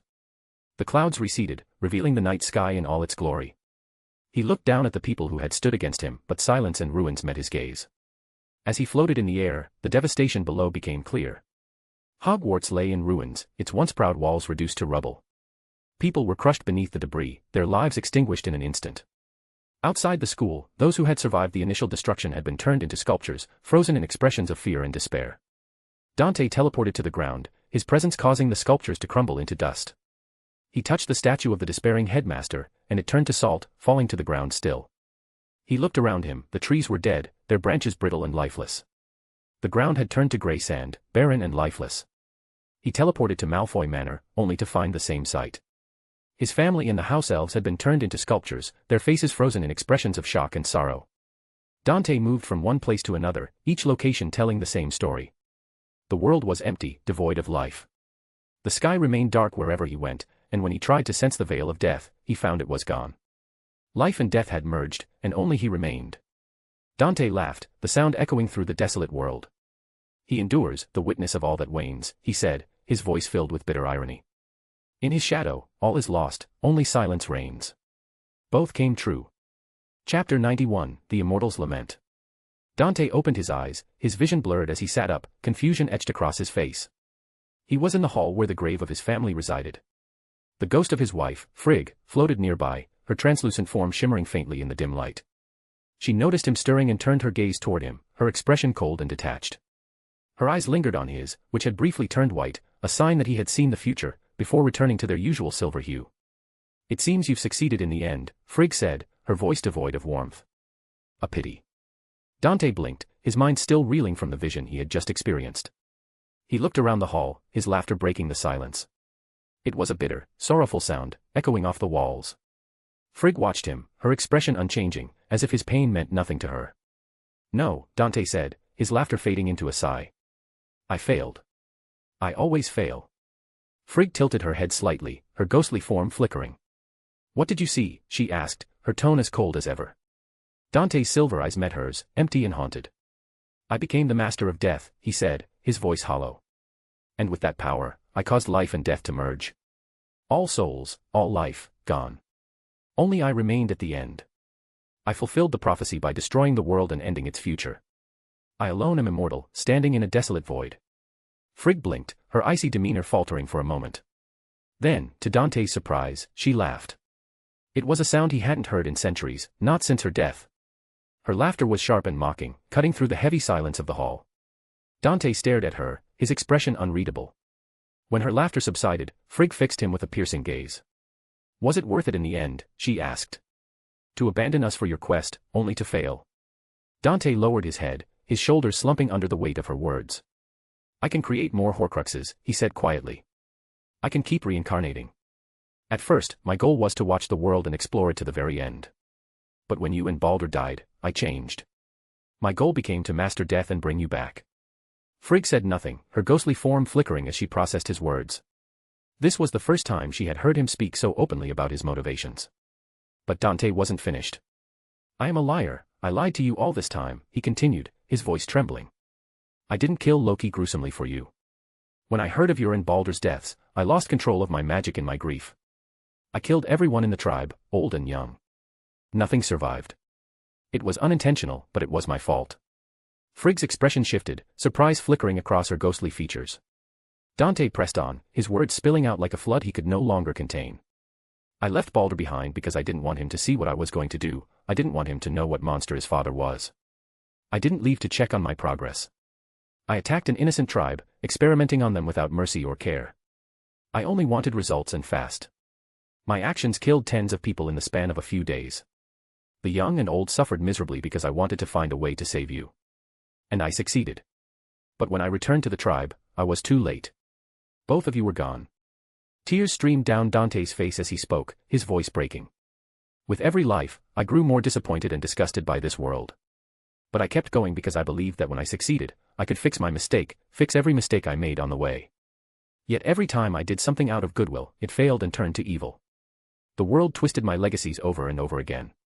In the end, when I finally succeeded, there was nothing left. I saw it, the end, the desolation my actions caused. You are right, Frigg. I am the worst thing that this world has ever seen. Frigg's ghostly form wavered, her cold detachment cracking under the weight of Dante's confession. For the first time in centuries, she looked at him not with disdain, but with something akin to pity. The hall fell silent, the air heavy with the weight of eternity and the sorrow of a man who had lived too long and lost too much. The hall was silent, the air thick with the weight of centuries of pain and regret. Dante sat on the cold stone floor, his silver eyes glistening with tears. Frigg's ghostly form hovered before him, her expression no longer cold but filled with a sorrowful curiosity. She had asked the question. Why did you lie to me? Frigg asked, her voice softer now, though still tinged with sadness. Why not tell me the truth? Dante looked up at her, his face full of anguish. What should I have told you, he said, his voice breaking. That I tortured and killed innocent people to help you. That I killed everyone you knew by mistake. That I let our son out of my sight because of you. I was prepared to protect him with my life, no matter what. But you went ahead and burned yours. I couldn't accept that, so I had to fix it. I know you, I didn't want you to feel any guilt, because it was my decision, my fault, and I deserved it. I've lived long enough to carry all the hate and guilt this world has to offer. I didn't want you to feel any of it. Frigg's ghostly form flickered, her expression shifting from sorrow to something deeper, understanding, perhaps, or regret. Dante continued, his words spilling out in a torrent of pain. When I began to understand your state and the nature of ghosts, I became more certain that I had to keep the lie. I thought that maybe, if I failed one day, you could find peace. But now. Everything was pointless. I failed. I even destroyed you because I believed I will be able to bring you back this way. I harmed and killed innocents without care because I thought I could fix everything. But I couldn't. And the closer I got the more I became everything I hated and despised. I'm sorry, Frigg. I will never be able to fix my mistakes. I only made more, and everything I did ended in failure. Frigg was silent for a long moment, her ghostly form shimmering faintly in the dim light of the hall. When she finally spoke, her voice was soft, filled with a sorrow that mirrored Dante's own. I hated you, she said, her words trembling with emotion. I hated you because I thought you abandoned us for a mad dream. My obsession was my desire to see you fail because of that. But now I know, you had us first, always. If you had just told me the truth earlier. Her voice trailed off, and for the first time in thousands of years, Frigg's ghostly form began to glimmer, her edges fading into the air. Dante watched in stunned silence as her body dissolved into a soft, golden light. Her sorrowful expression was the last thing he saw before she disappeared completely, her spirit finally finding the peace it had been denied for so long. Dante sat alone in the hall, his mind reeling. For thousands of years, Frigg had suffered because of his lies, his silence. All it would have taken was a single moment of honesty, a single admission of his mistakes, to spare her that pain. And now, it was too late. She was gone, truly gone, and he was left with nothing but the crushing weight of his failures. He buried his face in his hands, his body shaking with sobs. The dam of emotions he had held back for centuries finally broke, and he cried, hard, unrestrained, and utterly alone. His mind echoed with a single, relentless thought, I am the worst.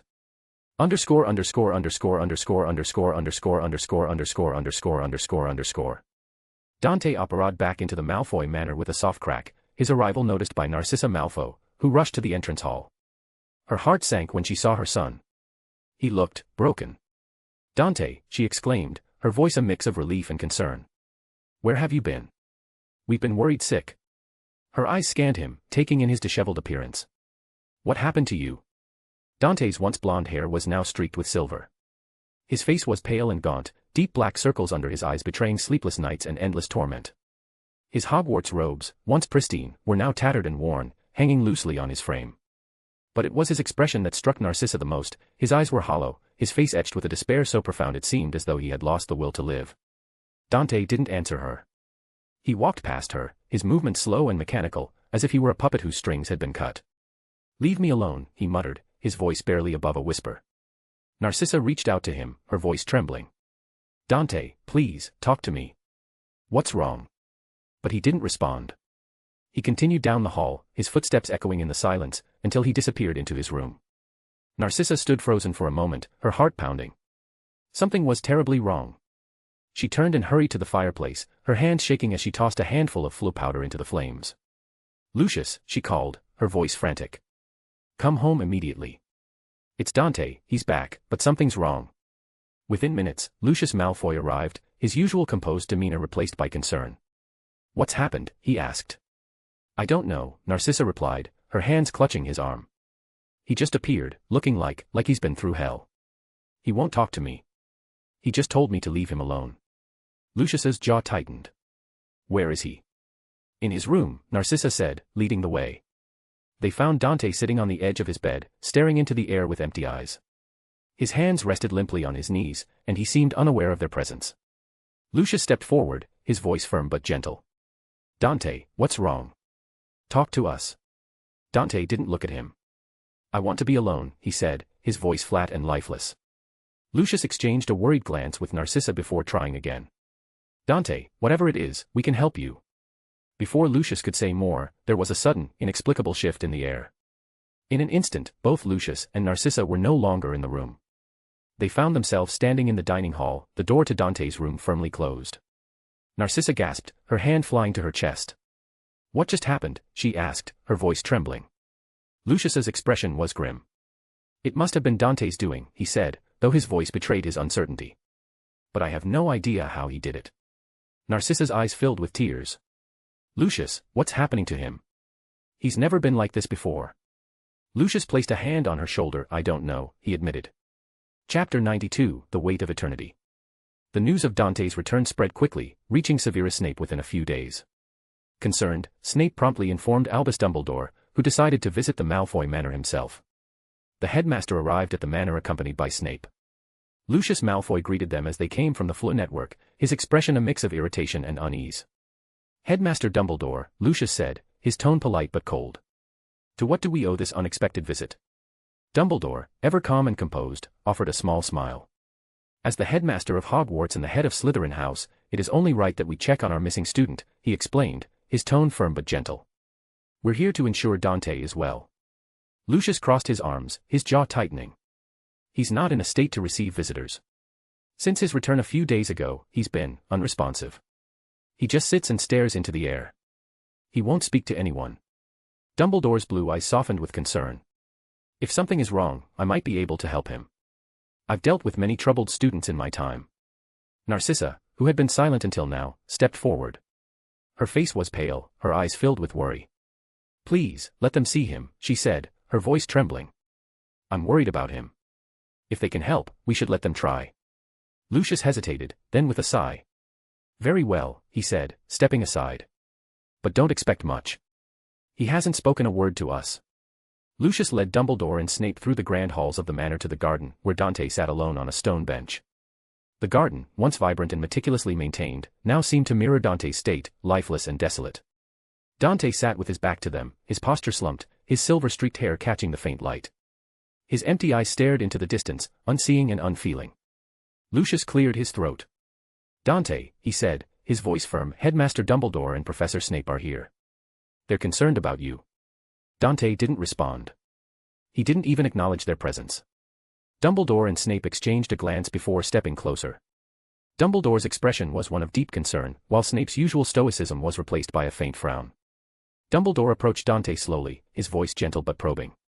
"It seems you've been through a lot while you were away," he said. "Why not share your burden? It will make you feel lighter to find those who understand." Dante remained silent, his gaze fixed on some unseen point in the distance. Dumbledore sighed, his tone growing more earnest. "Sharing will make things easier. I've lived a long life, more than 100 years, and I might be able to understand what you've experienced." For the first time, Dante reacted. His head turned slowly, his silver eyes locking onto Dumbledore's. There was no emotion in his gaze, only a void that seemed to stretch into eternity. When he spoke, his voice was cold and disdainful. "You have lived long. 100 years." Dante said, his words dripping with bitterness. "Then tell me, what would you do if you lived for thousands of years? If you watched the worst the world has to offer, disappointed endlessly by it? If you tried to change it more than anyone else, believing you could fix everything, only to kill, torture, and commit the vilest acts in the name of the greater good and advancement? What would you do if you slaughtered thousands, only to realize, when you finally succeeded, that you didn't fix anything? That you ended the world instead? All things dead, people, animals, plants, magical or not. Darkness and silence are all that remain in this world, and you are the cause of it, standing there immortal and alone. Then you wake the next moment and realize you have gone back to this moment, that all your work and deeds were pointless and only caused harm and suffering. When you realize that you are truly the worst thing to happen to this world, what would you do?" The garden fell silent, the weight of Dante's words hanging heavy in the air. Dumbledore's usual calm demeanor faltered, his eyes widening in shock. Snape's expression was unreadable, but his sharp intake of breath betrayed his surprise. Lucius and Narcissa stood frozen, their faces pale with disbelief. Dante's gaze returned to the distance, his voice hollow. "You don't have an answer, do you?" "No one does. Because no one has lived as long as I have. No one has seen as much as I have. No one has failed as much as I have." The garden was silent, the air heavy with tension as Dante's words hung in the air. Dumbledore stared at him, his usual calm demeanor replaced by a deep disturbance. Snape was the first to recover, though his voice betrayed his disbelief. "It's hard to believe all of that," Snape said, his tone cautious but skeptical. Dante's silver eyes flicked toward him, cold and emotionless. "You two want me to check on the girl after the fool's diary sucked her life," he said, his voice flat. "Yes, I can. I've healed that before. As for the idiot, Tom, or Voldemort, as you fearfully call him, I helped him resurrect, then tortured and killed him, along with the idiots who followed him." The group was stunned into silence once more. Snape's eyes widened, and he took a step back. "You tortured and killed the Dark Lord?" he asked, his voice barely above a whisper. Dante didn't answer. Instead, Dumbledore's eyes began to glow with a faint silver light, and he spoke in a voice that was not his own. "Yes," Dumbledore said, his tone eerily calm. "He crawled like a worm, tried in futility to fight me, but died in the end." Snape's face paled, and he took another step back, his hand instinctively reaching for his wand. Seeing Dumbledore controlled so effortlessly was a shock even to him. Lucius and Narcissa stood frozen, their expressions a mix of fear and disbelief.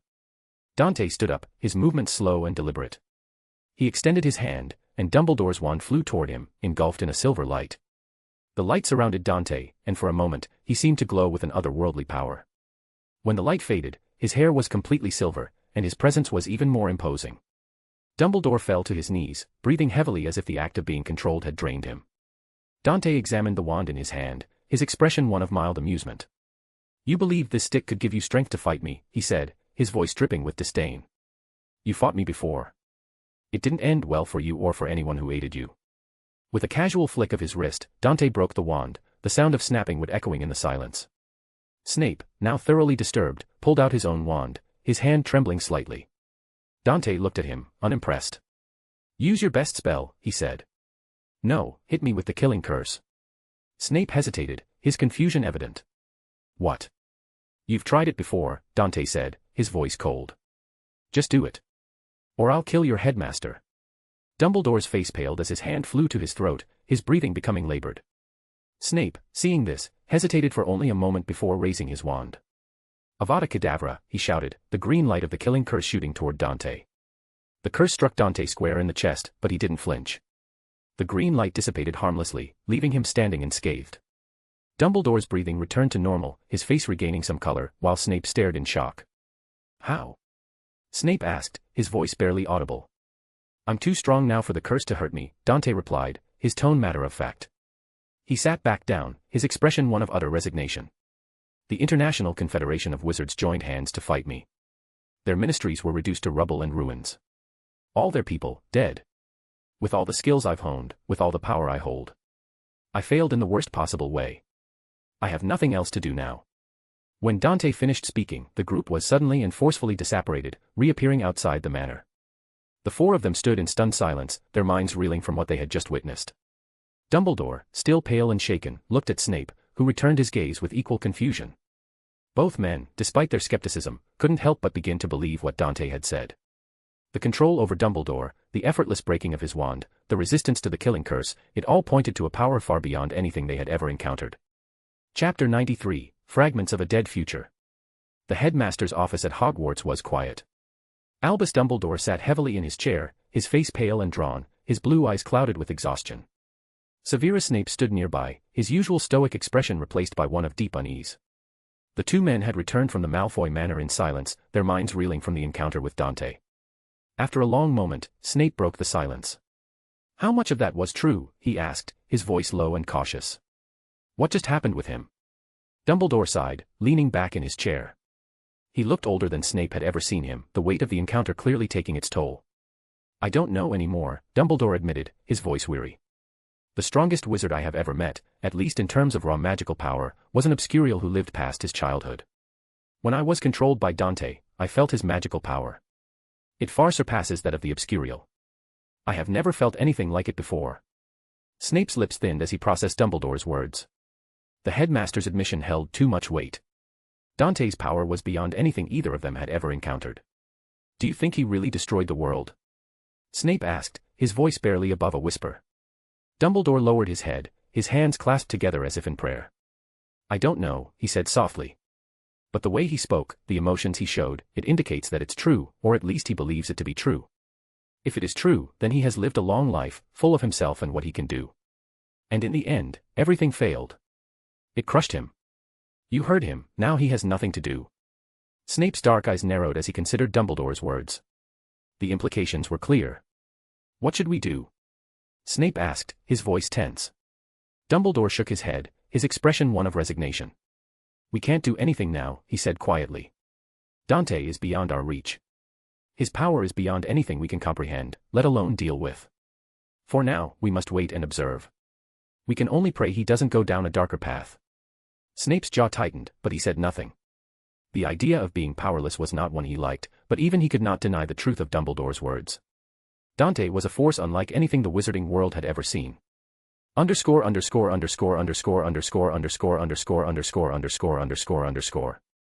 The news of Dante's return spread quickly, reaching even the ears of the Weasley family. Arthur Weasley, desperate to save his daughter Ginny, wasted no time in traveling to Hogwarts to seek Dumbledore's help. He arrived at the headmaster's office, his face pale and drawn, his usual cheerful demeanor replaced by one of deep worry. Professor Dumbledore, Arthur said as soon as he entered, his voice urgent. I've heard that Dante Malfoy has returned. If he truly is our last hope to save Ginny, then I'll beg him if I have to. Please, contact him for us. Dumbledore sighed, his expression one of regret. I've already visited him, Arthur, he said, his voice heavy. But since his return, Dante is not in his normal state. He's troubled. I'm afraid he won't move or leave the manor for any reason at the moment. Arthur clenched his fists, his frustration and fear evident. Ginny won't last long, he said, his voice breaking. We're running out of time. Dumbledore sighed again, his blue eyes filled with sympathy. I advise waiting for now, he said gently. Hopefully, he will recover from his state and be willing to help. Trying to talk to him now might not end well. Arthur lowered his head, his shoulders slumping in defeat. The helplessness was almost too much to bear. Without another word, he turned and left the office, his heart heavy with worry for his daughter.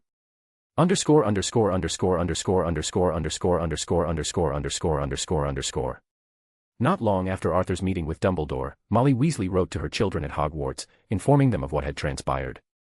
She urged them to keep an ear out for any news about Dante's state, especially from his brother Draco. When Harry and Hermione heard the news from Ron, they felt a deep sense of worry for Ginny. Ron, however, was angry. Dante's a true evil dark wizard, he muttered, his voice filled with frustration. He might be able to help, but he's just sitting in his home all day, doing nothing. Hermione frowned, her brow furrowed in thought. Something must have happened, she said, her voice firm. He didn't look well when he disappeared, and he returned in a strange state. No one knows what happened to him. Ron scoffed, crossing his arms. He seems to be well enough to reject helping, he said bitterly. Harry, who had been silent until now, spoke up. Isn't Luna Dante's friend? He asked. And doesn't he have a soft spot for her? Why not ask her to try talking to him? Hermione rolled her eyes. He helped her because he's a good person, not because he has a soft spot for her, she said, her tone exasperated. Ron snorted. Only you and Loony Luna think he's a good person, he muttered. Harry ignored Ron's comment and pressed on. Why not just try, he said. It's not like we'll lose anything. We can tell the headmaster to help with that as well. After some back and forth, the trio finally agreed to approach Luna. They found her in the Ravenclaw common room, her usual dreamy expression replaced by one of quiet concern when they explained the situation. I'll try, Luna said softly, her voice filled with determination. Dante's my friend. If he's in trouble, I want to help him. With Luna on board, the group headed to Dumbledore's office to seek his assistance. The headmaster listened to their plan with a thoughtful expression, his eyes flickering with a mix of hope and caution. It's worth a try, Dumbledore said finally. But be careful. Dante is not himself right now, and I cannot predict how he will react.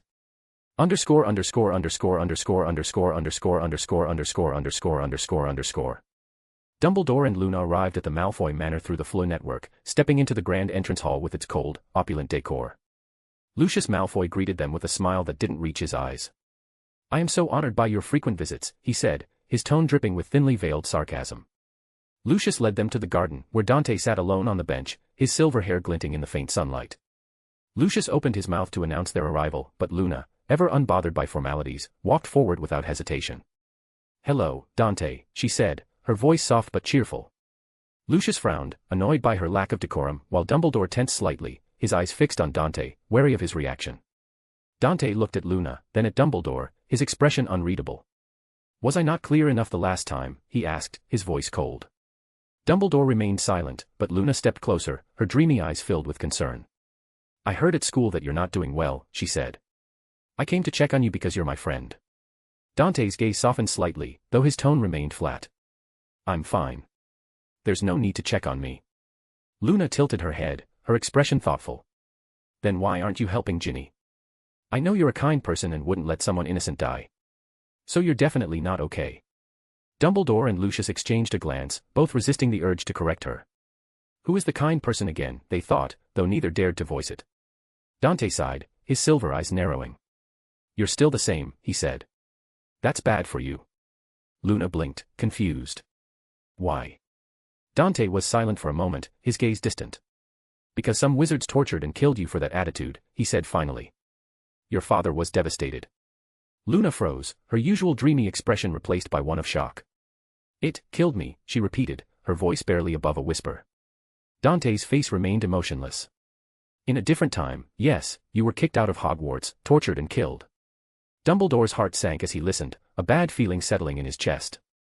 Luna, however, seemed more curious than frightened. How do you know? She asked. I've lived this life before, Dante replied, his tone matter of fact. Luna's eyes widened, and for a moment, she looked thoughtful. Did I find the crumplehorn snorkack? She asked, her voice hopeful. Dante shook his head. No. Luna's face fell, her disappointment evident. Oh, she said softly. Dante raised an eyebrow. Is that what disappoints you? Not seeing it. Luna nodded. I hoped I'd at least achieve my goal before dying. Dante's expression flickered, a rare hint of emotion crossing his face as he recalled the memories of her father. For a moment, he wondered if that had been her last thought before her death. Luna, however, quickly regained her composure. Why aren't you helping Ginny? She asked, her tone gentle but persistent. Dante shrugged, his voice devoid of emotion. I don't feel like doing anything anymore. I saved her once. I don't feel like doing it again. Luna frowned slightly, her brow furrowing. It's hard to imagine that you've lived this life before, she said. Then, with a small smile, she added, if you feel bored of this life, why not save Ginny and then do something new? Like proving the crumple-horned snorkack is real. Dante stared at her for a moment, then replied with a straight face, I already did that. You were dead and didn't have the chance to see it. Luna blinked, her eyes widening in surprise. You found it, she asked slowly. Dante nodded. Luna pursed her lips, her expression a mix of curiosity and determination. Then show it to me, she said. If I was dead when you found it, the least you can do is show it to me now. Dante looked at her silently for a moment, then sighed. Without a word, he disapparated, vanishing in an instant. Less than 30 seconds later, he reappeared, holding a strange small creature in his arms. It was a purple hairless beast with a golden horn curving backward and a smaller, straight one beside it. Its eyes were large and luminous. Luna's eyes lit up with wonder. The crumple-horned snorkack, she whispered, her voice filled with awe.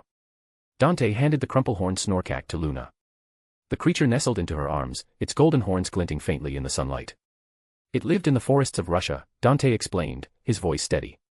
People don't see it because it has a natural disillusionment charm. It lives on top of trees and can jump long distances without making a sound.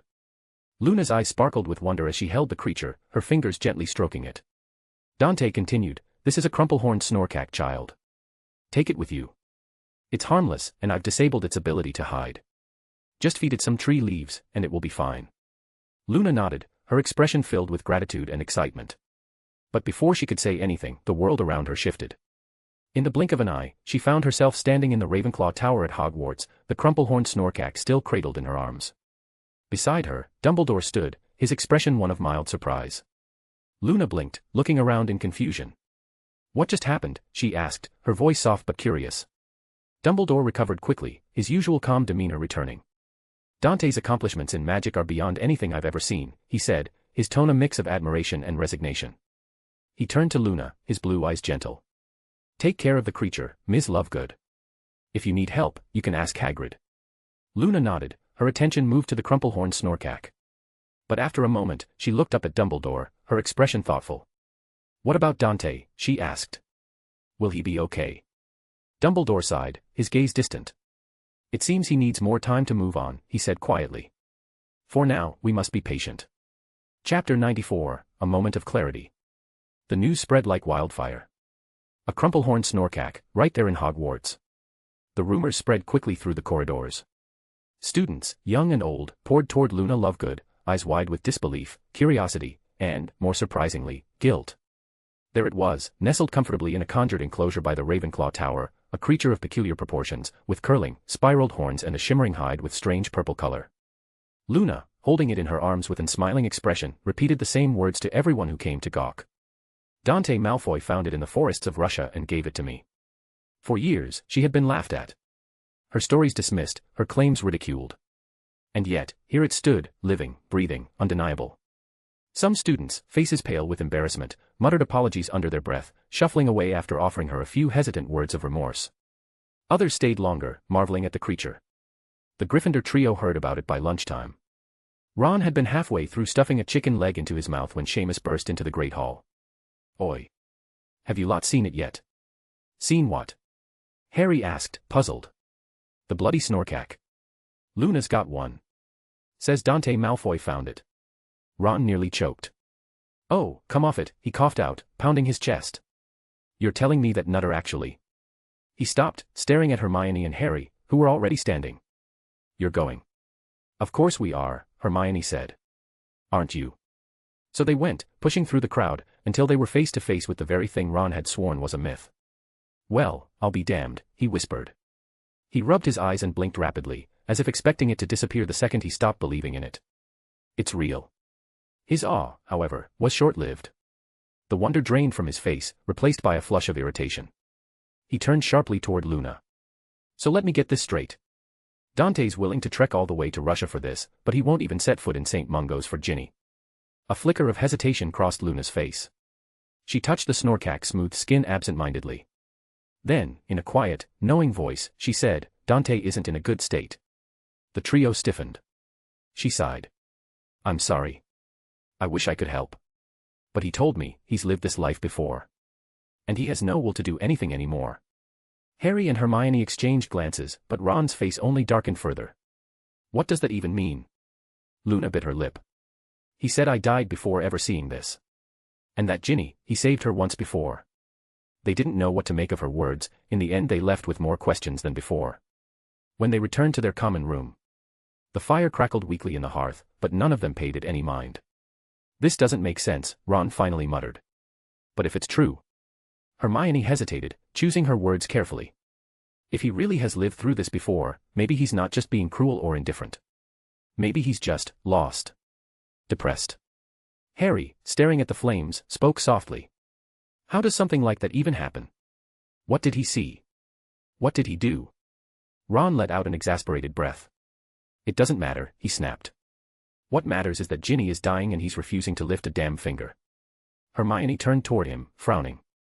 But Ron, if he saved her once before, then he's not as evil as you think, Harry finished. Ron's jaw clenched. He turned sharply, fists balled. I don't give a damn what he thinks he did in his mind. All I know is that Ginny is dying now, and he's going insane. Underscore.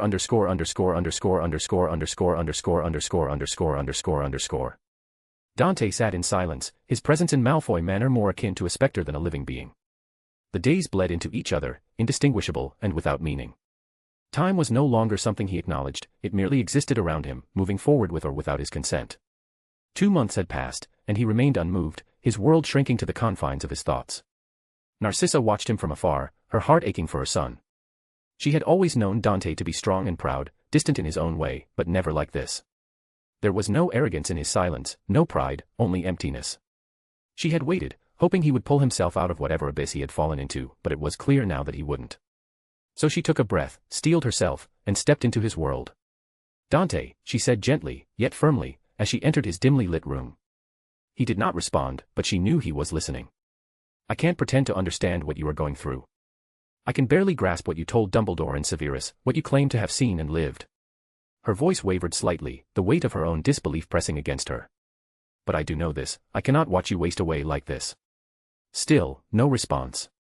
She moved closer, kneeling beside him as she once had when he was a child, brushing strands of silver blonde hair from his face. Why not try something new? Something that has no grand purpose, no weighty meaning. Just, something for fun. She searched his face for any flicker of reaction. Try playing. Try doing something you once enjoyed, without expecting it to be anything more than a simple moment of joy. For the first time in what felt like an eternity, Dante turned his gaze to her. His eyes, haunted, hollow, held the echoes of many lifetimes. I'll think about it, he said, his voice rasping from disuse. It was not a promise, but Narcissa knew better than to press. She sighed, giving his hand a gentle squeeze before standing. That's all I ask. And with that, she left him alone once more. Alone, but thinking. Dante sat in the quiet, his mother's words lingering in the stagnant air. Try something new. Something he enjoyed. What had he once enjoyed? His mind drifted, unearthing memories that felt more like relics from a forgotten time. He had loved reading once, exploring the wide world. He had found wonder and joy in magic, pushing its boundaries, unraveling its mysteries. But at some point, it had all shifted. His thirst for knowledge became a means to an end, a way to continue, to adapt, to shape the course of events. The joy of discovery had been buried beneath the weight of purpose and self-indignation. He reads to see where to go from here. He stopped exploring for the thrill of the unknown but to find new things to use and do. Everything had become a function of purpose, and without his grand purpose, he had nothing. His thoughts unraveled further, tracing the winding path of his existence. The choices he had made, the roads he had taken and abandoned. There had been a time when the mere thought of harming another human being was inconceivable to him. Now he could kill without hesitation. The line that once defined him had blurred, then faded entirely. He is willing to abandon a child to their fate without a second thought. He could justify it, rationalize it, but he didn't care, he couldn't care less to even find a reason to himself let alone others, the truth. And what of the world? A disappointment, he had called it. A place of repeated failures, stagnant and unchanging no matter how many times he had walked through it. But as his thoughts spiraled inward, a darker realization settled over him.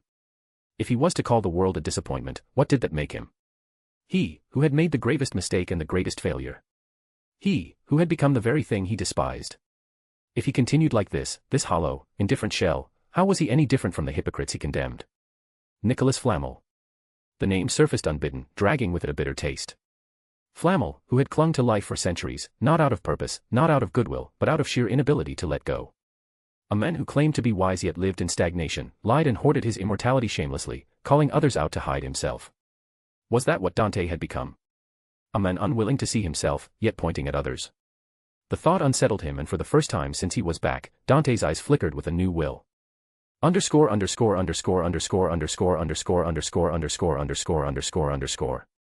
Dante operated in Ginny Weasley's hospital room at St. Mungo's with a soft crack, his sudden arrival startling Molly and Arthur Weasley, who had been keeping vigil at their daughter's bedside. Arthur stood up immediately, his voice desperate. "Dante, please, we'll do anything." Dante ignored them, his face devoid of emotion as he stepped closer to Ginny's bed. The air in the room grew heavy, the temperature dropping sharply. Then, with a chilling whisper of movement, a Dementor phased through the wall, its tattered robes billowing silently. Molly gasped, and Arthur instinctively drew his wand, his hand shaking. "Stay still," Dante commanded without looking at them, his voice cold and final. The two watched in horrified silence as Dante raised his wand. A translucent, flickering light, pale and weak, emerged from Ginny's body, hovering above her like a dying ember. At the same time, a much stronger, silver light pulsed beneath the Dementor's hood. Dante cast a spell, and a blue light surged forward, crushing the Dementor's stolen essence. Slowly, he forced the stolen life force into Ginny's. The flickering light above her grew brighter, steadier, until finally, Dante guided it back into her body with a final wave of his wand. He gave a slight nod to the Dementor, and it retreated, vanishing through the wall as silently as it had come. "She'll be fine," Dante said flatly, "a life for a life. Sirius Black is dead, so your daughter lives. That was your choice in a different time." And with that, he vanished, leaving the Weasleys stunned. Before they could even begin to process what had just happened, a soft groan came from the bed. Ginny stirred, her eyelids fluttering open. "Mum. Dad," she whispered weakly. Molly let out a choked sob, rushing to her daughter's side, while Arthur could only stare at the spot where Dante had stood. Chapter 95, The Unlikely Professor. Narcissa Malfoy sat alone in the dining room, her fingers tracing the rim of her untouched teacup. The feeling of helplessness ate away at her. Her son had returned, but he was a ghost of himself. She had tried to reach him, but his hollow eyes had offered no answers. Then, Dante walked in, his silver eyes no longer as empty as before. Narcissa straightened, her breath catching. "Mother," he said softly, "thanks to you, I had a moment of clarity." She didn't speak, afraid that if she moved, this fragile version of her son might vanish again. "I'm leaving for a few months," he continued. "I need to travel. To be alone for a while." He paused, then added, "I'll be fine. I'll come back." Before she could respond, he was gone, vanished.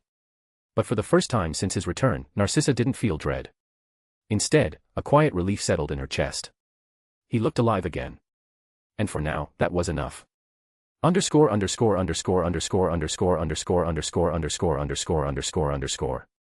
News traveled fast. Ginny Weasley was awake. Dante Malfoy had appeared out of nowhere, saved her, and left just as quickly. In the Gryffindor common room, her brothers and friends exhaled in collective relief. Ron, though still wary of Dante, muttered, "At least he did something useful." Hermione shot him a look but didn't argue. Underscore.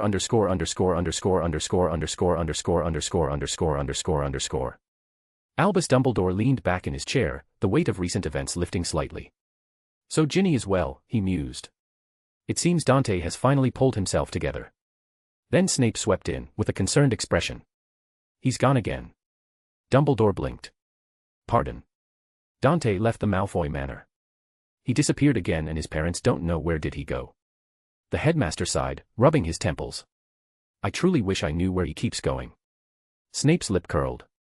"Shouldn't you be more concerned that he might be plotting the end of the world?" Dumbledore stroked his beard, a faint, weary smile tugging at his lips. "Severus, if one has already ended the world once, I imagine it becomes rather boring the second time." Snape stared at him. Dumbledore merely chuckled. Underscore.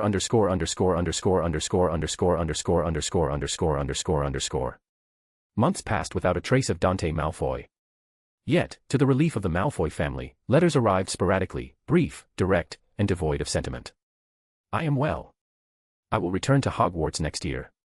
No explanations. No details. But for Narcissa it was enough. Her son was alive, and that was all that mattered. For Lucius, he wondered what Dante is up to. Underscore.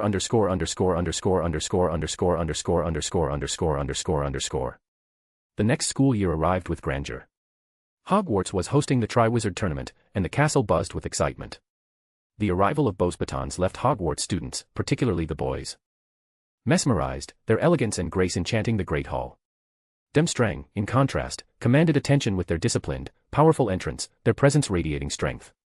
As Barty Crouch Sr. stood to announce the tournament rules, a sharp crack echoed through the hall. Every head turned as Dante Malfoy operated directly into the center of the Great Hall. Gasps rippled through the crowd. It was well known that apparition inside Hogwarts was impossible. Yet there he stood, silver hair gleaming, his face impassive as he scanned the room, the eyes of the 3 school students and professors staring at him. Dante's eyes locked onto Dumbledore. Good. I'm not too late. Dumbledore cleared his throat. In his mind, Dante was very late, but he chose diplomacy. Mr. Malfoy, he said smoothly, just in time. Please take your seat with your housemates. He gestured toward the Slytherin table. Dante didn't move to the table, instead walked forward in the direction of the headmaster. I'm not here to be a student. His voice was calm, final. I've decided I will be the defense against the dark arts professor this year. Dead silence. Dumbledore blinked. You are here to be a professor? Yes, Dante said, still walking forward. The entire hall stared. Dumbledore, who had taught at Hogwarts for over 60 years, who had seen countless prodigies and eccentrics, had never witnessed a 6th-year student, no matter how accomplished, waltz in so late and declare himself a professor. Even the unflappable headmaster was stunned, let alone the rest of the students and the professors. Ignoring the shock around him, Dante strode past Dumbledore and took a seat beside Professor McGonagall as if it were the most natural thing in the world. McGonagall's lips thinned.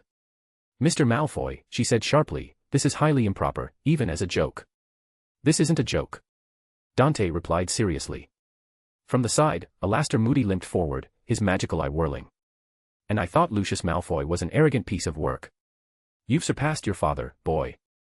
Dumbledore clapped his hands together, forcing cheer. While your passion is admirable, we already have Alastor Moody as our dada professor. Dante didn't even glance at Dumbledore.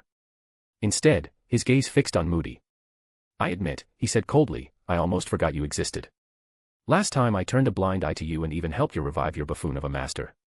Then his eyes glowed silver. Moody let out a choked groan as his body twisted, his features melting away. The polyjuice potion's effects reversed violently, revealing the true face beneath, Barty Crouch Jr. The hall erupted in shouts. Barty looked up at Dante with horror, realizing his transformation was undone. In his panic and anger, he whipped out his wand and screamed. Avada Kedavra. The killing curse slammed into Dante's face and did nothing. Barty collapsed, the stone floor cracking beneath him as an unseen force crushed him down. Dante remained seated, untouched. His voice was icy. Last time, I cursed you to die a slow, painful death. Your beloved Voldemort trembled in agony in his final moments. He tilted his head. Tell me, boy, how should I deal with you this time? The Great Hall was in chaos. Whispers turned to shouts, fear and confusion rippling through the students as they gaped at the unmasked Barty Crouch Jr., writhing on the floor. The Durmstrang and Beauxbatons delegations exchanged alarmed glances, while several Hogwarts professors had already drawn their wands, though none dared cast a spell. Dumbledore's piercing blue eyes locked onto Dante, his voice low but firm. What is going on, Dante? Dante didn't so much as glance at the stunned crowd. This piece of work, he said, pointing at the frozen Barty Crouch Sr., has been under the Imperious curse for months. His son, he pointed at Barty Crouch Jr. with his finger, controlled him and imprisoned your actual defense professor in a trunk. His plan was to make Harry Potter the 4th champion, ensure he won, and use the tournament to revive Voldemort. A collective gasp swept through the hall. Harry stiffened, his face paling. Dante continued, indifferent. Last time, I helped resurrect that fool because it was the fastest way to get my hands on him. This time, I don't care enough to bother torturing him again. Silence. Now, Dante said, his voice cutting through the tension, let me make one thing clear. I am going to be the defense against the dark arts professor this year. That is not up for debate. His silver eyes swept over the room. No one in this world is more qualified than me when it comes to the dark arts. No one argued. Dante turned his gaze back to Dumbledore. Do whatever you want with this idiot. He gestured dismissively at Barty Jr. Proceed with the tournament if you like. I couldn't care less. Then, without waiting for a response, he stood, I expect the students to arrive to class on time tomorrow. And with that, he turned and strode out of the Great Hall, leaving behind a room full of stunned faces, a bound Death Eater, and the undeniable truth, Dante was seriously intending to be the professor. Underscore.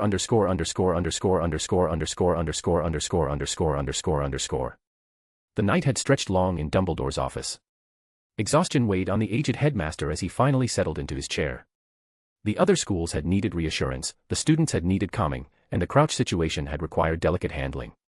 But the worst of it all? Dante's casual admission. Last time, I helped resurrect that fool because it was the fastest way to get my hands on him. Who would help the most feared dark wizard of the century revive, just to torture him? Dumbledore rubbed his temples. In retrospect, it was almost unfair to poor Tom. A sudden, absurd thought flickered in his mind: how was Tom supposed to resist Dante? For the first time in his life, Dumbledore felt a flicker of pity for Voldemort. Being just a Dark Lord clearly hadn't been enough to spare him from that fate. The door to his office burst open as the four heads of house marched in, led by a visibly agitated McGonagall. "Albus, you cannot possibly allow this," she snapped, her lips pressed into a thin line. "Dante hasn't even completed his 6th year, and now he wants to teach. This isn't some summer internship, it's a professorship." Dumbledore sighed. Earlier, she had been outraged at Dante's crazy nonsense about Voldemort. Now, she was furious about the teaching situation. What was he supposed to do? Duel Dante? After a long silence, Dumbledore finally spoke: "I can't stop him." McGonagall stiffened. "What?" "Dante is absurdly strong," Dumbledore admitted, his voice weary. "I don't see any way for me to resist him, let alone stop him. The best we can do is guide him where he's lacking, and avoid conflict." McGonagall's eyes widened. "You can't be serious." Dumbledore nodded. "I'm afraid I am. The only option is cooperation. Anything else will end in disaster. For us." He glanced at Snape. Severus witnessed it. All eyes turned to the potion's master. Snape's lips curled into a disdainful smirk. "Our great and powerful headmaster couldn't even resist," he drawled. It was terrifying. And, admittedly, somewhat amusing. McGonagall looked between them, horrified. Dumbledore merely sighed again. When he woke in the morning, not in his wildest dream did he think Dante would decide to become a teacher. Chapter 96, Magic Without Labels. Author note. Hey everyone. I just started a new fanfic, DC, The Shadow Monarch's Chronicles, featuring an OC who has the Shadow Monarch full power from the start and lives in the DC world. Check it out.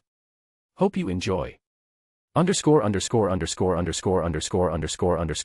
_________________________________________________________________________________________________________________________:_ The next morning, the fourth-year Gryffindor and Slytherin students filed into the Defense Against the Dark Arts classroom, their murmurs fading as they took in the unexpected sight before them. At the front stood Professor Malfoy, his silver eyes scanning them with detached interest. And in the back Professor McGonagall and Headmaster Dumbledore sat watching, their expressions unreadable. McGonagall had insisted on observing, to assist if needed. Dumbledore had come out of sheer curiosity. Dante didn't so much as glance at them. The lesson began. Without preamble, Dante waved his hand. Stacks of thick, leather-bound handbooks materialized on each desk, sliding smoothly in front of every student, including Dumbledore and McGonagall. The school's curriculum is below standard when it comes to the unforgivable curses, Dante stated flatly. This handbook replaces it. McGonagall's lips thinned, but she opened the book and froze. Dumbledore's eyebrows rose. The handbook contained detailed, exhaustive documentation on the unforgivable curses. Incantations. Mechanics of how they worked. Effects on the soul, mind, body, and magic. History and legal restrictions. Counter spells, including complex magical circuit designs to block them. No book in Hogwarts had ever covered the subject with such clear details. McGonagall's grip tightened on the pages. Dumbledore's eyes flickered with something between alarm and fascination. Dante didn't stop at theory. He demonstrated. With a cold face, he cast each unforgivable curse on a crab he brought. Imperio made the crab dance absurdly, Crucio had it convulsing silently, its limbs twisting unnaturally.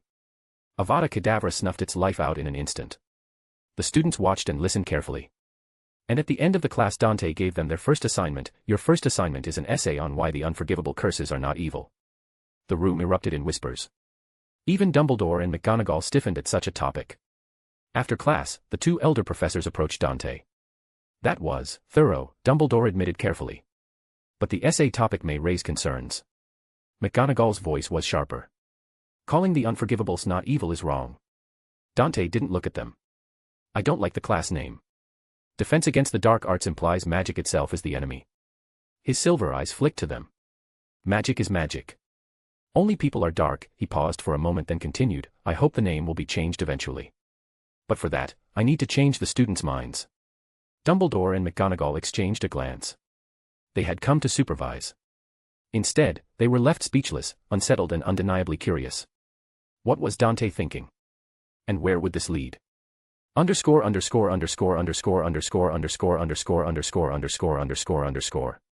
The whispers in the corridors of Hogwarts had taken on a new intensity.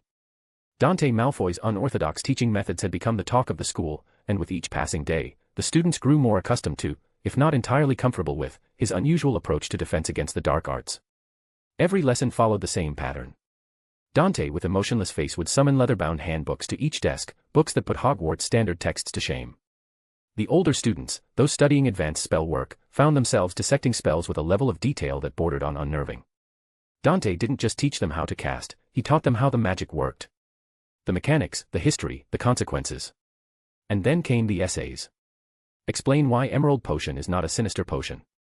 Argue for or against the necessity of fiend fire.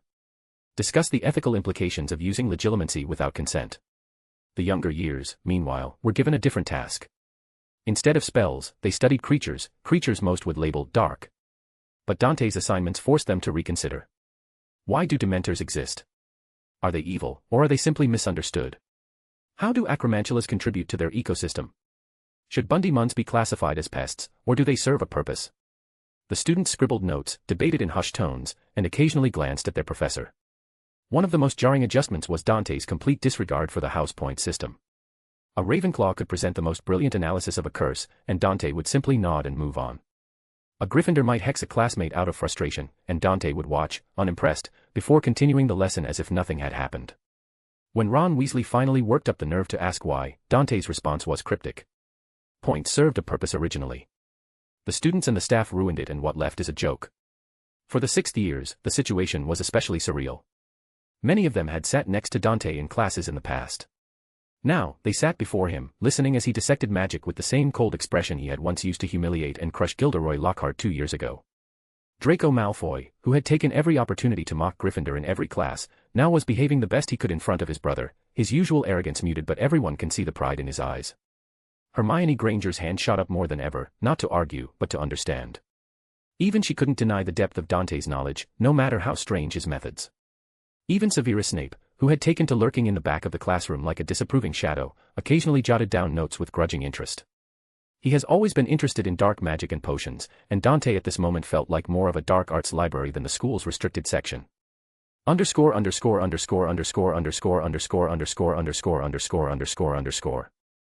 week into Dante's tenure, an announcement echoed through the castle by the headmaster: all students and staff are to gather in the Great Hall immediately.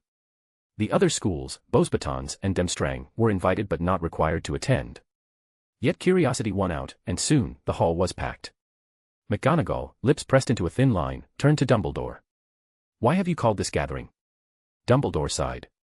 "I didn't. Dante requested it. He said he had a demonstration for the school." McGonagall's nostrils flared. "Albus, there must be a limit to how much you indulge him, regardless of how strong he is." Dumbledore didn't answer. The doors swung open and Dante walked in, Astoria Greengrass at his side. The Slytherin girl looked nervous, her fingers twisting in the fabric of her robes. Without a word, Dante conjured a chair and gestured for her to sit. Then he turned to the crowd. Every eye in the Great Hall was fixed on him. The professors, the students, the visiting delegations, all waiting. Dante's voice cut through the silence. "Today, you will learn why magic is neither light nor dark." The Great Hall was utterly silent as Dante stood before the frozen crowd, his silver eyes sweeping over students and professors alike with cold disappointment. "I have never approved of the ridiculous labels dark curses, dark potions, dark arts," he began, his voice cutting through the stillness. "These terms only prove how stupid and blind modern wizards have become. Since the creation of the International Confederation of Wizards, magical understanding has deteriorated into superstition and fear." Murmurs rippled through the crowd, some professors frowned slightly. Not long ago, Dante continued, a buffoon called himself Voldemort and was hailed by some as the greatest Dark Lord. He was nothing special. Most of his magic came from books in the restricted section. Yet your parents cowered before him, some out of fear, others out of pathetic belief that he was something extraordinary. Mine included. His gaze flicked to Dumbledore. "And here sits the so-called, the greatest white wizard. You revere him, yet I see nothing impressive. He wouldn't rank among the top 20 wizards in history, not in achievement, nor in strength."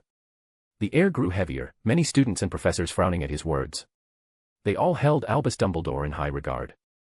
This generation is the worst in many centuries, Dante said flatly. So we start by correcting your misconceptions. There is no dark art, there is only magic and the wizards who wield it. The fault lies not in spells, but in those who use them. He paced slowly, his tone scathing. For a week, I challenged you to think differently. And what did you give me? Blind regurgitation of the same narrow-minded garbage you've been fed. Today, you'll see how wrong you are, professors included. He waved to Astoria to walk closer to him, which she did. He continued, this is Astoria Greengrass, she was inflicted by a bloodborne curse. The curse is weakening her continuously and will claim her life eventually. Many of you here have already heard of that, I presume. For those who don't know, the bloodborne curse has no cure and the greatest wizards of this day all agree on that. Dante paused for a moment, letting his words sink before he continued, the killing curse, Dante said, the so-called worst of the unforgivables. An evil spell that will send you straight to Azkaban. I asked you to explain why it isn't inherently evil. None of you could. Turning, he raised his wand, expecto patronum. A silver light burst forth, coalescing into a shimmering replica of Astoria herself. Then, without hesitation, Avada Kedavra. Gasps choked the hall and surprised people, this was taboo to them. The green bolt struck the Patronus, merging with it. The spectral Astoria stepped forward, pressing into the real Astoria's chest. Silver and green light pulsed beneath the girl's skin before fading. Dante lowered his wand. The blood curse that doomed her is gone, Headmaster care to confirm it for them. Dumbledore walked forward intrigued by what he just witnessed, he got closer to Astoria and checked her carefully. Finally he spoke out with a surprised tone, I see no traces of the curse on her anymore.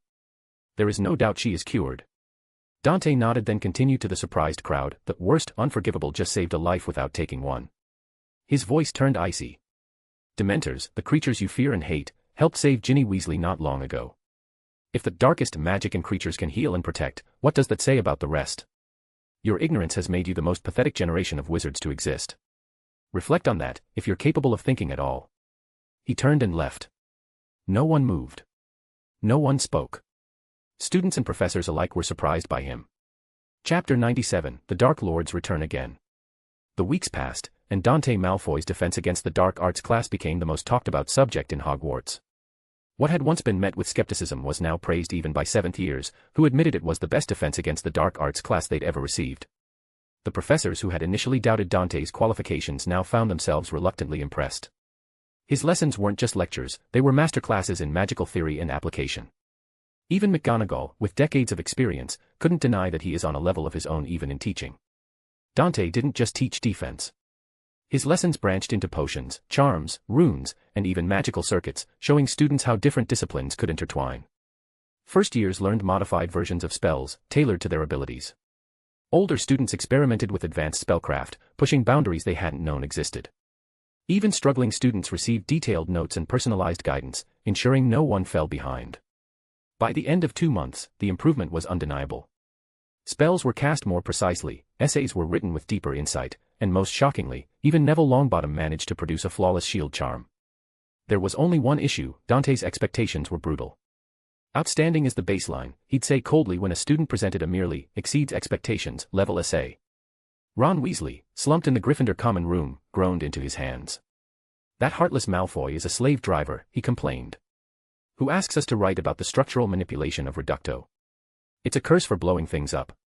What else is there to know? Hermione, flipping through her meticulously annotated notes, didn't look up. It's Professor Malfoy, Ron. And he's doing this for your own good. Everything he's taught us so far has had a purpose. Ron scowled. Only you like him. Any of our last 3 professors were better than him.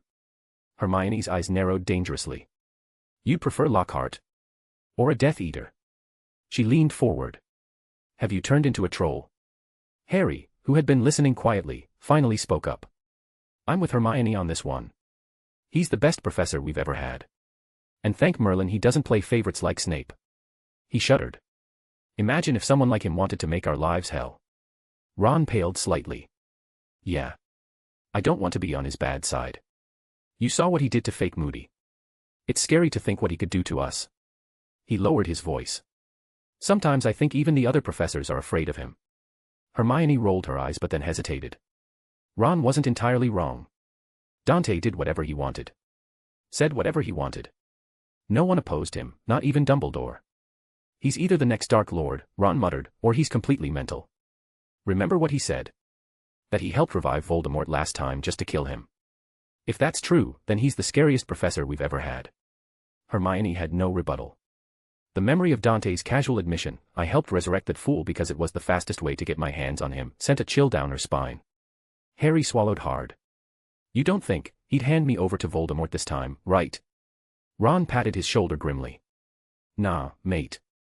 I think he's bored of that. You're safe, for now." Silence settled over them. Outside the window, the sun dipped below the horizon, casting long shadows across the castle walls. Underscore.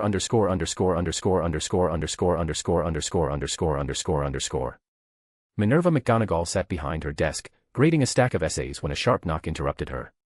Before she could respond, Phileas Flitwick pushed open the door, his usual cheerful demeanor replaced by something far more serious. "Minerva," he said, holding up a thick, leather-bound notebook. "You need to see this." McGonagall set down her quill, adjusting her spectacles. "What is it?" "One of Dante's notebooks, distributed to 7th years." Flitwick placed it on her desk, flipping to a marked section. "Read the human body transfiguration portion."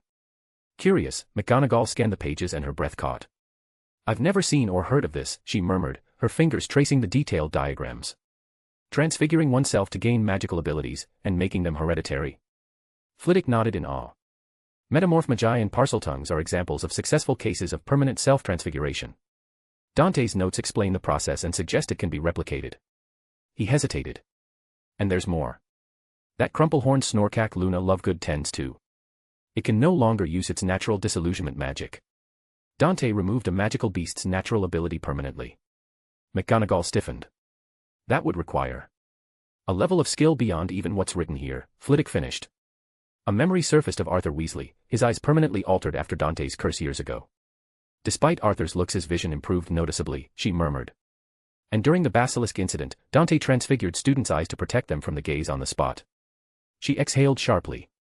"He's reached unprecedented mastery in body transfiguration." Flitwick's next words carried reluctant awe. "It's not just transfiguration. His potions knowledge rivals or exceeds Severus. His understanding of charms definitely surpasses mine. And his notes on runes, herbology, magical creatures, they're all at mastery level." He gave a helpless chuckle. "It's as if he's perfected every magical discipline." McGonagall leaned back in her chair, a rare weight settling over her. "I've taught for decades," she admitted quietly. "This is the first time I've felt inadequate." A dry smile touched her lips. "No wonder he nearly killed Lockhart after a few minutes. Dante's standards are beyond human." Flitwick chuckled. "Well, he hasn't publicly denounced our teaching. I suppose we pass as decent in his eyes." McGonagall let out a soft snort, shaking her head. The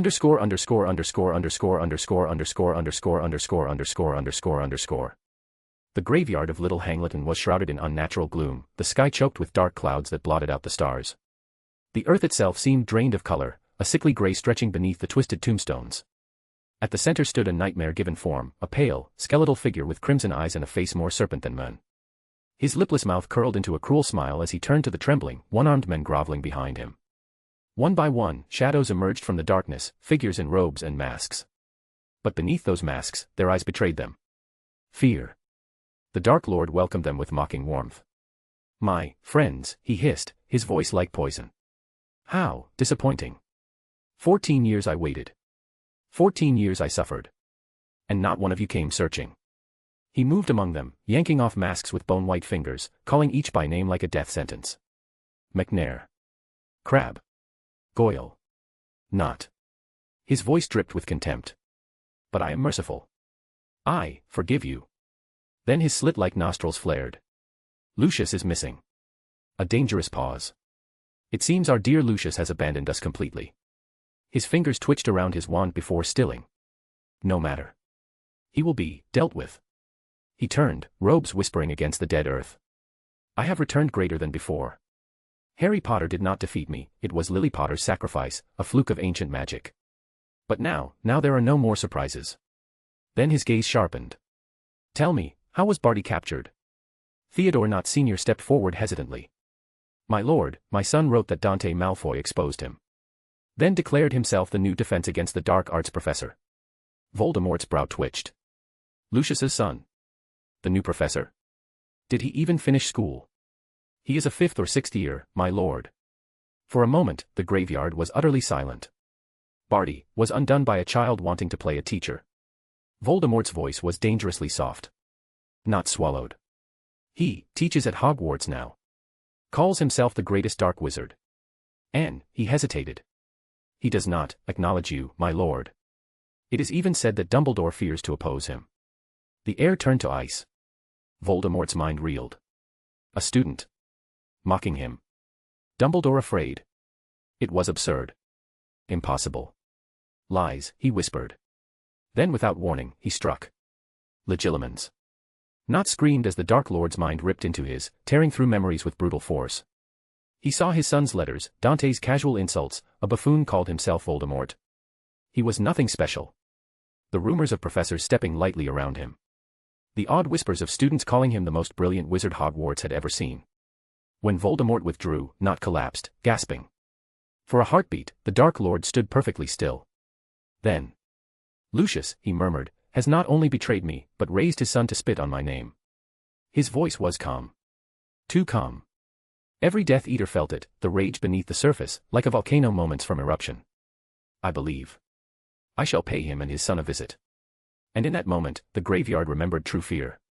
Chapter 98, Whispers of Power, Shadows of Fear. The morning sunlight streamed through the enchanted ceiling of the great hall, casting a warm golden hue over the long tables. The hall was filled with the usual chatter of students enjoying breakfast, though the staff table maintained a more subdued atmosphere. Dante Malfoy sat among the professors, lazily cutting into his toast as he half-listened to Flitwick and McGonagall discuss a particularly tricky seventh-year transfiguration project. Dumbledore, as always, remained silent, sipping his tea with a twinkle in his eye. Then, with a soft flutter of wings, an owl descended onto the table before Dante, dropping a neatly sealed letter onto his plate before taking off again. He picked it up, tore it open, and scanned its contents. Without a change in expression, he held the parchment between his fingers and, with a small flick of his hand, incinerated it into nothing but fine ash. He casually wiped his hand and continued eating. Flitwick, having watched the entire exchange, couldn't contain his curiosity. Was it bad news, Dante? You burned the letter so quickly. Dante didn't even look up. It's from my father. He says Voldemort was calling for him yesterday. The air at the staff table grew still. McGonagall froze, her fork hovering above her plate. Flitwick's expression shifted from curiosity to shock, and even Dumbledore's ever-present serenity flickered for a fraction of a second. McGonagall recovered first, her tone sharp. That is not a funny joke, Professor Malfoy. The Dark Lord was vanquished years ago. Dante sighed and took a sip of pumpkin juice. No, the fool had multiple Horcruxes. 6 or 7 of them, to be exact. He shrugged. The news is reliable. My father was part of their merry band at some point, after all. Flitwick and McGonagall exchanged uneasy glances. Horcrux. Flitwick repeated uncertainly, the unfamiliar word rolling uneasily off his tongue. Dante's confidence unsettled them. If he was joking, it was in poor taste. But if he was serious, could it truly be possible? The very idea that Voldemort was still alive sent a cold shiver down McGonagall's spine. Dumbledore, however, was deep in thought. He had been informed just last night by Snape about Voldemort's return, but hearing it from Dante so casually was unexpected. What unsettled him more was Dante's knowledge of what is Horcrux and that Voldemort had made multiple Horcruxes. The fact that Dante not only knew of them but was entirely unfazed by the concept suggested a terrifying depth of understanding. This was another piece of the puzzle. Another piece of proof that Dante's claims of having lived through another future were true. And that was both reassuring and terrifying. Reassuring because Dante, with all his power and knowledge, seemed intent on steering events differently this time to avoid the same ending. Terrifying because it meant he truly did know how to end the world if he so desired. The thought of someone with that kind of knowledge and capability, acting entirely on their own whims, made even Dumbledore uneasy. His concerns deepened as he considered another problem, Dante speaking openly about Horcruxes. If others learned of their nature, some might be tempted to follow Voldemort's example. The mere existence of such knowledge was dangerous. Flitwick's voice broke through Dumbledore's thoughts. What exactly is a Horcrux? Dumbledore immediately intervened. It is a very terrible and evil dark magic, he said gravely. Dante's gaze flickered to him, and his lips curled slightly. You're wrong, Headmaster. A Horcrux is not inherently evil. You can create one without killing anyone. Sure, murder makes it easier, but it isn't a requirement. A capable wizard could do it through other means. He waved his hand dismissively. Voldemort is just a pathetic idiot who doomed himself by making multiple Horcruxes in a single lifetime. Dumbledore's frown deepened. Dante's words raised too many red flags. He spoke about Horcruxes with an understanding that suggested first-hand experience, possibly even experimentation. That was alarming. Did Dante himself possess such knowledge through practice? Did he know ways to cheat death that even Voldemort hadn't uncovered? Flitwick looked uneasy. Dante, you keep calling the Dark Lord by name and speak of him as if he were nothing. It is dangerous to be so dismissive. He is an extremely powerful and dangerous dark wizard. What if he targets you? Dante let out a snort of derision. If you'd said he was an extremely disgusting wizard, I'd agree. But dangerous. He shook his head. He's nothing special. Even weaker than the headmaster here. He poses no real threat. McGonagall and Flitwick exchanged glances, their concern evident. Dante's casual arrogance when discussing Voldemort was unnerving. He spoke as though the Dark Lord were a minor inconvenience rather than a force of terror. Dumbledore, however, remained silent. Unlike the others, he felt no need to correct Dante's attitude. If anything, he pitied Voldemort. Voldemort was strong, yes. Terrifying even, to most. But Dante was an entirely different kind of being. A possibly monster older and more powerful than anything this world has ever seen. And if Voldemort did choose to come for Dante, well, the Dark Lord wouldn't know what had hit him.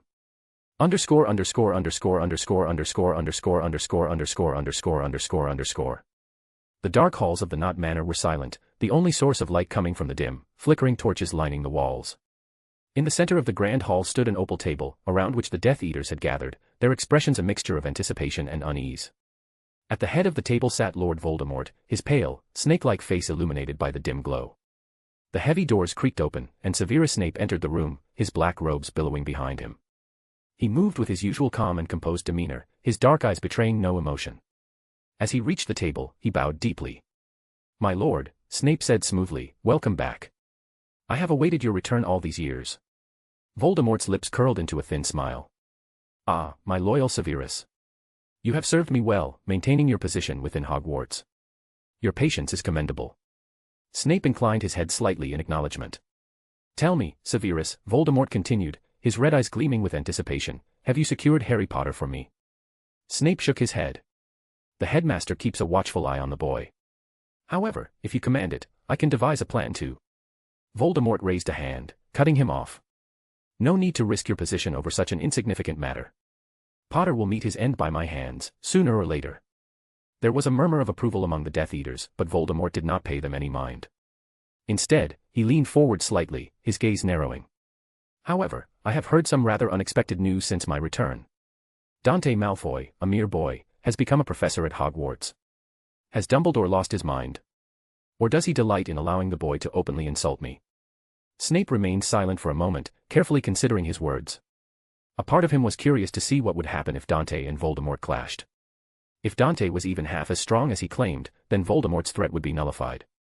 But Dumbledore had explicitly warned him against instigating such a confrontation.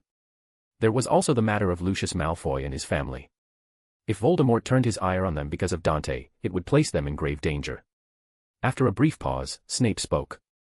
"My lord, may I speak freely?" Voldemort's eyes gleamed with curiosity. "Go on." "I believe it would be wise to avoid direct confrontation with Dante Malfoy," Snape said carefully. "I fear it would not end well." The atmosphere in the room grew tense. The Death Eaters shifted uncomfortably, their eyes darting between Snape and their master. Voldemort's expression darkened. "Do you truly believe that a mere boy could best me?" Snape lowered his head slightly in apology. "You are the most skilled wizard in existence, my lord. Your mastery of the dark arts surpasses all. However, Dante Malfoy's raw power is unnatural. Even Dumbledore is avoiding him." Voldemort's eyes widened slightly. "Dumbledore is avoiding him?" Snape nodded. "Yes, my lord. He avoids confronting Dante directly. Dante is unlike other wizards, he has no attachments, no ambitions, no ideology. He acts purely on impulse, and his power is overwhelming. Even Dumbledore does not wish to face him head-on." Voldemort studied Snape carefully. There was a time he would have dismissed such claims as utter nonsense, but the conviction in Snape's voice, combined with his mention of Dumbledore's fear, gave him pause. "Master," Snape continued, his voice quieter now, "if it comes to strategy, knowledge, and planning, you will undoubtedly prevail. But if it comes to raw force, I fear even you might not emerge victorious." A heavy silence settled over the hall. The Death Eaters dared not speak, their gazes fixed on Voldemort, awaiting his reaction. For the first time in a long while, Voldemort did not feel anger at the suggestion that he could be defeated. Instead, he felt a flicker of unease. If even Dumbledore feared this boy, then perhaps caution was warranted. "Tell me, Severus," Voldemort said slowly, "do you know how Dante Malfoy possesses such power?" Snape hesitated before answering. Dumbledore once suspected that Dante was an obscurial with complete control over his obscurus. But we found no evidence to suggest he suffered the conditions necessary for its formation. Another theory is that he may have managed to intentionally create one while keeping full mastery over it. However, nothing has been proven. Voldemort nodded thoughtfully, his mind already racing through possibilities. Interesting, very interesting. He leaned back in his chair, his expression unreadable. Then, after a long pause, he turned his gaze back to Snape. "You have shown me great honesty, Severus. And such honesty deserves a reward." Snape bowed deeply. "It is my duty to serve, my lord. I desire no reward for merely doing what is expected of me." Voldemort smiled, a thin, knowing smile. "Of course, Severus. Of course." As the meeting continued, the Death Eaters remained silent, each one contemplating the implications of Snape's words. Voldemort, too, was lost in thought. Chapter 99, The Spark of Change. The school was alive with chatter, students still abuzz with excitement from the first task of the Triwizard Tournament. At the house tables, students speculated about the upcoming challenges, praised Cedric Diggory for his victory, and debated the fairness of the scoring. However, Dante Malfoy paid little mind to the noise as he made his way toward the Great Hall, his mind occupied with his own thoughts. As he turned a corner, he encountered Professor Dumbledore and Professor Snape. The two professors were engaged in quiet conversation but fell silent as Dante approached. Without a word, the three fell into step, walking side by side down the corridor in an unusual but not unwelcome silence. Both Dante and Snape were comfortable with the quiet, but Dumbledore, as always, was not one to let a silent moment linger too long. "I did not see you in the stands during the first task, Dante," Dumbledore remarked, his voice carrying its usual warmth and curiosity. "I had expected you to be watching." Dante, without breaking stride, gave a slight shrug. "Didn't feel like watching. I already knew how it would go." Dumbledore hummed in amusement. "How different was the scoring compared to what you remember?" he asked, clearly interested in the comparison between Dante's past and this timeline. Dante considered for a moment before responding. "The other schools got the same points, and their ranking is pretty much the same. Beauxbatons and Demstrang placed 3rd and 4th. I got 46 points, while Potter ended up with 45. Snape finally broke his silence, his tone carrying its usual disdain. "And yet, somehow, that incompetent boy still managed 2nd place." He glanced at Dante. "And you? I would expect you to complete such a task with ease." Dante replied, "I did. Finished it in less than 20 seconds. Snape's brow furrowed in confusion. "Then why was your score reduced?" Dante let out a short chuckle, his voice tinged with amusement. "Because they didn't like my method. I was docked points for relying solely on brute force. The headmaster, in particular, decided to deduct 2 points because I was too heartless in dealing with the dragon." His smirk widened. "He preferred that I take my time and beat it painlessly." Snape turned to Dante with a strange look, curiosity and suspicion flickering across his usually guarded expression. Just what had Dante done to warrant such an evaluation? Meanwhile, Dumbledore stroked his beard thoughtfully. The mention of reduced points and brute force sparked an old memory, the basilisk. He recalled how Dante had handled that particular situation. If he had reduced points from Dante now, then it likely meant that Dante had dispatched the dragon in a similarly ruthless fashion. Probably without hesitation. Without mercy. Yes, Dumbledore thought to himself, nodding slightly. I would have reduced points in such a scenario. As they approached the entrance of the Great Hall, the murmuring of students grew louder, but the trio remained silent. Each to his own thoughts. Dante took his seat and began to eat his dinner in silence, though his mind was elsewhere. His thoughts drifted toward Argus Filch, Hogwarts' resident caretaker. The men should have approached him by now, 2 months ago, to be precise. Yet, he hadn't. Dante tapped his fork against the edge of his plate. Had his actions altered events enough that Filch no longer saw a reason to reach out? Or was it simply a delay? Either way, Filch's dedication and lifelong hope deserved acknowledgement. He had waited too long already. By the time dinner ended, Dante had made his decision. He would seek Filch out himself. Taking his time, Dante walked the familiar corridors of Hogwarts, ignoring the hushed whispers of students who had adjusted to his presence as a professor and began treating him as such. Eventually, his search led him to the trophy room, where he found Filch dusting the glass cases with his usual meticulous care. The old caretaker straightened when he saw Dante approaching, eyes wary but respectful. Professor Malfoy, Filch greeted stiffly. How can I help you? Dante regarded the men for a moment before offering a small, knowing smile. Have you made any progress with magic circuits? Filch went rigid. His grip on the cloth tightened, and he swallowed thickly before managing to speak. Did the first years tell you? Dante shook his head. No, they didn't. Find me later after the students have gone to sleep. Without another word, Dante turned and walked away, leaving Filch standing there, bewildered and filled with curiosity. The question gnawed at him, why would Professor Malfoy be interested in him?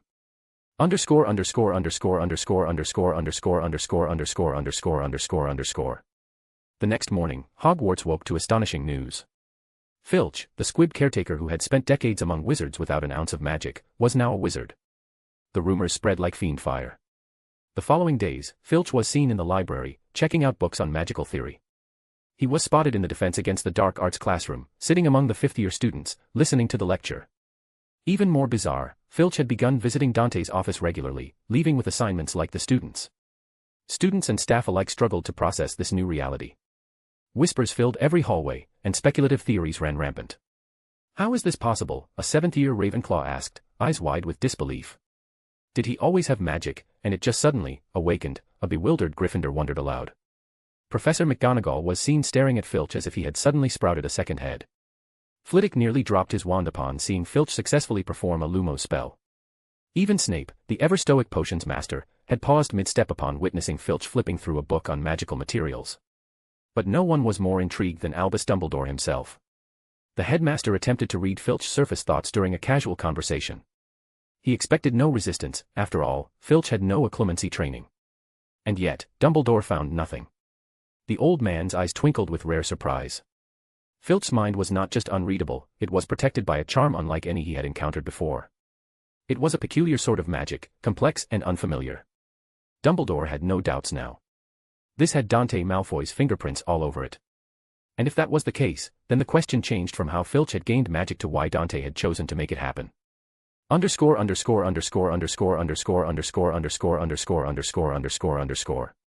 Professor McGonagall and Professor Flitwick stood outside Dante Malfoy's office, exchanging a glance before knocking. When a calm enter sounded from within, they stepped inside, greeted by the sight of their young colleague seated at his desk, flipping through students' assignments. Dante looked up, offering them a small, polite smile. Professors.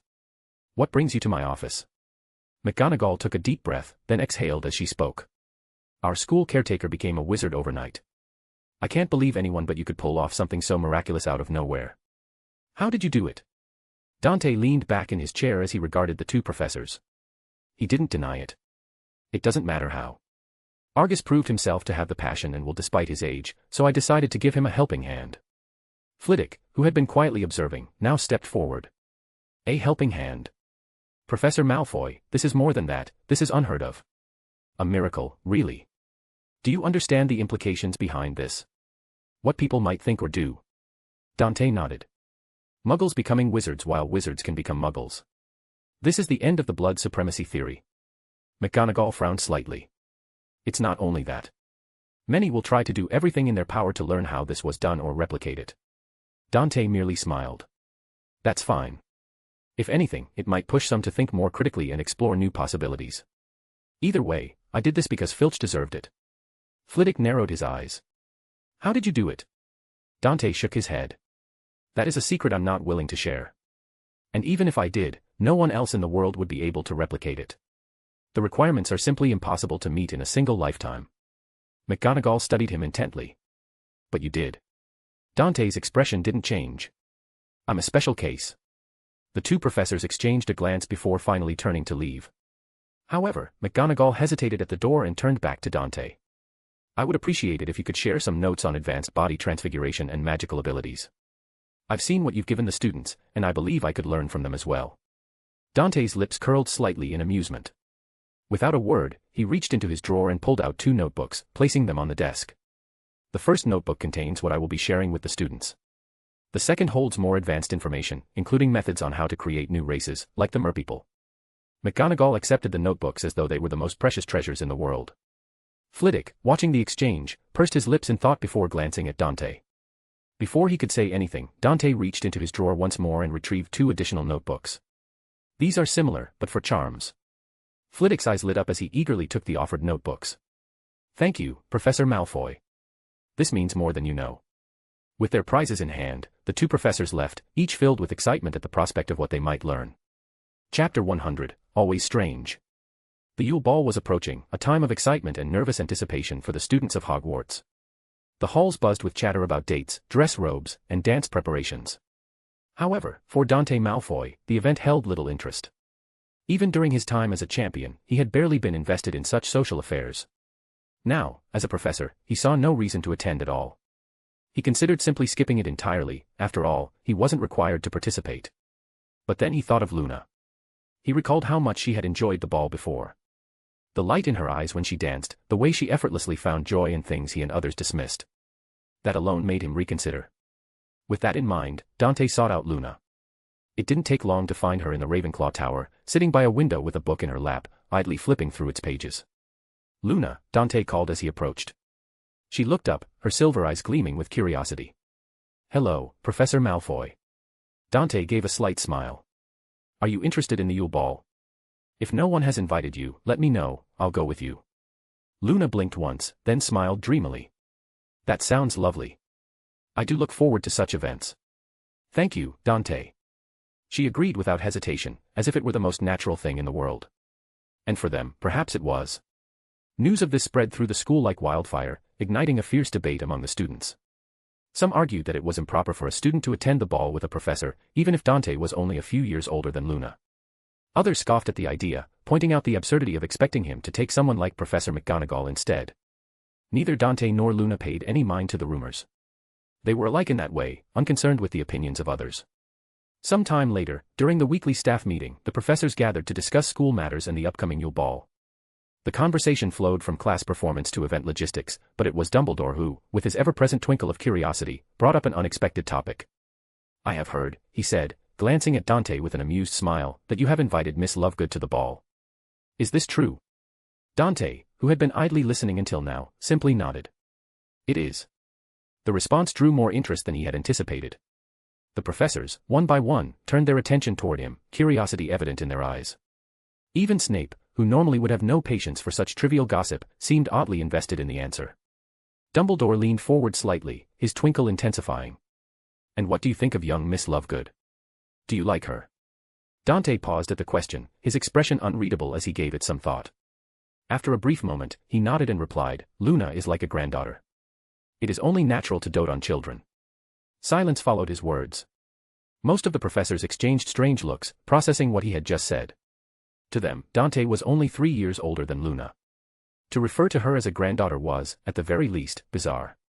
Dumbledore and Snape, however, were taken aback for a different reason. They had expected some lingering emotion from Dante's supposed previous life. Perhaps fondness, nostalgia, or even affection, but to think of Luna as a granddaughter. That was something neither of them had anticipated. Breaking the silence, McGonagall muttered under her breath, why does everything have to be strange with him? Flitwick, hearing her comment, glanced at her. Though he didn't say it aloud, the look in his eyes made it clear, he shared the exact same sentiment. Underscore.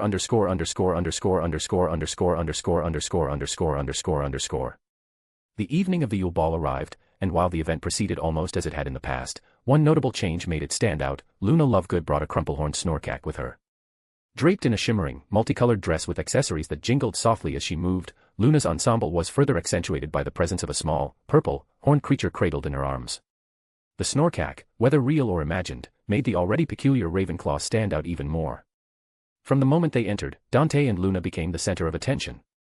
Students whispered amongst themselves, some openly pointing at them. Even the professors exchanged glances, with McGonagall visibly widening her eyes before pressing her lips together in dismay.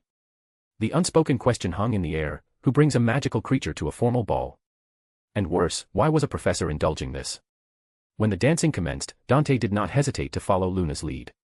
While most of the champions and their partners engaged in formal, practice steps, Luna danced in her own whimsical manner, twirling, skipping, and moving with a dreamlike fluidity that defied convention. Rather than resist, Dante played along, matching her unpredictable rhythm with surprising ease.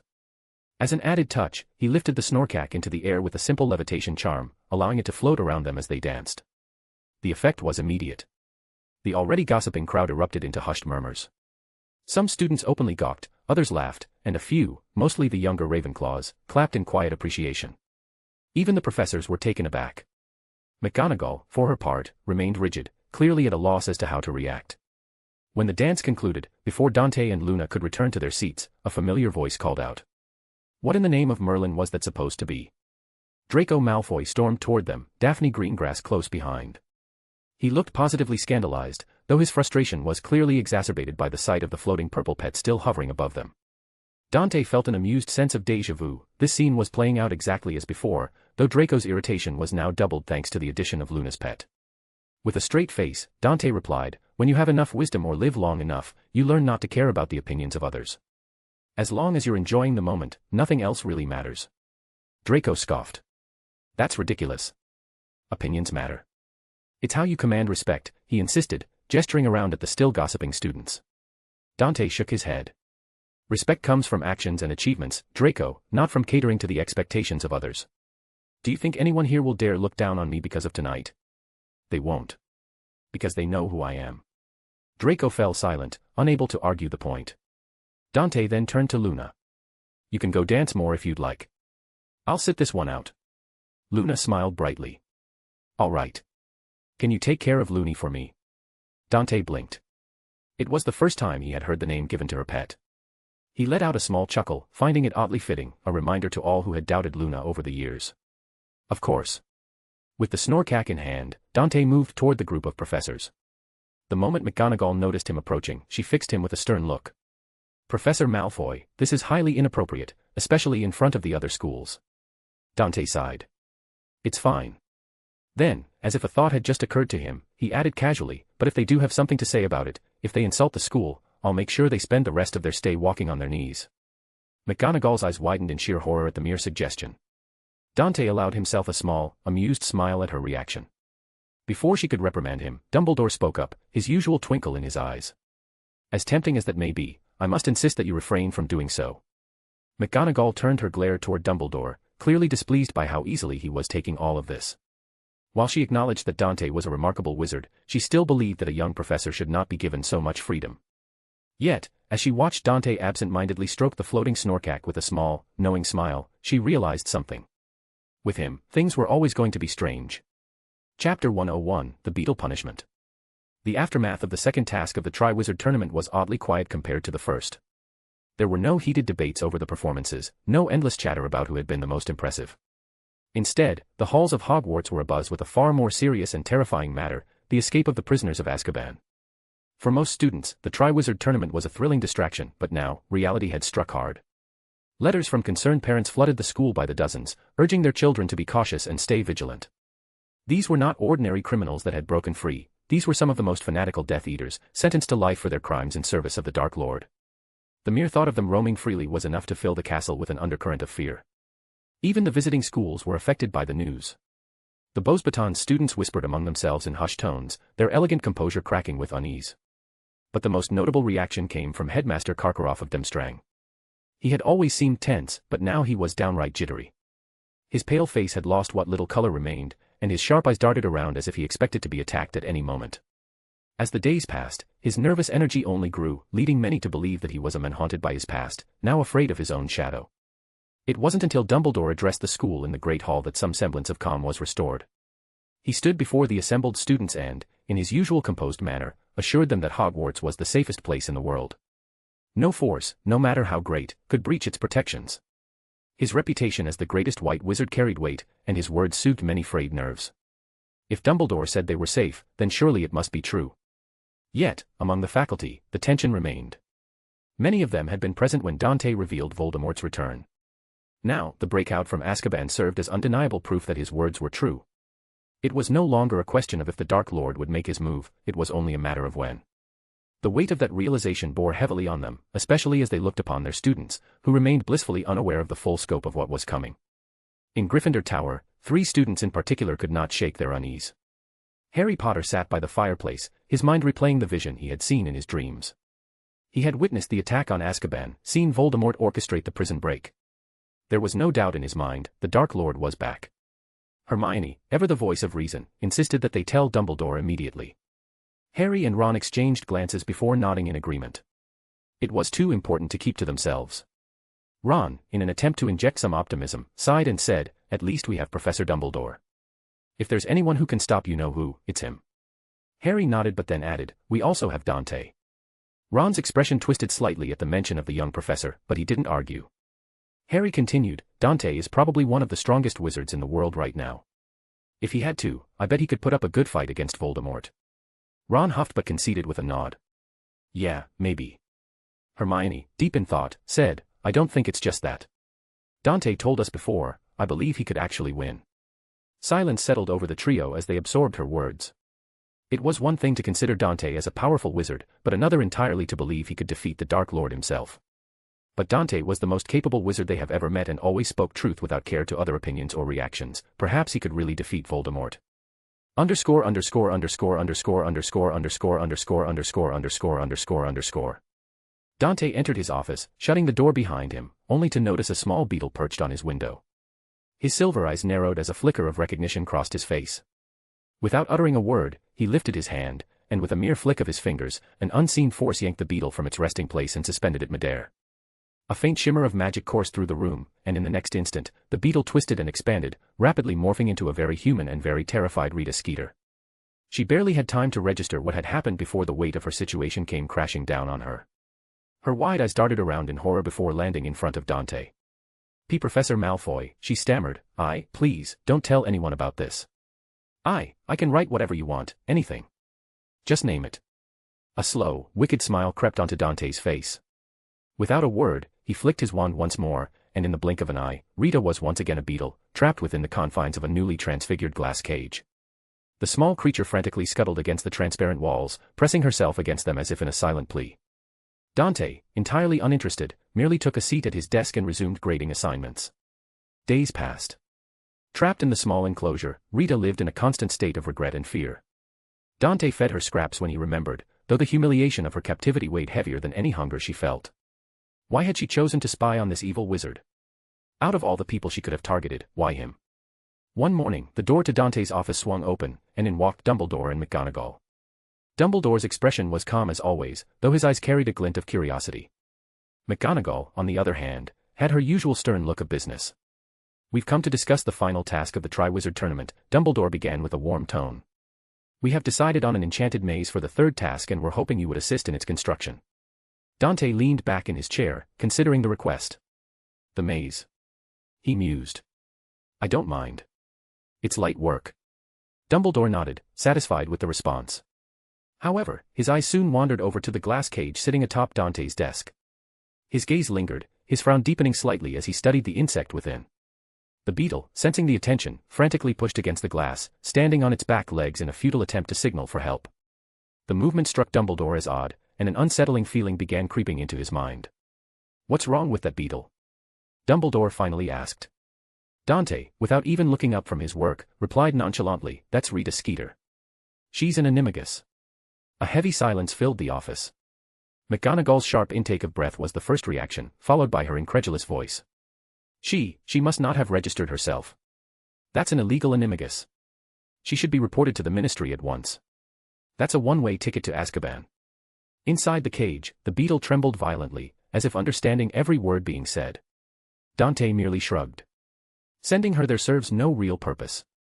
Here, she is part of an educational experiment." McGonagall's brows furrowed in confusion. "What experiment?"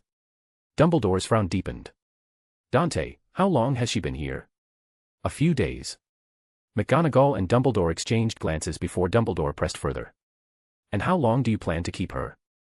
Dante set down his quill and looked up at the two professors. "A year." McGonagall gasped, visibly horrified. "A year? Why?" Dante leaned forward slightly, his tone calm and detached. "The lifespan of a beetle is roughly 3 to 6 months. However, an animagus can live far longer than the animal lifespan when transformed. I'm curious about the effects prolonged time in animal form might have on human aging. Will the accelerated lifespan of an insect force her body to age accordingly? Or will her human form remain unchanged? It's an interesting test case to measure." A deathly silence filled the room as McGonagall turned ghostly pale. Even Dumbledore's composed expression flickered with something akin to horror.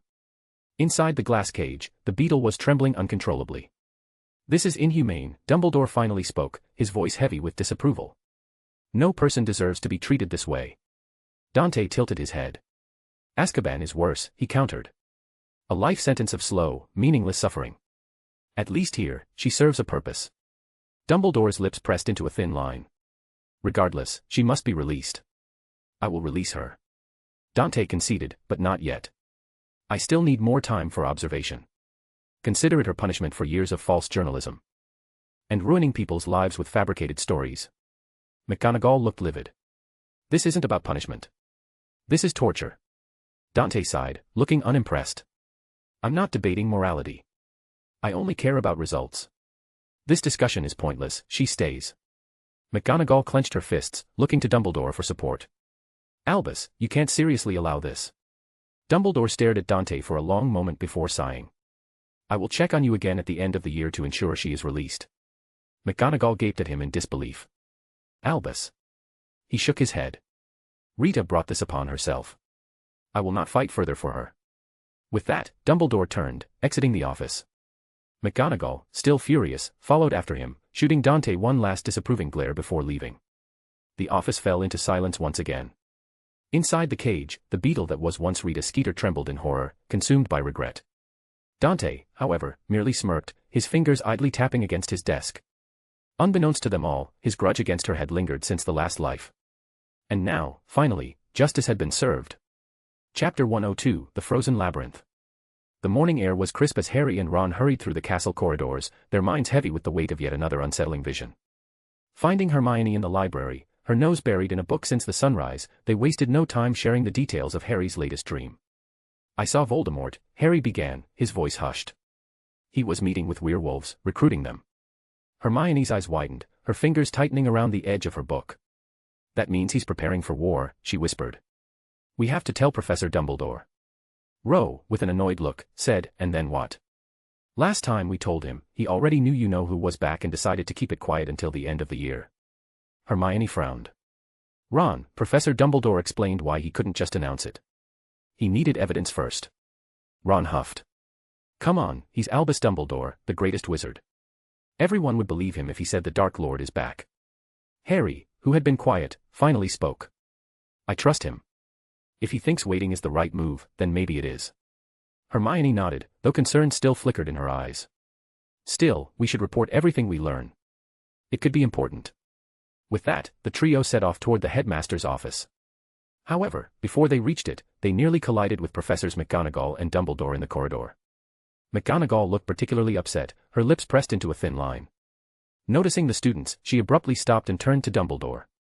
"We will discuss this later, Albus," she said sharply before striding away. Hermione hesitated before asking, "Professor Dumbledore, is Professor McGonagall all right?" "I've never seen her that upset." Dumbledore gave a tired smile. "Let's just say she is, frustrated with Professor Malfoy's rather unorthodox behavior. She sees great promise in him, but his approach to life continues to test her patience." The trio exchanged glances but said nothing. Dante had always been an enigma. From his student days to the way he taught and most recently how he acted at the Yule Ball, he certainly wasn't a conventional individual by any known standard. Hermione chuckled. "I can imagine." Dumbledore chose not to elaborate further. The events in Dante's office were best left unspoken. Instead, he turned his attention back to Harry. "Now, what is it you wish to tell me?" Harry straightened. "Professor, I had another dream. Voldemort is recruiting werewolves, and probably other magical creatures." Dumbledore sighed, the weight of the revelation settling on his shoulders. "He is moving faster than I expected. Thank you for telling me." His expression softened. "But do not worry. Focus on your studies. You are safe here."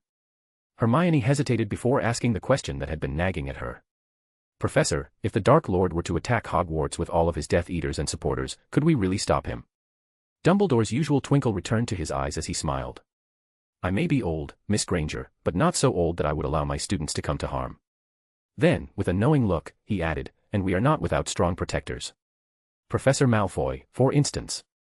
The trio perked at the mention of Dante as Dumbledore continued, "While I doubt he would go out of his way to deal with Voldemort, if Voldemort were foolish enough to attack Hogwarts, he would quickly find that I am the least of his concerns." With that, Dumbledore left them standing in the corridor, his robe billowing behind him. Ron was the first to break the silence. Did you hear that? Harry nodded. Yeah. Ron swallowed. Is Dante really stronger than you-know-who and Professor Dumbledore? Underscore underscore underscore underscore underscore underscore underscore underscore underscore underscore underscore. The day of the final task had arrived at last. Excitement buzzed through the air as students and professors from all three schools gathered in the stadium, their eyes fixed on the towering green walls that stood before them. The massive hedges stretched high into the sky, shielding the secrets within. At the center of the field stood the three champions, Cedric Diggory, Victor Krum, and Fleur Delacour. The audience erupted in cheers, their voices echoing through the stadium as Dumbledore raised his hands for silence. Champions, Dumbledore's voice rang out, calm yet commanding. You have faced many challenges, but now the final task stands before you.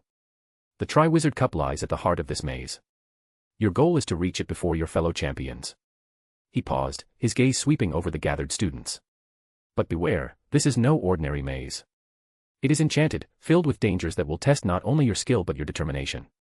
Should you find yourself in peril, raise your wand and send a red signal into the air, and you will be rescued immediately. The champions exchanged glances, determination flashing in their eyes. Dumbledore then gestured toward Dante, who stood off to the side, his expression as unreadable as ever.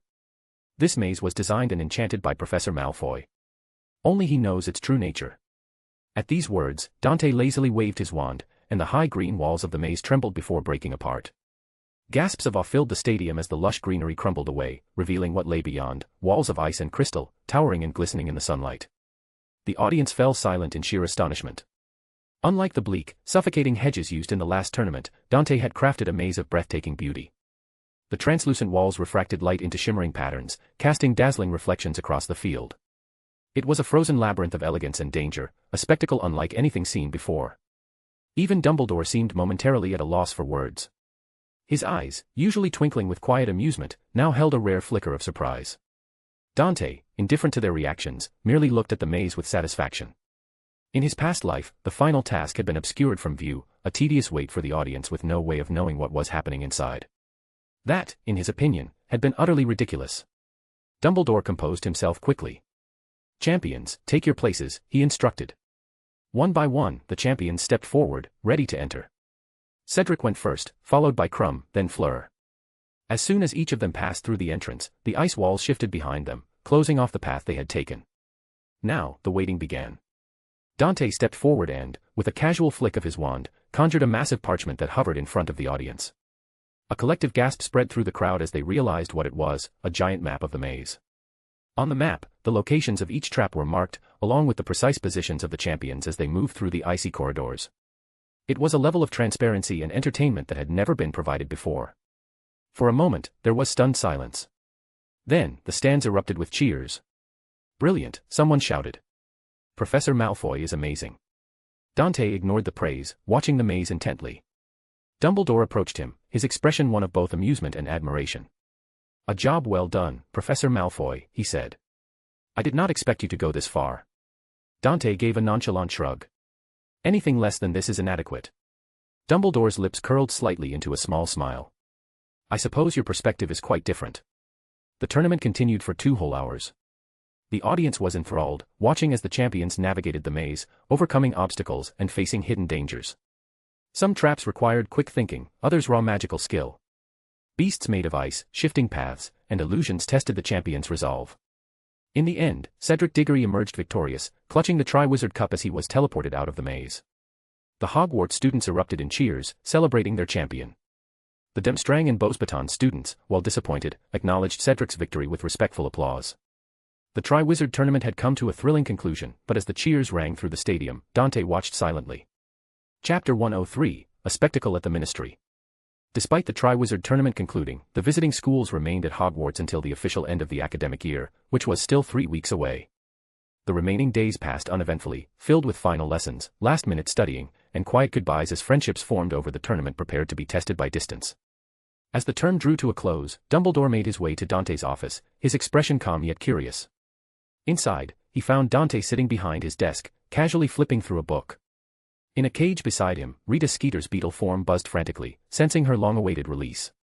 Dante waved his wand, and the magical barrier around the cage shattered along with it. In an instant, Rita transformed back into her human self. Both wizards immediately noticed something was off. Rita looked older. The fine lines on her face had deepened, her hair had dulled slightly, and there was a weariness to her that hadn't been there before. Dante observed her carefully, then said. Just as I suspected, he mused, leaning back in his chair. Animagi age slightly faster than normal wizards. And the shorter the lifespan of the animal, the more drastic the effect. Dumbledore frowned, stroking his beard thoughtfully. A rather troubling revelation for those who transform frequently. Meanwhile, Rita barely paid attention to their words. She was too busy relishing her freedom, until Dante's voice cut through her moment of joy. I trust, Dante said coldly, that you'll refrain from publishing any more ridiculous stories about me. Rita flinched, her hands tightening. If not for her fear, she would have called Dante for his slander. She has never published sensational news about him. Dante's silver eyes gleamed with warning. Because next time, I won't be so kind. If you make yourself a nuisance again, you'll be bird food. Rita's face went pale, and she nodded frantically before bolting out of the office as fast as her legs could carry her. Dumbledore sighed as the sound of her hurried footsteps faded. That went better than expected.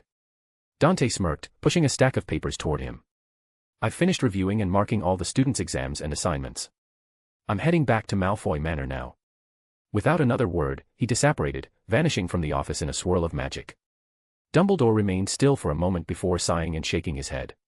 I really must look into how he does that inside Hogwarts. Underscore.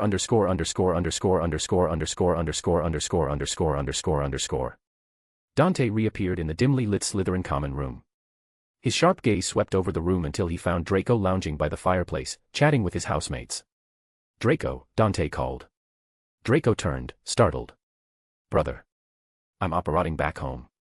Get your trunk unless you'd rather take the Hogwarts Express. Draco didn't hesitate. He quickly gathered his things, muttering quick goodbyes to his friends before returning. I'm ready. Dante put his hand on Draco's shoulder, then sidelonged Draco away from Hogwarts. Underscore.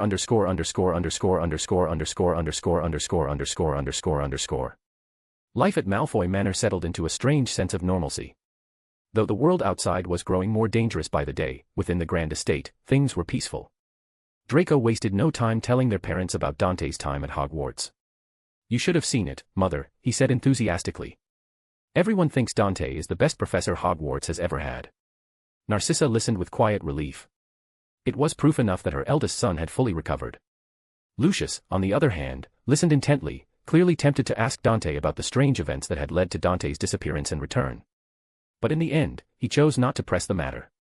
As far as he was concerned, things were stable now, and that was enough. Dante, however, was far from idle. He spent the summer tutoring Draco, pushing him harder than ever. Draco, for his part, accepted the challenge without complaint. With Dante now a professor at Hogwarts, his methods had elevated the entire student body.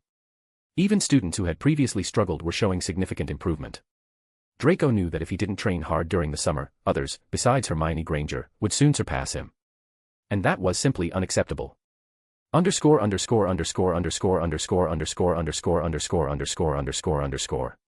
The summer break passed peacefully for Dante, untouched by the growing tension in the wizarding world. The most interesting piece of news came when Albus Dumbledore publicly declared that Lord Voldemort had returned. He urged the wizarding community to be cautious and to prepare for the inevitable battle against the Dark Lord and his forces. Dumbledore cited the mass escape of Death Eaters from Azkaban, the increasing activity of dark creatures abandoning their hidden communities, and the rising number of attacks on wizards as undeniable proof. Predictably, the Ministry of Magic, led by Cornelius Fudge, refused to acknowledge any of it. Instead, they dedicated themselves to discrediting Dumbledore at every turn. According to Lucius Malfoy, Fudge was terrified of the idea that Voldemort had returned. Rather than facing the threat, he chose to deny reality, determined to maintain his position as Minister of Magic at any cost. To all of this, Dante paid no mind. He had no interest in Dumbledore, the Ministry, or, most of all, the pathetic fool leading it. As long as they did not interfere with his work, they were irrelevant. But 1 month before the new school year, Dante received an unexpected letter from Dumbledore. It was brief and to the point. Professor Malfoy, I request your presence at the Ministry of Magic early tomorrow morning. The future of a student is at stake. There were no further details, no mention of who the student was or what the situation entailed. Still, Dante decided to go. He was curious, if nothing else.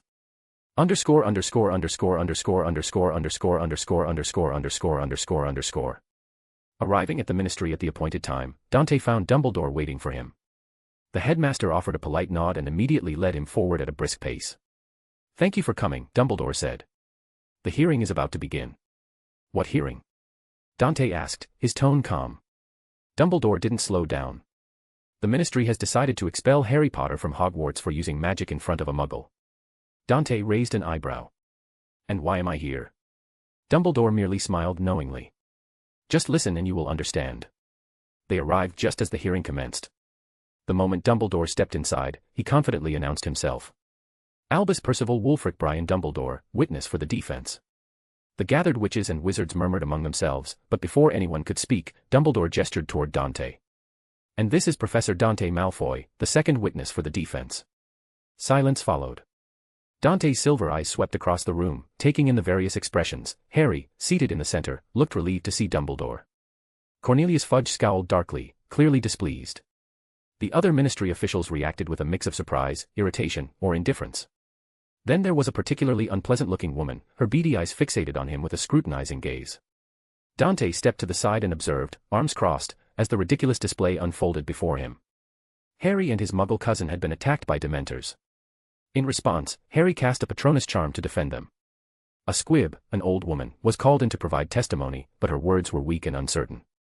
The back and forth between Dumbledore, Fudge, and the toad-faced woman, who had an annoyingly high-pitched voice, grew increasingly tedious. Dante had heard enough. With an exasperated sigh, he stepped forward, drawing the attention of the entire room. He stood beside Harry, his presence commanding immediate silence. Dumbledore, who had been mid-sentence, paused. Then, slowly, he leaned back with a knowing look. Dante turned to Harry. Does your cousin know you're a wizard? That magic is real. Harry hesitated, then nodded. Yes. When you received your Hogwarts letter, did your muggle family see them? Dante asked again. Harry nodded again. They even saw and heard the letter speak when I was informed of my expulsion. Dante tilted his head. Then why are we even having this hearing? He swept his gaze across the gathered officials. His muggle family has already seen all there is to see. If you want to punish someone for violating the statute of secrecy, perhaps you should start with the Ministry itself for using magic in front of muggles. Fudge gaped, then quickly composed himself. That is entirely different, he snapped. We are here to judge Harry Potter's actions. Dante scoffed. The statute of secrecy exists to protect wizards. Breaking it to save himself from Dementors doesn't constitute a crime. He took a step forward, his presence radiating cold authority. And you seem to be under the misconception that the Dementors follow your orders. They do not. They assist wizards who know how to ask them properly. But since you are blind to that. His voice turned sharp. From this day forward, I will personally ensure that the Dementors leave Azkaban. Neither the Ministry nor Voldemort will have the right to call on them again. The room fell into stunned silence. Fudge's face twisted with anger. It is one thing to align yourself with Dumbledore's lies, but to claim we do not control the Dementors. Dante cut him off with a dry laugh. I'm not on Dumbledore's side. And the idiot you fear? He really is back. But that doesn't matter to me. His expression turned disdainful. All I see is a pathetic excuse of a hearing orchestrated by an incompetent coward. Fudge turned red with fury, his hands clenched into fists. Dante, however, wasn't finished. Regardless of your decision, Harry will continue to attend the school. He glanced at Fudge with thinly veiled contempt. Do yourself a favor, retire and stop wasting everyone's time. Fudge slammed his hand on the table. Your insolence is enough to send you to Azkaban. Dante smirked. Starting today, the Dementors will hover near you wherever you go, until you issue a public apology to Harry Potter. Fudge recoiled, his fury giving way to unease. Dante turned away from him and looked at Harry. Ignore him. He has no power over you while you are my student. If he as much as make a beep, I will handle him. Harry was surprised by the quick turn of events, but quickly recovered and then slowly stood up, following Dante out of the room. Fudge is afraid of Voldemort's power, Voldemort is afraid of Dumbledore's power, and Dante is even stronger than Dumbledore. Even for Harry it was no-brainer who he should follow. Fudge, still fuming, turned to Dumbledore. Did you bring Dante Malfoy here just to insult me? Dumbledore sighed. I brought Dante because he can control Dementors. I had hoped he would demonstrate that once he understood the situation. He shook his head. But it seems you've managed to irritate him instead. The old wizard couldn't help but wonder, was bringing Dante to the hearing a mistake? Or, perhaps more importantly, why does Dante become aggressive out of nowhere? Chapter 104, Unwanted Invitations. Outside the Ministry, the air was still thick with tension, but Harry found himself smiling. He turned to Dante, gratitude evident in his eyes. Thanks for standing up for me back there, Harry said. Won't this cause you trouble? Dante shook his head dismissively. It's fine. That minister is too incompetent to do anything meaningful. If I didn't already know that many idiots like him followed Voldemort before, I might have been surprised how he made it to being minister in the first place. Harry chuckled at that. Dante's blunt words and complete lack of respect for authority were oddly refreshing. Dante suddenly turned to Harry. Wait here. I'll be back. Without another word, he disapparated. A few minutes later, as Harry stood there wondering where Dante had gone, Dumbledore stepped outside. The old wizard smiled lightly. Harry, the final decision has been made. They voted against your expulsion. It seems Dante's less than kind words swayed many in your favor. However, he's also earned the hatred of Cornelius and his supporters. I wouldn't be surprised if Cornelius tries to have Dante thrown into Azkaban. Dumbledore sighed and looked around. Has Dante already left? Harry shook his head. No, he said he would be back and then disapparated a few minutes ago. At first, Dumbledore simply nodded. Then he frowned, recalling Dante's parting words inside the courtroom. A deep sigh escaped him as he realized what was about to happen. True to his expectation, within a minute, the entire ministry turned colder. The atmosphere grew heavier, gloomier, and an unnatural chill settled over the area. Dante operated beside them, his expression as calm as ever. Dumbledore gave him a tired look. You didn't have to do this. Dante merely shrugged. An incompetent idiot like him shouldn't be allowed to remain at the top. This is better than just killing him. Dumbledore sighed. Fudge is afraid, and fear makes people act irrationally. Give him a break. Dante replied. He'll apologize publicly and, preferably, retire early. Satisfied with the conversation, Dante turned away. I assume Harry will be going with you. Then there's no need for me to stay here. Dumbledore, however, stopped him. Wait. I'd like you to come with us somewhere first. Dante raised an eyebrow. Why? Dumbledore smiled knowingly. It won't take too much of your time. Dante sighed but didn't argue. Within seconds, the three disapparated. Underscore underscore underscore underscore underscore underscore underscore underscore underscore underscore underscore. When they reappeared, Dante glanced around, taking in the old but grand black family ancestral home. The air of decay mixed with remnants of grandeur spoke volumes about its history. This is the headquarters of the Order of the Phoenix, Dumbledore explained. A place where those who oppose Voldemort gather. This house once belonged to Sirius Black, and he left it, along with all his wealth, to Harry in his will. Dante raised an eyebrow. Sirius Black. The name sparked recognition. He recalled the man, a supposed traitor who had betrayed Harry's parents. More than that, it was the same man whose soul Dante had used to save Ginny Weasley. Dumbledore continued, Sirius carried great guilt over his friend's death. Maybe he saw this as some form of atonement. We will never know what he was thinking. Dante remained silent, absorbing the information as they walked. When they entered the spacious dining room, Dante's gaze then flickered to the people gathered inside the house. He recognized the Weasleys, Professor McGonagall, Snape, Moody, and a few others he didn't know. A young woman with short, vibrant purple hair stepped forward with a grin. Hey there, cousin. Dante turned his gaze toward her and immediately recalled her identity. Nymphadora Tonks, his unapproved cousin, the one his mother disowned. Tonks smiled wider. Nice to see you that joined us. I've heard a lot about your achievements over the years. Dante didn't reply. Instead, he turned to Dumbledore. Are you going to explain now? Dumbledore nodded. Everyone, this is Dante Malfoy. I've invited him here because I wish to extend an offer. The Order of the Phoenix was created during the First War to fight against Voldemort and his forces. I wish to formally invite you to join. Dante didn't hesitate. No. The response was immediate, blunt, and without an ounce of interest. A few members looked disappointed, while others frowned at his response. It was blunt and lacked respect. Dumbledore, however, had expected as much. I assumed you would refuse, he admitted. But I do hope that if any of those in this room require aid, you will at least consider offering your help. Dumbledore had two reasons for inviting Dante.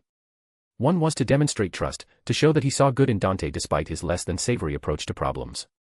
The other was a calculated move. He doubted Voldemort would leave Dante alone for long. So when time comes, Dante will be more inclined to side with them. Having a wizard of Dante's caliber as an ally in troubled times would be invaluable. Dante didn't outright refuse but didn't accept either. I'm going home, he simply stated before disapparating without another word. He had no interest in this war. Voldemort was doomed regardless. The fool's soul would wither away in a few years, and without anyone telling him, he would never see it coming. Dante had no need to do anything. Underscore underscore underscore underscore underscore underscore underscore underscore underscore underscore underscore. When Dante operated back home, he immediately sensed a guest's presence. As he stepped into the sitting room, he saw his mother engaged in conversation with a black-haired woman. Narcissa, noticing him, waved him over. Dante, come and meet your Aunt Bellatrix, she said smoothly. Dante walked closer, his gaze analyzing the woman before him. A memory flickered in his mind, Bellatrix Lestrange striking him with the killing curse during the Battle of Hogwarts, her horror when it failed to harm him, and the fear in her eyes before he ended her life. So, she was his aunt. Aunt Bellatrix, Dante greeted neutrally. Bellatrix's sharp eyes assessed him before she smirked. So, this is my prodigy of a nephew. I've wanted to meet you for quite some time. Dante sat beside his mother, keeping his expression unreadable. Yet, Bellatrix's gaze burned with unmasked anger, and that puzzled him. He had never met her before, not in this timeline, at least. Why are you angry? He asked bluntly. Bellatrix's lips curled as she leaned forward. Since I left Azkaban, all I've been hearing is how my nephew dares to speak the Dark Lord's name and insult him. Lucius betraying our master is one thing, he has always been a coward, but you. You insult our master so openly. However, he is forgiving. If you apologize and serve him faithfully, he will not punish you. Dante now understood. His aunt was a fanatic, just like Barty Crouch Jr. He gave her an unimpressed look. I have spoken nothing but the truth. The Dark Lord you worship is not as great as you think. Bellatrix's eyes blazed. He is the greatest wizard to ever live. I will not allow anyone, not even family, to slander him. Narcissa, looking worried, placed a gentle hand over Dante's as if silently pleading with him to de-escalate the situation. But Dante merely cast a glance at his mother before addressing Bellatrix again. Fine. I'll humor you, he said. Enlighten me. Why is he the greatest wizard in the world? Bellatrix calmed slightly, seizing the opportunity. She began listing Voldemort's achievements, his mastery of the dark arts, his transformation of his body, his conquest over death, and his understanding of true blood superiority. Dante let her speak without interruption. When she finished, he finally responded. His body transformation. That originated with Tetrius and Circe nearly 3,000 years ago, Dante said, waving his hand. A book floated from the nearby shelf into Bellatrix's lap. His magical transformation is incomplete and serves as an example of what not to do. Bellatrix's eyes narrowed, but Dante continued. His spells. All invented by others. His so-called conquest over death. He didn't conquer death, he created a few Horcruxes, which merely anchored him to this world temporarily. And even that, he did improperly. Dante waved again, and another book landed before Bellatrix. This contains instructions on how to do what he did. It was not his original creation, nor was it done correctly. Bellatrix's fingers tightened around the books, her disbelief growing. And the blood supremacy theory? It's a lie you choose to believe. Argus Filch, the caretaker of Hogwarts, was a squib. I made him into a wizard this year. Likewise, I can turn a muggle into a wizard. Dante's voice remained calm, measured. And just as easily, I can take away your magic and make you a squib. Tell me, dear aunt, will your blood save you from the fate I can bestow upon you? Bellatrix's breath hitched. Impossible. Check the news.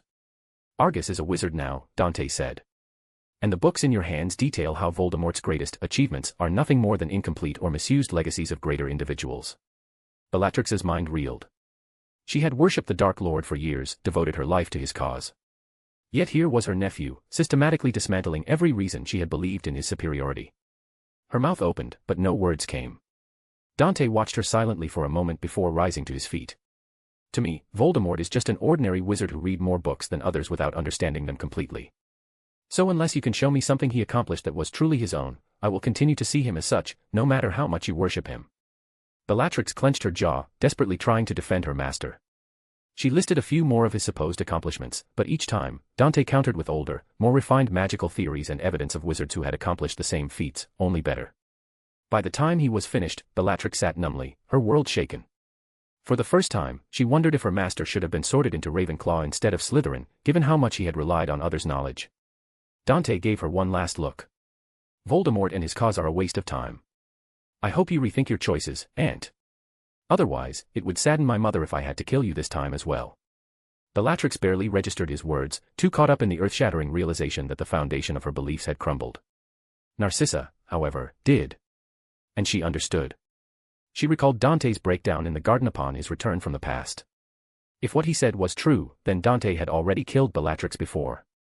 A shiver ran down Narcissa's spine. She was now worried for her sister. She had always known her son was powerful. But that day in the garden, she truly understood how terrifying he really is. Chapter 105, Bellatrix and Selwyn Reports. Bellatrix Lestrange walked swiftly through the halls of Knot Manor, her mind still reeling from the conversation with Dante. The moment she stepped into the dimly lit chamber where the Dark Lord and his followers had gathered, all eyes turned to her. The murmurs died down as Lord Voldemort's crimson gaze locked onto her. She fell to her knees instantly, bowing her head. "My lord, forgive me, I have failed you." Voldemort's expression remained unreadable. "Explain." Bellatrix took a steadying breath. "Lucius was not present. Narcissa informed me that he has no intention of joining this war. He refuses to take any side and wishes to keep to himself." A wave of murmurs spread through the Death Eaters. Some scoffed, while others exchanged knowing glances. Voldemort's lips curled in displeasure, but he said nothing, prompting Bellatrix to continue. She hesitated for a fraction of a second before speaking. "As for Dante, he believes our cause is a lie. He told me that he made Argus Filch, the squib caretaker, into a wizard and that he can do the same to muggles. Similarly, he claims he can strip a wizard of their magic, turning them into squibs." The reaction was immediate. The chamber erupted in startled murmurs. The Death Eaters were shocked, some looking at each other in disbelief. Voldemort scoffed. "Lies. That can be easily confirmed." His eyes flickered toward Severus Snape. "Is there any truth to this, Severus?" Snape hesitated for a moment before speaking slowly. "My lord, it is true that Argus Filch became a wizard overnight. No one knows how it happened, only that he now attends lessons and even receives assignments from Dante, as do the other students." Disbelief flashed across Voldemort's face before his irritation set in. "And why am I only hearing about this now?" Snape lowered his head slightly. "I was still investigating, my lord. What if Filch was not truly a squib but afflicted by some unknown curse or condition? I did not wish to give Dante credit without verifying the truth." Voldemort's tension eased slightly. "Yes, that is more plausible. A mere child could not have achieved such a thing." His gaze returned to Bellatrix. "Did you tell him that I conquered death?" Bellatrix felt the weight of the question, but she forced herself to nod. "I did, my lord." Voldemort gestured impatiently for her to continue. Bellatrix swallowed. "He told me that you did not conquer death. That the effects of your Horcruxes are only temporary, and that you did it incorrectly." Silence fell. The Death Eaters, every single one of them, froze. Many of them were hearing the term Horcrux for the first time. But Voldemort's mind raced with a different thought. How did Dante know? Only one possibility made sense. Dumbledore. But Bellatrix was not finished. "He showed me a book, my lord. One that explains how to create a Horcrux. He said there is a copy in Hogwarts, and that you likely learned of the method there, just as you learned the rest of your magic from the works of other wizards." Voldemort's anger flared. His fingers tightened into a fist, but he forced himself to remain composed. The expressions on his followers' faces only fueled his fury. They were questioning him. He could see it. Doubt. The most dangerous poison. If the knowledge of Horcruxes was freely available at Hogwarts, then why should they fear him? Why should they follow him when they could simply learn to do the same? Voldemort scoffed, masking his rage. "It is true that my inspiration came from various texts in Hogwarts. But what I achieved went far beyond what those books contained." His voice was smooth, calculated. "A wizard can only create one Horcrux, an imperfect and flawed version that does not grant true immortality. But I discovered a way to create multiple. I pushed the boundaries of what was possible. Lies. But necessary ones." He could not afford for his followers to believe he was replaceable. A servant who believed they could become the master was a dangerous thing. Bellatrix's confidence wavered for only a moment before she grasped onto his explanation. If a wizard could only create one Horcrux but the Dark Lord had made several, then he must have improved upon existing magic. That meant Dante had not truly understood her master brilliance and thought it was just copying existing things. Relief flooded her mind. Yes. The Dark Lord had built upon old knowledge and made it his own. That, too, was an achievement. Bellatrix lifted her chin. "Of course, my lord. Your knowledge far surpasses what was written in any book." Voldemort gave a cold smile, but his thoughts were already elsewhere. Dante. The boy was clearly different from Dumbledore. He was reckless and willing to share knowledge no matter the consequence. This was bad news for him and he might reconsider his priorities now. Not long after, Sylvanus Selwyn strode into the chamber, his steps cautious as he approached the Dark Lord. Voldemort's crimson eyes fixed on him immediately, narrowing in displeasure. "You are late, Selwyn," Voldemort said, his voice a cold whisper. Selwyn bowed low, hesitating before speaking. My lord, I apologize. The ministry is in chaos. Everyone is in shambles. He hesitated before adding, was it your doing, my lord? Voldemort raised a brow. What happened? Selwyn straightened, nodding slightly. Dementors, my lord. They suddenly invaded the ministry out of nowhere. They are not attacking anyone but instead floating above the minister and between the walls. The entire ministry has become cold and oppressive. Murmurs spread among the gathered Death Eaters. Even Voldemort's expression showed surprise. Selwyn continued, the Department of Magical Law Enforcement, ORS, and others are trying to drive them out, but they are proving nearly impossible to deal with. Worse, they have shields protecting them, making them exponentially harder to remove. The ministry has become a second Azkaban. People are running all over the place in fear. Voldemort's fingers tapped the arm of his throne in contemplation. Why are the Dementors doing? And since when do they have shields? What was happening? Severus Snape, sitting silently to the side, frowned in thought. He recalled Dumbledore mentioning that he had taken Dante Malfoy with him after the hearing earlier today. Something about this situation smelled of Dante's handiwork. Snape made up his mind to question Dumbledore about it. _______________________________________________________________________________________________________________ 2 days later, Selwyn returned with more troubling news. My lord, Selwyn started cautiously, I have obtained additional information regarding the incident at the ministry. Voldemort gestured impatiently for him to continue. During the hearing of Harry Potter, Dante Malfoy was present. He had a direct conflict with the Minister of Magic, Selwyn reported. He insulted Fudge, calling him an incompetent coward, and declared that the Dementors would haunt him until he publicly apologized to Harry Potter. A tense silence followed. Even Bellatrix, who had recently been shaken by her encounter with Dante, seemed uneasy. Those who were present at the hearing firmly believe Dante is behind the Dementors' actions, Selwyn added grimly. Especially since the Dementors have followed Fudge to his own home. Voldemort's fingers tightened around the arms of his chair, but Selwyn was not finished. My lord, there is another matter. Selwyn hesitated before pressing on. Dante also declared that the Dementors would no longer listen to the ministry, or anyone else including you. A sharp intake of breath was heard among the Death Eaters. Voldemort's eyes glowed with fury. To test this claim, I sought out a Dementor, Selwyn continued. In the past, when you called them, they would listen, even in silence. But now. He swallowed hard. They ignored me completely, it is as if they can't hear anymore. The Death Eaters exchanged uneasy glances. Voldemort's fury was palpable. Voldemort stood slowly and said, I shall check this myself, then disapparated. He needed to check for himself.